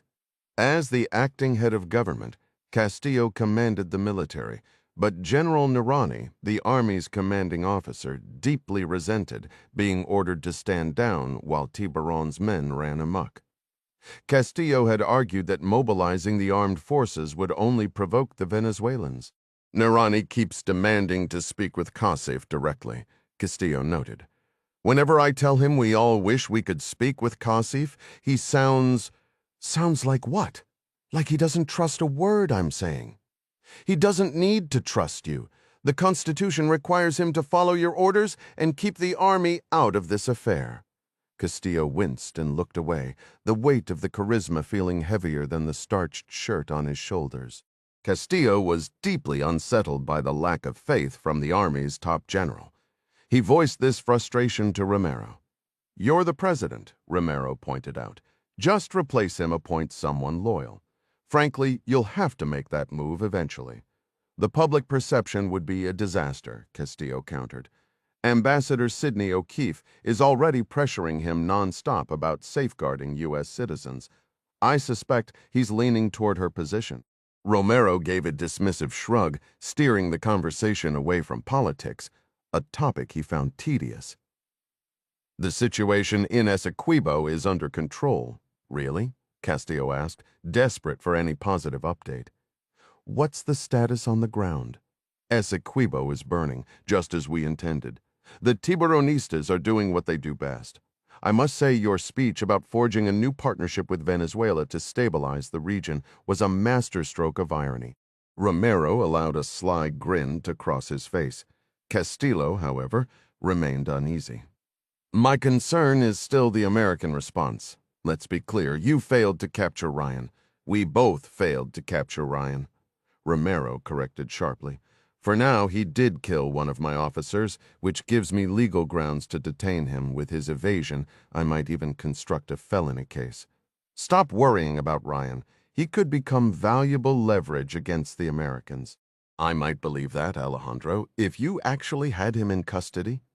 He'll surface at the embassy. With the city on lockdown, it's his only viable refuge. My men will be waiting to arrest him the moment he approaches. Trust the process. Castillo thought his confidence was laughably naive. He understood the fragile nature of their operation all too well. History was littered with botched coups. The old adage echoed in his mind, if you aim for the king, you'd better not miss.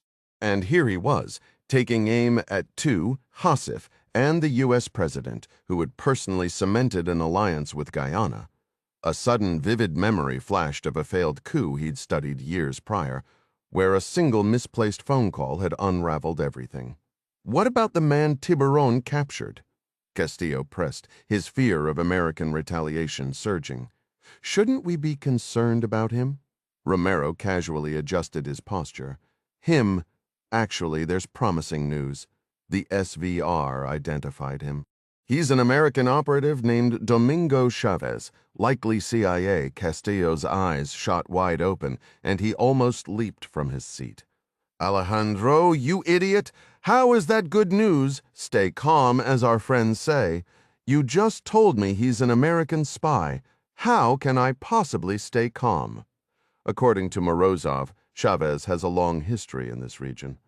He was part of the CIA team that went after Escobedo. That means his focus is counter-narcotics.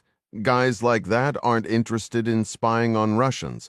They only care about drugs reaching U.S. streets. You can't be certain of that. This Chavez was embedded at the Tiburon base for weeks. He's undoubtedly seen the Wagner personnel, maybe even Morozov. For God's sake, Alejandro, he might have seen you during one of your visits. He could have already reported everything. Well, he's currently being thoroughly persuaded in the hull of Tiburon's yacht. So far, he's only admitted to drug-related activities. No one could withstand the level of persuasion he's experiencing and hold back significant secrets. Obviously, Alejandro, he could be lying. Romero shook his head, his expression turning stern. Prime Minister, now you're in my area of expertise. If he passed any valuable intelligence to the Americans, the Russians will extract it. They can break anyone. After that, Tiburon will dispose of him in the ocean piece by piece. Castillo's jaw tightened, and he looked down, a cold shiver running through him as he imagined the brutal reality of an interrogation by Tiburon's men. The casual cruelty of it was staggering. From this point, timing is critical. Are we absolutely certain the Tiburonistas and the Russians are prepared? Tiburon's yacht departed the Orinoco Delta roughly an hour ago. Morozov positioned it off the Essequibo coast to help sell the narrative that all the violence is solely Tiburon's doing. I assume you approve of that touch. Castillo gave a faint, humorless sniff. Yes, I suppose so. And the barges? Castillo inquired. Romero glanced up from his tablet. Zuka, the Wagner team leader, just confirmed their men stationed on the reef are prepared to assume control of the oil platforms. Castillo leaned back in his chair, the leather creaking. Any word on the American response? I need more than silence. He turned to his aide. I contacted Mary Pat Foley's office myself, spoke to a watch officer, relayed that we are actively dismantling the Tiburonistas and will deliver justice for their attack on the Coast Guard vessel. Let's hope that satisfies them for now. Romero offered a thin smile, reaching into his khaki jacket. He produced 2 long cigars, holding one out, a gesture of calm. I don't smoke. Castillo declined. A true pity, Romero said, rolling the cigar between his fingers. These are Venezuelan, the best.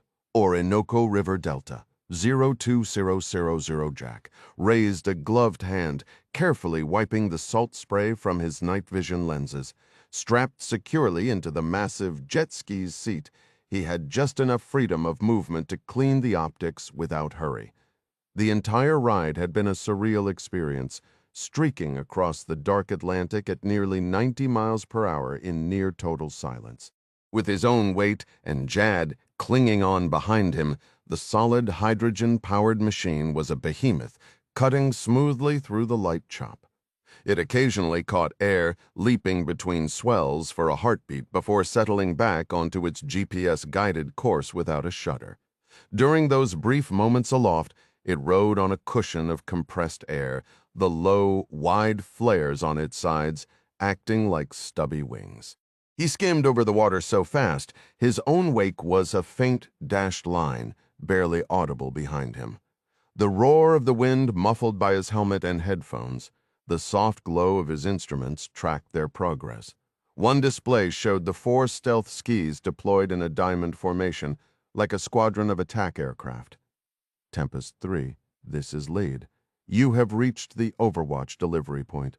Moore's voice crackled with static in Jack's helmet. Roger, lead. Acknowledged and departing course, Jack replied into his lip mic. He felt a tap on his shoulder from Jad, strapped in behind him. Switching to manual control. Now departing the pattern. A double click from Moore confirmed. Jack checked his GPS. The encrypted satellite link depicted Moore as Tempest 1 in the lead, with Clark as Tempest 2 trailing 100 yards back. To his left, Chili Edwards and Mandy Cobb formed Tempest 4. Jack toggled off the pre-programmed navigation, his grip tightening on the handlebars as the ski decelerated 70-60, then 50 knots.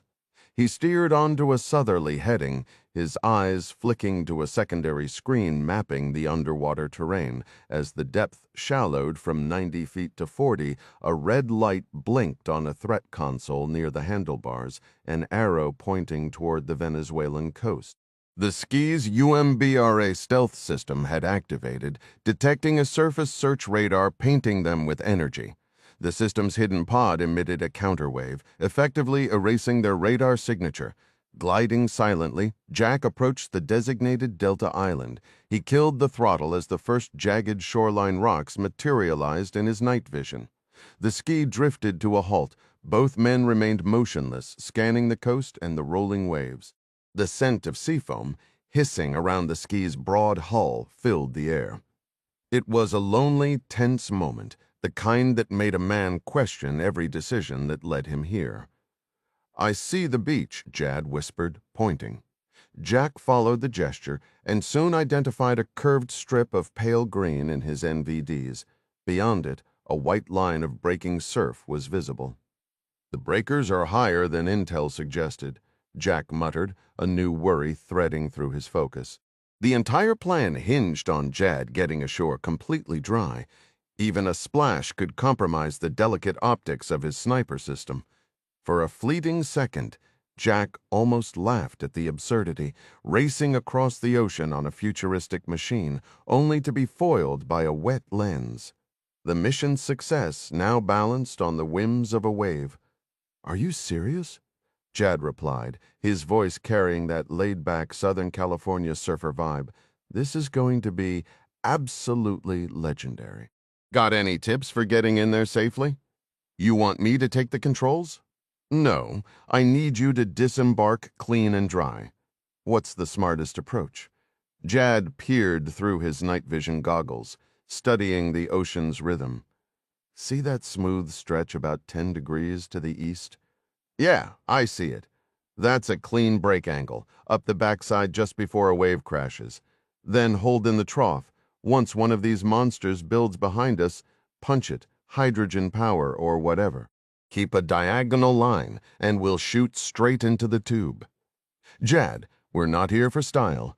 I just need to drop you on the beach. Who's the surf expert here, Jack? Jack stayed silent. Jad reached forward and gripped Jack's upper arms firmly. Relax, boss. I'll monitor the waves from back here and guide your arms like handlebars. A tight squeeze means accelerate. A pullback means ease off. I'll guide us right onto the sand. Jack observed the predictable swell of the waves, watching them peak and dissolve into white foam. Beyond the barrier island, two distinct peaks were visible. Jad's objective was to navigate between them and scout the Tiburonista compound on the far side. "What about the return trip?" Jack asked. "You're in for one wild ride back," Jad answered with a grin. "What does that mean?" Jad laughed. "Dude, this thing goes in reverse, right?" "Yeah, it's got a water jet thrust reverser." "Perfect. So slam it into reverse the second I jump off. Spin around in the churning foam at the shoreline. Once you're facing the open ocean, wait for a wave to break. The moment the foam rushes in, gun it straight out. Another swell will be forming by then. Climb it before it peaks. With all this power, it should be a breeze." Jack stared at the water, mentally rehearsing the maneuver. If this were a sunny vacation day, he might have found the challenge exhilarating. Instead, all he felt was the pressing need to resume their mission and extract Ding. "All right," he conceded. "Let's do this." He felt Jad's hands lock onto his arms. Jad guided him onto the shoulder of a building wave that lifted them 20 feet. Following Jad's pull, Jack reduced speed, holding position. As the wave surged toward the island, Jad squeezed Jack's arm. They settled into a low trough, the island vanishing behind walls of dark water. "Okay, man," Jad said, his tone focused. "We've got a real beast coming up behind us. Ease the nose a bit more to starboard. There you go. Get ready." Jack felt the undertow tugging the ski backward. Jad applied light pressure, signaling Jack to add just enough power to maintain position. Then, abruptly, Jad crushed Jack's biceps and yelled to go. Jack twisted the throttle, lurching forward and carving diagonally across the face of the wave. The rising water lifted the ski as Jack cut across. Suddenly, the world narrowed into a tunnel. "Woo!" Jad whooped, maintaining steady pressure on Jack's arm. "We're in the barrel, dude! This is silky smooth!" Jack held their speed until Jad gave a firm squeeze. The ski surged forward along the smooth water inside the barrel, feeling like a sled on an icy slope. Jack felt the stern lift. A quick glance sideways confirmed the wave had crested and crashed behind them. The sea shifted to a pale green as he skimmed over the foam. "Steep beach," Jad warned, yanking Jack's shoulders back. "Cut power now. Let it coast." Jack released the throttle. Seconds later, the ski's blunt bow nudged the sand. The moment it made contact, the Green Beret vaulted off into thigh-deep water.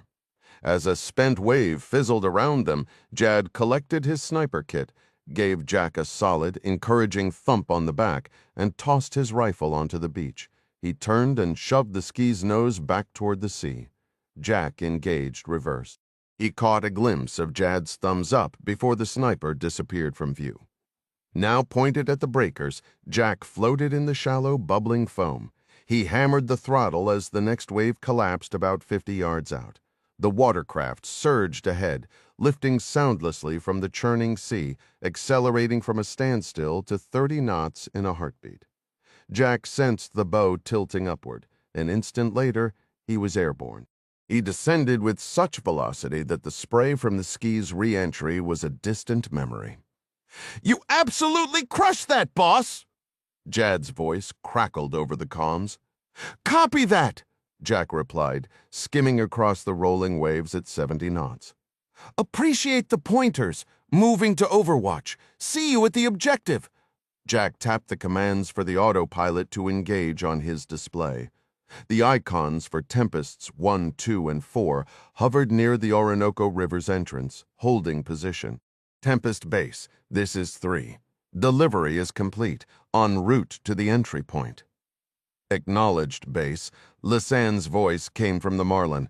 Signal when you reach the rendezvous.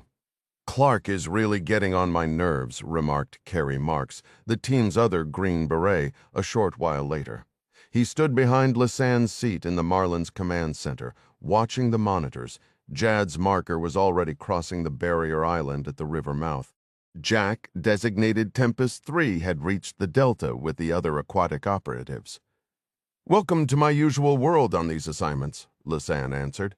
Carrie scratched his ear with a pinky finger. "Yeah, but you've got the intel officer role. I'm just planted here on my backside while they're out there having the adventure. Somebody has to secure the command post. Isn't that like the first chapter in the Green Beret manual?" He gave her a sharp, annoyed look. "Secure it from what?" "Imaginary sea serpents." "Stranger things have happened," she said with a shrug.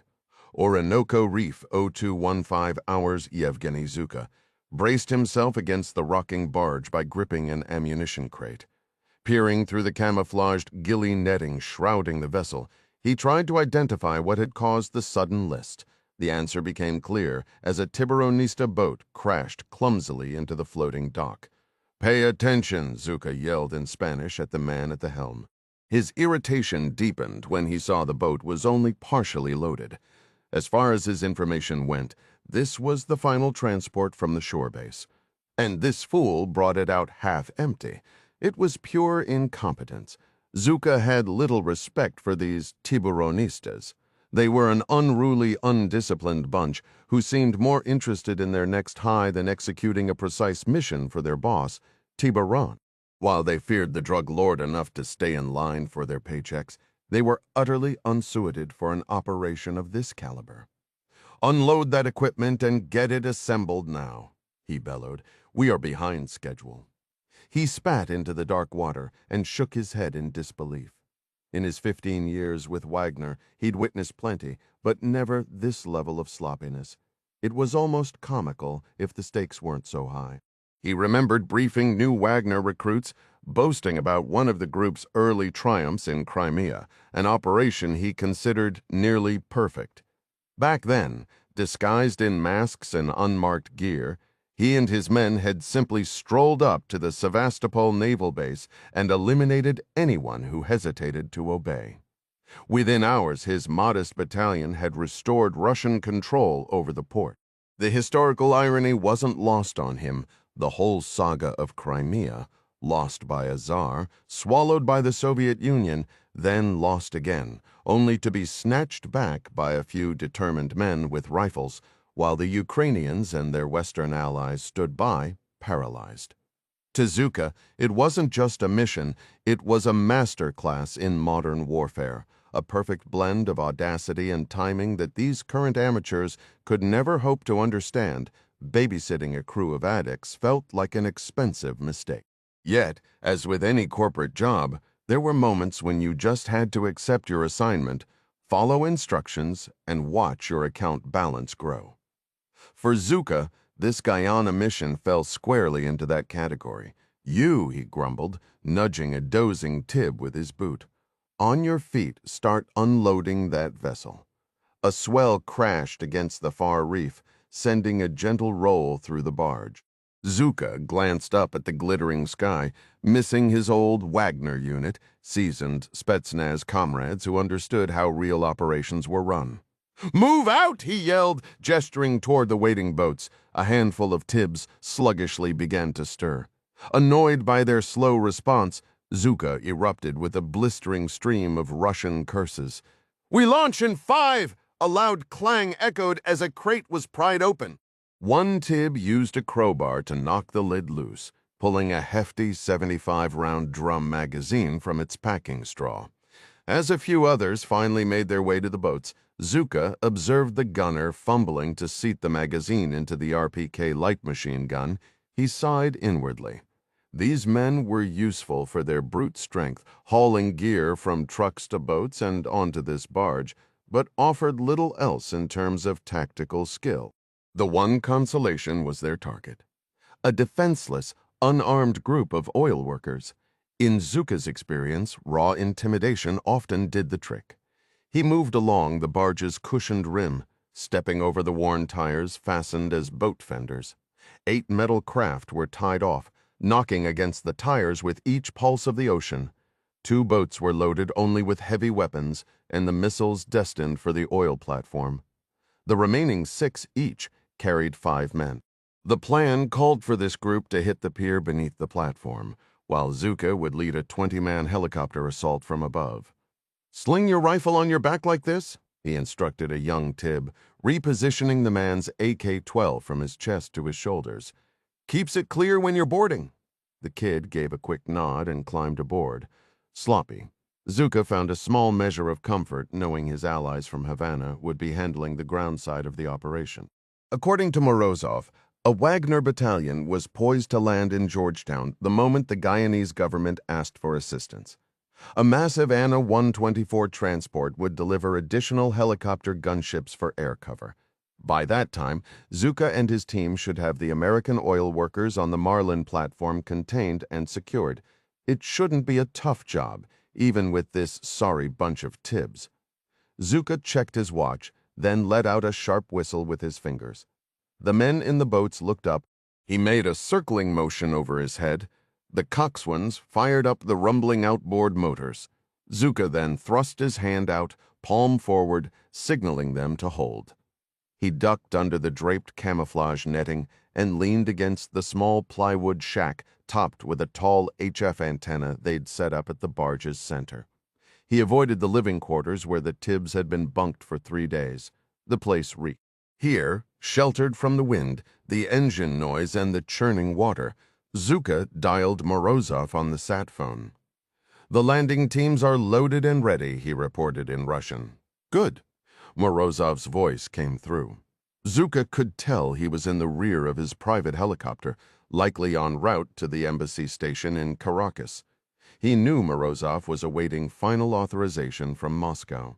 "How's the sea, light swells?" Zuka answered. "Otherwise, calm weather is clear." Static hissed on the line, underscored by the faint thump of rotor blades through the connection. "Yes," Morozov replied. "Do you still estimate a 30-minute transit to the manned Marlin platform?"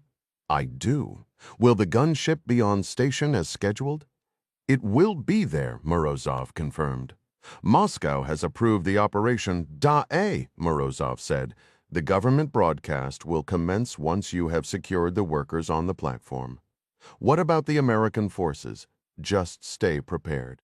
We cannot predict their response. You are the expert in this arena." Zuka felt a surge of satisfaction. Morozov, despite his current SVR rank and history with Wagner's front companies, understood the chain of command. When it came to tactical execution, he knew to defer. "To confirm you want the platform personnel taken alive? That complicates the operation significantly." "Affirmative," Morozov stated without hesitation. "It is premature to determine if hostages are an advantage or a burden. And if they become a burden, then you eliminate them and dispose of the remains in the ocean." Orinoco River Delta, Dero 223 hours. From his position 3rd in the formation, Jack observed Moore and Clark. The stealthy watercraft moved up the dark river with a predatory grace, reminding him of alligators sliding through a swamp. They navigated the labyrinth of islands and shallow sandbars at a mere 4 knots, their engines silent. Through his night vision, the bulky silhouette of the barracks barge materialized ahead. Moore had halted his ski in a gentle eddy while Clark executed a cautious weaving approach. His suppressed HK-416 balanced across his lap as he scanned the shoreline. A quick glance behind confirmed Chili Edwards was covering their rear, with Mandy Cobb, ex-FBI HRT, sighting down her rifle.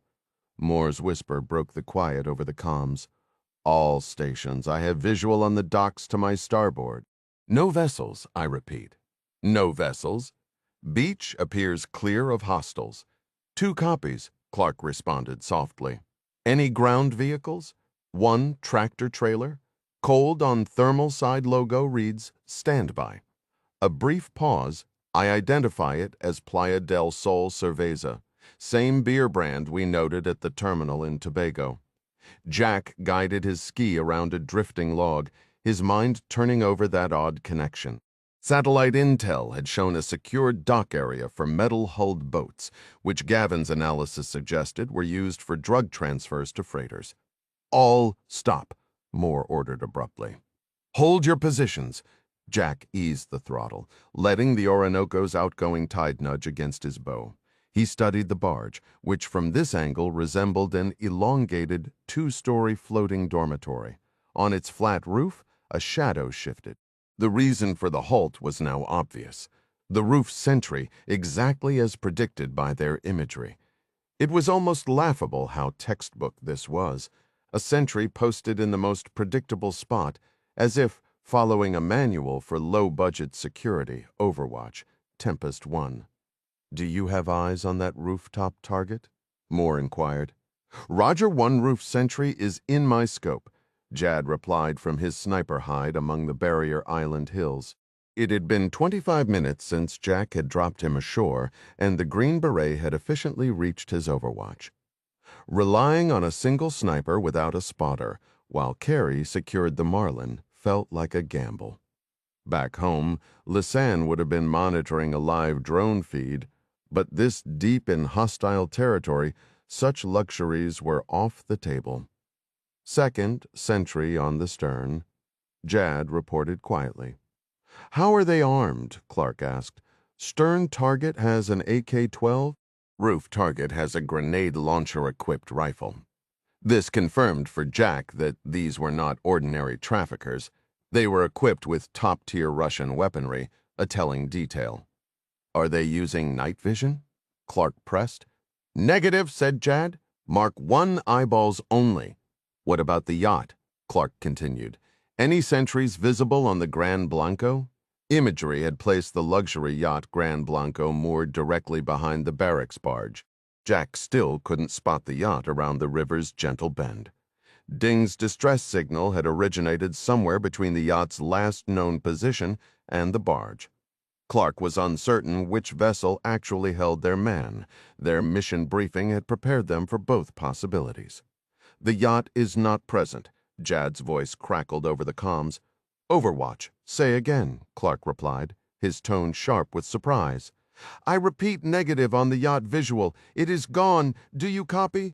This was a serious complication. It meant the Gran Blanco had slipped out to sea within the last hour. Jack mentally retraced their route up from Marlin, thinking they should have crossed paths with the vessel. But then he remembered the stealth sleds weren't running active radar sweeps. Their design prioritized remaining undetected. Moore's voice cut through the tense quiet. Copy Tempest 2, he said to Clark. That yacht is too large for the river channels. It must have departed for open water just before we arrived. A cold dread settled in Jack's gut. If the Tiburon cartel was truly collaborating with Russian intelligence, Ding's cover was almost certainly blown. If he was on that yacht, his time was critically short. He might already be gone. Tempest 3 and 4, focus on the barge, Clark ordered, his command pulling Jack back from the grim thought spiral. Tempest 1 and I will pursue the yacht. It can't have gotten far, and we have the boarding equipment. The Orinoco River Delta hummed with a tense nocturnal energy. Through his night vision goggles, Jack watched Clark and Moore pivot their sleds with the outgoing current. After a brief drift, the bulky watercraft were alongside him. Moore in the lead suddenly accelerated forward like a shot. Clark followed a heartbeat later, both sleds cutting a silent, swift path across the dark water. Jack was momentarily captivated by their raw speed. Within seconds, the 2 operatives were banking into a turn, vanishing behind a barrier island. Chili's voice came from the ski behind him. Tempest 4, are we adjusting the plan? Or sticking with the barge assault as briefed to maintain operational clarity?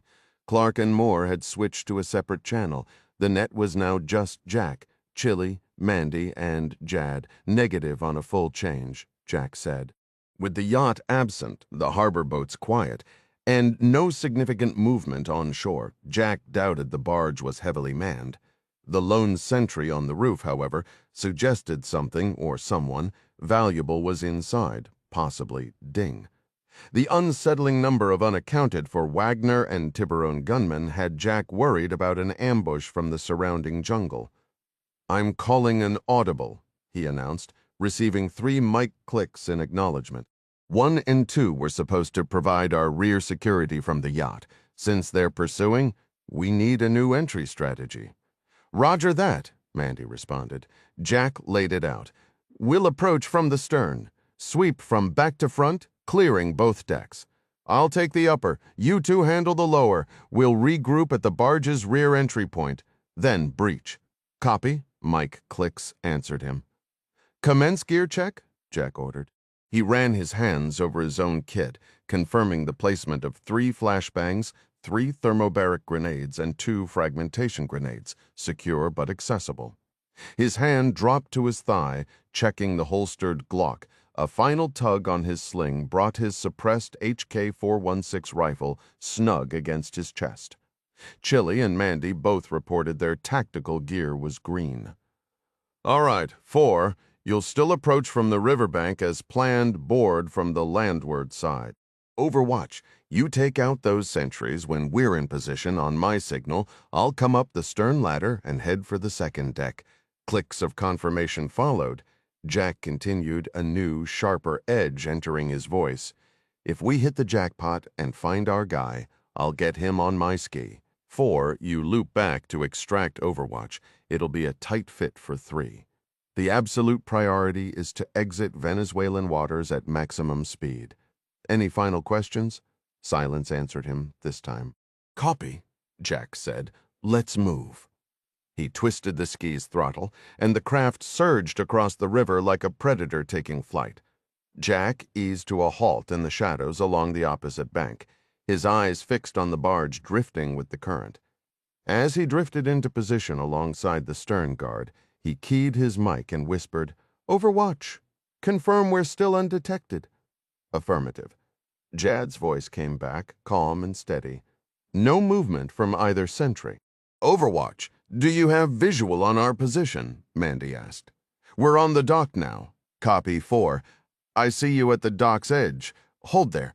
The roof sentry will spot you if you advance." After a tense moment of silence, Jack's voice was a low murmur over the comms. "Overwatch, do you have a clean shot on the rear guard?" Confirmed. 3. "Rear sentry is in my sights, and the target on the roof?" "I have him." Jack weighed the situation. The stern guard posed the immediate danger, positioned to intercept Chili and Mandy. "Take the rear first, then the roof," he instructed Jad. "Do it." Through his night vision, Jack saw a dark puff erupt from the rear sentry's head. The figure at the barge's stern collapsed silently into the dark water. The distant crack of the rifle shot reached him a heartbeat later. "Rear sentry down," Jad reported, "but I lost sight of the roof target. Can't confirm the hit." A cold knot tightened in Jack's stomach. He tilted his night vision up, swung his rifle into position, and scanned the barge's roof through his thermal scope. Nothing moved. 4. "Do you see the roof sentry? Negative," Chili responded.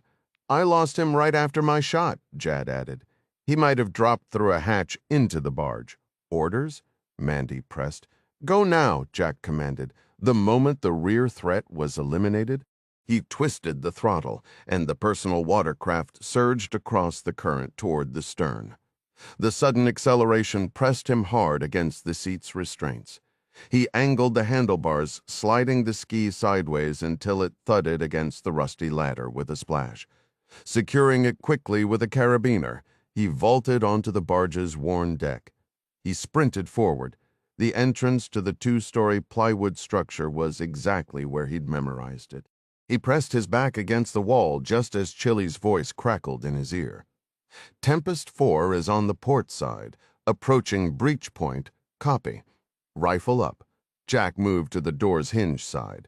Chili and Mandy slid into position opposite him seconds later.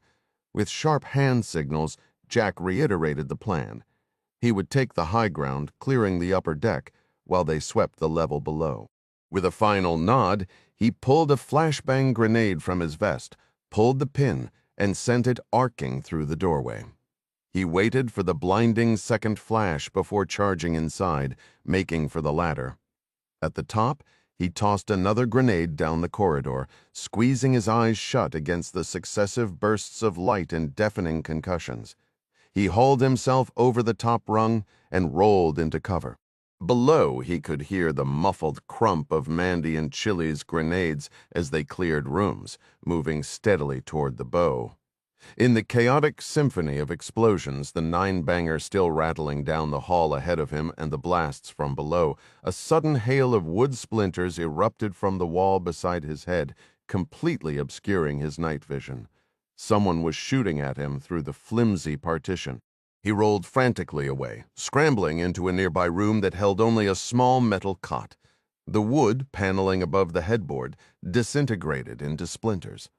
The shooter on the other side knew his position. He scrambled back into the hallway as rounds chewed up the wood around him. The firing stopped abruptly, leaving his ears ringing in the sudden quiet. More noise echoed from the deck below. Was it more grenades, or was his team meeting the same kind of fierce resistance? Before he could decide, another volley tore through the hallway wall, sending a cloud of sawdust into the air that stung his face and coated his goggles. The gunman in the adjacent room was firing again on full auto, this time from a position in the hallway itself. The relentless barrage was chewing through the thin walls, and it was only a matter of time before a round found its mark. Jack grabbed a thermobaric grenade from his vest, pulled the pin, and hurled it down the hallway. Back on Goplat, Marlin, they'd briefed that the thermobaric homewrecker was a last resort weapon for the barge, its shockwave powerful enough to potentially collapse the flimsy structure around them. Now he was about to test that theory.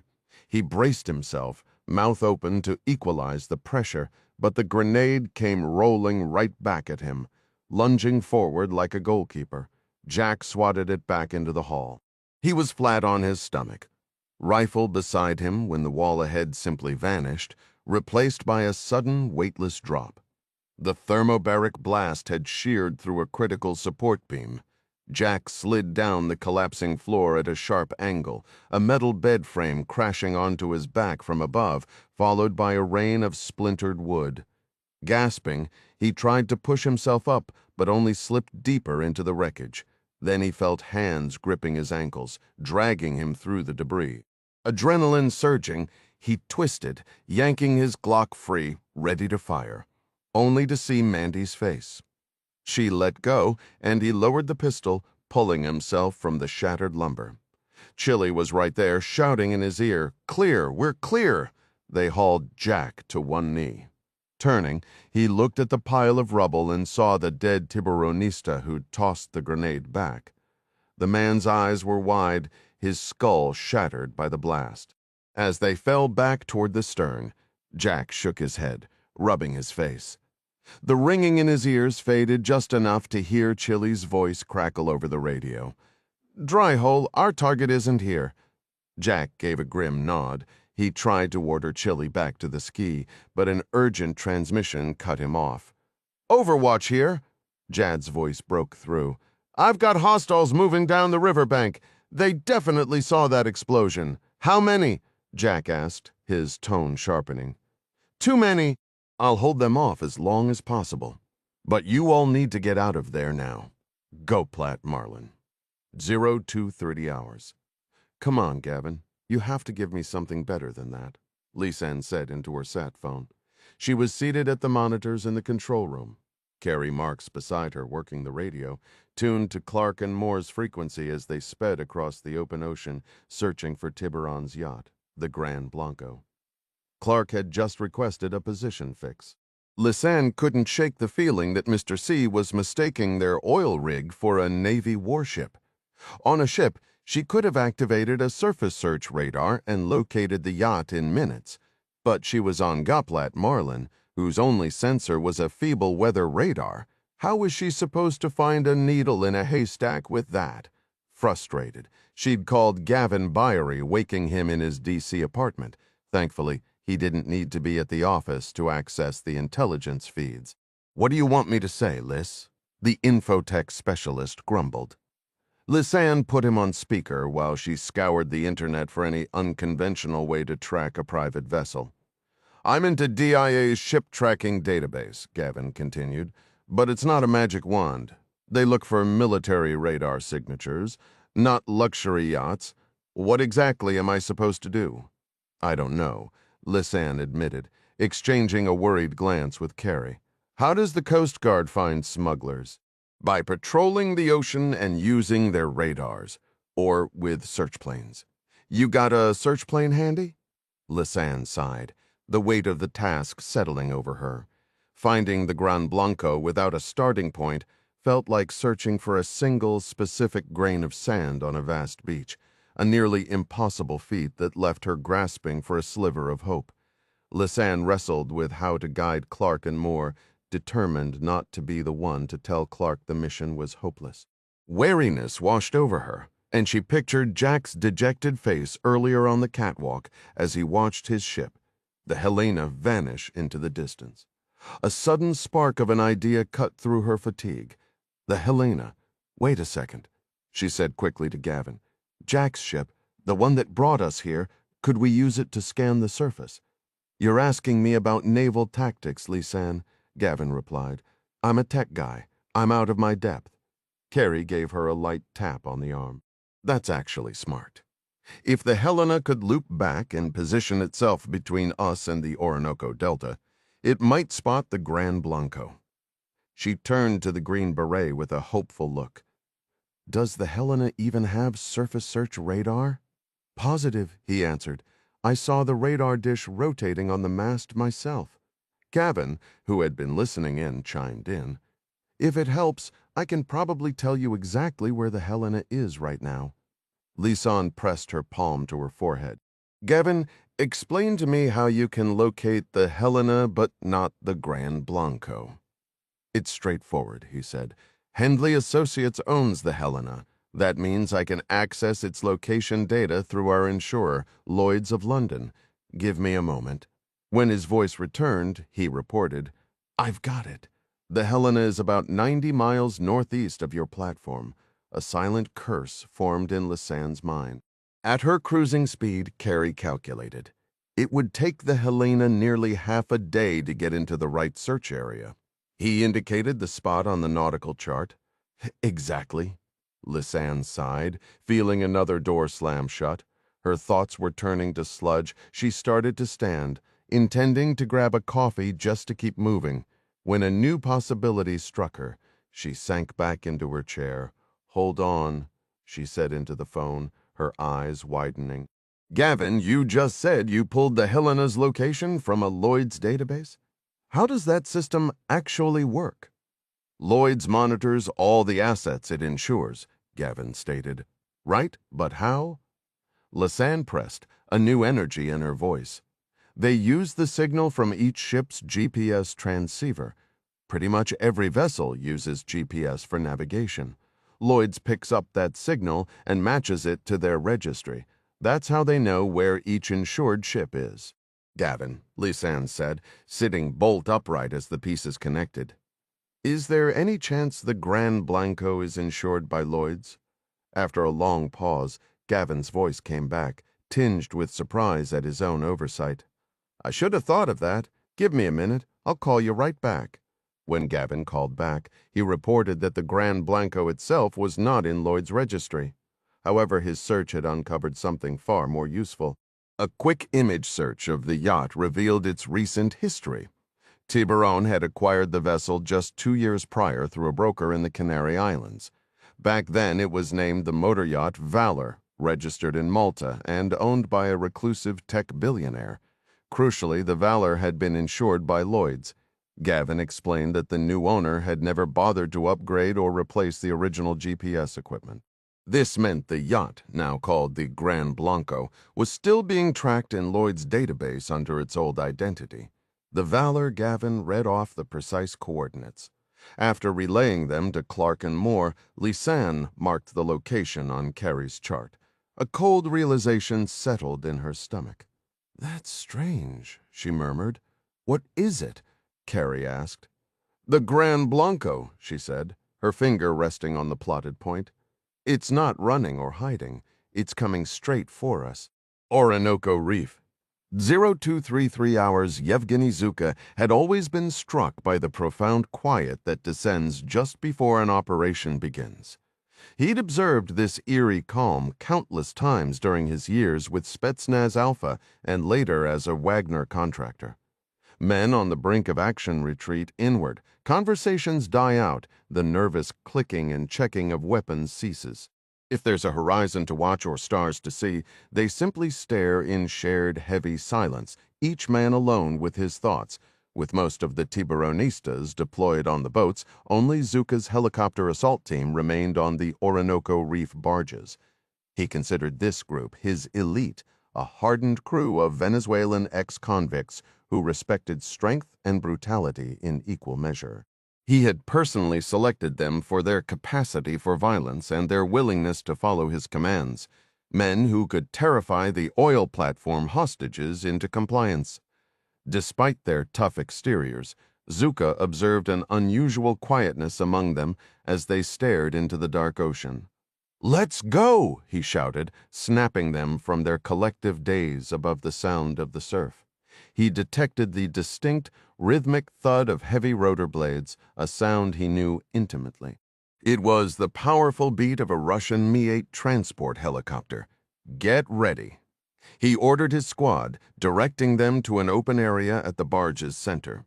The aircraft's searchlight flicked on, dousing them in a blinding white beam.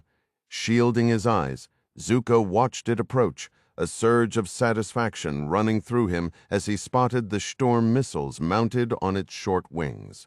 He waved his arms overhead. The gunship flared into a hover, its downwash whipping the camouflage netting into a frenzy and churning the seawater into a froth. A padded rescue sling descended on a cable, slapping onto the deck. Zuka secured the first of his men into it, and the crew winched him up like a catch on a fishing line. He repeated this process 20 times. When his turn came, Zuka slipped the sling over his shoulders and gave the line a sharp tug. At the open cabin door, a Russian crewman hauled him inside. He knelt on the cold steel floor, the deafening whine of the rotors pounding in his ears. The crewman handed him a headset with a boom microphone. Zuka put it on and tested the connection. "Where did you come from?" he asked, genuinely intrigued.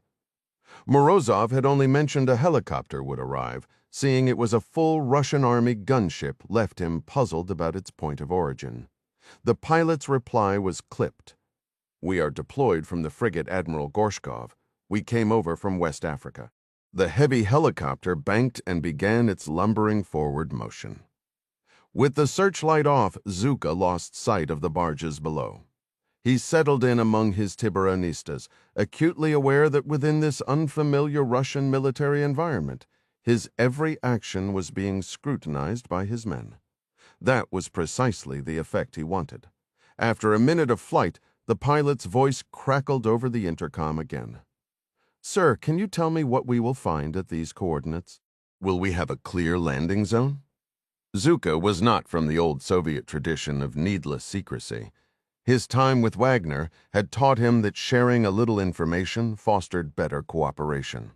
"You're taking us to an oil platform," he replied. "It has a designated landing pad. It should be a straightforward job for a skilled Russian pilot." A brief silence followed before the pilot responded. "The coordinates place this platform within Guyanese territorial waters. Will I not require official clearance to land there?" Zuka grinned in the darkness of the cabin. "Son, what do you imagine those missiles on your wings are for? Off the Venezuelan coast 0233 hours. Master Chief Kendrick Moore adjusted the strap securing him to the speeding jet ski. On Clark's directive, he held the throttles wide open, racing over the swells at well over 90 knots. He and Clark launched from wave crest to wave crest, skimming the surface like stones across a pond. While Moore was a firm believer in the potential of these stealthy watercraft for naval special operations, he harbored private concerns. Chasing down the Gran Blanco at this velocity presented two immediate issues. The first was power consumption. His original plan for the mission to the Orinoco River Delta and back had assumed a high-speed approach followed by a fuel-efficient return. Instead, they were draining the hydrogen fuel cells at a frightening pace as they pursued the coordinates Lisanne had uploaded to the navigation system. The second problem was far more mundane. Following the same course taken by the Gran Blanco brought them nearer to the coastline, where the water grew more shallow. The chop had built to 3 feet as ocean and land winds churned over the shoaling seabed. No vessel, regardless of its technology, could race through such waters without serious risk. The constant threat of an uncharted sandbar or reef kept Moore on edge. His tension eased slightly when the ski's forward optical sensor registered a solid mass ahead. As they bounded across the swells, Moore confirmed the object was near the coordinates Lisanne had provided. He quickly flashed his aft signal light 3 times to warn Clark, then switched to manual control and began to decelerate. Clark drew his ski alongside, and the two men crept forward at a mere 2 knots, communicating via their short-range comms. "We're approaching the Gran Blanco's stern. John, do you have it on your scope?" "Affirmative." Clark's voice crackled back. "I see her. She's running completely dark. No navigation lights at all. Wouldn't expect anything else from a cartel yacht," Clark replied. "International regs probably aren't high on their priority list." "True enough. You're the one with the advanced training on these platforms, Chief. What's your play for getting on board?" Moore had been running scenarios since they left the Delta's tangled waterways. He'd brought boarding ladders. But the final tactic depended on the yacht's layout. "Stick close to me," he said. "We'll finalize the plan once we have a better look. I need to see her up close." Clark acknowledged with 2 mic clicks. Moore pushed the throttle forward, surging ahead at 30 knots. Within minutes, the Gran Blanco resolved in his night vision goggles, a massive, silent silhouette against the moonlit sea. "Contact," he radioed. "Gran Blanco bears 023 degrees relative." "I have visual, Chief. Moving in." Moore accelerated, closing the gap swiftly. At 100 yards off the yacht's port stern quarter, he slowed again, Clark pulling up beside him in a splash of spray. "I've got eyes on several individuals topside," Moore reported. He unslung his HK-416 and raised the thermal scope to his eye. They're congregated in a glass-enclosed area on the upper deck. "Any dedicated lookouts?" Clark asked. Moore shifted the rifle. One person on the starboard side, leaning on the rail with a cigarette. Could be a sentry, or just someone taking a breather. "Yeah, I see him now," Clark said, adjusting his own goggles. "Port side appears clear. So, Master Chief, what's the grand boarding scheme?" Moore lowered the rifle to his lap. "We swing wide to port, approach at an oblique angle until we're parallel to the hull. The way the first deck overhangs the water should give us cover if we can get in tight enough." "And then what? How do we get up there?" Moore secured his rifle across his chest. He nudged a long tube mounted along the ski's side. "There's a collapsible cable ladder under my seat. We'll attach it to this extension pole and hook it onto the gunwale at the port aft section. After that, it's a simple climb. Basic maritime interdiction drill." "Basic," he says. Clark muttered. "Usually we've got a steady Zodiac underneath us. How are we supposed to manage this balancing act on a ski? It takes 2 people just to secure the ladder." "Right, my thought is we double up on one ski. I'll hold us steady while you hook the ladder, then I'll go up first. And what about the skis once we're on board? I'll set them to autonomous follow mode, trailing us at a 1/4 mile. When we extract ding, we go over the side. The skis will home in on our signals." "Yeah," Clark said, his tone turning dry. "That's assuming Ding is actually on board. This whole elegant plan could be for a yacht full of vacationing accountants." Moore allowed a grim smile. "Then we'll have some awkward explaining to do. But we proceed on the intel we have." On the far bank of the Orinoco River Delta, Concealed by deep shadow, Jack waited. His HK-416 lay across his knees. Every few minutes he lifted it, scanning the opposite shore and the collapsed barge through his thermal scope. The night was heavy with the smell of mud and rotting vegetation. A soft whisper came through his earpiece. "All call signs, this is Chile." "What's the situation?" Jack asked, his voice low and steady over the comms.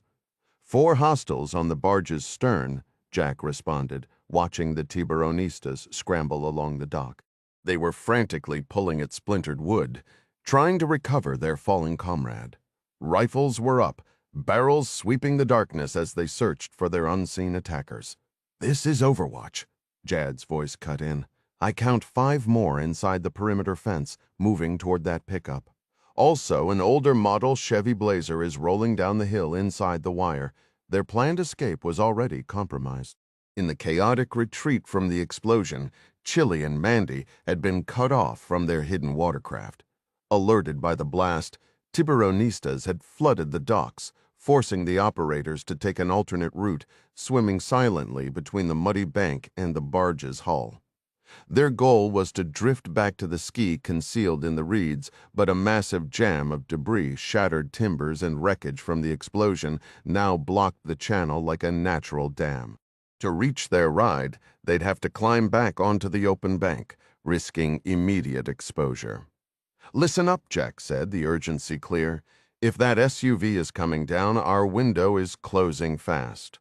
"Affirmative," Jad confirmed. "You two need to move now." "Understood." Mandy replied, her tone all business. "Give us a moment to finalize." "Make it quick," Jack radioed back, his eye to his scope. "I have visual on the Chevy." Seconds later, Mandy was back on the net. "All right, here's the play. On your signal, we're going up the bank and sprinting for that cluster of palms about 20 yards east. Overwatch, we need you to suppress anyone who spots us. Chili will hit the ski and get the engine turning." "I'll mount up behind him and cover our 6, Tempest 3, Jad said, directing his call to Jack. "I'm locked on the 4 tangos nearest their position. Can you handle the targets on the stern and the dock?" Jack answered with 2 quick clicks over the radio, already bringing his rifle to his shoulder. Through his scope, he saw a Tiburonista on the dock, animatedly talking to another man.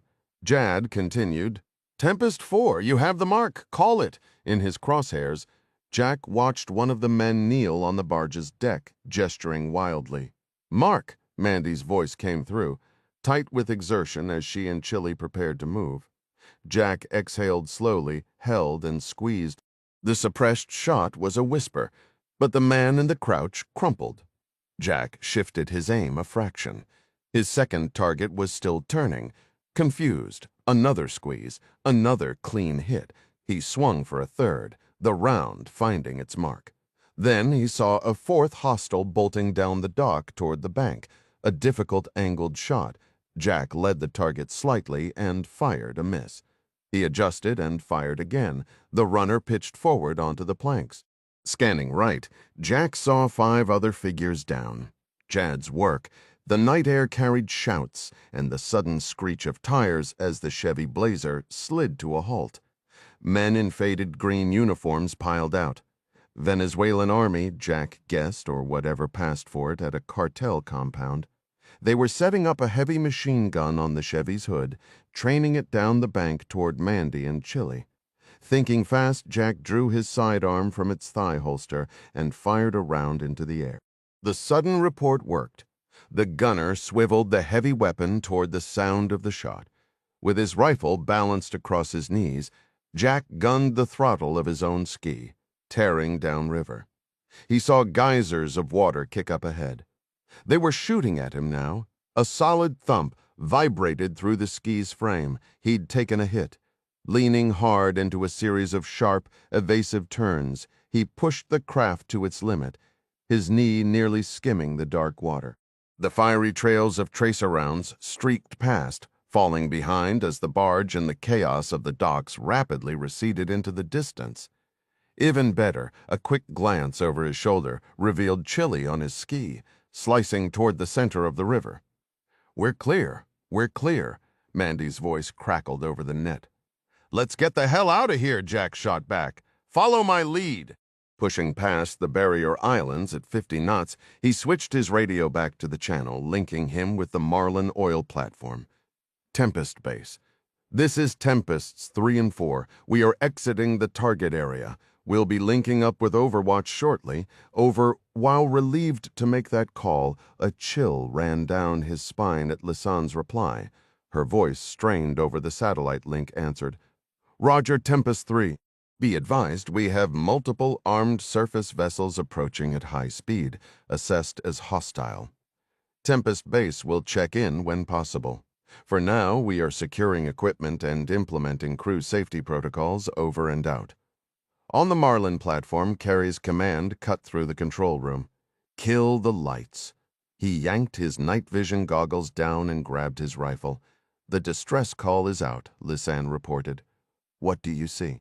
The green beret was posted at the observation windows. "I've got several wakes, counted 5 or 6 boats. They've got to be right under us. I'm going out for a clearer view." He stepped onto the exterior catwalk. Peering through the metal grate, he watched a line of metal-hulled boats, each about 20 feet long, splash to a halt below. They were loaded with men or crates, and even from that height he could make out combat vests and the distinct profiles of AK-12 rifles. Carey rushed back inside. "Any chance they're friendly?" "Guyanese forces?" Lisanne asked hopefully. "Negative. They look like paramilitaries. Long hair, mixed gear, Russian weapons. Kill the lights on the lower decks." Now, Lisanne threw a series of labeled circuit breakers, plunging the platform's lower levels into darkness. She keyed the radio mic, sending a blind report to the Tempest team, knowing Clark and Moore were hunting the Gran Blanco and Jack's group was racing from the Orinoco Delta. Even at top speed, help was an hour away. "Oh, hell," Carey muttered, his NVDs fixed on the horizon. "What is it?" "Chopper, inbound Russian hip gunship. The thing is loaded with missiles and heading straight for us." "What?" she gasped. "Are you serious?" "Dead serious. Looks like we're in the middle of a platform takeover, and apparently the Russians are backing the play." "What do we do?" Carey Marks weighed their grim options. With over a decade in the Special Forces, he was used to improvising in impossible spots. But this was pushing even his limits. The absurdity of it almost made him laugh. Here he was, one guy against a gunship, on an oil platform in the middle of nowhere. "Guess I'm the only armed security," he said, the sarcasm thick in his voice. "Might as well find a decent spot to shoot from while I still can. Took on gunships like this in Afghanistan. They're a real joy to deal with." "I can shoot too," Lisanne insisted. "I know, but I'm geared up. I'll climb the derrick and act as Overwatch. You get down to the Quinteros and the rig crew. There are 30 men coming up from below. Your main job is to warn them." He glanced out the window, his tone shifting back to deadly serious. "We have to move. That gunship will be on us in less than a minute if it doesn't blow the whole platform to pieces first." "Okay," she replied. "But if Russians are boarding, we can't leave any of our comms gear here." Agreed. Carey yanked a heavy plastic sack from a trash can, dumped its contents, and began shoving laptops and radios inside as the pounding rhythm of the gunship's rotors vibrated the windows. "Head below, Liz. I'll dump all this over the side. Good luck." With the sack of equipment slung over his shoulder, the green beret charged out the door into the rotor-washed wind.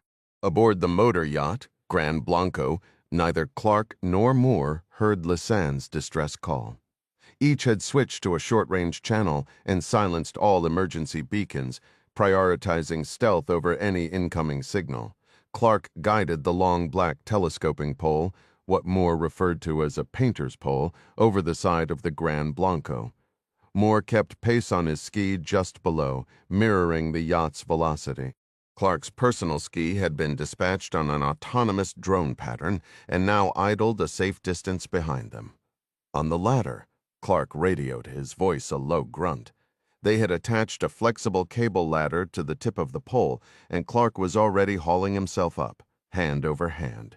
Reaching the top rung, he grabbed the yacht's railing and peered over. "Clear," he whispered into the mic. "No contacts in sight?" Moore clicked his radio twice in reply, watching from the water as Clark swung himself aboard. Now it was his turn. The Master Chief set his ski to maintain its current heading and speed for 30 seconds before disengaging. After that, it would trail the yacht just like Clark's, a quarter-mile back. Gripping the cable ladder with a gloved hand, Moore tried to hook his boot onto the bottom rung. But the Gran Blanco suddenly lurched to port, widening the gap between the automated ski and the hull. Stranded in the sudden void, Moore clung desperately as his body slammed against the steel. His legs swung over open water, the ski drifting away as he spun and thudded against the side. Above, Clark looked down, their eyes locking in a moment of shared tension. The gap kept growing. Moore's hold began to slip. Every muscle burned, every tendon stretched taut. He strained for the next rung, his fingertips brushing cold metal, driven by pure adrenaline. He made a final wrenching pull, a brutal mix of pain and will, and managed to jam his knee into the cable. "You good?" Clark called down softly. "Yeah," Moore gasped, hauling himself up the remaining rungs. He finally rolled over the gunwale, dropped onto the deck, and unslung his rifle. The two men moved cautiously toward the stern. From their position, Moore could see the yacht's long phosphorescent wake stretching into the darkness. Somewhere out there, their two skis followed like obedient shadows. They crouched low, avoiding the sightlines from the rear salon windows. This part of the yacht was shrouded in darkness, unsurprising given the late hour. Then Moore spotted movement, a shifting shadow on the aft deck.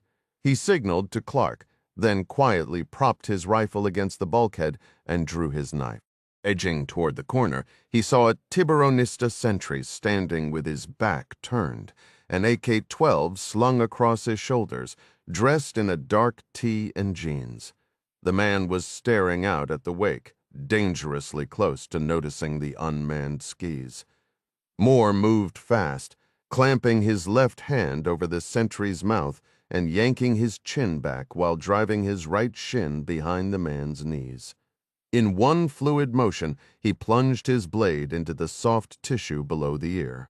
A sharp twist scrambled the brainstem. Moore held the body until it went limp, then dragged it back, leaving a dark smear on the clean deck. "Any intel?" Clark murmured. Moore quickly searched the body, finding a radio with an earpiece. He inserted the earpiece, keeping the volume low. 3 years of high school Spanish, recently refreshed by their new teammate Gustavo, came rushing back. Over the radio, a series of voices were checking in, responding to prompts from a central controller. Moore picked out familiar names as they reported. Sanchez, Gomez, a few others. He checked his watch. Just past 300. This wasn't a naval vessel, but old habits died hard. Watch shifts often started on the hour. He listened closely, catching fragments he understood. Puerta Inferior, the lower door. Salón del Cielo, the Sky Lounge. Then a transmission made his pulse spike. "Who is with the American prisoner?" "Carraza," came a rough reply. Moore tapped Clark's shoulder. "Ding's here," he said, voice tight. "He's alive." "They just asked about an American prisoner. Where?" Clark asked, his gaze sharpening. Moore held up a finger, still listening intently to the static-filled channel. Clark dragged Tibbs' lifeless form toward the deck's edge. Crouching low, he hauled the body into the shelter of the yacht's superstructure when a sharp metallic clank froze him. He slung his rifle, dropped flat onto the teak deck, and pressed his ear hard against the wood. The sound came again, this time paired with a distant, choked-off scream. "Ding!" He scrambled back to Moore. "You were right," he whispered urgently. "Ding's on board directly below us." Meanwhile, 2 decks down in a VIP guest stateroom, Lisanne squeezed Amancia's hand. "Just stay quiet and do exactly as they say," she murmured. "We're more valuable alive." Huddled with them on the lower bunk were Tallulah and Gustavo, who stood listening at the door. The chaos had erupted after the massive Russian helicopter descended. Seeing the armed, unmarked soldiers at its door, Carey had immediately dumped their campus laptops overboard before grabbing his HK-416 and climbing toward the action. Lisanne had sprinted below, pounding on crew doors and shouting warnings about the incoming assault from air and sea. She had finally taken refuge with the others, trying to project a calm she didn't feel. "What do they even want?" Tallulah whispered in the dark. Before Lisanne could form an answer, Amancia spoke up, her voice steady. "Your father feared this. He always said the Venezuelans might try to seize everything someday. But that's an invasion," Tallulah argued, her collegiate certainty undimmed. "Are we at war, and why are Russians here? I thought we were just avoiding the Tiburonistas." "You were," Lisanne confirmed, recalling Jack's frantic briefing. One grim theory was that the Tiburonistas were merely the vanguard, working in concert with Venezuelan forces who, in turn, had Russian backing.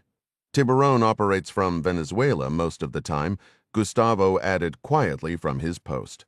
"But this is an American-built platform," Tallulah insisted, her logic clinging to a world that no longer existed. The Russians wouldn't risk a war with the U.S. over it. Lisanne heard raised Spanish voices and the violent banging on doors drawing nearer.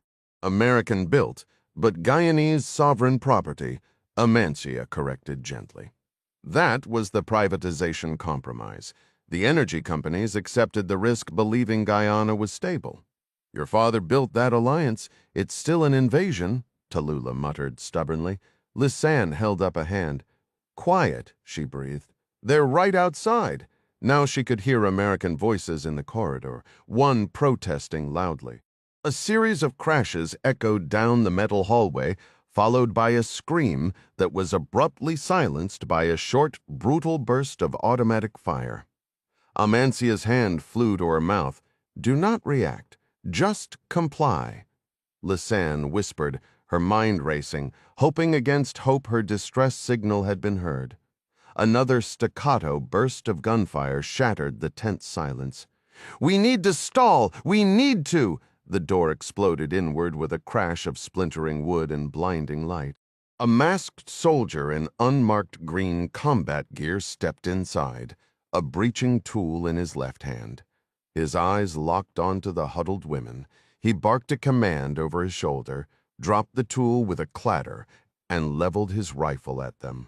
Lisanne's training kicked in automatically. AK-12, Russian military issue. Swarthy skin, neck tattoo, dark hair under the balaclava. A second armed figure filled the doorway behind him. Up, the second man barked, his English thick with a Russian accent. Clad in the same generic uniform and balaclava, his visible features marked him as a white man in his 40s. Russian, Lisanne thought instantly, likely Wagner Group, one of those notorious little green men from Crimea and Donbas. She rose to her feet. The Russian's gaze swept over her with open disdain, lingering on her prosthetic arm before he gestured sharply for everyone to move to the room's center. Meanwhile, the Hispanic man who had smashed through the door was tearing through closets and cabinets. When he reached the digital safe holding the video cassettes, he hefted a breaching tool, preparing to smash it open. "Who are you? What is this about?" Lisanne shouted, trying to break his focus. "Silence," the Russian snapped at her. Yevgeny Zuka lowered the barrel of his AK-12 and directed the Tiburonista beside him to cover the doorway. These hostages were not what he had anticipated. Instead of oil rig workers, he found 3 women and a South American boy. One woman was injured, and the tallest had a prosthetic arm. His eyes scanned the youngest woman's navy blue Cal Bears t-shirt, its yellow logo stained with what looked like blood. Her jeans were torn and filthy, and her shoes, though wiped, bore streaks of reddish-brown mud. He shifted his attention to the older woman, noting her darker shoes were equally caked with dirt. On an offshore platform, fresh earth was an impossibility. As the Tiburonista covered the room with his rifle, Zuka saw no personal luggage, only rumpled bunk sheets, and a soiled towel by the vanity smeared with the same reddish-brown substance. From the hallway, he could hear his platoon corralling the platform's crew toward the stairwell, part of the plan to secure everyone in the cafeteria before the Wagner and Tiburonista teams split to guard prisoners and finish assembling missile launchers and portable anti-aircraft weapons. "Espera," Zuka said over his shoulder. "Wait!" He turned back to the four defiant figures. "Identification," he demanded. "Show it to me now?" "No," the woman with the prosthetic arm answered, her stare icy. Zuka reassessed her. Dressed in a black quarter-zip, cargo pants, and jungle boots, she carried herself like a soldier. Her high cheekbones and stern mouth reminded him of legendary Russian women warriors, the Death Battalion of the Revolution, the Night Witches bomber pilots. Her attire, fierce eyes, and prosthetic suggested combat experience. He ordered the Tiburonista to search her first, then the others. The man took his time, his hands lingering improperly before pulling a small nylon wallet from the Cal Bears girl's pocket. He handed it to Zuka, who let his rifle hang and opened it. Inside were 2 cards, a California driver's license and a UC Berkeley student ID, both bearing the name Tallulah Quintero. This confirmed his suspicion. The one-armed woman was a hired combatant, a mercenary bodyguard for these Guyanese civilians. His boss, Morozov, would be pleased with this discovery. Once he returned to the control room to oversee the arsenal, he would report the find to the SVR contact off the Guyanese coast 0315 hours with Jad secured in the seat behind him. Jack pushed the personal watercraft to its limit, holding maximum throttle as it skimmed the waves at 90 knots. The water was choppy, sending spray flying as they bounced across the surface. On his display screen, he could see the sled carrying Chili and Mandy about half a mile back, matching his speed as they raced through the dark water. Jad's voice crackled over the intercom, cutting through the engine's drone. "No response from Moore or Clark. I've cycled through every channel on our list. Could be they're in the middle of something and can't break comms." Jack responded, his eyes fixed ahead. Understood. His gaze dropped to the navigation screen. Since Lisanne's urgent transmission, he'd pushed the throttle to its limit, racing back toward the GoPlat. In just 40 minutes, he'd chewed through over 50 miles of the 90-mile sprint to the oil platform. "Any update from Marlin Base?" he asked. "Nothing," Jad confirmed. After a beat of static, Jad continued. "We should remember Lisanne never confirmed an active attack. Those blips on radar might not be hostile." "But she's gone silent," Jack countered. "True. Try the secondary frequency for Tempest 1 and 2 again." Jad adjusted the comms, but only static answered. Jack's grip tightened on the controls. "Wish this bird had a little more juice," he muttered under his breath. Aboard the Grand Blanco, Clark and Moore pressed themselves against the cold steel of the bulkhead as footsteps and murmured conversation passed overhead on the bridge deck. They'd killed their radios the moment they heard the approach. The main salon was shrouded in darkness, its wide window mirroring the pale moonlight on the water, just 3 feet away. The portside rail offered no concealment. If a crewman decided to walk aft on this side, a confrontation was inevitable. Clark had his Sig Sauer out, the suppressor already threaded, while Moore kept his rifle shouldered, scanning the shadows. They held their breath as the voices above gradually faded. Clark, positioned slightly aft, caught Moore's eye. He pointed 2 fingers at his own eyes, then tapped the top of his helmet with his left palm, the silent signal for "cover me." Moore gave a sharp nod, sank to one knee, and focused his hearing. From somewhere below their feet, a muffled scream pierced the quiet for the 3rd time. Moore was certain Clark heard it, too. A slight tightening around the older man's eyes confirmed it, moving with painstaking slowness. Clark edged sideways, his pistol leading the way. He slipped behind the sliding glass door of the main salon. On the starboard side, he found a white locker about chest high, with a life ring mounted on top, bearing the yacht's name. Holding his breath, He eased the locker door open, wincing in anticipation of a telltale squeak that never came. Inside were the expected shelves of basic medical supplies and a red fire extinguisher. But pasted to the inside of the door was a laminated diagram of the vessel's layout, far more valuable to Clark than any bandage. He studied it through his night vision goggles, his gloved finger tracing the lines of the deck plan. A small dot on the aft bridge deck was marked, "You are here." The diagram was meant to guide crew to firefighting gear, but for Clark it was a treasure map. It clearly showed the source of the screams, a compartment below the main deck labeled Lazaret. Clark had never been a yacht owner, but decades of maritime operations had made him familiar with these layouts.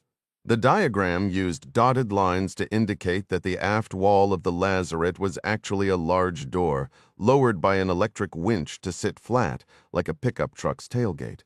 He figured it doubled as a swim platform and a launch ramp for jet skis or tenders. When extended, it would cover the small fixed maintenance platform they'd observed during their approach.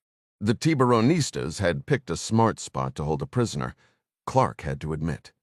The Lazaret had no windows, and the only interior access was via a staircase forward, right near the crew quarters.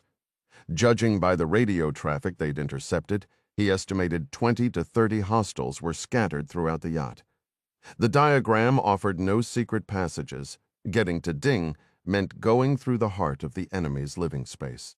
A direct assault with just him and Moore was feasible. They had surprise and skill on their side, but a full-blown firefight would be a death warrant for their friend. The thought was a cold stone in his gut. With a final glance at the diagram, Clark closed the locker silently and hurried back to Moore's position, the plan already forming, a grim and necessary calculus taking shape in his mind. Leaning close, the Master Chief murmured the exact position of the Lazaret and the difficulty of the approach into Clark's ear. Clark absorbed every detail, then gave the silent "cover me" signal with a tap to his own helmet. Moore moved swiftly to the yacht's stern, his large frame leaning out to scrutinize the sealed ramp. After a tense half-minute of assessment, he returned with a low, certain voice. "We can make entry. How?" Clark pressed. Moore crouched, rummaging in a cargo pocket on his thigh, and produced a wrapped bundle of black cellophane. Unfolded, it revealed 4 compact blocks of C4 resembling dark sticks of beef jerky. "Det cord?" Clark inquired. From another pocket, Moore extracted a spool wound with black wire. "The spool itself creates a friction igniter," he explained, miming a sharp, twisting motion with his hands. "You're planning to blow it open," Clark stated. A grim smile touched Moore's lips. "Absolutely." Clark maintained a vigilant watch on the aft deck, praying no crew members decided on a midnight stroll. Moore lay prone on the transom, a line secured around him, his upper body perilously extended over the side to place the charges along the door's seams. The churning, silver wake of the massive yacht threatened to swallow him if he slipped. Carefully backing toward Clark, he paid out the detonation cord. When it was fully extended, the Master Chief gripped the spool, poised to twist. "You believe it'll take the whole door off?" Clark whispered. "Uncertain," Moore admitted. "Construction's an unknown. I focus the charges on the top hinge line. Ideally, it blows downward." "Understood. Run the sequence again?" Moore asked. Clark nodded. "Charges blow. I toss flash bangs into the space, go through the opening, and eliminate any hostiles near Ding. Then I grab Ding and we go into the wake. You handle any runners and follow us in the sleds, extract us. That's the play." "That's the play." Moore echoed, his grin flashing white in the darkness. "What's the worst that could happen?" Clark's fingers checked the grenades on his vest, confirming the flashbangs were accessible.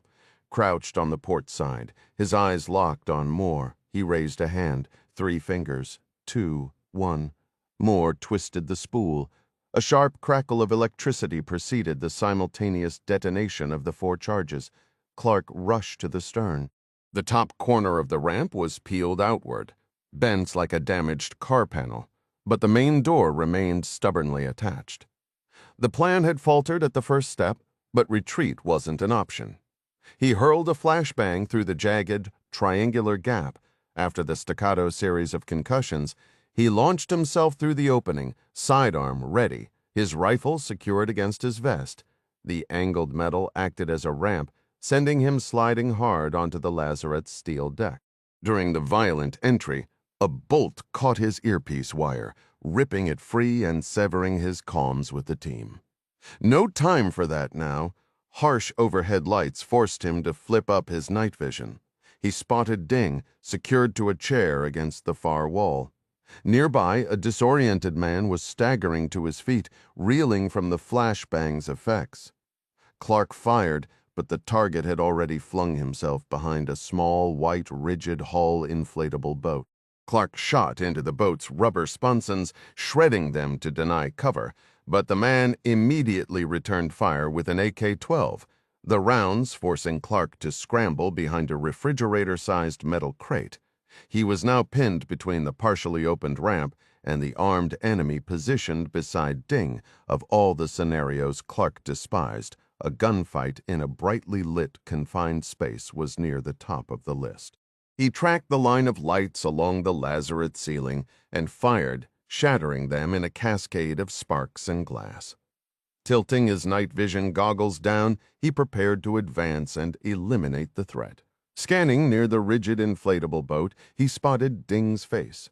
Chavez was motionless, eyes open, a gag covering his mouth, his eyelids nearly swollen shut. Clark knew calling out was pointless. His longtime protege and son-in-law would grasp the situation instantly. Radio static crackled from the front of the lazarette. The man stationed by the forward bulkhead near the rib was chattering rapidly, probably summoning backup. Worse, Clark could hear the distinct rattle of rifle fire on the deck above. Moore was buying time. The tango by the rib unleashed a burst toward Clark's position, rounds pinging off the metal door behind him and sending a shower of sparks across his shoulders. Clark saw the muzzle flash and returned fire with several rounds. His options for dealing with this guy were severely limited. While he had the advantage of night vision, the partially open door at his back was flooding the space with moonlight, giving his target enough visibility. Then there was the targeting problem. Normally, he'd simply toss a grenade to flush the scumbag out, but here, that would just as likely kill Ding. The most agonizing constraint, however, was time. Between the firefight overhead and the frantic Spanish radio chatter from near the RIB, he knew dozens of enraged Tiburonistas were converging, possibly even the drug lord himself. Clark's mind flashed back to hunting scum like Tiburon, Juan Machado, as he'd been known years ago. He'd savored the progress he and Ding had made in Colombia back then, dismantling labs and taking down kingpins, until that same CIA deputy director who'd greenlit the ops cut them loose to save his own skin. Yeah, the veteran SEAL thought, ducking another volley from the RIB as a grenade detonated overhead. Maybe if we'd been allowed to finish the job, we wouldn't be in this mess now. A sudden crash jolted him. It was Moore. The big SEAL slid through the triangular opening, nearly knocking Clark over. He had his night vision tubes in place and his pistol drawn, which told Clark he was out of rifle ammo. Clark raised his HK and laid down, covering fire toward the RIB. Moore scrambled toward the edge of the door. "Cover me!" he yelled. Clark kept shooting, unsure of Moore's plan, but trusting his brother SEAL completely. Then Clark understood. The exterior door he'd used as a slide began to descend. Moore had hit the switch to lower it. "No!" Clark shouted. "We can't leave Ding behind. We're not leaving!" Moore shouted back over the roar of the wake and the electric winch. "We've got friendlies inbound!" Motor Yacht Gran Blanco, 0333 hours. As Jack raced over the waves back toward Goplat Marlin, he spotted the icons for Clark's and Moore's watercraft trailing the Gran Blanco on his nav display. He keyed his radio. "Tempest 1 and 2. This is 3 and 4, approaching from your 6. We are returning to base. Report your status. Over." He was taken aback by Moore's strained reply. "This is 1. We are on the Gran Blanco." The chief sounded out of breath, and Jack could clearly hear gunfire in the background. Abandoning the trailing skis, Jack swung directly toward the yacht and activated his craft's optical sensor. He closed in fast from the stern. Several bright flashes temporarily washed out the sensor's screen. Tempest 4, he radioed to Chili and Mandy, who were about half a mile behind him. Tempest 1 and 2 are in a firefight on the Gran Blanco. Proceed directly to the yacht. On the intercom, Jad asked as Jack adjusted course. You got any bright ideas on how to assist Moore and Clark? Figure we'll improvise when we're closer, Jack replied. Moore mentioned we have a boarding ladder on this ski. The painter's pole is at our feet. You know how to handle it? Yeah, Jad answered. They ran me through it once during a joint exercise off the coast of Korea. It's been a minute, Jack remarked. Then get set. Closing to within a few hundred yards of the abandoned skis, Jack reduced speed to match them. Peering through his night vision, the damaged lazarette door on the Gran Blanco was a dark maw. Muzzle flashes flickered from within the hold, signaling a firefight. On the deck above, he saw Tiburonistas scrambling aft, ready to drop through the opening. Jad, your 4116 has the launcher, right? Affirmative. Take out those tibs, aim for the fantail. Jad fired. The grenade launcher thumped like a deep drumbeat. The round impacted seconds later just aft of the main salon, a secondary explosion sending glass sparkling into the air. Two dark shapes were thrown over the rail. With the stern cleared, Jack tapped Jad's leg. Chief and Clark are behind that stern hatch. You see it? Jad brought his rifle up. That beat-up garage door on the transom. Exactly. We need inside should be simple, Jad said, examining it. What's the plan? Because it's coming down right now. Moore's voice crackled over the comms. 3 jackpot. We're in the lazarette at the waterline. Need backup here now. Don't know how long we can hold. Door is failing. Chili and Mandy's ski trailed just behind. Jad launched a second grenade amidships. Another tib was hurled overboard in a shower of debris. As the heavy door groaned downward, Jack surged closer. The scene inside unfolded, a rib on a platform. Ding Chavez slumped in a chair, Clark firing from behind a locker toward the boat. Moore working his pistol. Only a handful of tibs remained on the main deck, now directing fire at Jack's approaching ski. He weaved evasively as Jad returned fire, calling out hits, Mandy engaged, picking off targets reappearing on the upper decks. Jack's focus stayed on Moore, frantically waving at the top of the ramp, his voice breaking through the gunfire. Jack understood. Hold tight, he yelled to Jad. We're going in. The ski launched from the choppy water like a track star off the blocks. Jack pushed the throttle to its limit, hitting 20, then 30, then 50 knots, holding on for life itself. He aimed for the ramp, targeting the tango positioned beside the rib. Oh, hell, he heard Jad breathe out as they closed the final few feet. The Tiburonista by the rib swung his rifle toward Jack. The interior of the lazarette swelled in his vision. A metallic crash shuddered through the ski. For a split second, the enemy was right before him. A brutal impact slammed into Jack's chest. His head whipped forward, helmet cracking against the handlebars. Dazed, he heard the crunch and clatter of the ski toppling sideways. The crushed tango lay a few feet away. Then strong hands were at his hip buckles. Clark's weathered face appeared above him, a grin showing through the grime. Clarity returned in a rush. Jack tried to rise, but stumbled into a tangle of gear. Clark hauled him upright. Moore freed Jad. Clark turned, kneeling beside Ding, working a Ka-bar knife against the restraints. Jack found his footing, ribs aching through the open door. He saw Chili riding the ski's wake at the bow. Mandy had her rifle shouldered, scanning the decks above but holding her fire. 4. Jack grated over the radio, each word a painful effort. Report status. Mandy responded. No movement on the main deck above you. All tangos are down or have pulled back. Jack double-clicked in acknowledgement. He moved to ding Clark, and Moore had Chavez laid out on the deck. Jad, as team medic, was already over him, probing wounds with a penlight. Clark was speaking low, steady words. Jack crouched beside them. "You with us?" Clark asked. Ding gave a slow nod, deep bruises on his face welling with blood. His words were thick and distorted, his teeth shattered. "Don't waste time on me. Just take them out." "How many are we looking at?" Clark demanded. 30. Ding managed, his voice strained. "At least I think so." Clark and Moore carefully lifted their wounded comrade. Jad pulled several life vests from a storage locker, arranging them as a makeshift cushion. They propped Ding into a sitting position against a metal wall, each slight adjustment drawing a sharp gasp of pain. Once settled, Jack leaned in, his tone urgent. "Mr. C, we've got a bigger issue." "You mean the remaining hostiles on board?" "Right. We need to move forward and support Jad and Moore."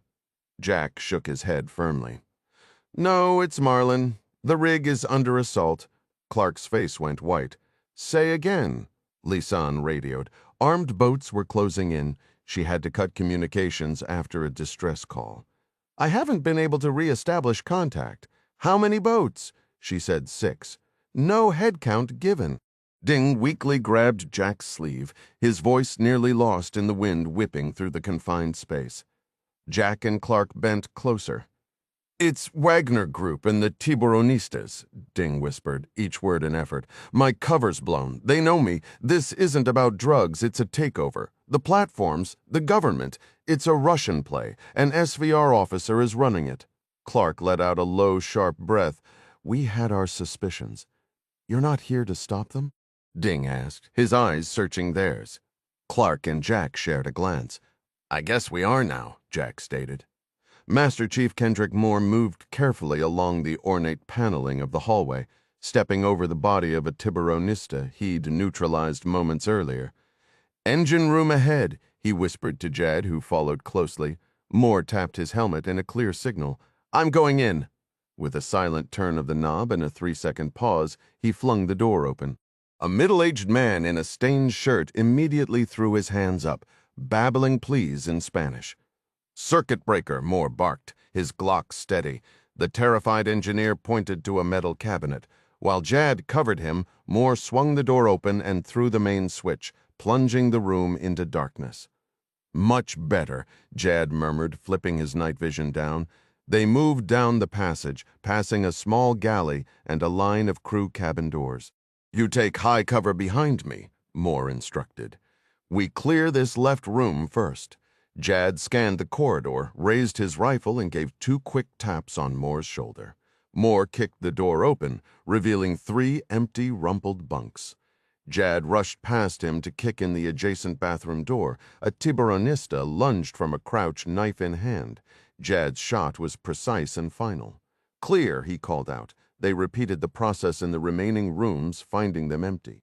Moore reached the base of a staircase, he and Jad pausing to listen. Above them lay the dining area off the main salon. "Clark," Moore whispered into the comms. On this tight-knit boat, formal call signs had been abandoned for simplicity. "Go," Clark responded. "We're at the stairs. What's your position?" "We're out of the pit." Clark omitted the detail that Chili and Mandy had raced up the stern ramp on a personal watercraft, now providing Ding with medical aid and a security perimeter. "Do you have eyes in the salon?" "Affirmative," Clark said. 2 Tango center mass. Jack and I will disorient them with a flashbang. You and Jad engage the shooters." Moore paused, mentally mapping the move, concerned about crossfire. "The second you throw it, get flat. We'll engage from elevation." "Copy that," Clark replied. Moore looked to Jad, who flashed a quick, confident thumbs up. "Ready on your mark," Moore said into the radio. "On 3, Clark said. 1, 2. Moore rushed up the staircase, squinting through the haze of light, smoke, and chaos in the salon. He made out 2 panicked Tibs firing wildly toward the back of the yacht, their bullets finishing off the remnants of the shattered glass doors. Moore and Jad dropped them with precise shots to the head. Clark and Jack slipped inside, avoiding the raining fragments of glass. Jack glanced at the brass shell casings littering the carpet and the 3 fallen Tibbs, their heads nearly gone. "Clean work, Chief," he remarked. "One more level to secure," Clark stated. "Where's Tiburon holed up?" Jack asked. Clark gestured with his chin toward the stairwell to the right of the dining area. "My guess is he's tucked away up near the Sky Bridge." Ding mentioned he operated from that area. "Jack and I will take the exterior ladder. Chief, you and Jad handle the interior stairs." Outside on the weather deck, Clark and Jack paused. Jack scanned the darkened vessel through his night vision goggles.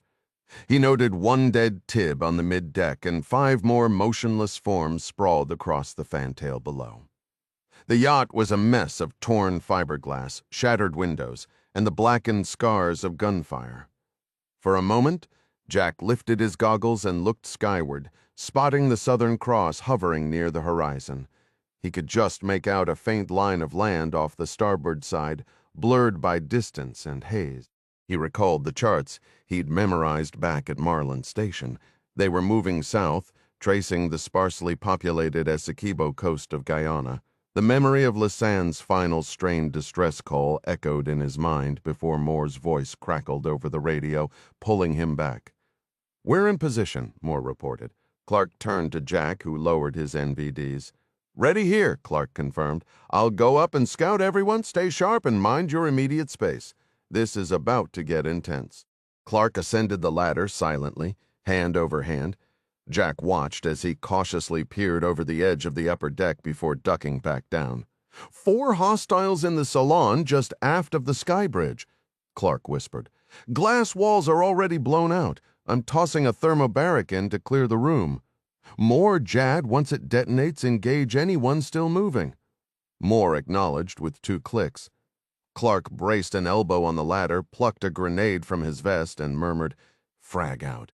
He rose, hurled the device, and dropped back down.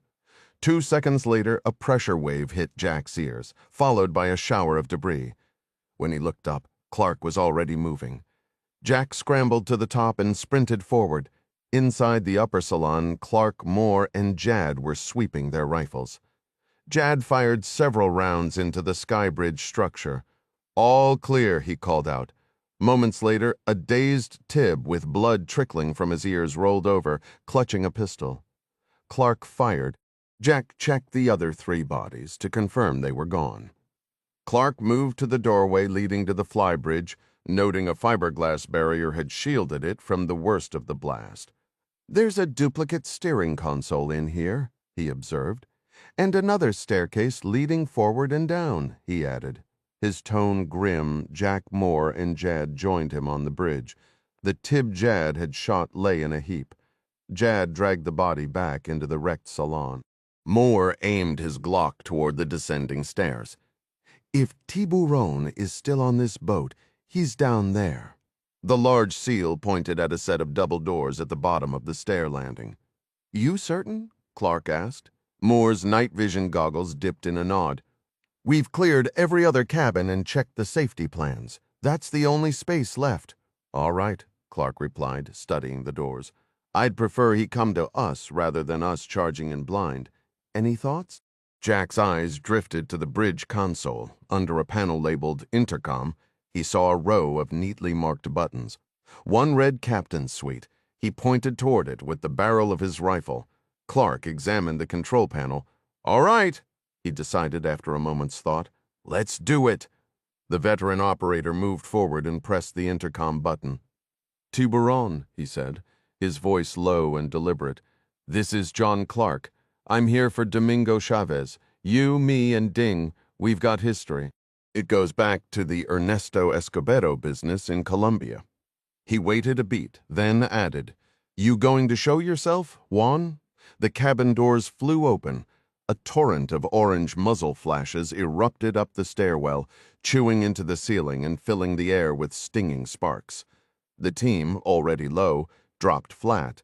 Over the deafening roar of the automatic fire, Tiburon bellowed a stream of curses in 2 languages as he charged upward. Clark pivoted, extending his pistol in a steady 2-handed grip. In one fluid motion, he fired. The round struck the cartel leader squarely between the eyes. The shooting ceased. An abrupt, ringing silence fell over the yacht. Clark pushed himself up to one knee. He looked at the motionless form on the stairs, then turned to Master Chief Moore. "Take the helm. Set a course for Goplat Marlin. Jack Jadd sweep the lower decks. Make sure we didn't miss any of his crew." He pulled his satellite phone from a thigh pocket as the others moved out. "I'm calling Maripat now. Near the Sabka Desert, Abu Dhabi, 12:05 p.m." President Ali Kassif was lost in a bizarre dream. The national bird of Guyana, a Hotson, was circling just above him, its wide wings occasionally brushing his cheek with a feathery touch. He swatted at it irritably, a clumsy movement that jolted his own chin and woke him. Reality seeped in through gummy eyelids. He blinked. It wasn't a bird. The sensation came from the slanted green wall of a small tent, flapping gently in the desert wind. He lay still, letting the fabric tap against his forehead, utterly disoriented. A man's voice outside, instinct made him check his watch. Past noon, full daylight. Why was he asleep? Pieces of memory drifted back. Abu Dhabi, the prince, no, the Russian. Viktor Zjanov, the Gazneft CEO. He propped himself up on an elbow. His head pounded. His throat was parched. Outside, he heard the grumble of engines, and the previous day's events flooded back. After compelling the Guyanese president to ride along in his modified long-range Polaris, Arzianuvad had spent hours leaping from one dune to the next, endlessly claiming to know the route through the 2,000-kilometer course, all while driving them further into isolation. Separated from the main Emirati convoy, Hasif had no choice but to white-knuckle the safety bars as the oil magnate forged his own path, boasting about conquering every wadi and sand ridge at reckless speed. It was only when they entered the desolate expanse of the Rub al-Hali, the aptly named empty quarter, that Zjanov finally conceded they were lost. He brought the vehicle to a halt and scanned the endless sands. Hasif remembered it clearly. Zjanov had just laughed. "Oh, well," he'd said, a grin spreading across his face as he pulled a compact satellite phone from his pocket. "This spot's as good as any. I'll have supplies brought in. We'll camp. I bet we're practically on the race route." True to his word, within the hour, 2 white and silver helicopters had descended in a storm of dust. 8 men, whom Zdanov introduced as Gazneft corporate staff, disembarked. As if the billionaire had summoned a genie, they unloaded tents and provisions. By sunset, a crackling fire was lit under a blanket of stars, and a lavish spread of roast lamb was laid out before them. Zdanov raised his glass of vodka in a toast to the future of Gazneft and Guyana. Ali Kassif politely declined to drink. "My team prepared a non-alcoholic cocktail for you," Zjanov offered. In respect for your faith, Kassif's mind went blank after that. A mocktail, he thought, with simmering irritation. What a hollow gesture. He scrambled out of the low tent, kicking sand in his wake. Outside, blinking against the brilliant blue sky, he realized the helicopters had vanished. He spotted 2 sand-colored Land Rovers parked behind the RZR with 5 men, a mix of Russians and Arabs, lounging against the tires. He stormed toward them. "Victor!" he shouted, the effort triggering a coughing fit. "Victor!" he yelled again, his voice raw. One of the Russians by the vehicles stood up, brushing dust from his trousers with an unhurried motion. "Where is he?" Kassif demanded, his voice a ragged whisper. "I insist on seeing him immediately." The Russian was dressed in khaki cargo pants and a long military-style tunic, devoid of any insignia. "I need to speak with Zjanov now," Kassif barked. "Do you understand now? This arrangement is finished." "Mr. Zjanov is occupied with other matters," the Russian replied in accented English. "I don't care about his other matters. You will return me to the prince, at once. The race is still underway," the man added calmly. "I don't give a damn about the race," Kassif spat, his composure unraveling. "Take me to the prince. I will not tolerate this. Is that clear?" the Russian answered with detached practicality, as if Kosif's protests were mere background noise. "You will ride with Yusef today. He will take you to a superior vantage point to watch the race. It is not a long drive." He gestured toward an Arab man wearing a checkered keffiyeh near one of the Land Rovers. "Absolutely not," Hasif growled. "I refuse. You will take me to the prince. Do you have any idea who I am? Do you comprehend the consequences of your actions?" The Arab and the Russian shared a hesitant look. "Please get into the Arzazar, President Kasif." "No," Hasif stated firmly, planting his feet. "In fact, I will not enter any vehicle. You will summon one of your helicopters and transport me directly to Abu Dhabi. Is that understood?" The Russian reached beneath the hem of his tunic and drew a compact pistol from the small of his back, aiming it at the ground. "You will ride with Yusef today?" he repeated, his tone leaving no room for debate. "This is not a suggestion." Hasif stood motionless. A second Russian emerged from a Land Rover, holding a worn AK-47 with tape wrapped around the barrel. "Get in the vehicle," the first Russian ordered, nodding toward the RZR. "You will ride with Yusuf. We will follow to the correct location." "No," Hasif insisted, remaining as still as a statue. "I will not, as I've told you you will." A powerful monsoon-like gust of wind drowned out his words. Sand swirled violently around Kasif, forcing him to choke and bury his face in the crook of his arm. Within the thick, chalky cloud, he lost sight of the Land Rovers, the Russians, and Yusef. A deafening, roaring tear shrieked overhead, a sound like a giant buzzsaw ripping through the air. A rain of hot, spent bullet casings pelted him from above, stinging his arms. Completely disoriented, Kasif curled into a protective ball, coughing on dust. He squeezed his eyes shut and clamped his hands over his ears. The buzz-saw noise grew louder, seeming to come from multiple directions at once. He tried to look, but could see only a brown haze. The flying sand erased the world. Then he felt a sharp tug under his arms. His feet left the ground. The dust cleared momentarily, revealing two men dragging him. They wore desert camouflage uniforms, black gloves, and helmets. Their eyes were shielded by clear goggles. One had a khaki American flag patch affixed to the front of his combat vest, just above a row of grenades. As the wind subsided slightly, Kasif caught sight of a small, black, egg-shaped helicopter circling tightly overhead. A machine gunner was visible at the open door, traversing a heavy black weapon. "President Kasif!" one of the men holding him yelled. Kasif swallowed against the grit and managed a choked acknowledgement. "We've been searching for you," the man shouted over the rotor wash. "Who are you?" Kasif gasped, his mind reeling from the sudden, violent rescue. "What's going on here? We're with the United States military. There's been a coup in your country." "Our mission is to escort you to a secure location and reestablish your contact with the legitimate government. Are you prepared to come with us?" The president gripped the soldier's shoulder firmly. "You're absolutely right, I am," he shouted. "Georgetown Parliament Building, Guyana, 4:10 hours, just outside the glare of the camera lights."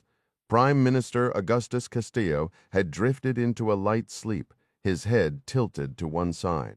Alejandro Romero hurried past the anteroom where Sheila was stationed and entered the Prime Minister's fortified office, a disposable phone held to his ear. He was still in his police uniform, though he'd shed the jacket. His service pistol rested in its hip holster, swaying slightly as he strode purposefully into the command center. Spotting the dozing leader, Romero gave the chair leg a sharp kick. "Morozov is on the line," he announced, rousing the politician. "Wake up!" "Is it time?" Castillo asked immediately, his mind jumping to the planned broadcast where he would address the nation. "Time for what? My announcement." He patted the folded statement in his breast pocket, the one that would tell the world President Ali Kasif had been brutally assassinated on the orders of the drug lord Tiburon. This would justify inviting Venezuelan security forces to pursue Tiburon and his followers, even into the disputed Essequibo territory. I'm not certain, possibly, but we have new information. Let me put him on speaker. Romero pressed a button and set the phone on a side table. Who is there? Morozov's voice asked, clearing the fog of sleep with a brisk shake of his head. Castillo felt a nervous thrill in his stomach.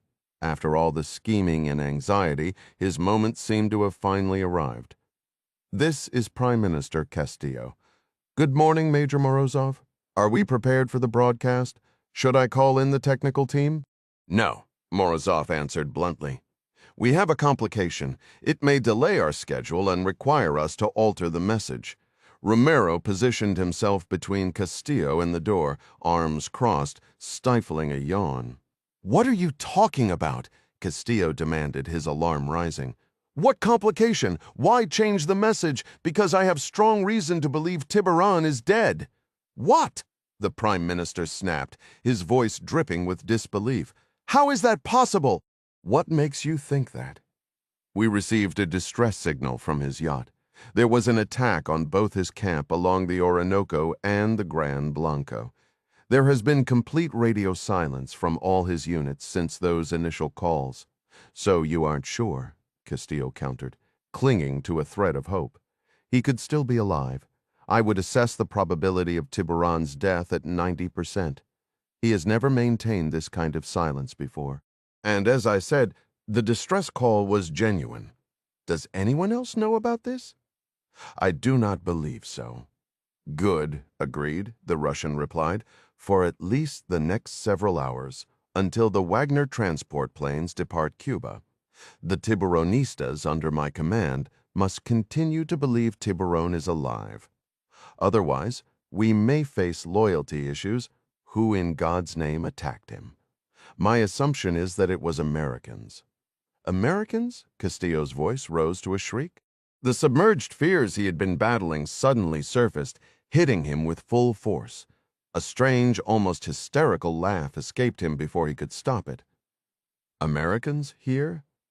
The absurdity of it all, the meticulous planning, the backroom deals threatened to unravel in the face of a power he couldn't control. They can't do that. Under international law, that would be an act of war. We lack sufficient evidence to confirm they are Americans at this time. Castillo stood and began to pace, weaving around Romero and the audiovisual equipment. The head of the Guyanese National Police rolled up his sleeves and loosened his duty belt, letting his holstered weapon sag. And Casif? Castillo asked, trying to steady his voice. Has that situation been resolved? To my knowledge, the SVR has the matter in hand. To your knowledge, what does that mean? Morozov let out an audible sigh. President Casif and his staff have been isolated from all communications for over 24 hours, as you are well aware, Prime Minister. The objective is to ensure he is neutralized before any external intervention can occur. The strategy remains unchanged for now. Castillo halted his pacing, a cold shiver running down his spine. When is my broadcast scheduled? We are awaiting final confirmation from Moscow, which should arrive shortly. The SVR major replied, his voice unnervingly steady. Once I have it, you will receive the call. That is your signal to make the declaration, which will then initiate the subsequent phases. We are holding to the original plan. The Prime Minister pressed his fingers against his temples, a dull headache blooming as he considered what other shocks this day might deliver. This pivotal moment had arrived far too quickly for his liking, bringing with it a chaos he had not foreseen. The assault on Tiburon's river compound and his personal yacht was an outrageous escalation, a scenario he had never seriously entertained. He dragged a hand through his hair, grappling with the new reality. Tiburon was gone. Castillo's mind raced through the implications of the drug lord's apparent demise. Superficially, the elimination of that psychopath should have been a cause for relief. He despised the man who had dared to threaten his family. Yet Tiburon's murderous gangs were still running wild, tearing the country apart. Their violence could spiral into even greater anarchy without their leader's brutal authority to restrain them. Castillo pondered the media narrative, in his assessment. The justification for engaging Wagner still held. Guyana was in the grip of a narcotics-driven collapse. Was it truly irrational to employ a private military force to impose a semblance of order? Ultimately, he reasoned, he could still build a public case for severing the lawless Essequibo region and presenting it to Venezuela. He would argue the province was a liability, a sinkhole of trouble. "What is the status of the oil platforms?" Castillo asked, shifting focus. "Are they secure?" "They are," Morozov confirmed. "My team has secured the only crude platform, the Marlin. We encountered no opposition. Are there hostages?" "Approximately 25 American personnel and a handful of Guyanese workers." Castillo shot an anxious look at Romero, who stood listening with his arms tightly folded. The Prime Minister's voice was edged with doubt. "How can you be so certain? You just informed me that American Special Forces are already operating here, striking at Tiburon from the ocean. What if they are planning an assault on the platforms right now?"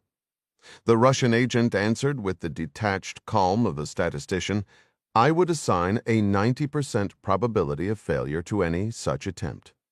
"On what basis?" "Preparation. The Wagner-trained Tiburonistas have deployed anti-ship and surface-to-air missile systems.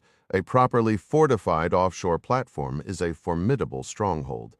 Any assault force would be eliminated long before it could reach its objective." "That is accurate," Romero agreed with a nod. Castillo's gaze drifted to the camera on its tripod, a tool of his impending notoriety. "The Americans could dispatch an entire invasion fleet to retake those platforms. If that occurs, I may lose the support of our own military. You genuinely don't consider that a concern?" "Correct," the Russian stated flatly.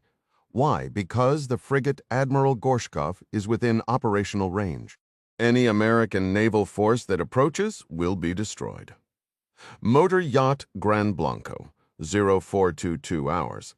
Clark ended the call with Mary Pat Foley and turned to Jack, who was seated alone on the compact sofa behind the yacht's helm. "We have a positive development," the SEAL reported. "A Delta Force team successfully extracted President Qassif from the desert west of Abu Dhabi. He's currently en route to Doha for an immediate briefing with CENTCOM." Jack's expression remained skeptical. "That doesn't directly help us with securing the oil platform. It will if Qassif can mobilize the Guyanese military for a rapid response." "Rapid?" Jack countered. "If those gunmen sense this operation is failing, they might start executing hostages." Clark crossed his arms, his gaze dropping to his boots as he considered the point. He then looked to Moore at the helm. "Chief, what's our distance to the Marlin platform?" Moore's large hands gripped the wheel, the yacht's powerful diesel engines pushing them through the Atlantic swells at a steady 32 knots. He checked the electronic chart. "We're roughly 15 minutes out," he said. "Perhaps a bit less if we catch a helpful current. Any communication from Lisanne or Carey?" "Nothing," Jack replied, his frustration evident. "We're going in without eyes. I believe our only option is to—" He was interrupted as Mandy and Chili escorted Domingo Chavez into the cabin, with Jad following close behind, his medical kit in hand. Clark guided Ding over to the couch, helping him settle onto the cushions. Ding's arm was securely wrapped and splinted, his skin mottled with iodine. "I'll be fine," he murmured, lowering himself carefully. "Just won't be cutting a rug anytime soon." "Patricia mentioned you never liked dancing," Clark said, speaking of his daughter, Ding's wife. "True enough," Ding replied. "Now I've got the perfect excuse." Clark turned to Jad. "What's his actual condition?" Jad didn't mince words.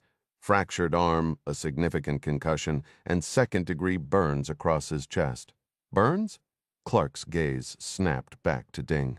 "How'd that happen?" Ding adjusted his position, a low groan escaping as he moved. "They used jumper cables hooked to a car battery. Take my advice, don't give it a try." Jack rested a hand on Ding's shoulder. "I'm sorry you went through that." "Did they drug you?" Clark asked, studying the pallor of his longtime protégé's face. "They didn't get the chance," Ding answered. The Russian, Morozov, told the Tibbs to keep me breathing. I believe he planned to come back with scopolamine or something similar. He already knew pieces of my background. What pieces? Jack pressed. Enough to know Clark and I were in Colombia tracking Escobedo. Ding's expression darkened, and he flinched from the ache in his swollen cheek. The Tib who had a personal grudge, Carraza, kept boasting about how Tiburon was going to rip me apart and use me for chum. That's probably exactly what would have happened, Clark stated flatly. Ding gave a grateful look toward Jack. By the way, I appreciated your Colt Seavers impression back there. Carraza never expected that jet ski. You nailed him good, thanks, Jack said. But we're not in the clear yet. We believe the Tibbs have seized at least one of the oil platforms, Marlin. For all we know, they could be on Mako and Mackerel, too. Jad filled me in about Carey and Lisanne holding a defensive position, Ding said. I'm ready to join a counterattack. Absolutely not, Clark shot back. What do you actually know about Tib tactics? Ding took a slow, deliberate breath. For the past 2 weeks, the Tibbs have been loading boats with cargo. I originally thought it was a drug run, but last night I spotted a missile just before they grabbed me. A GPS track placed one of their boats heading to a weapons cache offshore, maybe a barge. They're armed with serious hardware. What kind? Moore called from the helm. Russian kayak anti-ship missiles, likely some man-pads too. It's safe to assume all of it is now on that oil platform. We'll need to approach with extreme caution. Maybe we hold until the Guyanese president authorizes military support, Moore suggested. Ding shook his head, a pained grimace crossing his face. I've seen these men up close. They won't hesitate to shoot hostages, especially without Tiburon around to tell them otherwise. Clark rubbed his jaw thoughtfully. I agree with your assessment, but storming a defended oil platform is a monumental task. I'm not convinced we have the personnel or equipment for a direct assault. Air support might change things, but... Jack rose to his feet, planting his hands on his hips as he watched the chart plotter's distance to Marlin steadily decrease. Mr. C, I'm not sure we'll need to go that route. Oh? What's your thinking, Jack? Because I've got a better plan. Goplat, Marlin. 0442 hours perched over 500 feet above the ocean. First Sergeant Kerry Marks tilted his night vision goggles and watched the first faint pink streaks of dawn. He squinted into the steady breeze. The sea and sky remained shrouded in darkness. The cloud glow only a faint promise of the day to come. One way or another, his long vigil was nearing its end. He glanced down the skeletal metal framework of the derrick he'd climbed, then raised his rifle scope. Below on the helipad, men labored to fortify their positions. Their main task appeared to be mounting bulky missile tubes onto a swiveling launcher. He could hear their strained grunts carrying on the wind. They'd been at it through the night. Marks observed them from his hidden perch in the girders. Hours earlier, he'd been midway up this structure when the heavy Russian gunship landed. He'd found cover and watched as masked figures fanned out, establishing a defensive perimeter. The sounds rising from the platform were a blend of Russian commands and Spanish replies. As a seasoned soldier, First Sergeant Marks had to respect their efficient military-grade operation. They were using the crane to haul supplies from the boats in the surf with practiced speed, mirroring the tactics his own campus team would have used.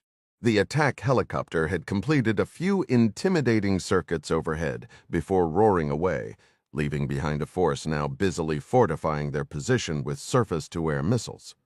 Watching these preparations, Carey felt a cold certainty settle in his gut about the chances of a straightforward rescue.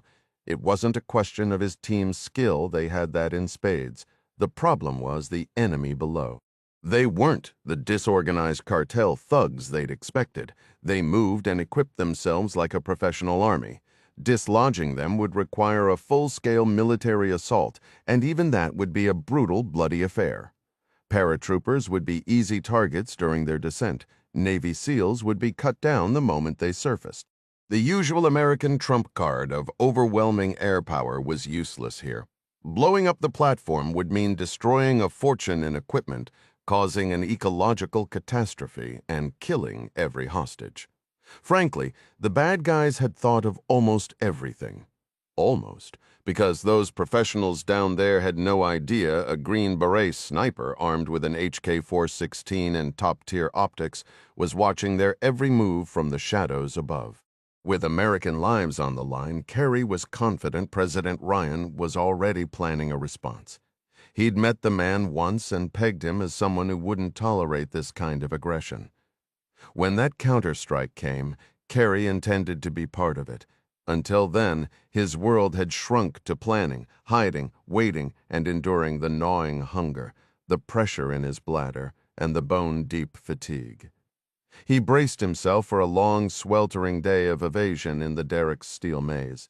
That expectation shattered the moment he spotted the large white yacht on the horizon. His heart sank as he recognized the Gran Blanco, steaming directly for the platform. Two unmanned jet skis trailing in its wake like silent sentinels. Far below the sniper's perch, on a middle deck of the Goplat Marlin, Lisanne Robertson's gaze swept the stateroom, searching for anything she could use as a weapon. One of the Tiburonistas remained as their guard, slouched in a metal chair beside a folding desk where his AK-12 lay, its barrel ominously pointed toward the hostages. The Russian leader had taken their identification and seemed to be in communication with a higher authority. Probably a Wagner Group commander, Lisanne guessed. Though the probable mercenary's face was hidden, his eyes were cold and alert through the balaclava. The next steps were painfully clear. She and the Quinteros were premium hostages, the kind terrorists dream of, held in a fortress-like location with enough supplies for a long siege. Her years as a Texas state trooper, including work on missing persons cases, had taught her one brutal truth. In kidnappings, cooperation usually just delays the inevitable. If she didn't find a way to disrupt their plans, the man with those cool eyes would eventually kill them all. She couldn't think of a single Wagner or Tiburonista prisoner who had ever lived to tell their story. With this grim calculus running through her mind, she shifted to the edge of the bed, putting distance between herself and Amancia and Tallulah Quintero. She fixed her stare on the young Tiburonista jailer, whose age she could only guess from the unlined skin around his eyes. Unlike the older Russian who came and went, this one had the thick shoulders and chest of a man in his prime. "I need to use the bathroom," Lisanne stated flatly. The guard's eyes narrowed. "Ella necesita usar el baño," Tallulah translated quickly. "And make it fast," Lisanne added, her voice edged with a defiance she didn't entirely feel. "I really have to use that restroom." "Quickly," Tallulah urged. Lisanne made a move to stand, a deliberate gamble. The guard, a man they'd come to call the Tib, snatched up his rifle and motioned for her to sit back down. She shook her head, her gaze darting pointedly toward the small private bathroom door, a rare amenity reserved for the oil rig's most important visitors. Keeping his eyes locked on the two women, the guard edged backward to the door and gave the interior a cursory glance. Finding nothing out of the ordinary, he jerked his head, permitting her entry, the barrel of his AK-47 following her every step. Once inside, Lisanne closed the door and took a frantic inventory. A toilet, a sink with a mirror above it. She tugged at the mirror's edge, hoping for a hidden medicine cabinet stocked with potential tools, a can of hairspray, a pair of scissors, even a disposable razor. No luck, it was fixed solidly to the wall. She turned to the toilet, but it was a modern, tankless model with a pressurized flush, just a simple pipe running into the wall. Useless time was slipping away. Crouching, she opened the small vanity cabinet beneath the sink. Inside was a wastebasket lined with a plastic bag. Using her prosthetic hand to silently hold the lid open, she retrieved the bag, crumpled it, and stuffed it into her jeans pocket. Her eyes then fell on the sink's white PVC drain pipe secured by a hand-tightened nut. This had potential. Working awkwardly with her one good hand, She managed to loosen and then wrench the pipe section free, exposing the open drain. If she turned the faucet on, now water would simply pour onto the cabinet floor. A fist hammered against the door.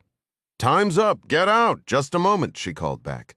Ducking her head fully into the cabinet, she looked up and spotted the metal linkage rod that connected the sink's pop-up stopper to the handle. It was held by two wing nuts. Her fingers flew to work, unscrewing them. Out! Now the tib barked again with a final twist. The rod came free. Lisanne flushed the toilet for cover, slid the stiff length of steel up the sleeve covering her prosthetic arm, and opened the door. Under the watchful eye of the rifle, she walked back toward the bed. As she passed Tallulah, she deliberately stumbled over the other woman's foot. Bending to recover, she pretended to fuss with the fit of her prosthetic. In that moment of feigned adjustment, she gave her sleeve a subtle shake, and the metal rod slipped out, clattering softly to the floor beside Gustavo. He shifted his leg immediately, covering it. By the time Lisanne resumed her seat on the bed, the rod was hidden. She noticed the guard was staring at her as she continued to fiddle with her polycarbonate forearm. Perfect, she thought, meeting his gaze without flinching. He stood, strode to the bathroom, gave another quick look inside, and slammed the door shut. Sitting in tense silence, Lisanne began to mentally map her next moves. The occupying force wasn't large, maybe 30 men total. From the mix of Russian and local dialects she'd overheard, their chain of command seemed fragile, a handful of professional Wagner mercenaries trying to control a rabble of undisciplined local militiamen. That disorganization was a vulnerability she could exploit. During her hours on the rig, she'd noted its design prioritized safety, with redundant systems and clearly marked evacuation routes, particularly here on the deck level near the crew quarters. The biggest danger was always fire. As far as she could tell, she and the Quintero family were being held separately from the other hostages due to their perceived value. The sounds of shuffling feet earlier suggested the rest of the passengers had been moved from the crew quarters up to the cafeteria. By concentrating the hostages, the captors could minimize the guards needed here, freeing more men to fortify their positions on the upper decks, which led her to a crucial conclusion. This single board tib guarding their room was likely the only obstacle between her and a nearby emergency exit, and thanks to her persistent fussing with her artificial arm, he undoubtedly saw her as a helpless invalid, not a threat. The guard's radio crackled to life, interrupting her thoughts. He pulled it from his belt, listened intently through his earpiece, and brought the microphone close to his mouth to mutter a terse reply. She had witnessed this routine before, assuming it was just a standard check, but now he lingered, listening intently. Lisanne caught Gustavo's eye. He offered the faintest nod, his gaze locked on hers. She placed her hand on her thigh, fingers splayed in a 5. As the tib raised the microphone, she curled her fingers inward one by one, a silent count for Gustavo. 4, 3, 2, 1. Her hand clenched into a fist, and she exploded into motion, ducking beneath the table with the AK. Gustavo moved in perfect sync. While the guard fumbled, dropping his mic and grabbing for his weapon, Lisanne surged upward, slamming the folding table into the tib's jaw. Before the bandit could clear his holster, Gustavo drove the sink rod into the man's neck with the furious, repetitive force of a pneumatic drill. A choked cry of pain escaped the tib as he released his grip on the gun, which Lisanne immediately seized. Breathing heavily, Gustavo straightened up, leaving the rod embedded in the guard's neck like a gruesome stake. Lisanne shoved the guard from the chair. "He's done," she stated flatly. "We're leaving. To where?" Amancia asked, her hand pressed to her mouth. "We're surrounded by nothing but ocean." Lisanne passed the rifle to Gustavo and dragged the dying tib away from the doorway. He was limp, offering no fight. "This deck has enclosed lifeboats and davits. It should still be dark outside. If we move now, we can use the deck for cover from anyone with rifles above us. We're 100 feet up." Amancia protested, her voice trembling. "How do we even reach a lifeboat?" They're mounted on the side, ready to deploy, just like on a cargo ship, Lisanne explained, giving Amancia's shoulder a firm squeeze. We have to move. Won't they just come after us in their own boats? Probably, Lisanne admitted, a new sharp edge of sarcasm cutting through her earlier urgency. But here's the fun part. They need us breathing. So when they send their little welcoming party, we'll be ready with a gift. She nodded toward the AK-12 in Gustavo's hands. We might just end up taking their boat as a souvenir. Amancia pressed a hand to her chest, her doubt palpable. It feels like an enormous gamble. Staying here is a guaranteed loss, Lisanne countered, her tone shifting back to grim resolve. She's right, Gustavo agreed, his hands tight on the weapon's stock. He glanced down at the motionless form on the floor. The Tiburonistas never negotiate. Hostages always end up dead. Our choice is simple. We run or we die here. Yevgeny Zuka peered over the shoulder of the Wagner missile specialist, who was seated cross-legged on the textured surface of the helipad, a rugged tablet balanced on his knees. Clear the area, the specialist ordered a fellow mercenary in Russian, initiating power sequence, a low hum built into a mechanical growl as the missile launcher activated, a nest of cables connecting it to a separate command unit and a portable generator. Running diagnostics. The man with the tablet announced, beginning lateral sweep. Zuka observed as the launcher assembly completed a full rotation, now setting gimbal limits. The specialist continued. Noticing Zuka's presence, he added, the limits prevent the launch tube from swinging back toward the platform. Our firing arc from this pad covers a semicircle from west to east. Satisfactory, Zuka replied, giving the man an approving pat on the shoulder. His attention shifted to another Wagner operative nearby, surrounded by 4 Tib fighters. The communication was a comedy of gestures. The mercenaries' Spanish was broken, and the Tibs knew no Russian. But the training was progressing. The Russian was removing a Verba man-portable air defense system, the heat-seeking missile NATO designated the SA-25 Willow, from its protective case. Capable of engaging targets up to 20,000 feet, they had brought 30 such systems aboard for a potential American helicopter incursion. The mercenary handed one tube to a Tib and began unpacking another. Zuka walked further across the helipad where his 2 infantry squads, 20 Tibs in total, were being drilled by a grizzled Wagner veteran from the African campaigns. Between them, the squads were equipped with 24 AK-12 rifles and 3 RPK light machine guns, each weapon able to unleash a storm of 600 rounds per minute without the barrel failing. Zuka observed the dawn breaking over the eastern horizon, painting the ocean with a soft, rosy shimmer. To the west, the sleek outline of Tiburon's yacht appeared, cutting through the water toward the platform. This was a slight surprise. The plan had Tiburon heading into the Essequibo River Delta to stir up the drug violence distraction. Yet Zuka could appreciate the man's desire to witness the operation firsthand, even from a distance. A satisfied grin spread across the Wagner commander's face as he surveyed the scene. His gaze drifted north beyond the visible sea. Somewhere over that horizon, the Admiral Gorshkov steamed with its arsenal of Zircon missiles. Farther still in Havana, massive An-124 transports sat loaded with a full Wagner battalion. Once those jets touched down in Georgetown, they would offload the troops and 2 additional gunship helicopters. Zuka hadn't witnessed a defensive setup this thorough since his Chechnya days. Back when he led a Spetsnaz Alpha team, he drew in a breath of the salty air. Pausing to appreciate a moment wasn't his usual style.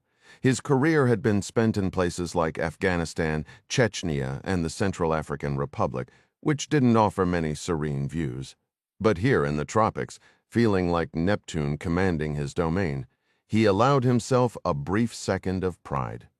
This fleeting triumph was shattered when he saw the American woman, Lisanne Robertson, sprinting across the platform with the Quinteros. They were making a desperate run for one of the orange lifeboats hanging off the stern. The boy was clutching an AK-12. Zuka's mind raced through the options. Morozov had instructed keeping the hostages for leverage, but Zuka saw no need now. His defenses were flawless. They had already secured victory without a single shot fired. Eliminating those trying to escape was a logical, clean decision. "Dmitri!" he yelled to the infantry leader. "The four heading for the lifeboats, eliminate them. Immediately." Without hesitation, Dmitri pivoted the heavy, blunt-nosed RPK machine gun toward the figures racing for the boats. Carey heard Zuka's command, though the Russian words meant nothing to him. From his perch above, the Green Beret watched the infantry squad adjust their squad automatic weapon.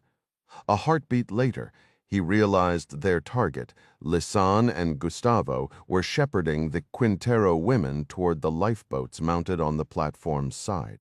Under the torrent of fire from an RPK, they wouldn't stand a chance. Well, this is a fine mess, he thought. Tiburon's yacht was charging closer. The riderless jet skis trailing in its wake suggested Moore and Clark had met their end in a fight aboard the Gran Blanco. The odds had always been against them. Two men taking on a boat full of armed traffickers was a near-suicidal gamble. The campus had just lost two of its finest, but Carey couldn't dwell on that now.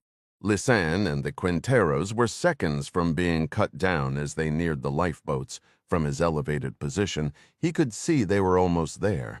He raised his rifle, knowing the instant he engaged the machine gun crew, all attention would turn his way. Every hostile on the platform would know his location. He might take a few more down, but his fate would be sealed. If this was how it ended, he found a grim comfort in going out while giving Lisanne a chance. Typical Green Beret farewell. He whispered a fast prayer, pressed his lips briefly to the scope's cap, and settled his eye behind the sight. He lined up the lead gunner on the RPK. With subtle adjustments, he steadied the long, suppressed barrel and squeezed the trigger. The round struck the base of the gunner's neck, and he collapsed. Carey shifted his aim a fraction and fired again. He had 30 rounds in the magazine and intended to make every one matter. The initial confusion below was palpable. The silent shots from above were disorienting, but they soon spotted him in the derrick structure, and a storm of wild answering fire erupted. Surrounded by the steel lattice of the derrick, Carey found decent cover as bullets sparked and whined against the metal around him. To buy a few more seconds, he grabbed a frag grenade from his vest, pulled the pin, and let it fall. The blast echoed, and he immediately repeated the move before scrambling higher. As he climbed, he spotted an orange lifeboat. Its cover now gone, sliding free and hitting the water with a massive white plume before stabilizing. His heart sank. The boat was only a few hundred yards from the Gran Blanco. The Tiburonistas would have an easy time chasing it down and capturing the women inside, fueled by that anger. It took him a moment to notice the gunfire aimed at him had stopped. A voice in Spanish boomed from the yacht's loudspeakers, echoing across the oil platform. Carey didn't speak the language, but he didn't need to. The armed men below had paused at the platform's edge, listening intently. For a fleeting second, he wondered if his desperate, silent plea had actually been answered. Aboard the motor yacht Gran Blanco, Moore kept the bow aimed at the platform. Ding held the loudhailer mic, volume maxed, delivering a rapid-fire impression of the drug lord Tiburon in Spanish, then repeating the command in English, "This is Tiburon, lay down your weapons. We have a deal with the Americans. Drop your guns or I will shoot you myself." On the bow helipad, Jack and Jad lay prone, rifles aimed at separate targets on the platform, while the two unmanned attack skis trailed silently in the yacht's wake. Carey's tucked into a hide up in the derrick structure. Jad called out, one eye shut tight behind his scope. "Request permission to engage anyone who points a rifle up there." "Negative," Jack replied, his voice steady. "Hold fire. Let's see if they buy Ding's performance." Jack kept his own sights on a group assembling at the rear of the platform, training their weapons on the orange lifeboat, now puttering away. "They're not shooting at it," Jack observed. "The bluff might be working for now, anyway." Clark, a ball cap pulled low over his eyes, crawled up beside them on the helipad. He raised a powerful set of binoculars.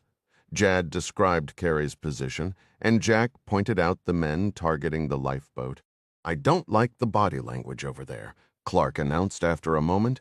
"Hard to see clearly, but from the hand signals, I'd say the Russians aren't buying it. There's a guy on their helipad with a phone to his ear." "Do you want me to take him out?" Jad asked, the team's most skilled marksman.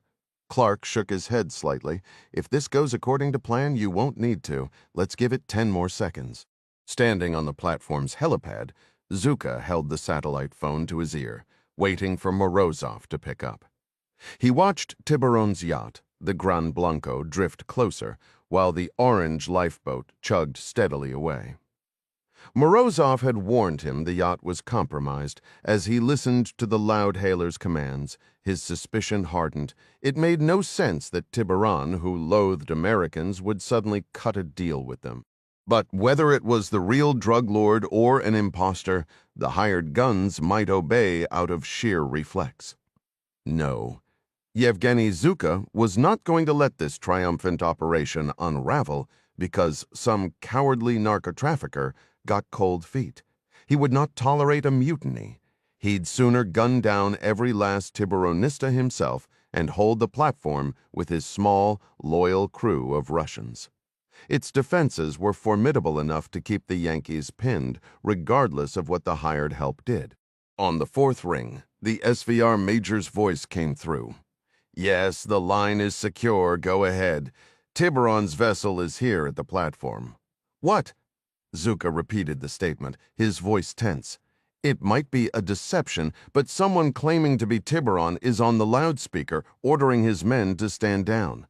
Is this legitimate? I need an answer immediately." Morozov was silent, caught off guard. As Zuka waited, a new command boomed from the Gran Blanco. Fluent in Spanish, Zuka translated it instantly for Morozov. "The Russians are spies. They have betrayed us and are our enemies. Kill every Russian now, or your families will be dead by sunset." Zuka spotted one of the gunmen in green turning toward him, weapon rising. He let the satellite phone clatter to the deck and swung up his AK-12, cutting the man down and shifting aim to another. Then a sudden impact slammed him to the deck, his vision blurring. A sniper's round, fired from above, had punched clean through his helmet. Amidst the chaotic firefight between the Russians and the cartel fighters, not one combatant thought to glance upward from his concealed perch. Carey calmly lined up one target after another, eliminating anyone wearing green. A grim satisfaction settled over him as he watched a few figures bolt from the platform's interior, scrambling for the stairwell that led down to the waiting boats. It was a futile dash. They presented easy, fleeting silhouettes against the steel. The satellite connection stayed live when Zuka's phone hit the deck. Back in his soundproof office at the Caracas embassy, Igor Morozov stood listening. The long-awaited interrogation specialist forgotten. His usual analytical detachment vanished as shots, screams, and moans filled his ear. His last communication from Tiburon had been a frantic report of an attack.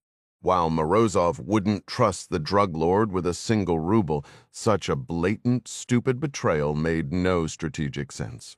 The man was driven by visceral hatred for Americans, a passion that consumed him. No, this was an American ploy, clever and vicious, but the game wasn't over. The Admiral Gorshkov was still out there, and the N-124s from Havana, packed with additional Wagner mercenaries, were in the air. The gunship from the Gorshkov was already airborne, a flying arsenal of missiles. If the Americans were foolish enough to try retaking the platform using forces from Tiburon's yacht as a base, then Morozov would see that yacht sent to the bottom.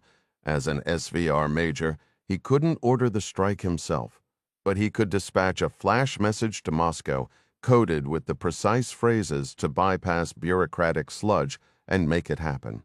With the American commandos disgraced and destroyed, the Wagner troops could land unopposed at the Essequibo airstrip.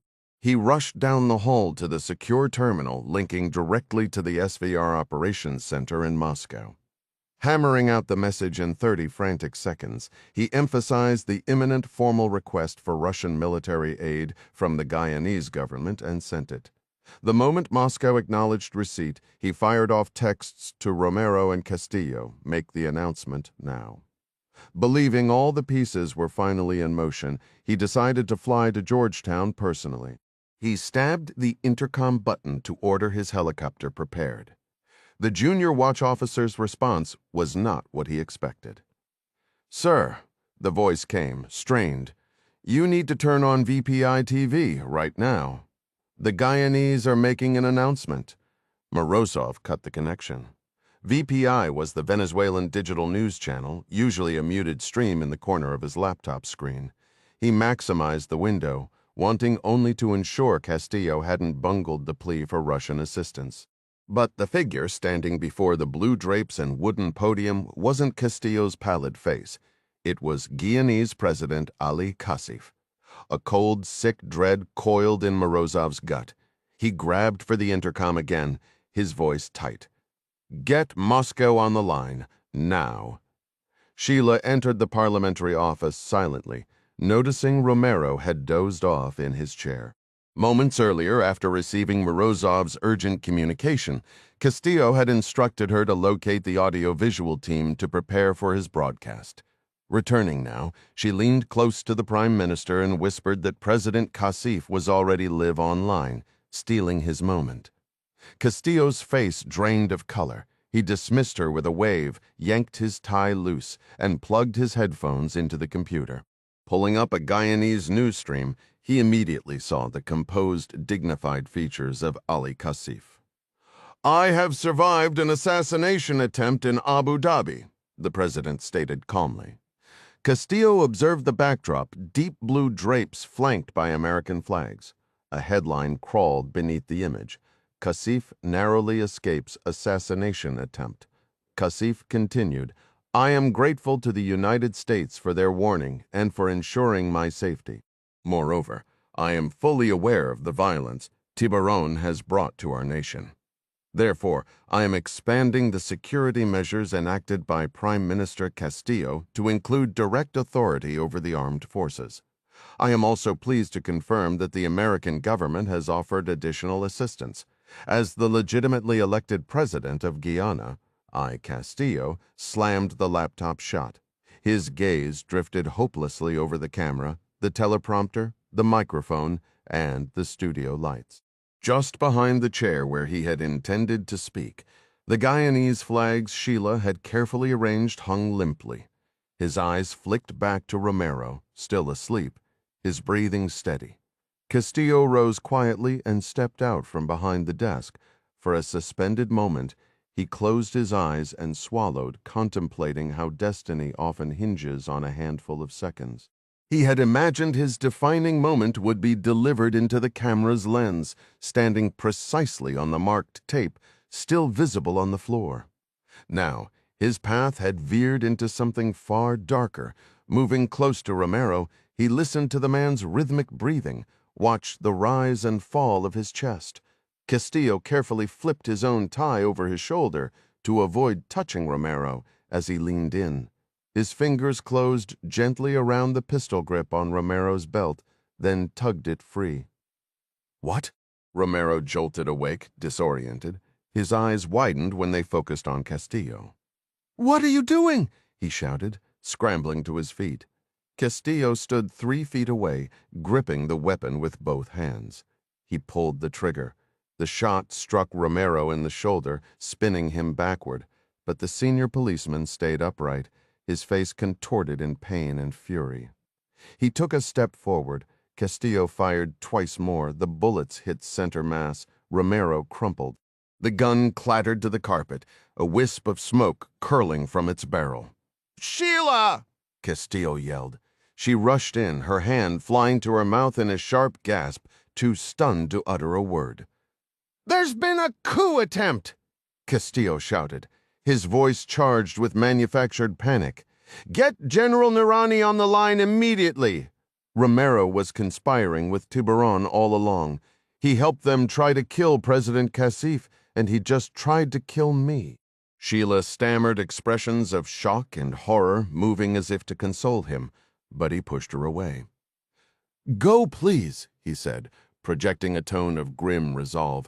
"Make the calls, and get the American ambassador on the phone right now. I must inform her of this treachery immediately."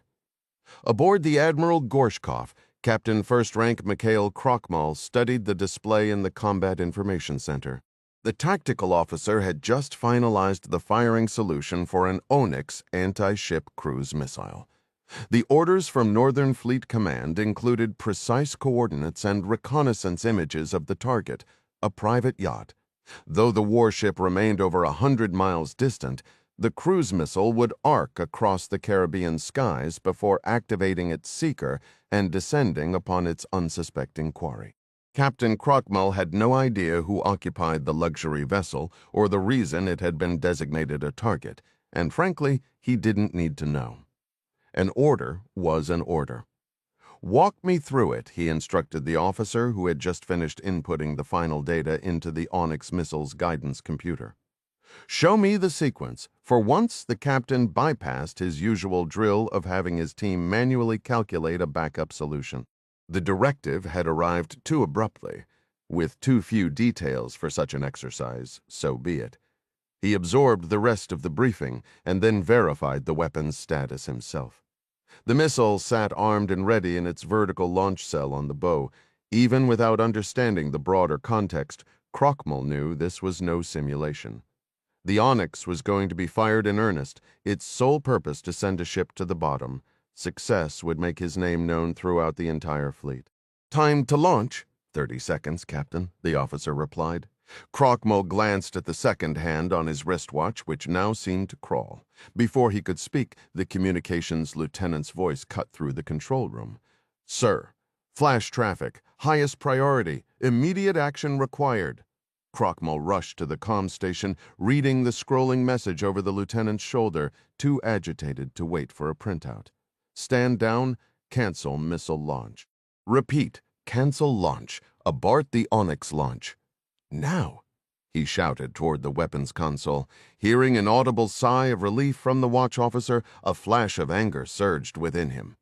Then, recalling his own strict rule about never showing emotion in front of the crew, he turned on his heel and stormed out through the hatch. Roughly 100 miles to the south of the Admiral Gorshkov, the intended target, the motor yacht Gran Blanco drew nearer to the clumsy orange lifeboat still chugging toward the Guyanese coastline.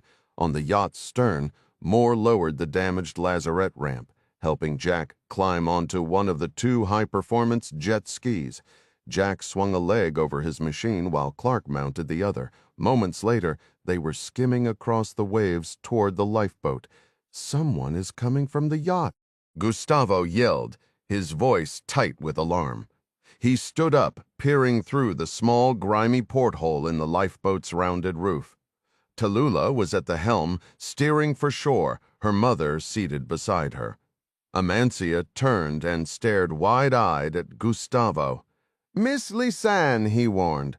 "Boats are coming from the yacht." The young man shifted, hefting the AK-12 to his side. Lisanne, who had feared this moment might come, rose from the hard plastic bench and squeezed next to Gustavo. She looked out the window with a knot of dread in her stomach, then let out a breath she didn't realize she'd been holding. A faint, relieved smile touched her lips. "Put the gun down," she said, her voice firm but calm. "Those are the good guys." Epilogue. Georgetown, Guyana. 2 months later, Jack walked hand in hand with Lisanne along the waterfront promenade, the mid-morning sun glinting off the sea. A soft breeze had swept away the hazy marine layer, revealing a crystal-clear tropical sky. The click of Lisanne's heels on the smooth concrete path kept time with their steps. Sunlight filtered through the fronds of palm trees, fell in dappled stripes across her navy blue dress. "Oh, Jack," she said, gesturing with her prosthetic hand toward the view. "Just look how beautiful it is." Jack gazed at the vibrant waterfront. The new plaza was immaculate, its pale stone almost glowing under the sun. Beyond it, Georgetown Bay reflected the brilliant sky. For once, a strong spring tide had overcome the muddy outflow of the Demerara River, leaving the water unusually clear. Amancia mentioned they picked the ceremony date specifically for the tide, Jack noted with appreciation. I thought those darker patches in the bay were just shadows, Lisanne replied, squinting slightly. Now I can see they're actually coral reefs. Seems. Amancia knew what she was talking about after all, Jack said with a soft chuckle. Lisanne paused as they reached the sidewalk leading to the ceremony pavilion. She turned to face him, inspecting his suit and gently straightening his tie. I want us to make a proper entrance, she stated, her tone mixing affection with determination. This is a very important day. He grinned at her fussing and leaned in for a kiss, but she playfully pulled back. My lipstick, she protested, though her eyes sparkled. You'll have to wait a few more hours.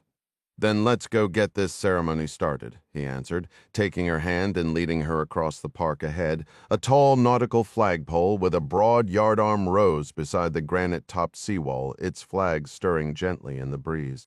As Jack and Lisanne approached, the flags overhead were already dancing in the brisk ocean wind, their sharp snaps cutting through the air. They paused together, looking up as the fabric whipped and strained. High on the mainmast, the green, red, and yellow of Guyana's flag intertwined, while just beneath it, the stars and stripes flew with a steady resolve. Jack's eyes tracked to a diagonal yardarm where the Coast Guard's white service flag, marked with a bold blue eagle, held its position. On the opposite arm, another banner caught the light. The same eagle set against red and white vertical stripes. This was the ensign of the Harry Claiborne, salvaged from the ocean floor by a dedicated dive team alongside the ship's log and bell. The 12 souls resting within the sunken hull had been left in their eternal peace, honoring the wishes of their families. We should get moving, Lisanne murmured, giving his elbow a gentle push. It's about to begin. With Lisanne beside him, Jack turned toward the gleaming white tent where a crowd was assembling. About 100 people mingled near rows of neatly placed chairs, while beyond them, members of the U.S. Coast Guard Band adjusted their instruments on a raised stage. A familiar voice rose above the murmur. Mr. Jack! Miss Lisanne! Gustavo called out, waving them over. They made their way to the front row, which faced the fluttering flags and the sparkling bay. My goodness, exclaimed Amancia Quintero, Alberto's widow, as she leaned in to offer each of them a swift, warm hug. Don't you both look sharp? Lisanne smiled. Look who's talking. And Tallulah, your father, would be bursting with pride. Jack barely recognized Tallulah Quintero. The last time he'd seen her, her face was bruised and marked by a jagged cut below one eye. Now she stood just outside the tent in a stunning crimson strapless dress, glowing in the sunlight.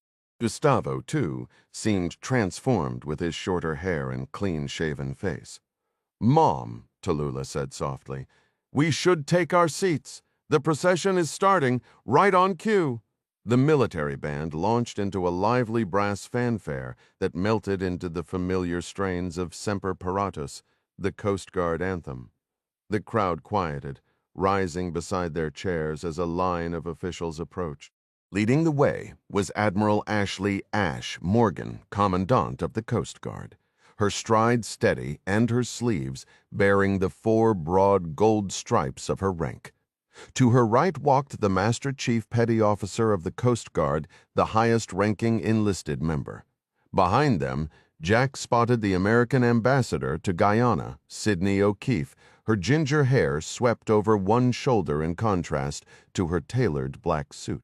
Catching Jack's eye in the front row, she offered a slight, solemn nod before turning her attention forward.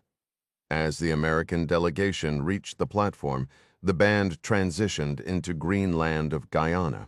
Prime Minister Guto Castillo entered in step, dressed in a dark suit and a tie echoing the national colors, followed by senior Guyanese military officers in khaki uniforms and black berets.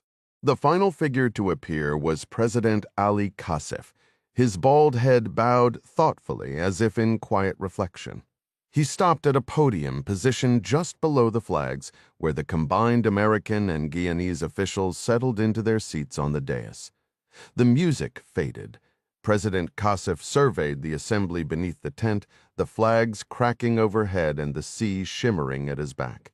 "Ladies and gentlemen," he began, his voice carrying clearly. As the philosopher Edmund Burke once noted, "The only thing necessary for the triumph of evil is for good men to do nothing." Kassif's gaze lifted to the Harry Claiborne ensign on the yardarm and the vast blue sky beyond. "It occurs to me," he continued, "that on a day as serene as this, it is difficult to fathom that just 2 months ago, the very evil Burke described visited us here in Guyana. It grew from the corrupt souls of malicious men, intent on dismantling our democratic foundations, stripping away our nation's inherent wealth, and stealing our liberty to serve their own greed. This darkness arrived, as it invariably does, under the cover of night. It approached from the ocean and the heavens, from the highlands and the open fields. It came bearing terrifying arms and deceptive grins.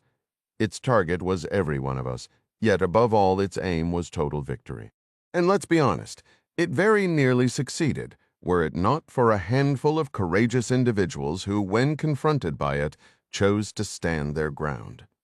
The president's eyes found the front row, resting on Jack, Lisanne, and the Quintero family before moving to the American officials on the stage. "Ambassador O'Keefe, Admiral Morgan," he went on, his voice solemn, "as your host, it is my profound honor to acknowledge the nation you serve, and to honor the very first of those who chose to act during those bleak hours. Thanks to the many brave souls who rose to Guyana's defense, darkness did not prevail here. Yet it exacted a terrible price from the crew of the United States Coast Guard cutter Harry Claiborne, who were the first to meet it head-on. You have my word, Admiral and Madam Ambassador, that Guyana will forever hold in memory the American Coast Guard members who made the ultimate sacrifice on our shores. To cement that promise, I dedicate this waterfront in their honor. From this day forward, it will be known as the Harry Claiborne Memorial Park. The people of Guyana will never forget that vessel, nor the crew whose names I am now privileged to read aloud." President Kassif glanced at the lectern. The Coast Guard conductor struck the brass bell salvaged from the Claiborne, its clear, piercing tone causing a ripple through the gathered crowd. "Lieutenant Hannah Mackenzie, captain from Juneau, Alaska." The bell sounded once more. Chief Bart Novak, boatswain from Punxsutawney, Pennsylvania. 16 more times the bell tolled, each chime punctuating the name and hometown of a crew member, until the president concluded with the final entry from the recovered ship's log. Petty Officer Second Class William Gesperek, helmsman, from Spokane, Washington. Kassif bowed his head. The band began the hymn, "Eternal Father Strong to Save." Ambassador Sidney O'Keefe and the Coast Guard representatives accompanied the president to a segment of the granite seawall. Together they drew back a black drape to unveil a bronze plaque engraved with all the crew names. The delegation stood in respectful silence as a drum roll introduced a U.S. Marine Honor Guard. Crisp in their white trousers and dark blue tunics edged with red, the Marines advanced, M4 rifles shouldered. The drumming ceased. The 7 Marines raised their weapons toward the sea and delivered a 21-gun salute. Jack reached the embassy for the following reception about 30 minutes later. After introducing Lisanne to Ambassador O'Keefe, he circulated among the other visiting Americans in the rear courtyard. A respectful quiet fell over the guests as President Kassif entered, followed by a procession of Guyanese officials that included Guto Castillo and Amancia Quintero. Amancia made a beeline for Jack, a broad smile on her face and a large manila envelope in her hands. "You seem exceptionally pleased," Lisanne observed. "That's because I have something for a Mr. Jack Ryan, Chief Executive Officer of Athena Global Shipping Lines," Amancia replied. Jack looked up sharply, almost fumbling the crystal punch glass he held. "Is that so?" he said, attempting to sound casual. "And what might that be?" In the 2 months that followed, Jack and Howard had still not secured a buyer for the shipping company, which continued to hemorrhage funds. To compound their troubles, the Helena suffered a boiler failure on its voyage back to San Juan and was now docked for extensive repairs. With the ship inactive, Jack's strongest case for obtaining a crucial export license evaporated. Athena's value had fallen below what Hendley Associates originally paid for it, much to Jack's frustration. He was staring down the barrel of his first major financial loss. Amancia's smile was radiant as she addressed the group. "In my new capacity as Minister of the Interior, it is my honor to grant you this." She held out a crisp official envelope. "This is the sole export license authorized for operations with the Marlin Offshore platform. It is exclusive to Athena Corporation unless you decide to transfer it at a later date." Jack stared, momentarily speechless.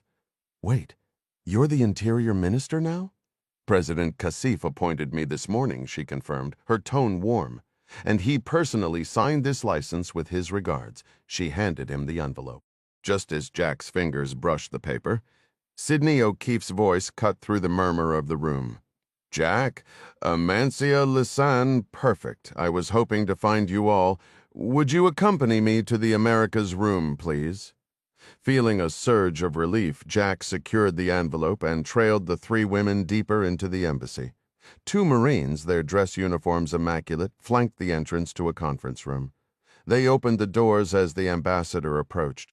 Inside, Jack settled into a chair beside a distinguished man with graying hair and horn-rimmed glasses who introduced himself as Bill Rabb, an attorney from the U.S. Department of Justice. The atmosphere was suddenly charged with a quiet formality. "If everyone could please rise," Ambassador O'Keefe requested. "President Kassif has arrived." The door opened and President Kassif entered with Prime Minister Guto Castillo at his side. They took their seats at the head of the table, facing O'Keefe and Rabb. Jack, Amancia, and Lisanne occupied the remaining chairs, completing the circle. "Thank you for joining us on such a busy day, Mr. President," O'Keefe began. "The pleasure is mine, Madame Ambassador," Kassif replied courteously. "And mine," Castillo added, though his expression was one of polite confusion. "Although I must admit I am unclear on the purpose of this meeting." "Of course, Prime Minister. My apologies for the ambiguity," O'Keefe said. "This is a sensitive matter. Allow me to introduce Bill Rabb from our Justice Department." Rabb stood and leaned across the polished table to shake hands with the two leaders before resuming his seat. He withdrew a document from a leather folder. "President Kassif," he started, his voice measured. "Following an extensive review of evidence and a subsequent grand jury proceeding, we are prepared to file formal charges against individuals implicated in a criminal conspiracy that aimed to—" This makes no sense," Castillo interjected, a frown deepening on his face. "Tiburon and Romero are deceased. Even if they were not, their crimes were committed against Guyana, not the United States." "Understood, Prime Minister," Rabb replied, his patience evident. "This concerns a related conspiracy. It involves the plotted murders of 18 United States Coast Guard personnel and your former Interior Minister, Alberto Quintero, among other acts." Castillo's indignation flared. "I still do not comprehend," he insisted, casting a sharp glance toward Kassif. "Mr. President, is this not an infringement upon our sovereignty, our legal system?" When Kassif remained silent, the Prime Minister turned back to Rabb. "Forgive me, Mr. Rabb, but those servicemen died.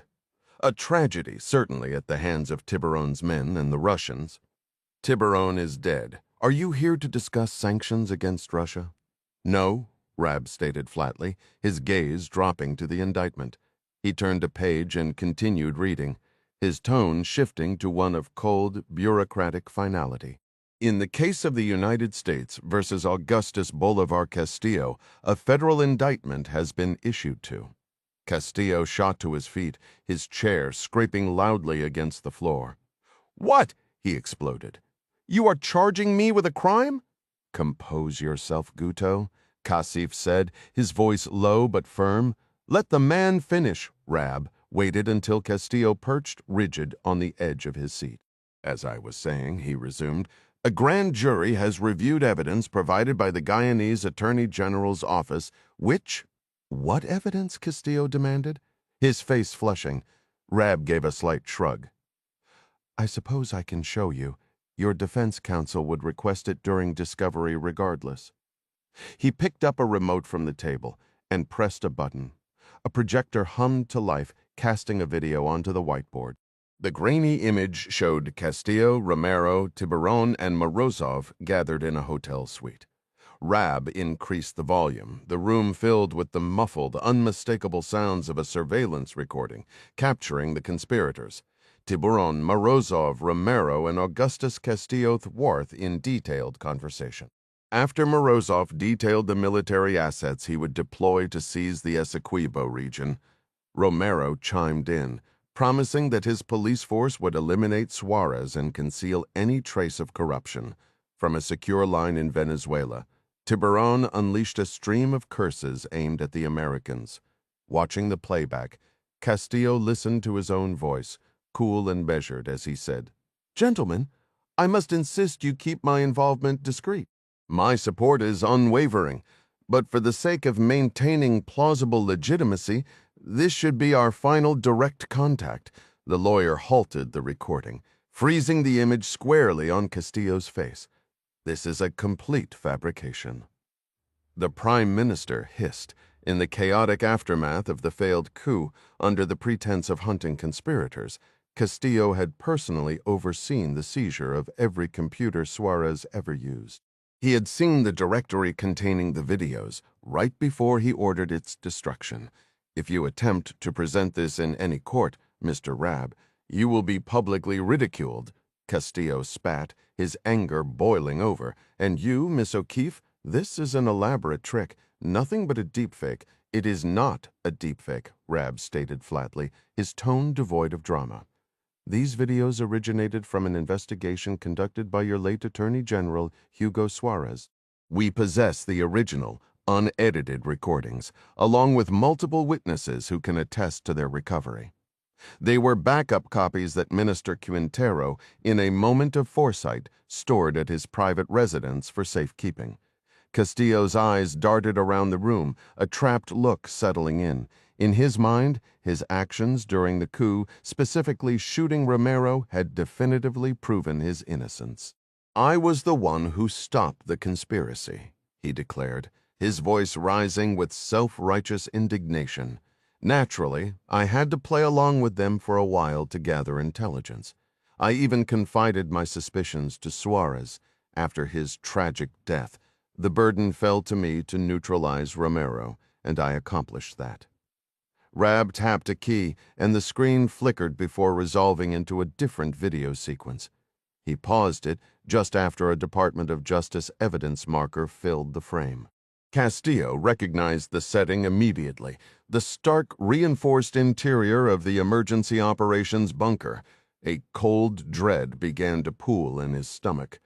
"You may have been unaware, Prime Minister," Rab said calmly, "but Suarez had discreet surveillance equipment installed in the ceiling of that very bunker." As the video played, Castillo was forced to watch and listen to himself instructing Romero to execute Jack Ryan Jr. and to ensure the body was disposed of permanently.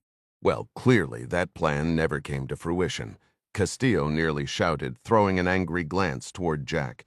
"I was saying whatever was necessary to maintain my cover until I could safely eliminate Romero. Ryan is sitting right there, for heaven's sake. Once again, I demand to know what jurisdiction you believe you have here. We are not on American soil."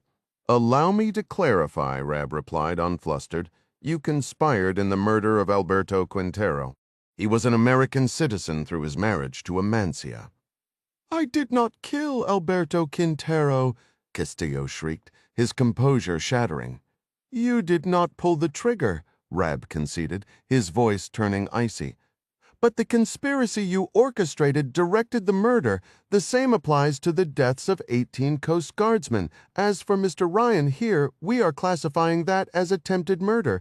It is all detailed in the indictment."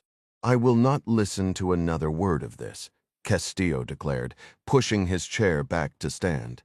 He strode to the door and yanked it open, only to find his path blocked by two stern-faced U.S. Marines.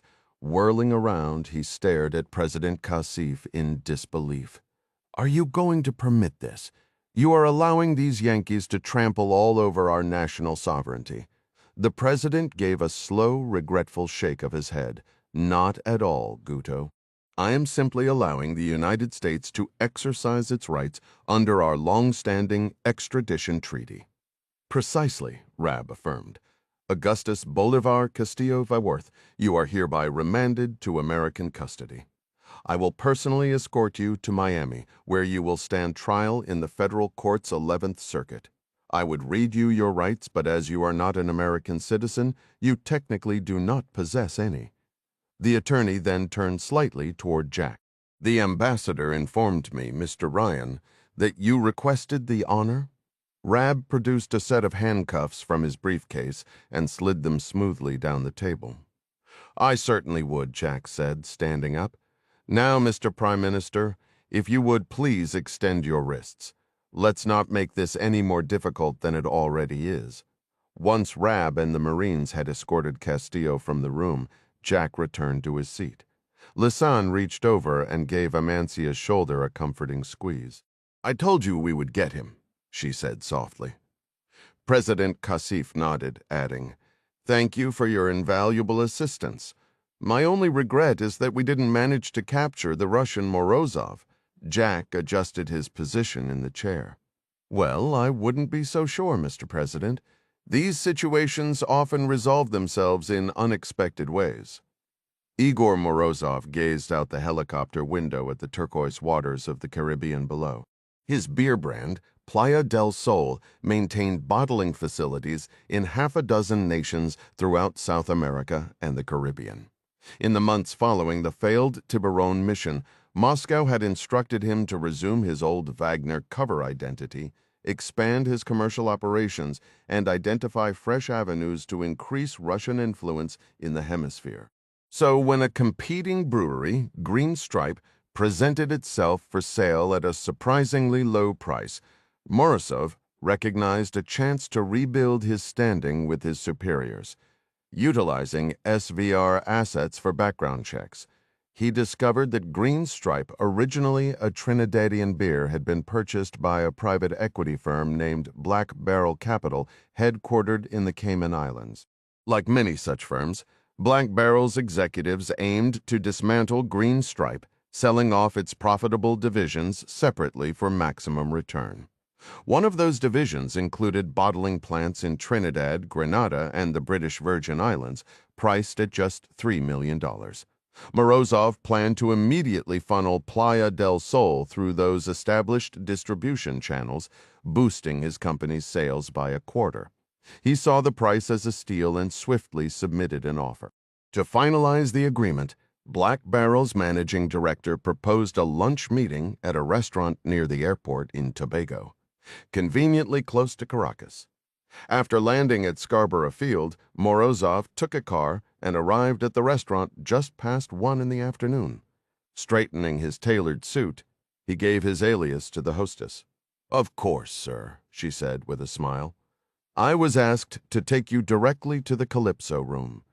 The gentlemen from Black Barrel are already there. Morozov followed her to the back of the restaurant.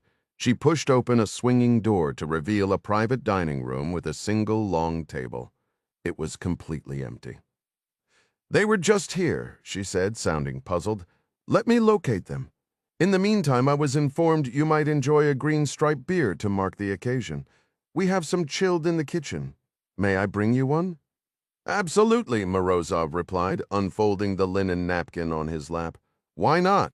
He typically avoided drinking during business hours, but the prospect of a 25% expansion for Playa del Sol had put him in an exceptionally good mood. However, when the hostess returned and opened the door, she was not holding a beer. Instead, she was escorting John Clark and Domingo Chavez into the room. Morozov's hand instinctively twitched toward the concealed Makarov pistol in his jacket. But Clark was faster. raising a silenced Sig Sauer and leveling it at the Russian's head. Ding closed the door behind them. Morozov was taken aback when the hostess, with practiced efficiency, patted him down and removed his weapon. "He's clean," she reported to Clark. "Appreciate it, Mandy," the former SEAL acknowledged. Clark and Ding took seats opposite him, their expressions unreadable. "Well," the SVR officer said, a thin smile on his lips, "congratulations. I genuinely believed Black Barrel was a legitimate financial group. I didn't realize it was a CIA shell company." "It isn't," Clark stated flatly. Under the older operative's intense stare, Morozov quickly changed tactics. "Regardless of how you orchestrated this, I came here ready to make a deal. The circumstances may have shifted, but I still wish to propose an arrangement." Clark let the silence hang for a moment. "Which is?" Morozov took a deliberate breath to steady himself. "My research indicates that you and Mr. Chavez are intelligence professionals. I am one as well, and?" Clark prompted. "And so, as one professional to another, I am offering my cooperation." "I don't think so," Clark answered. The Russian lifted his hands in a gesture of half-hearted surrender. "Very well, I concede. You've won this round. I realize my bargaining position isn't strong here," he said, his tone shifting to something more earnest. "But think this through logically. If I work with you, I can provide detailed intelligence on SVR and Wagner activities throughout this entire region. You won't even need to pay me. Just allow my operations to continue. Not only will I contribute a percentage of the Playa del Sol revenue, but consider the resources you'll conserve by not having to cultivate less capable sources." Clark set the heel of his pistol's grip on the table, the barrel still aimed at Morozov. "The answer is no, just like that. Just like that. May I inquire as to why?" "To begin with, you're only a major," Clark stated. "We have assets inside the Kremlin who operate several tiers above your pay grade. Frankly, you're not a particularly compelling acquisition." "I'm a professional," Morozov shot back. "I can recognize when someone is bluffing." "No, you are not a professional." "Excuse me?" Clark fixed him with an icy stare. "During the earlier chapters of the Cold War, we might not have liked the KGB, but we respected them. And they respected us." That was genuine professionalism.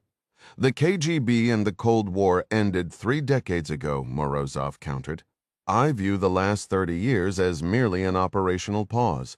We are simply resuming where we left off." "I disagree," Clark replied. "What we're engaged in now is a new form of conflict. It's neither cold nor hot, neither entirely covert nor openly declared. Call it a gray war, constantly waged in the shadows. There is no clear boundary." "The answer remains no," Clark said. "You don't believe I could be useful as an agent?" Clark let out a weary breath. "There is still a line, Major Morozov, and you chose to step over it. You knew Ding was an American intelligence officer, and you deliberately delivered him to a psychopath. There's no coming back from that. The line might seem a bit blurred these days, but it absolutely exists." Morozov examined his perfectly manicured hands. "Very well. Consider this alternative. Provide me with witness protection, and I will assist you in building a prosecutable case against Guto Castillo, who remains in power. If you consider me a small fish, then allow me to help you land a larger one." Clark and Ding shared a brief, knowing look. "That offer is a little too late," Clark stated flatly, "and we're still not interested." "Why not?" "You consider yourself a businessman, Morozov. So let me phrase it in terms you'll understand. Your value to us is significantly higher deceased than alive." The Russian's face lost its color, his eyes burning with anger. "How could you possibly arrive at that conclusion? We intend to remind the SVR what occurs when they disregard the established rules. The silver lining, I suppose, is that your body will be recovered. I'll ensure it. Perhaps they'll bury you back home in Russia. Perhaps they won't." "I understand," Morozov said quietly. "Good," Clark replied. He passed his Sig Sauer to Ding. Let's return to the matter at hand, Mr. Chavez. Would you care to finalize the transaction? With pleasure, Ding answered. He raised the suppressed pistol, aligned its dark barrel, and squeezed the trigger.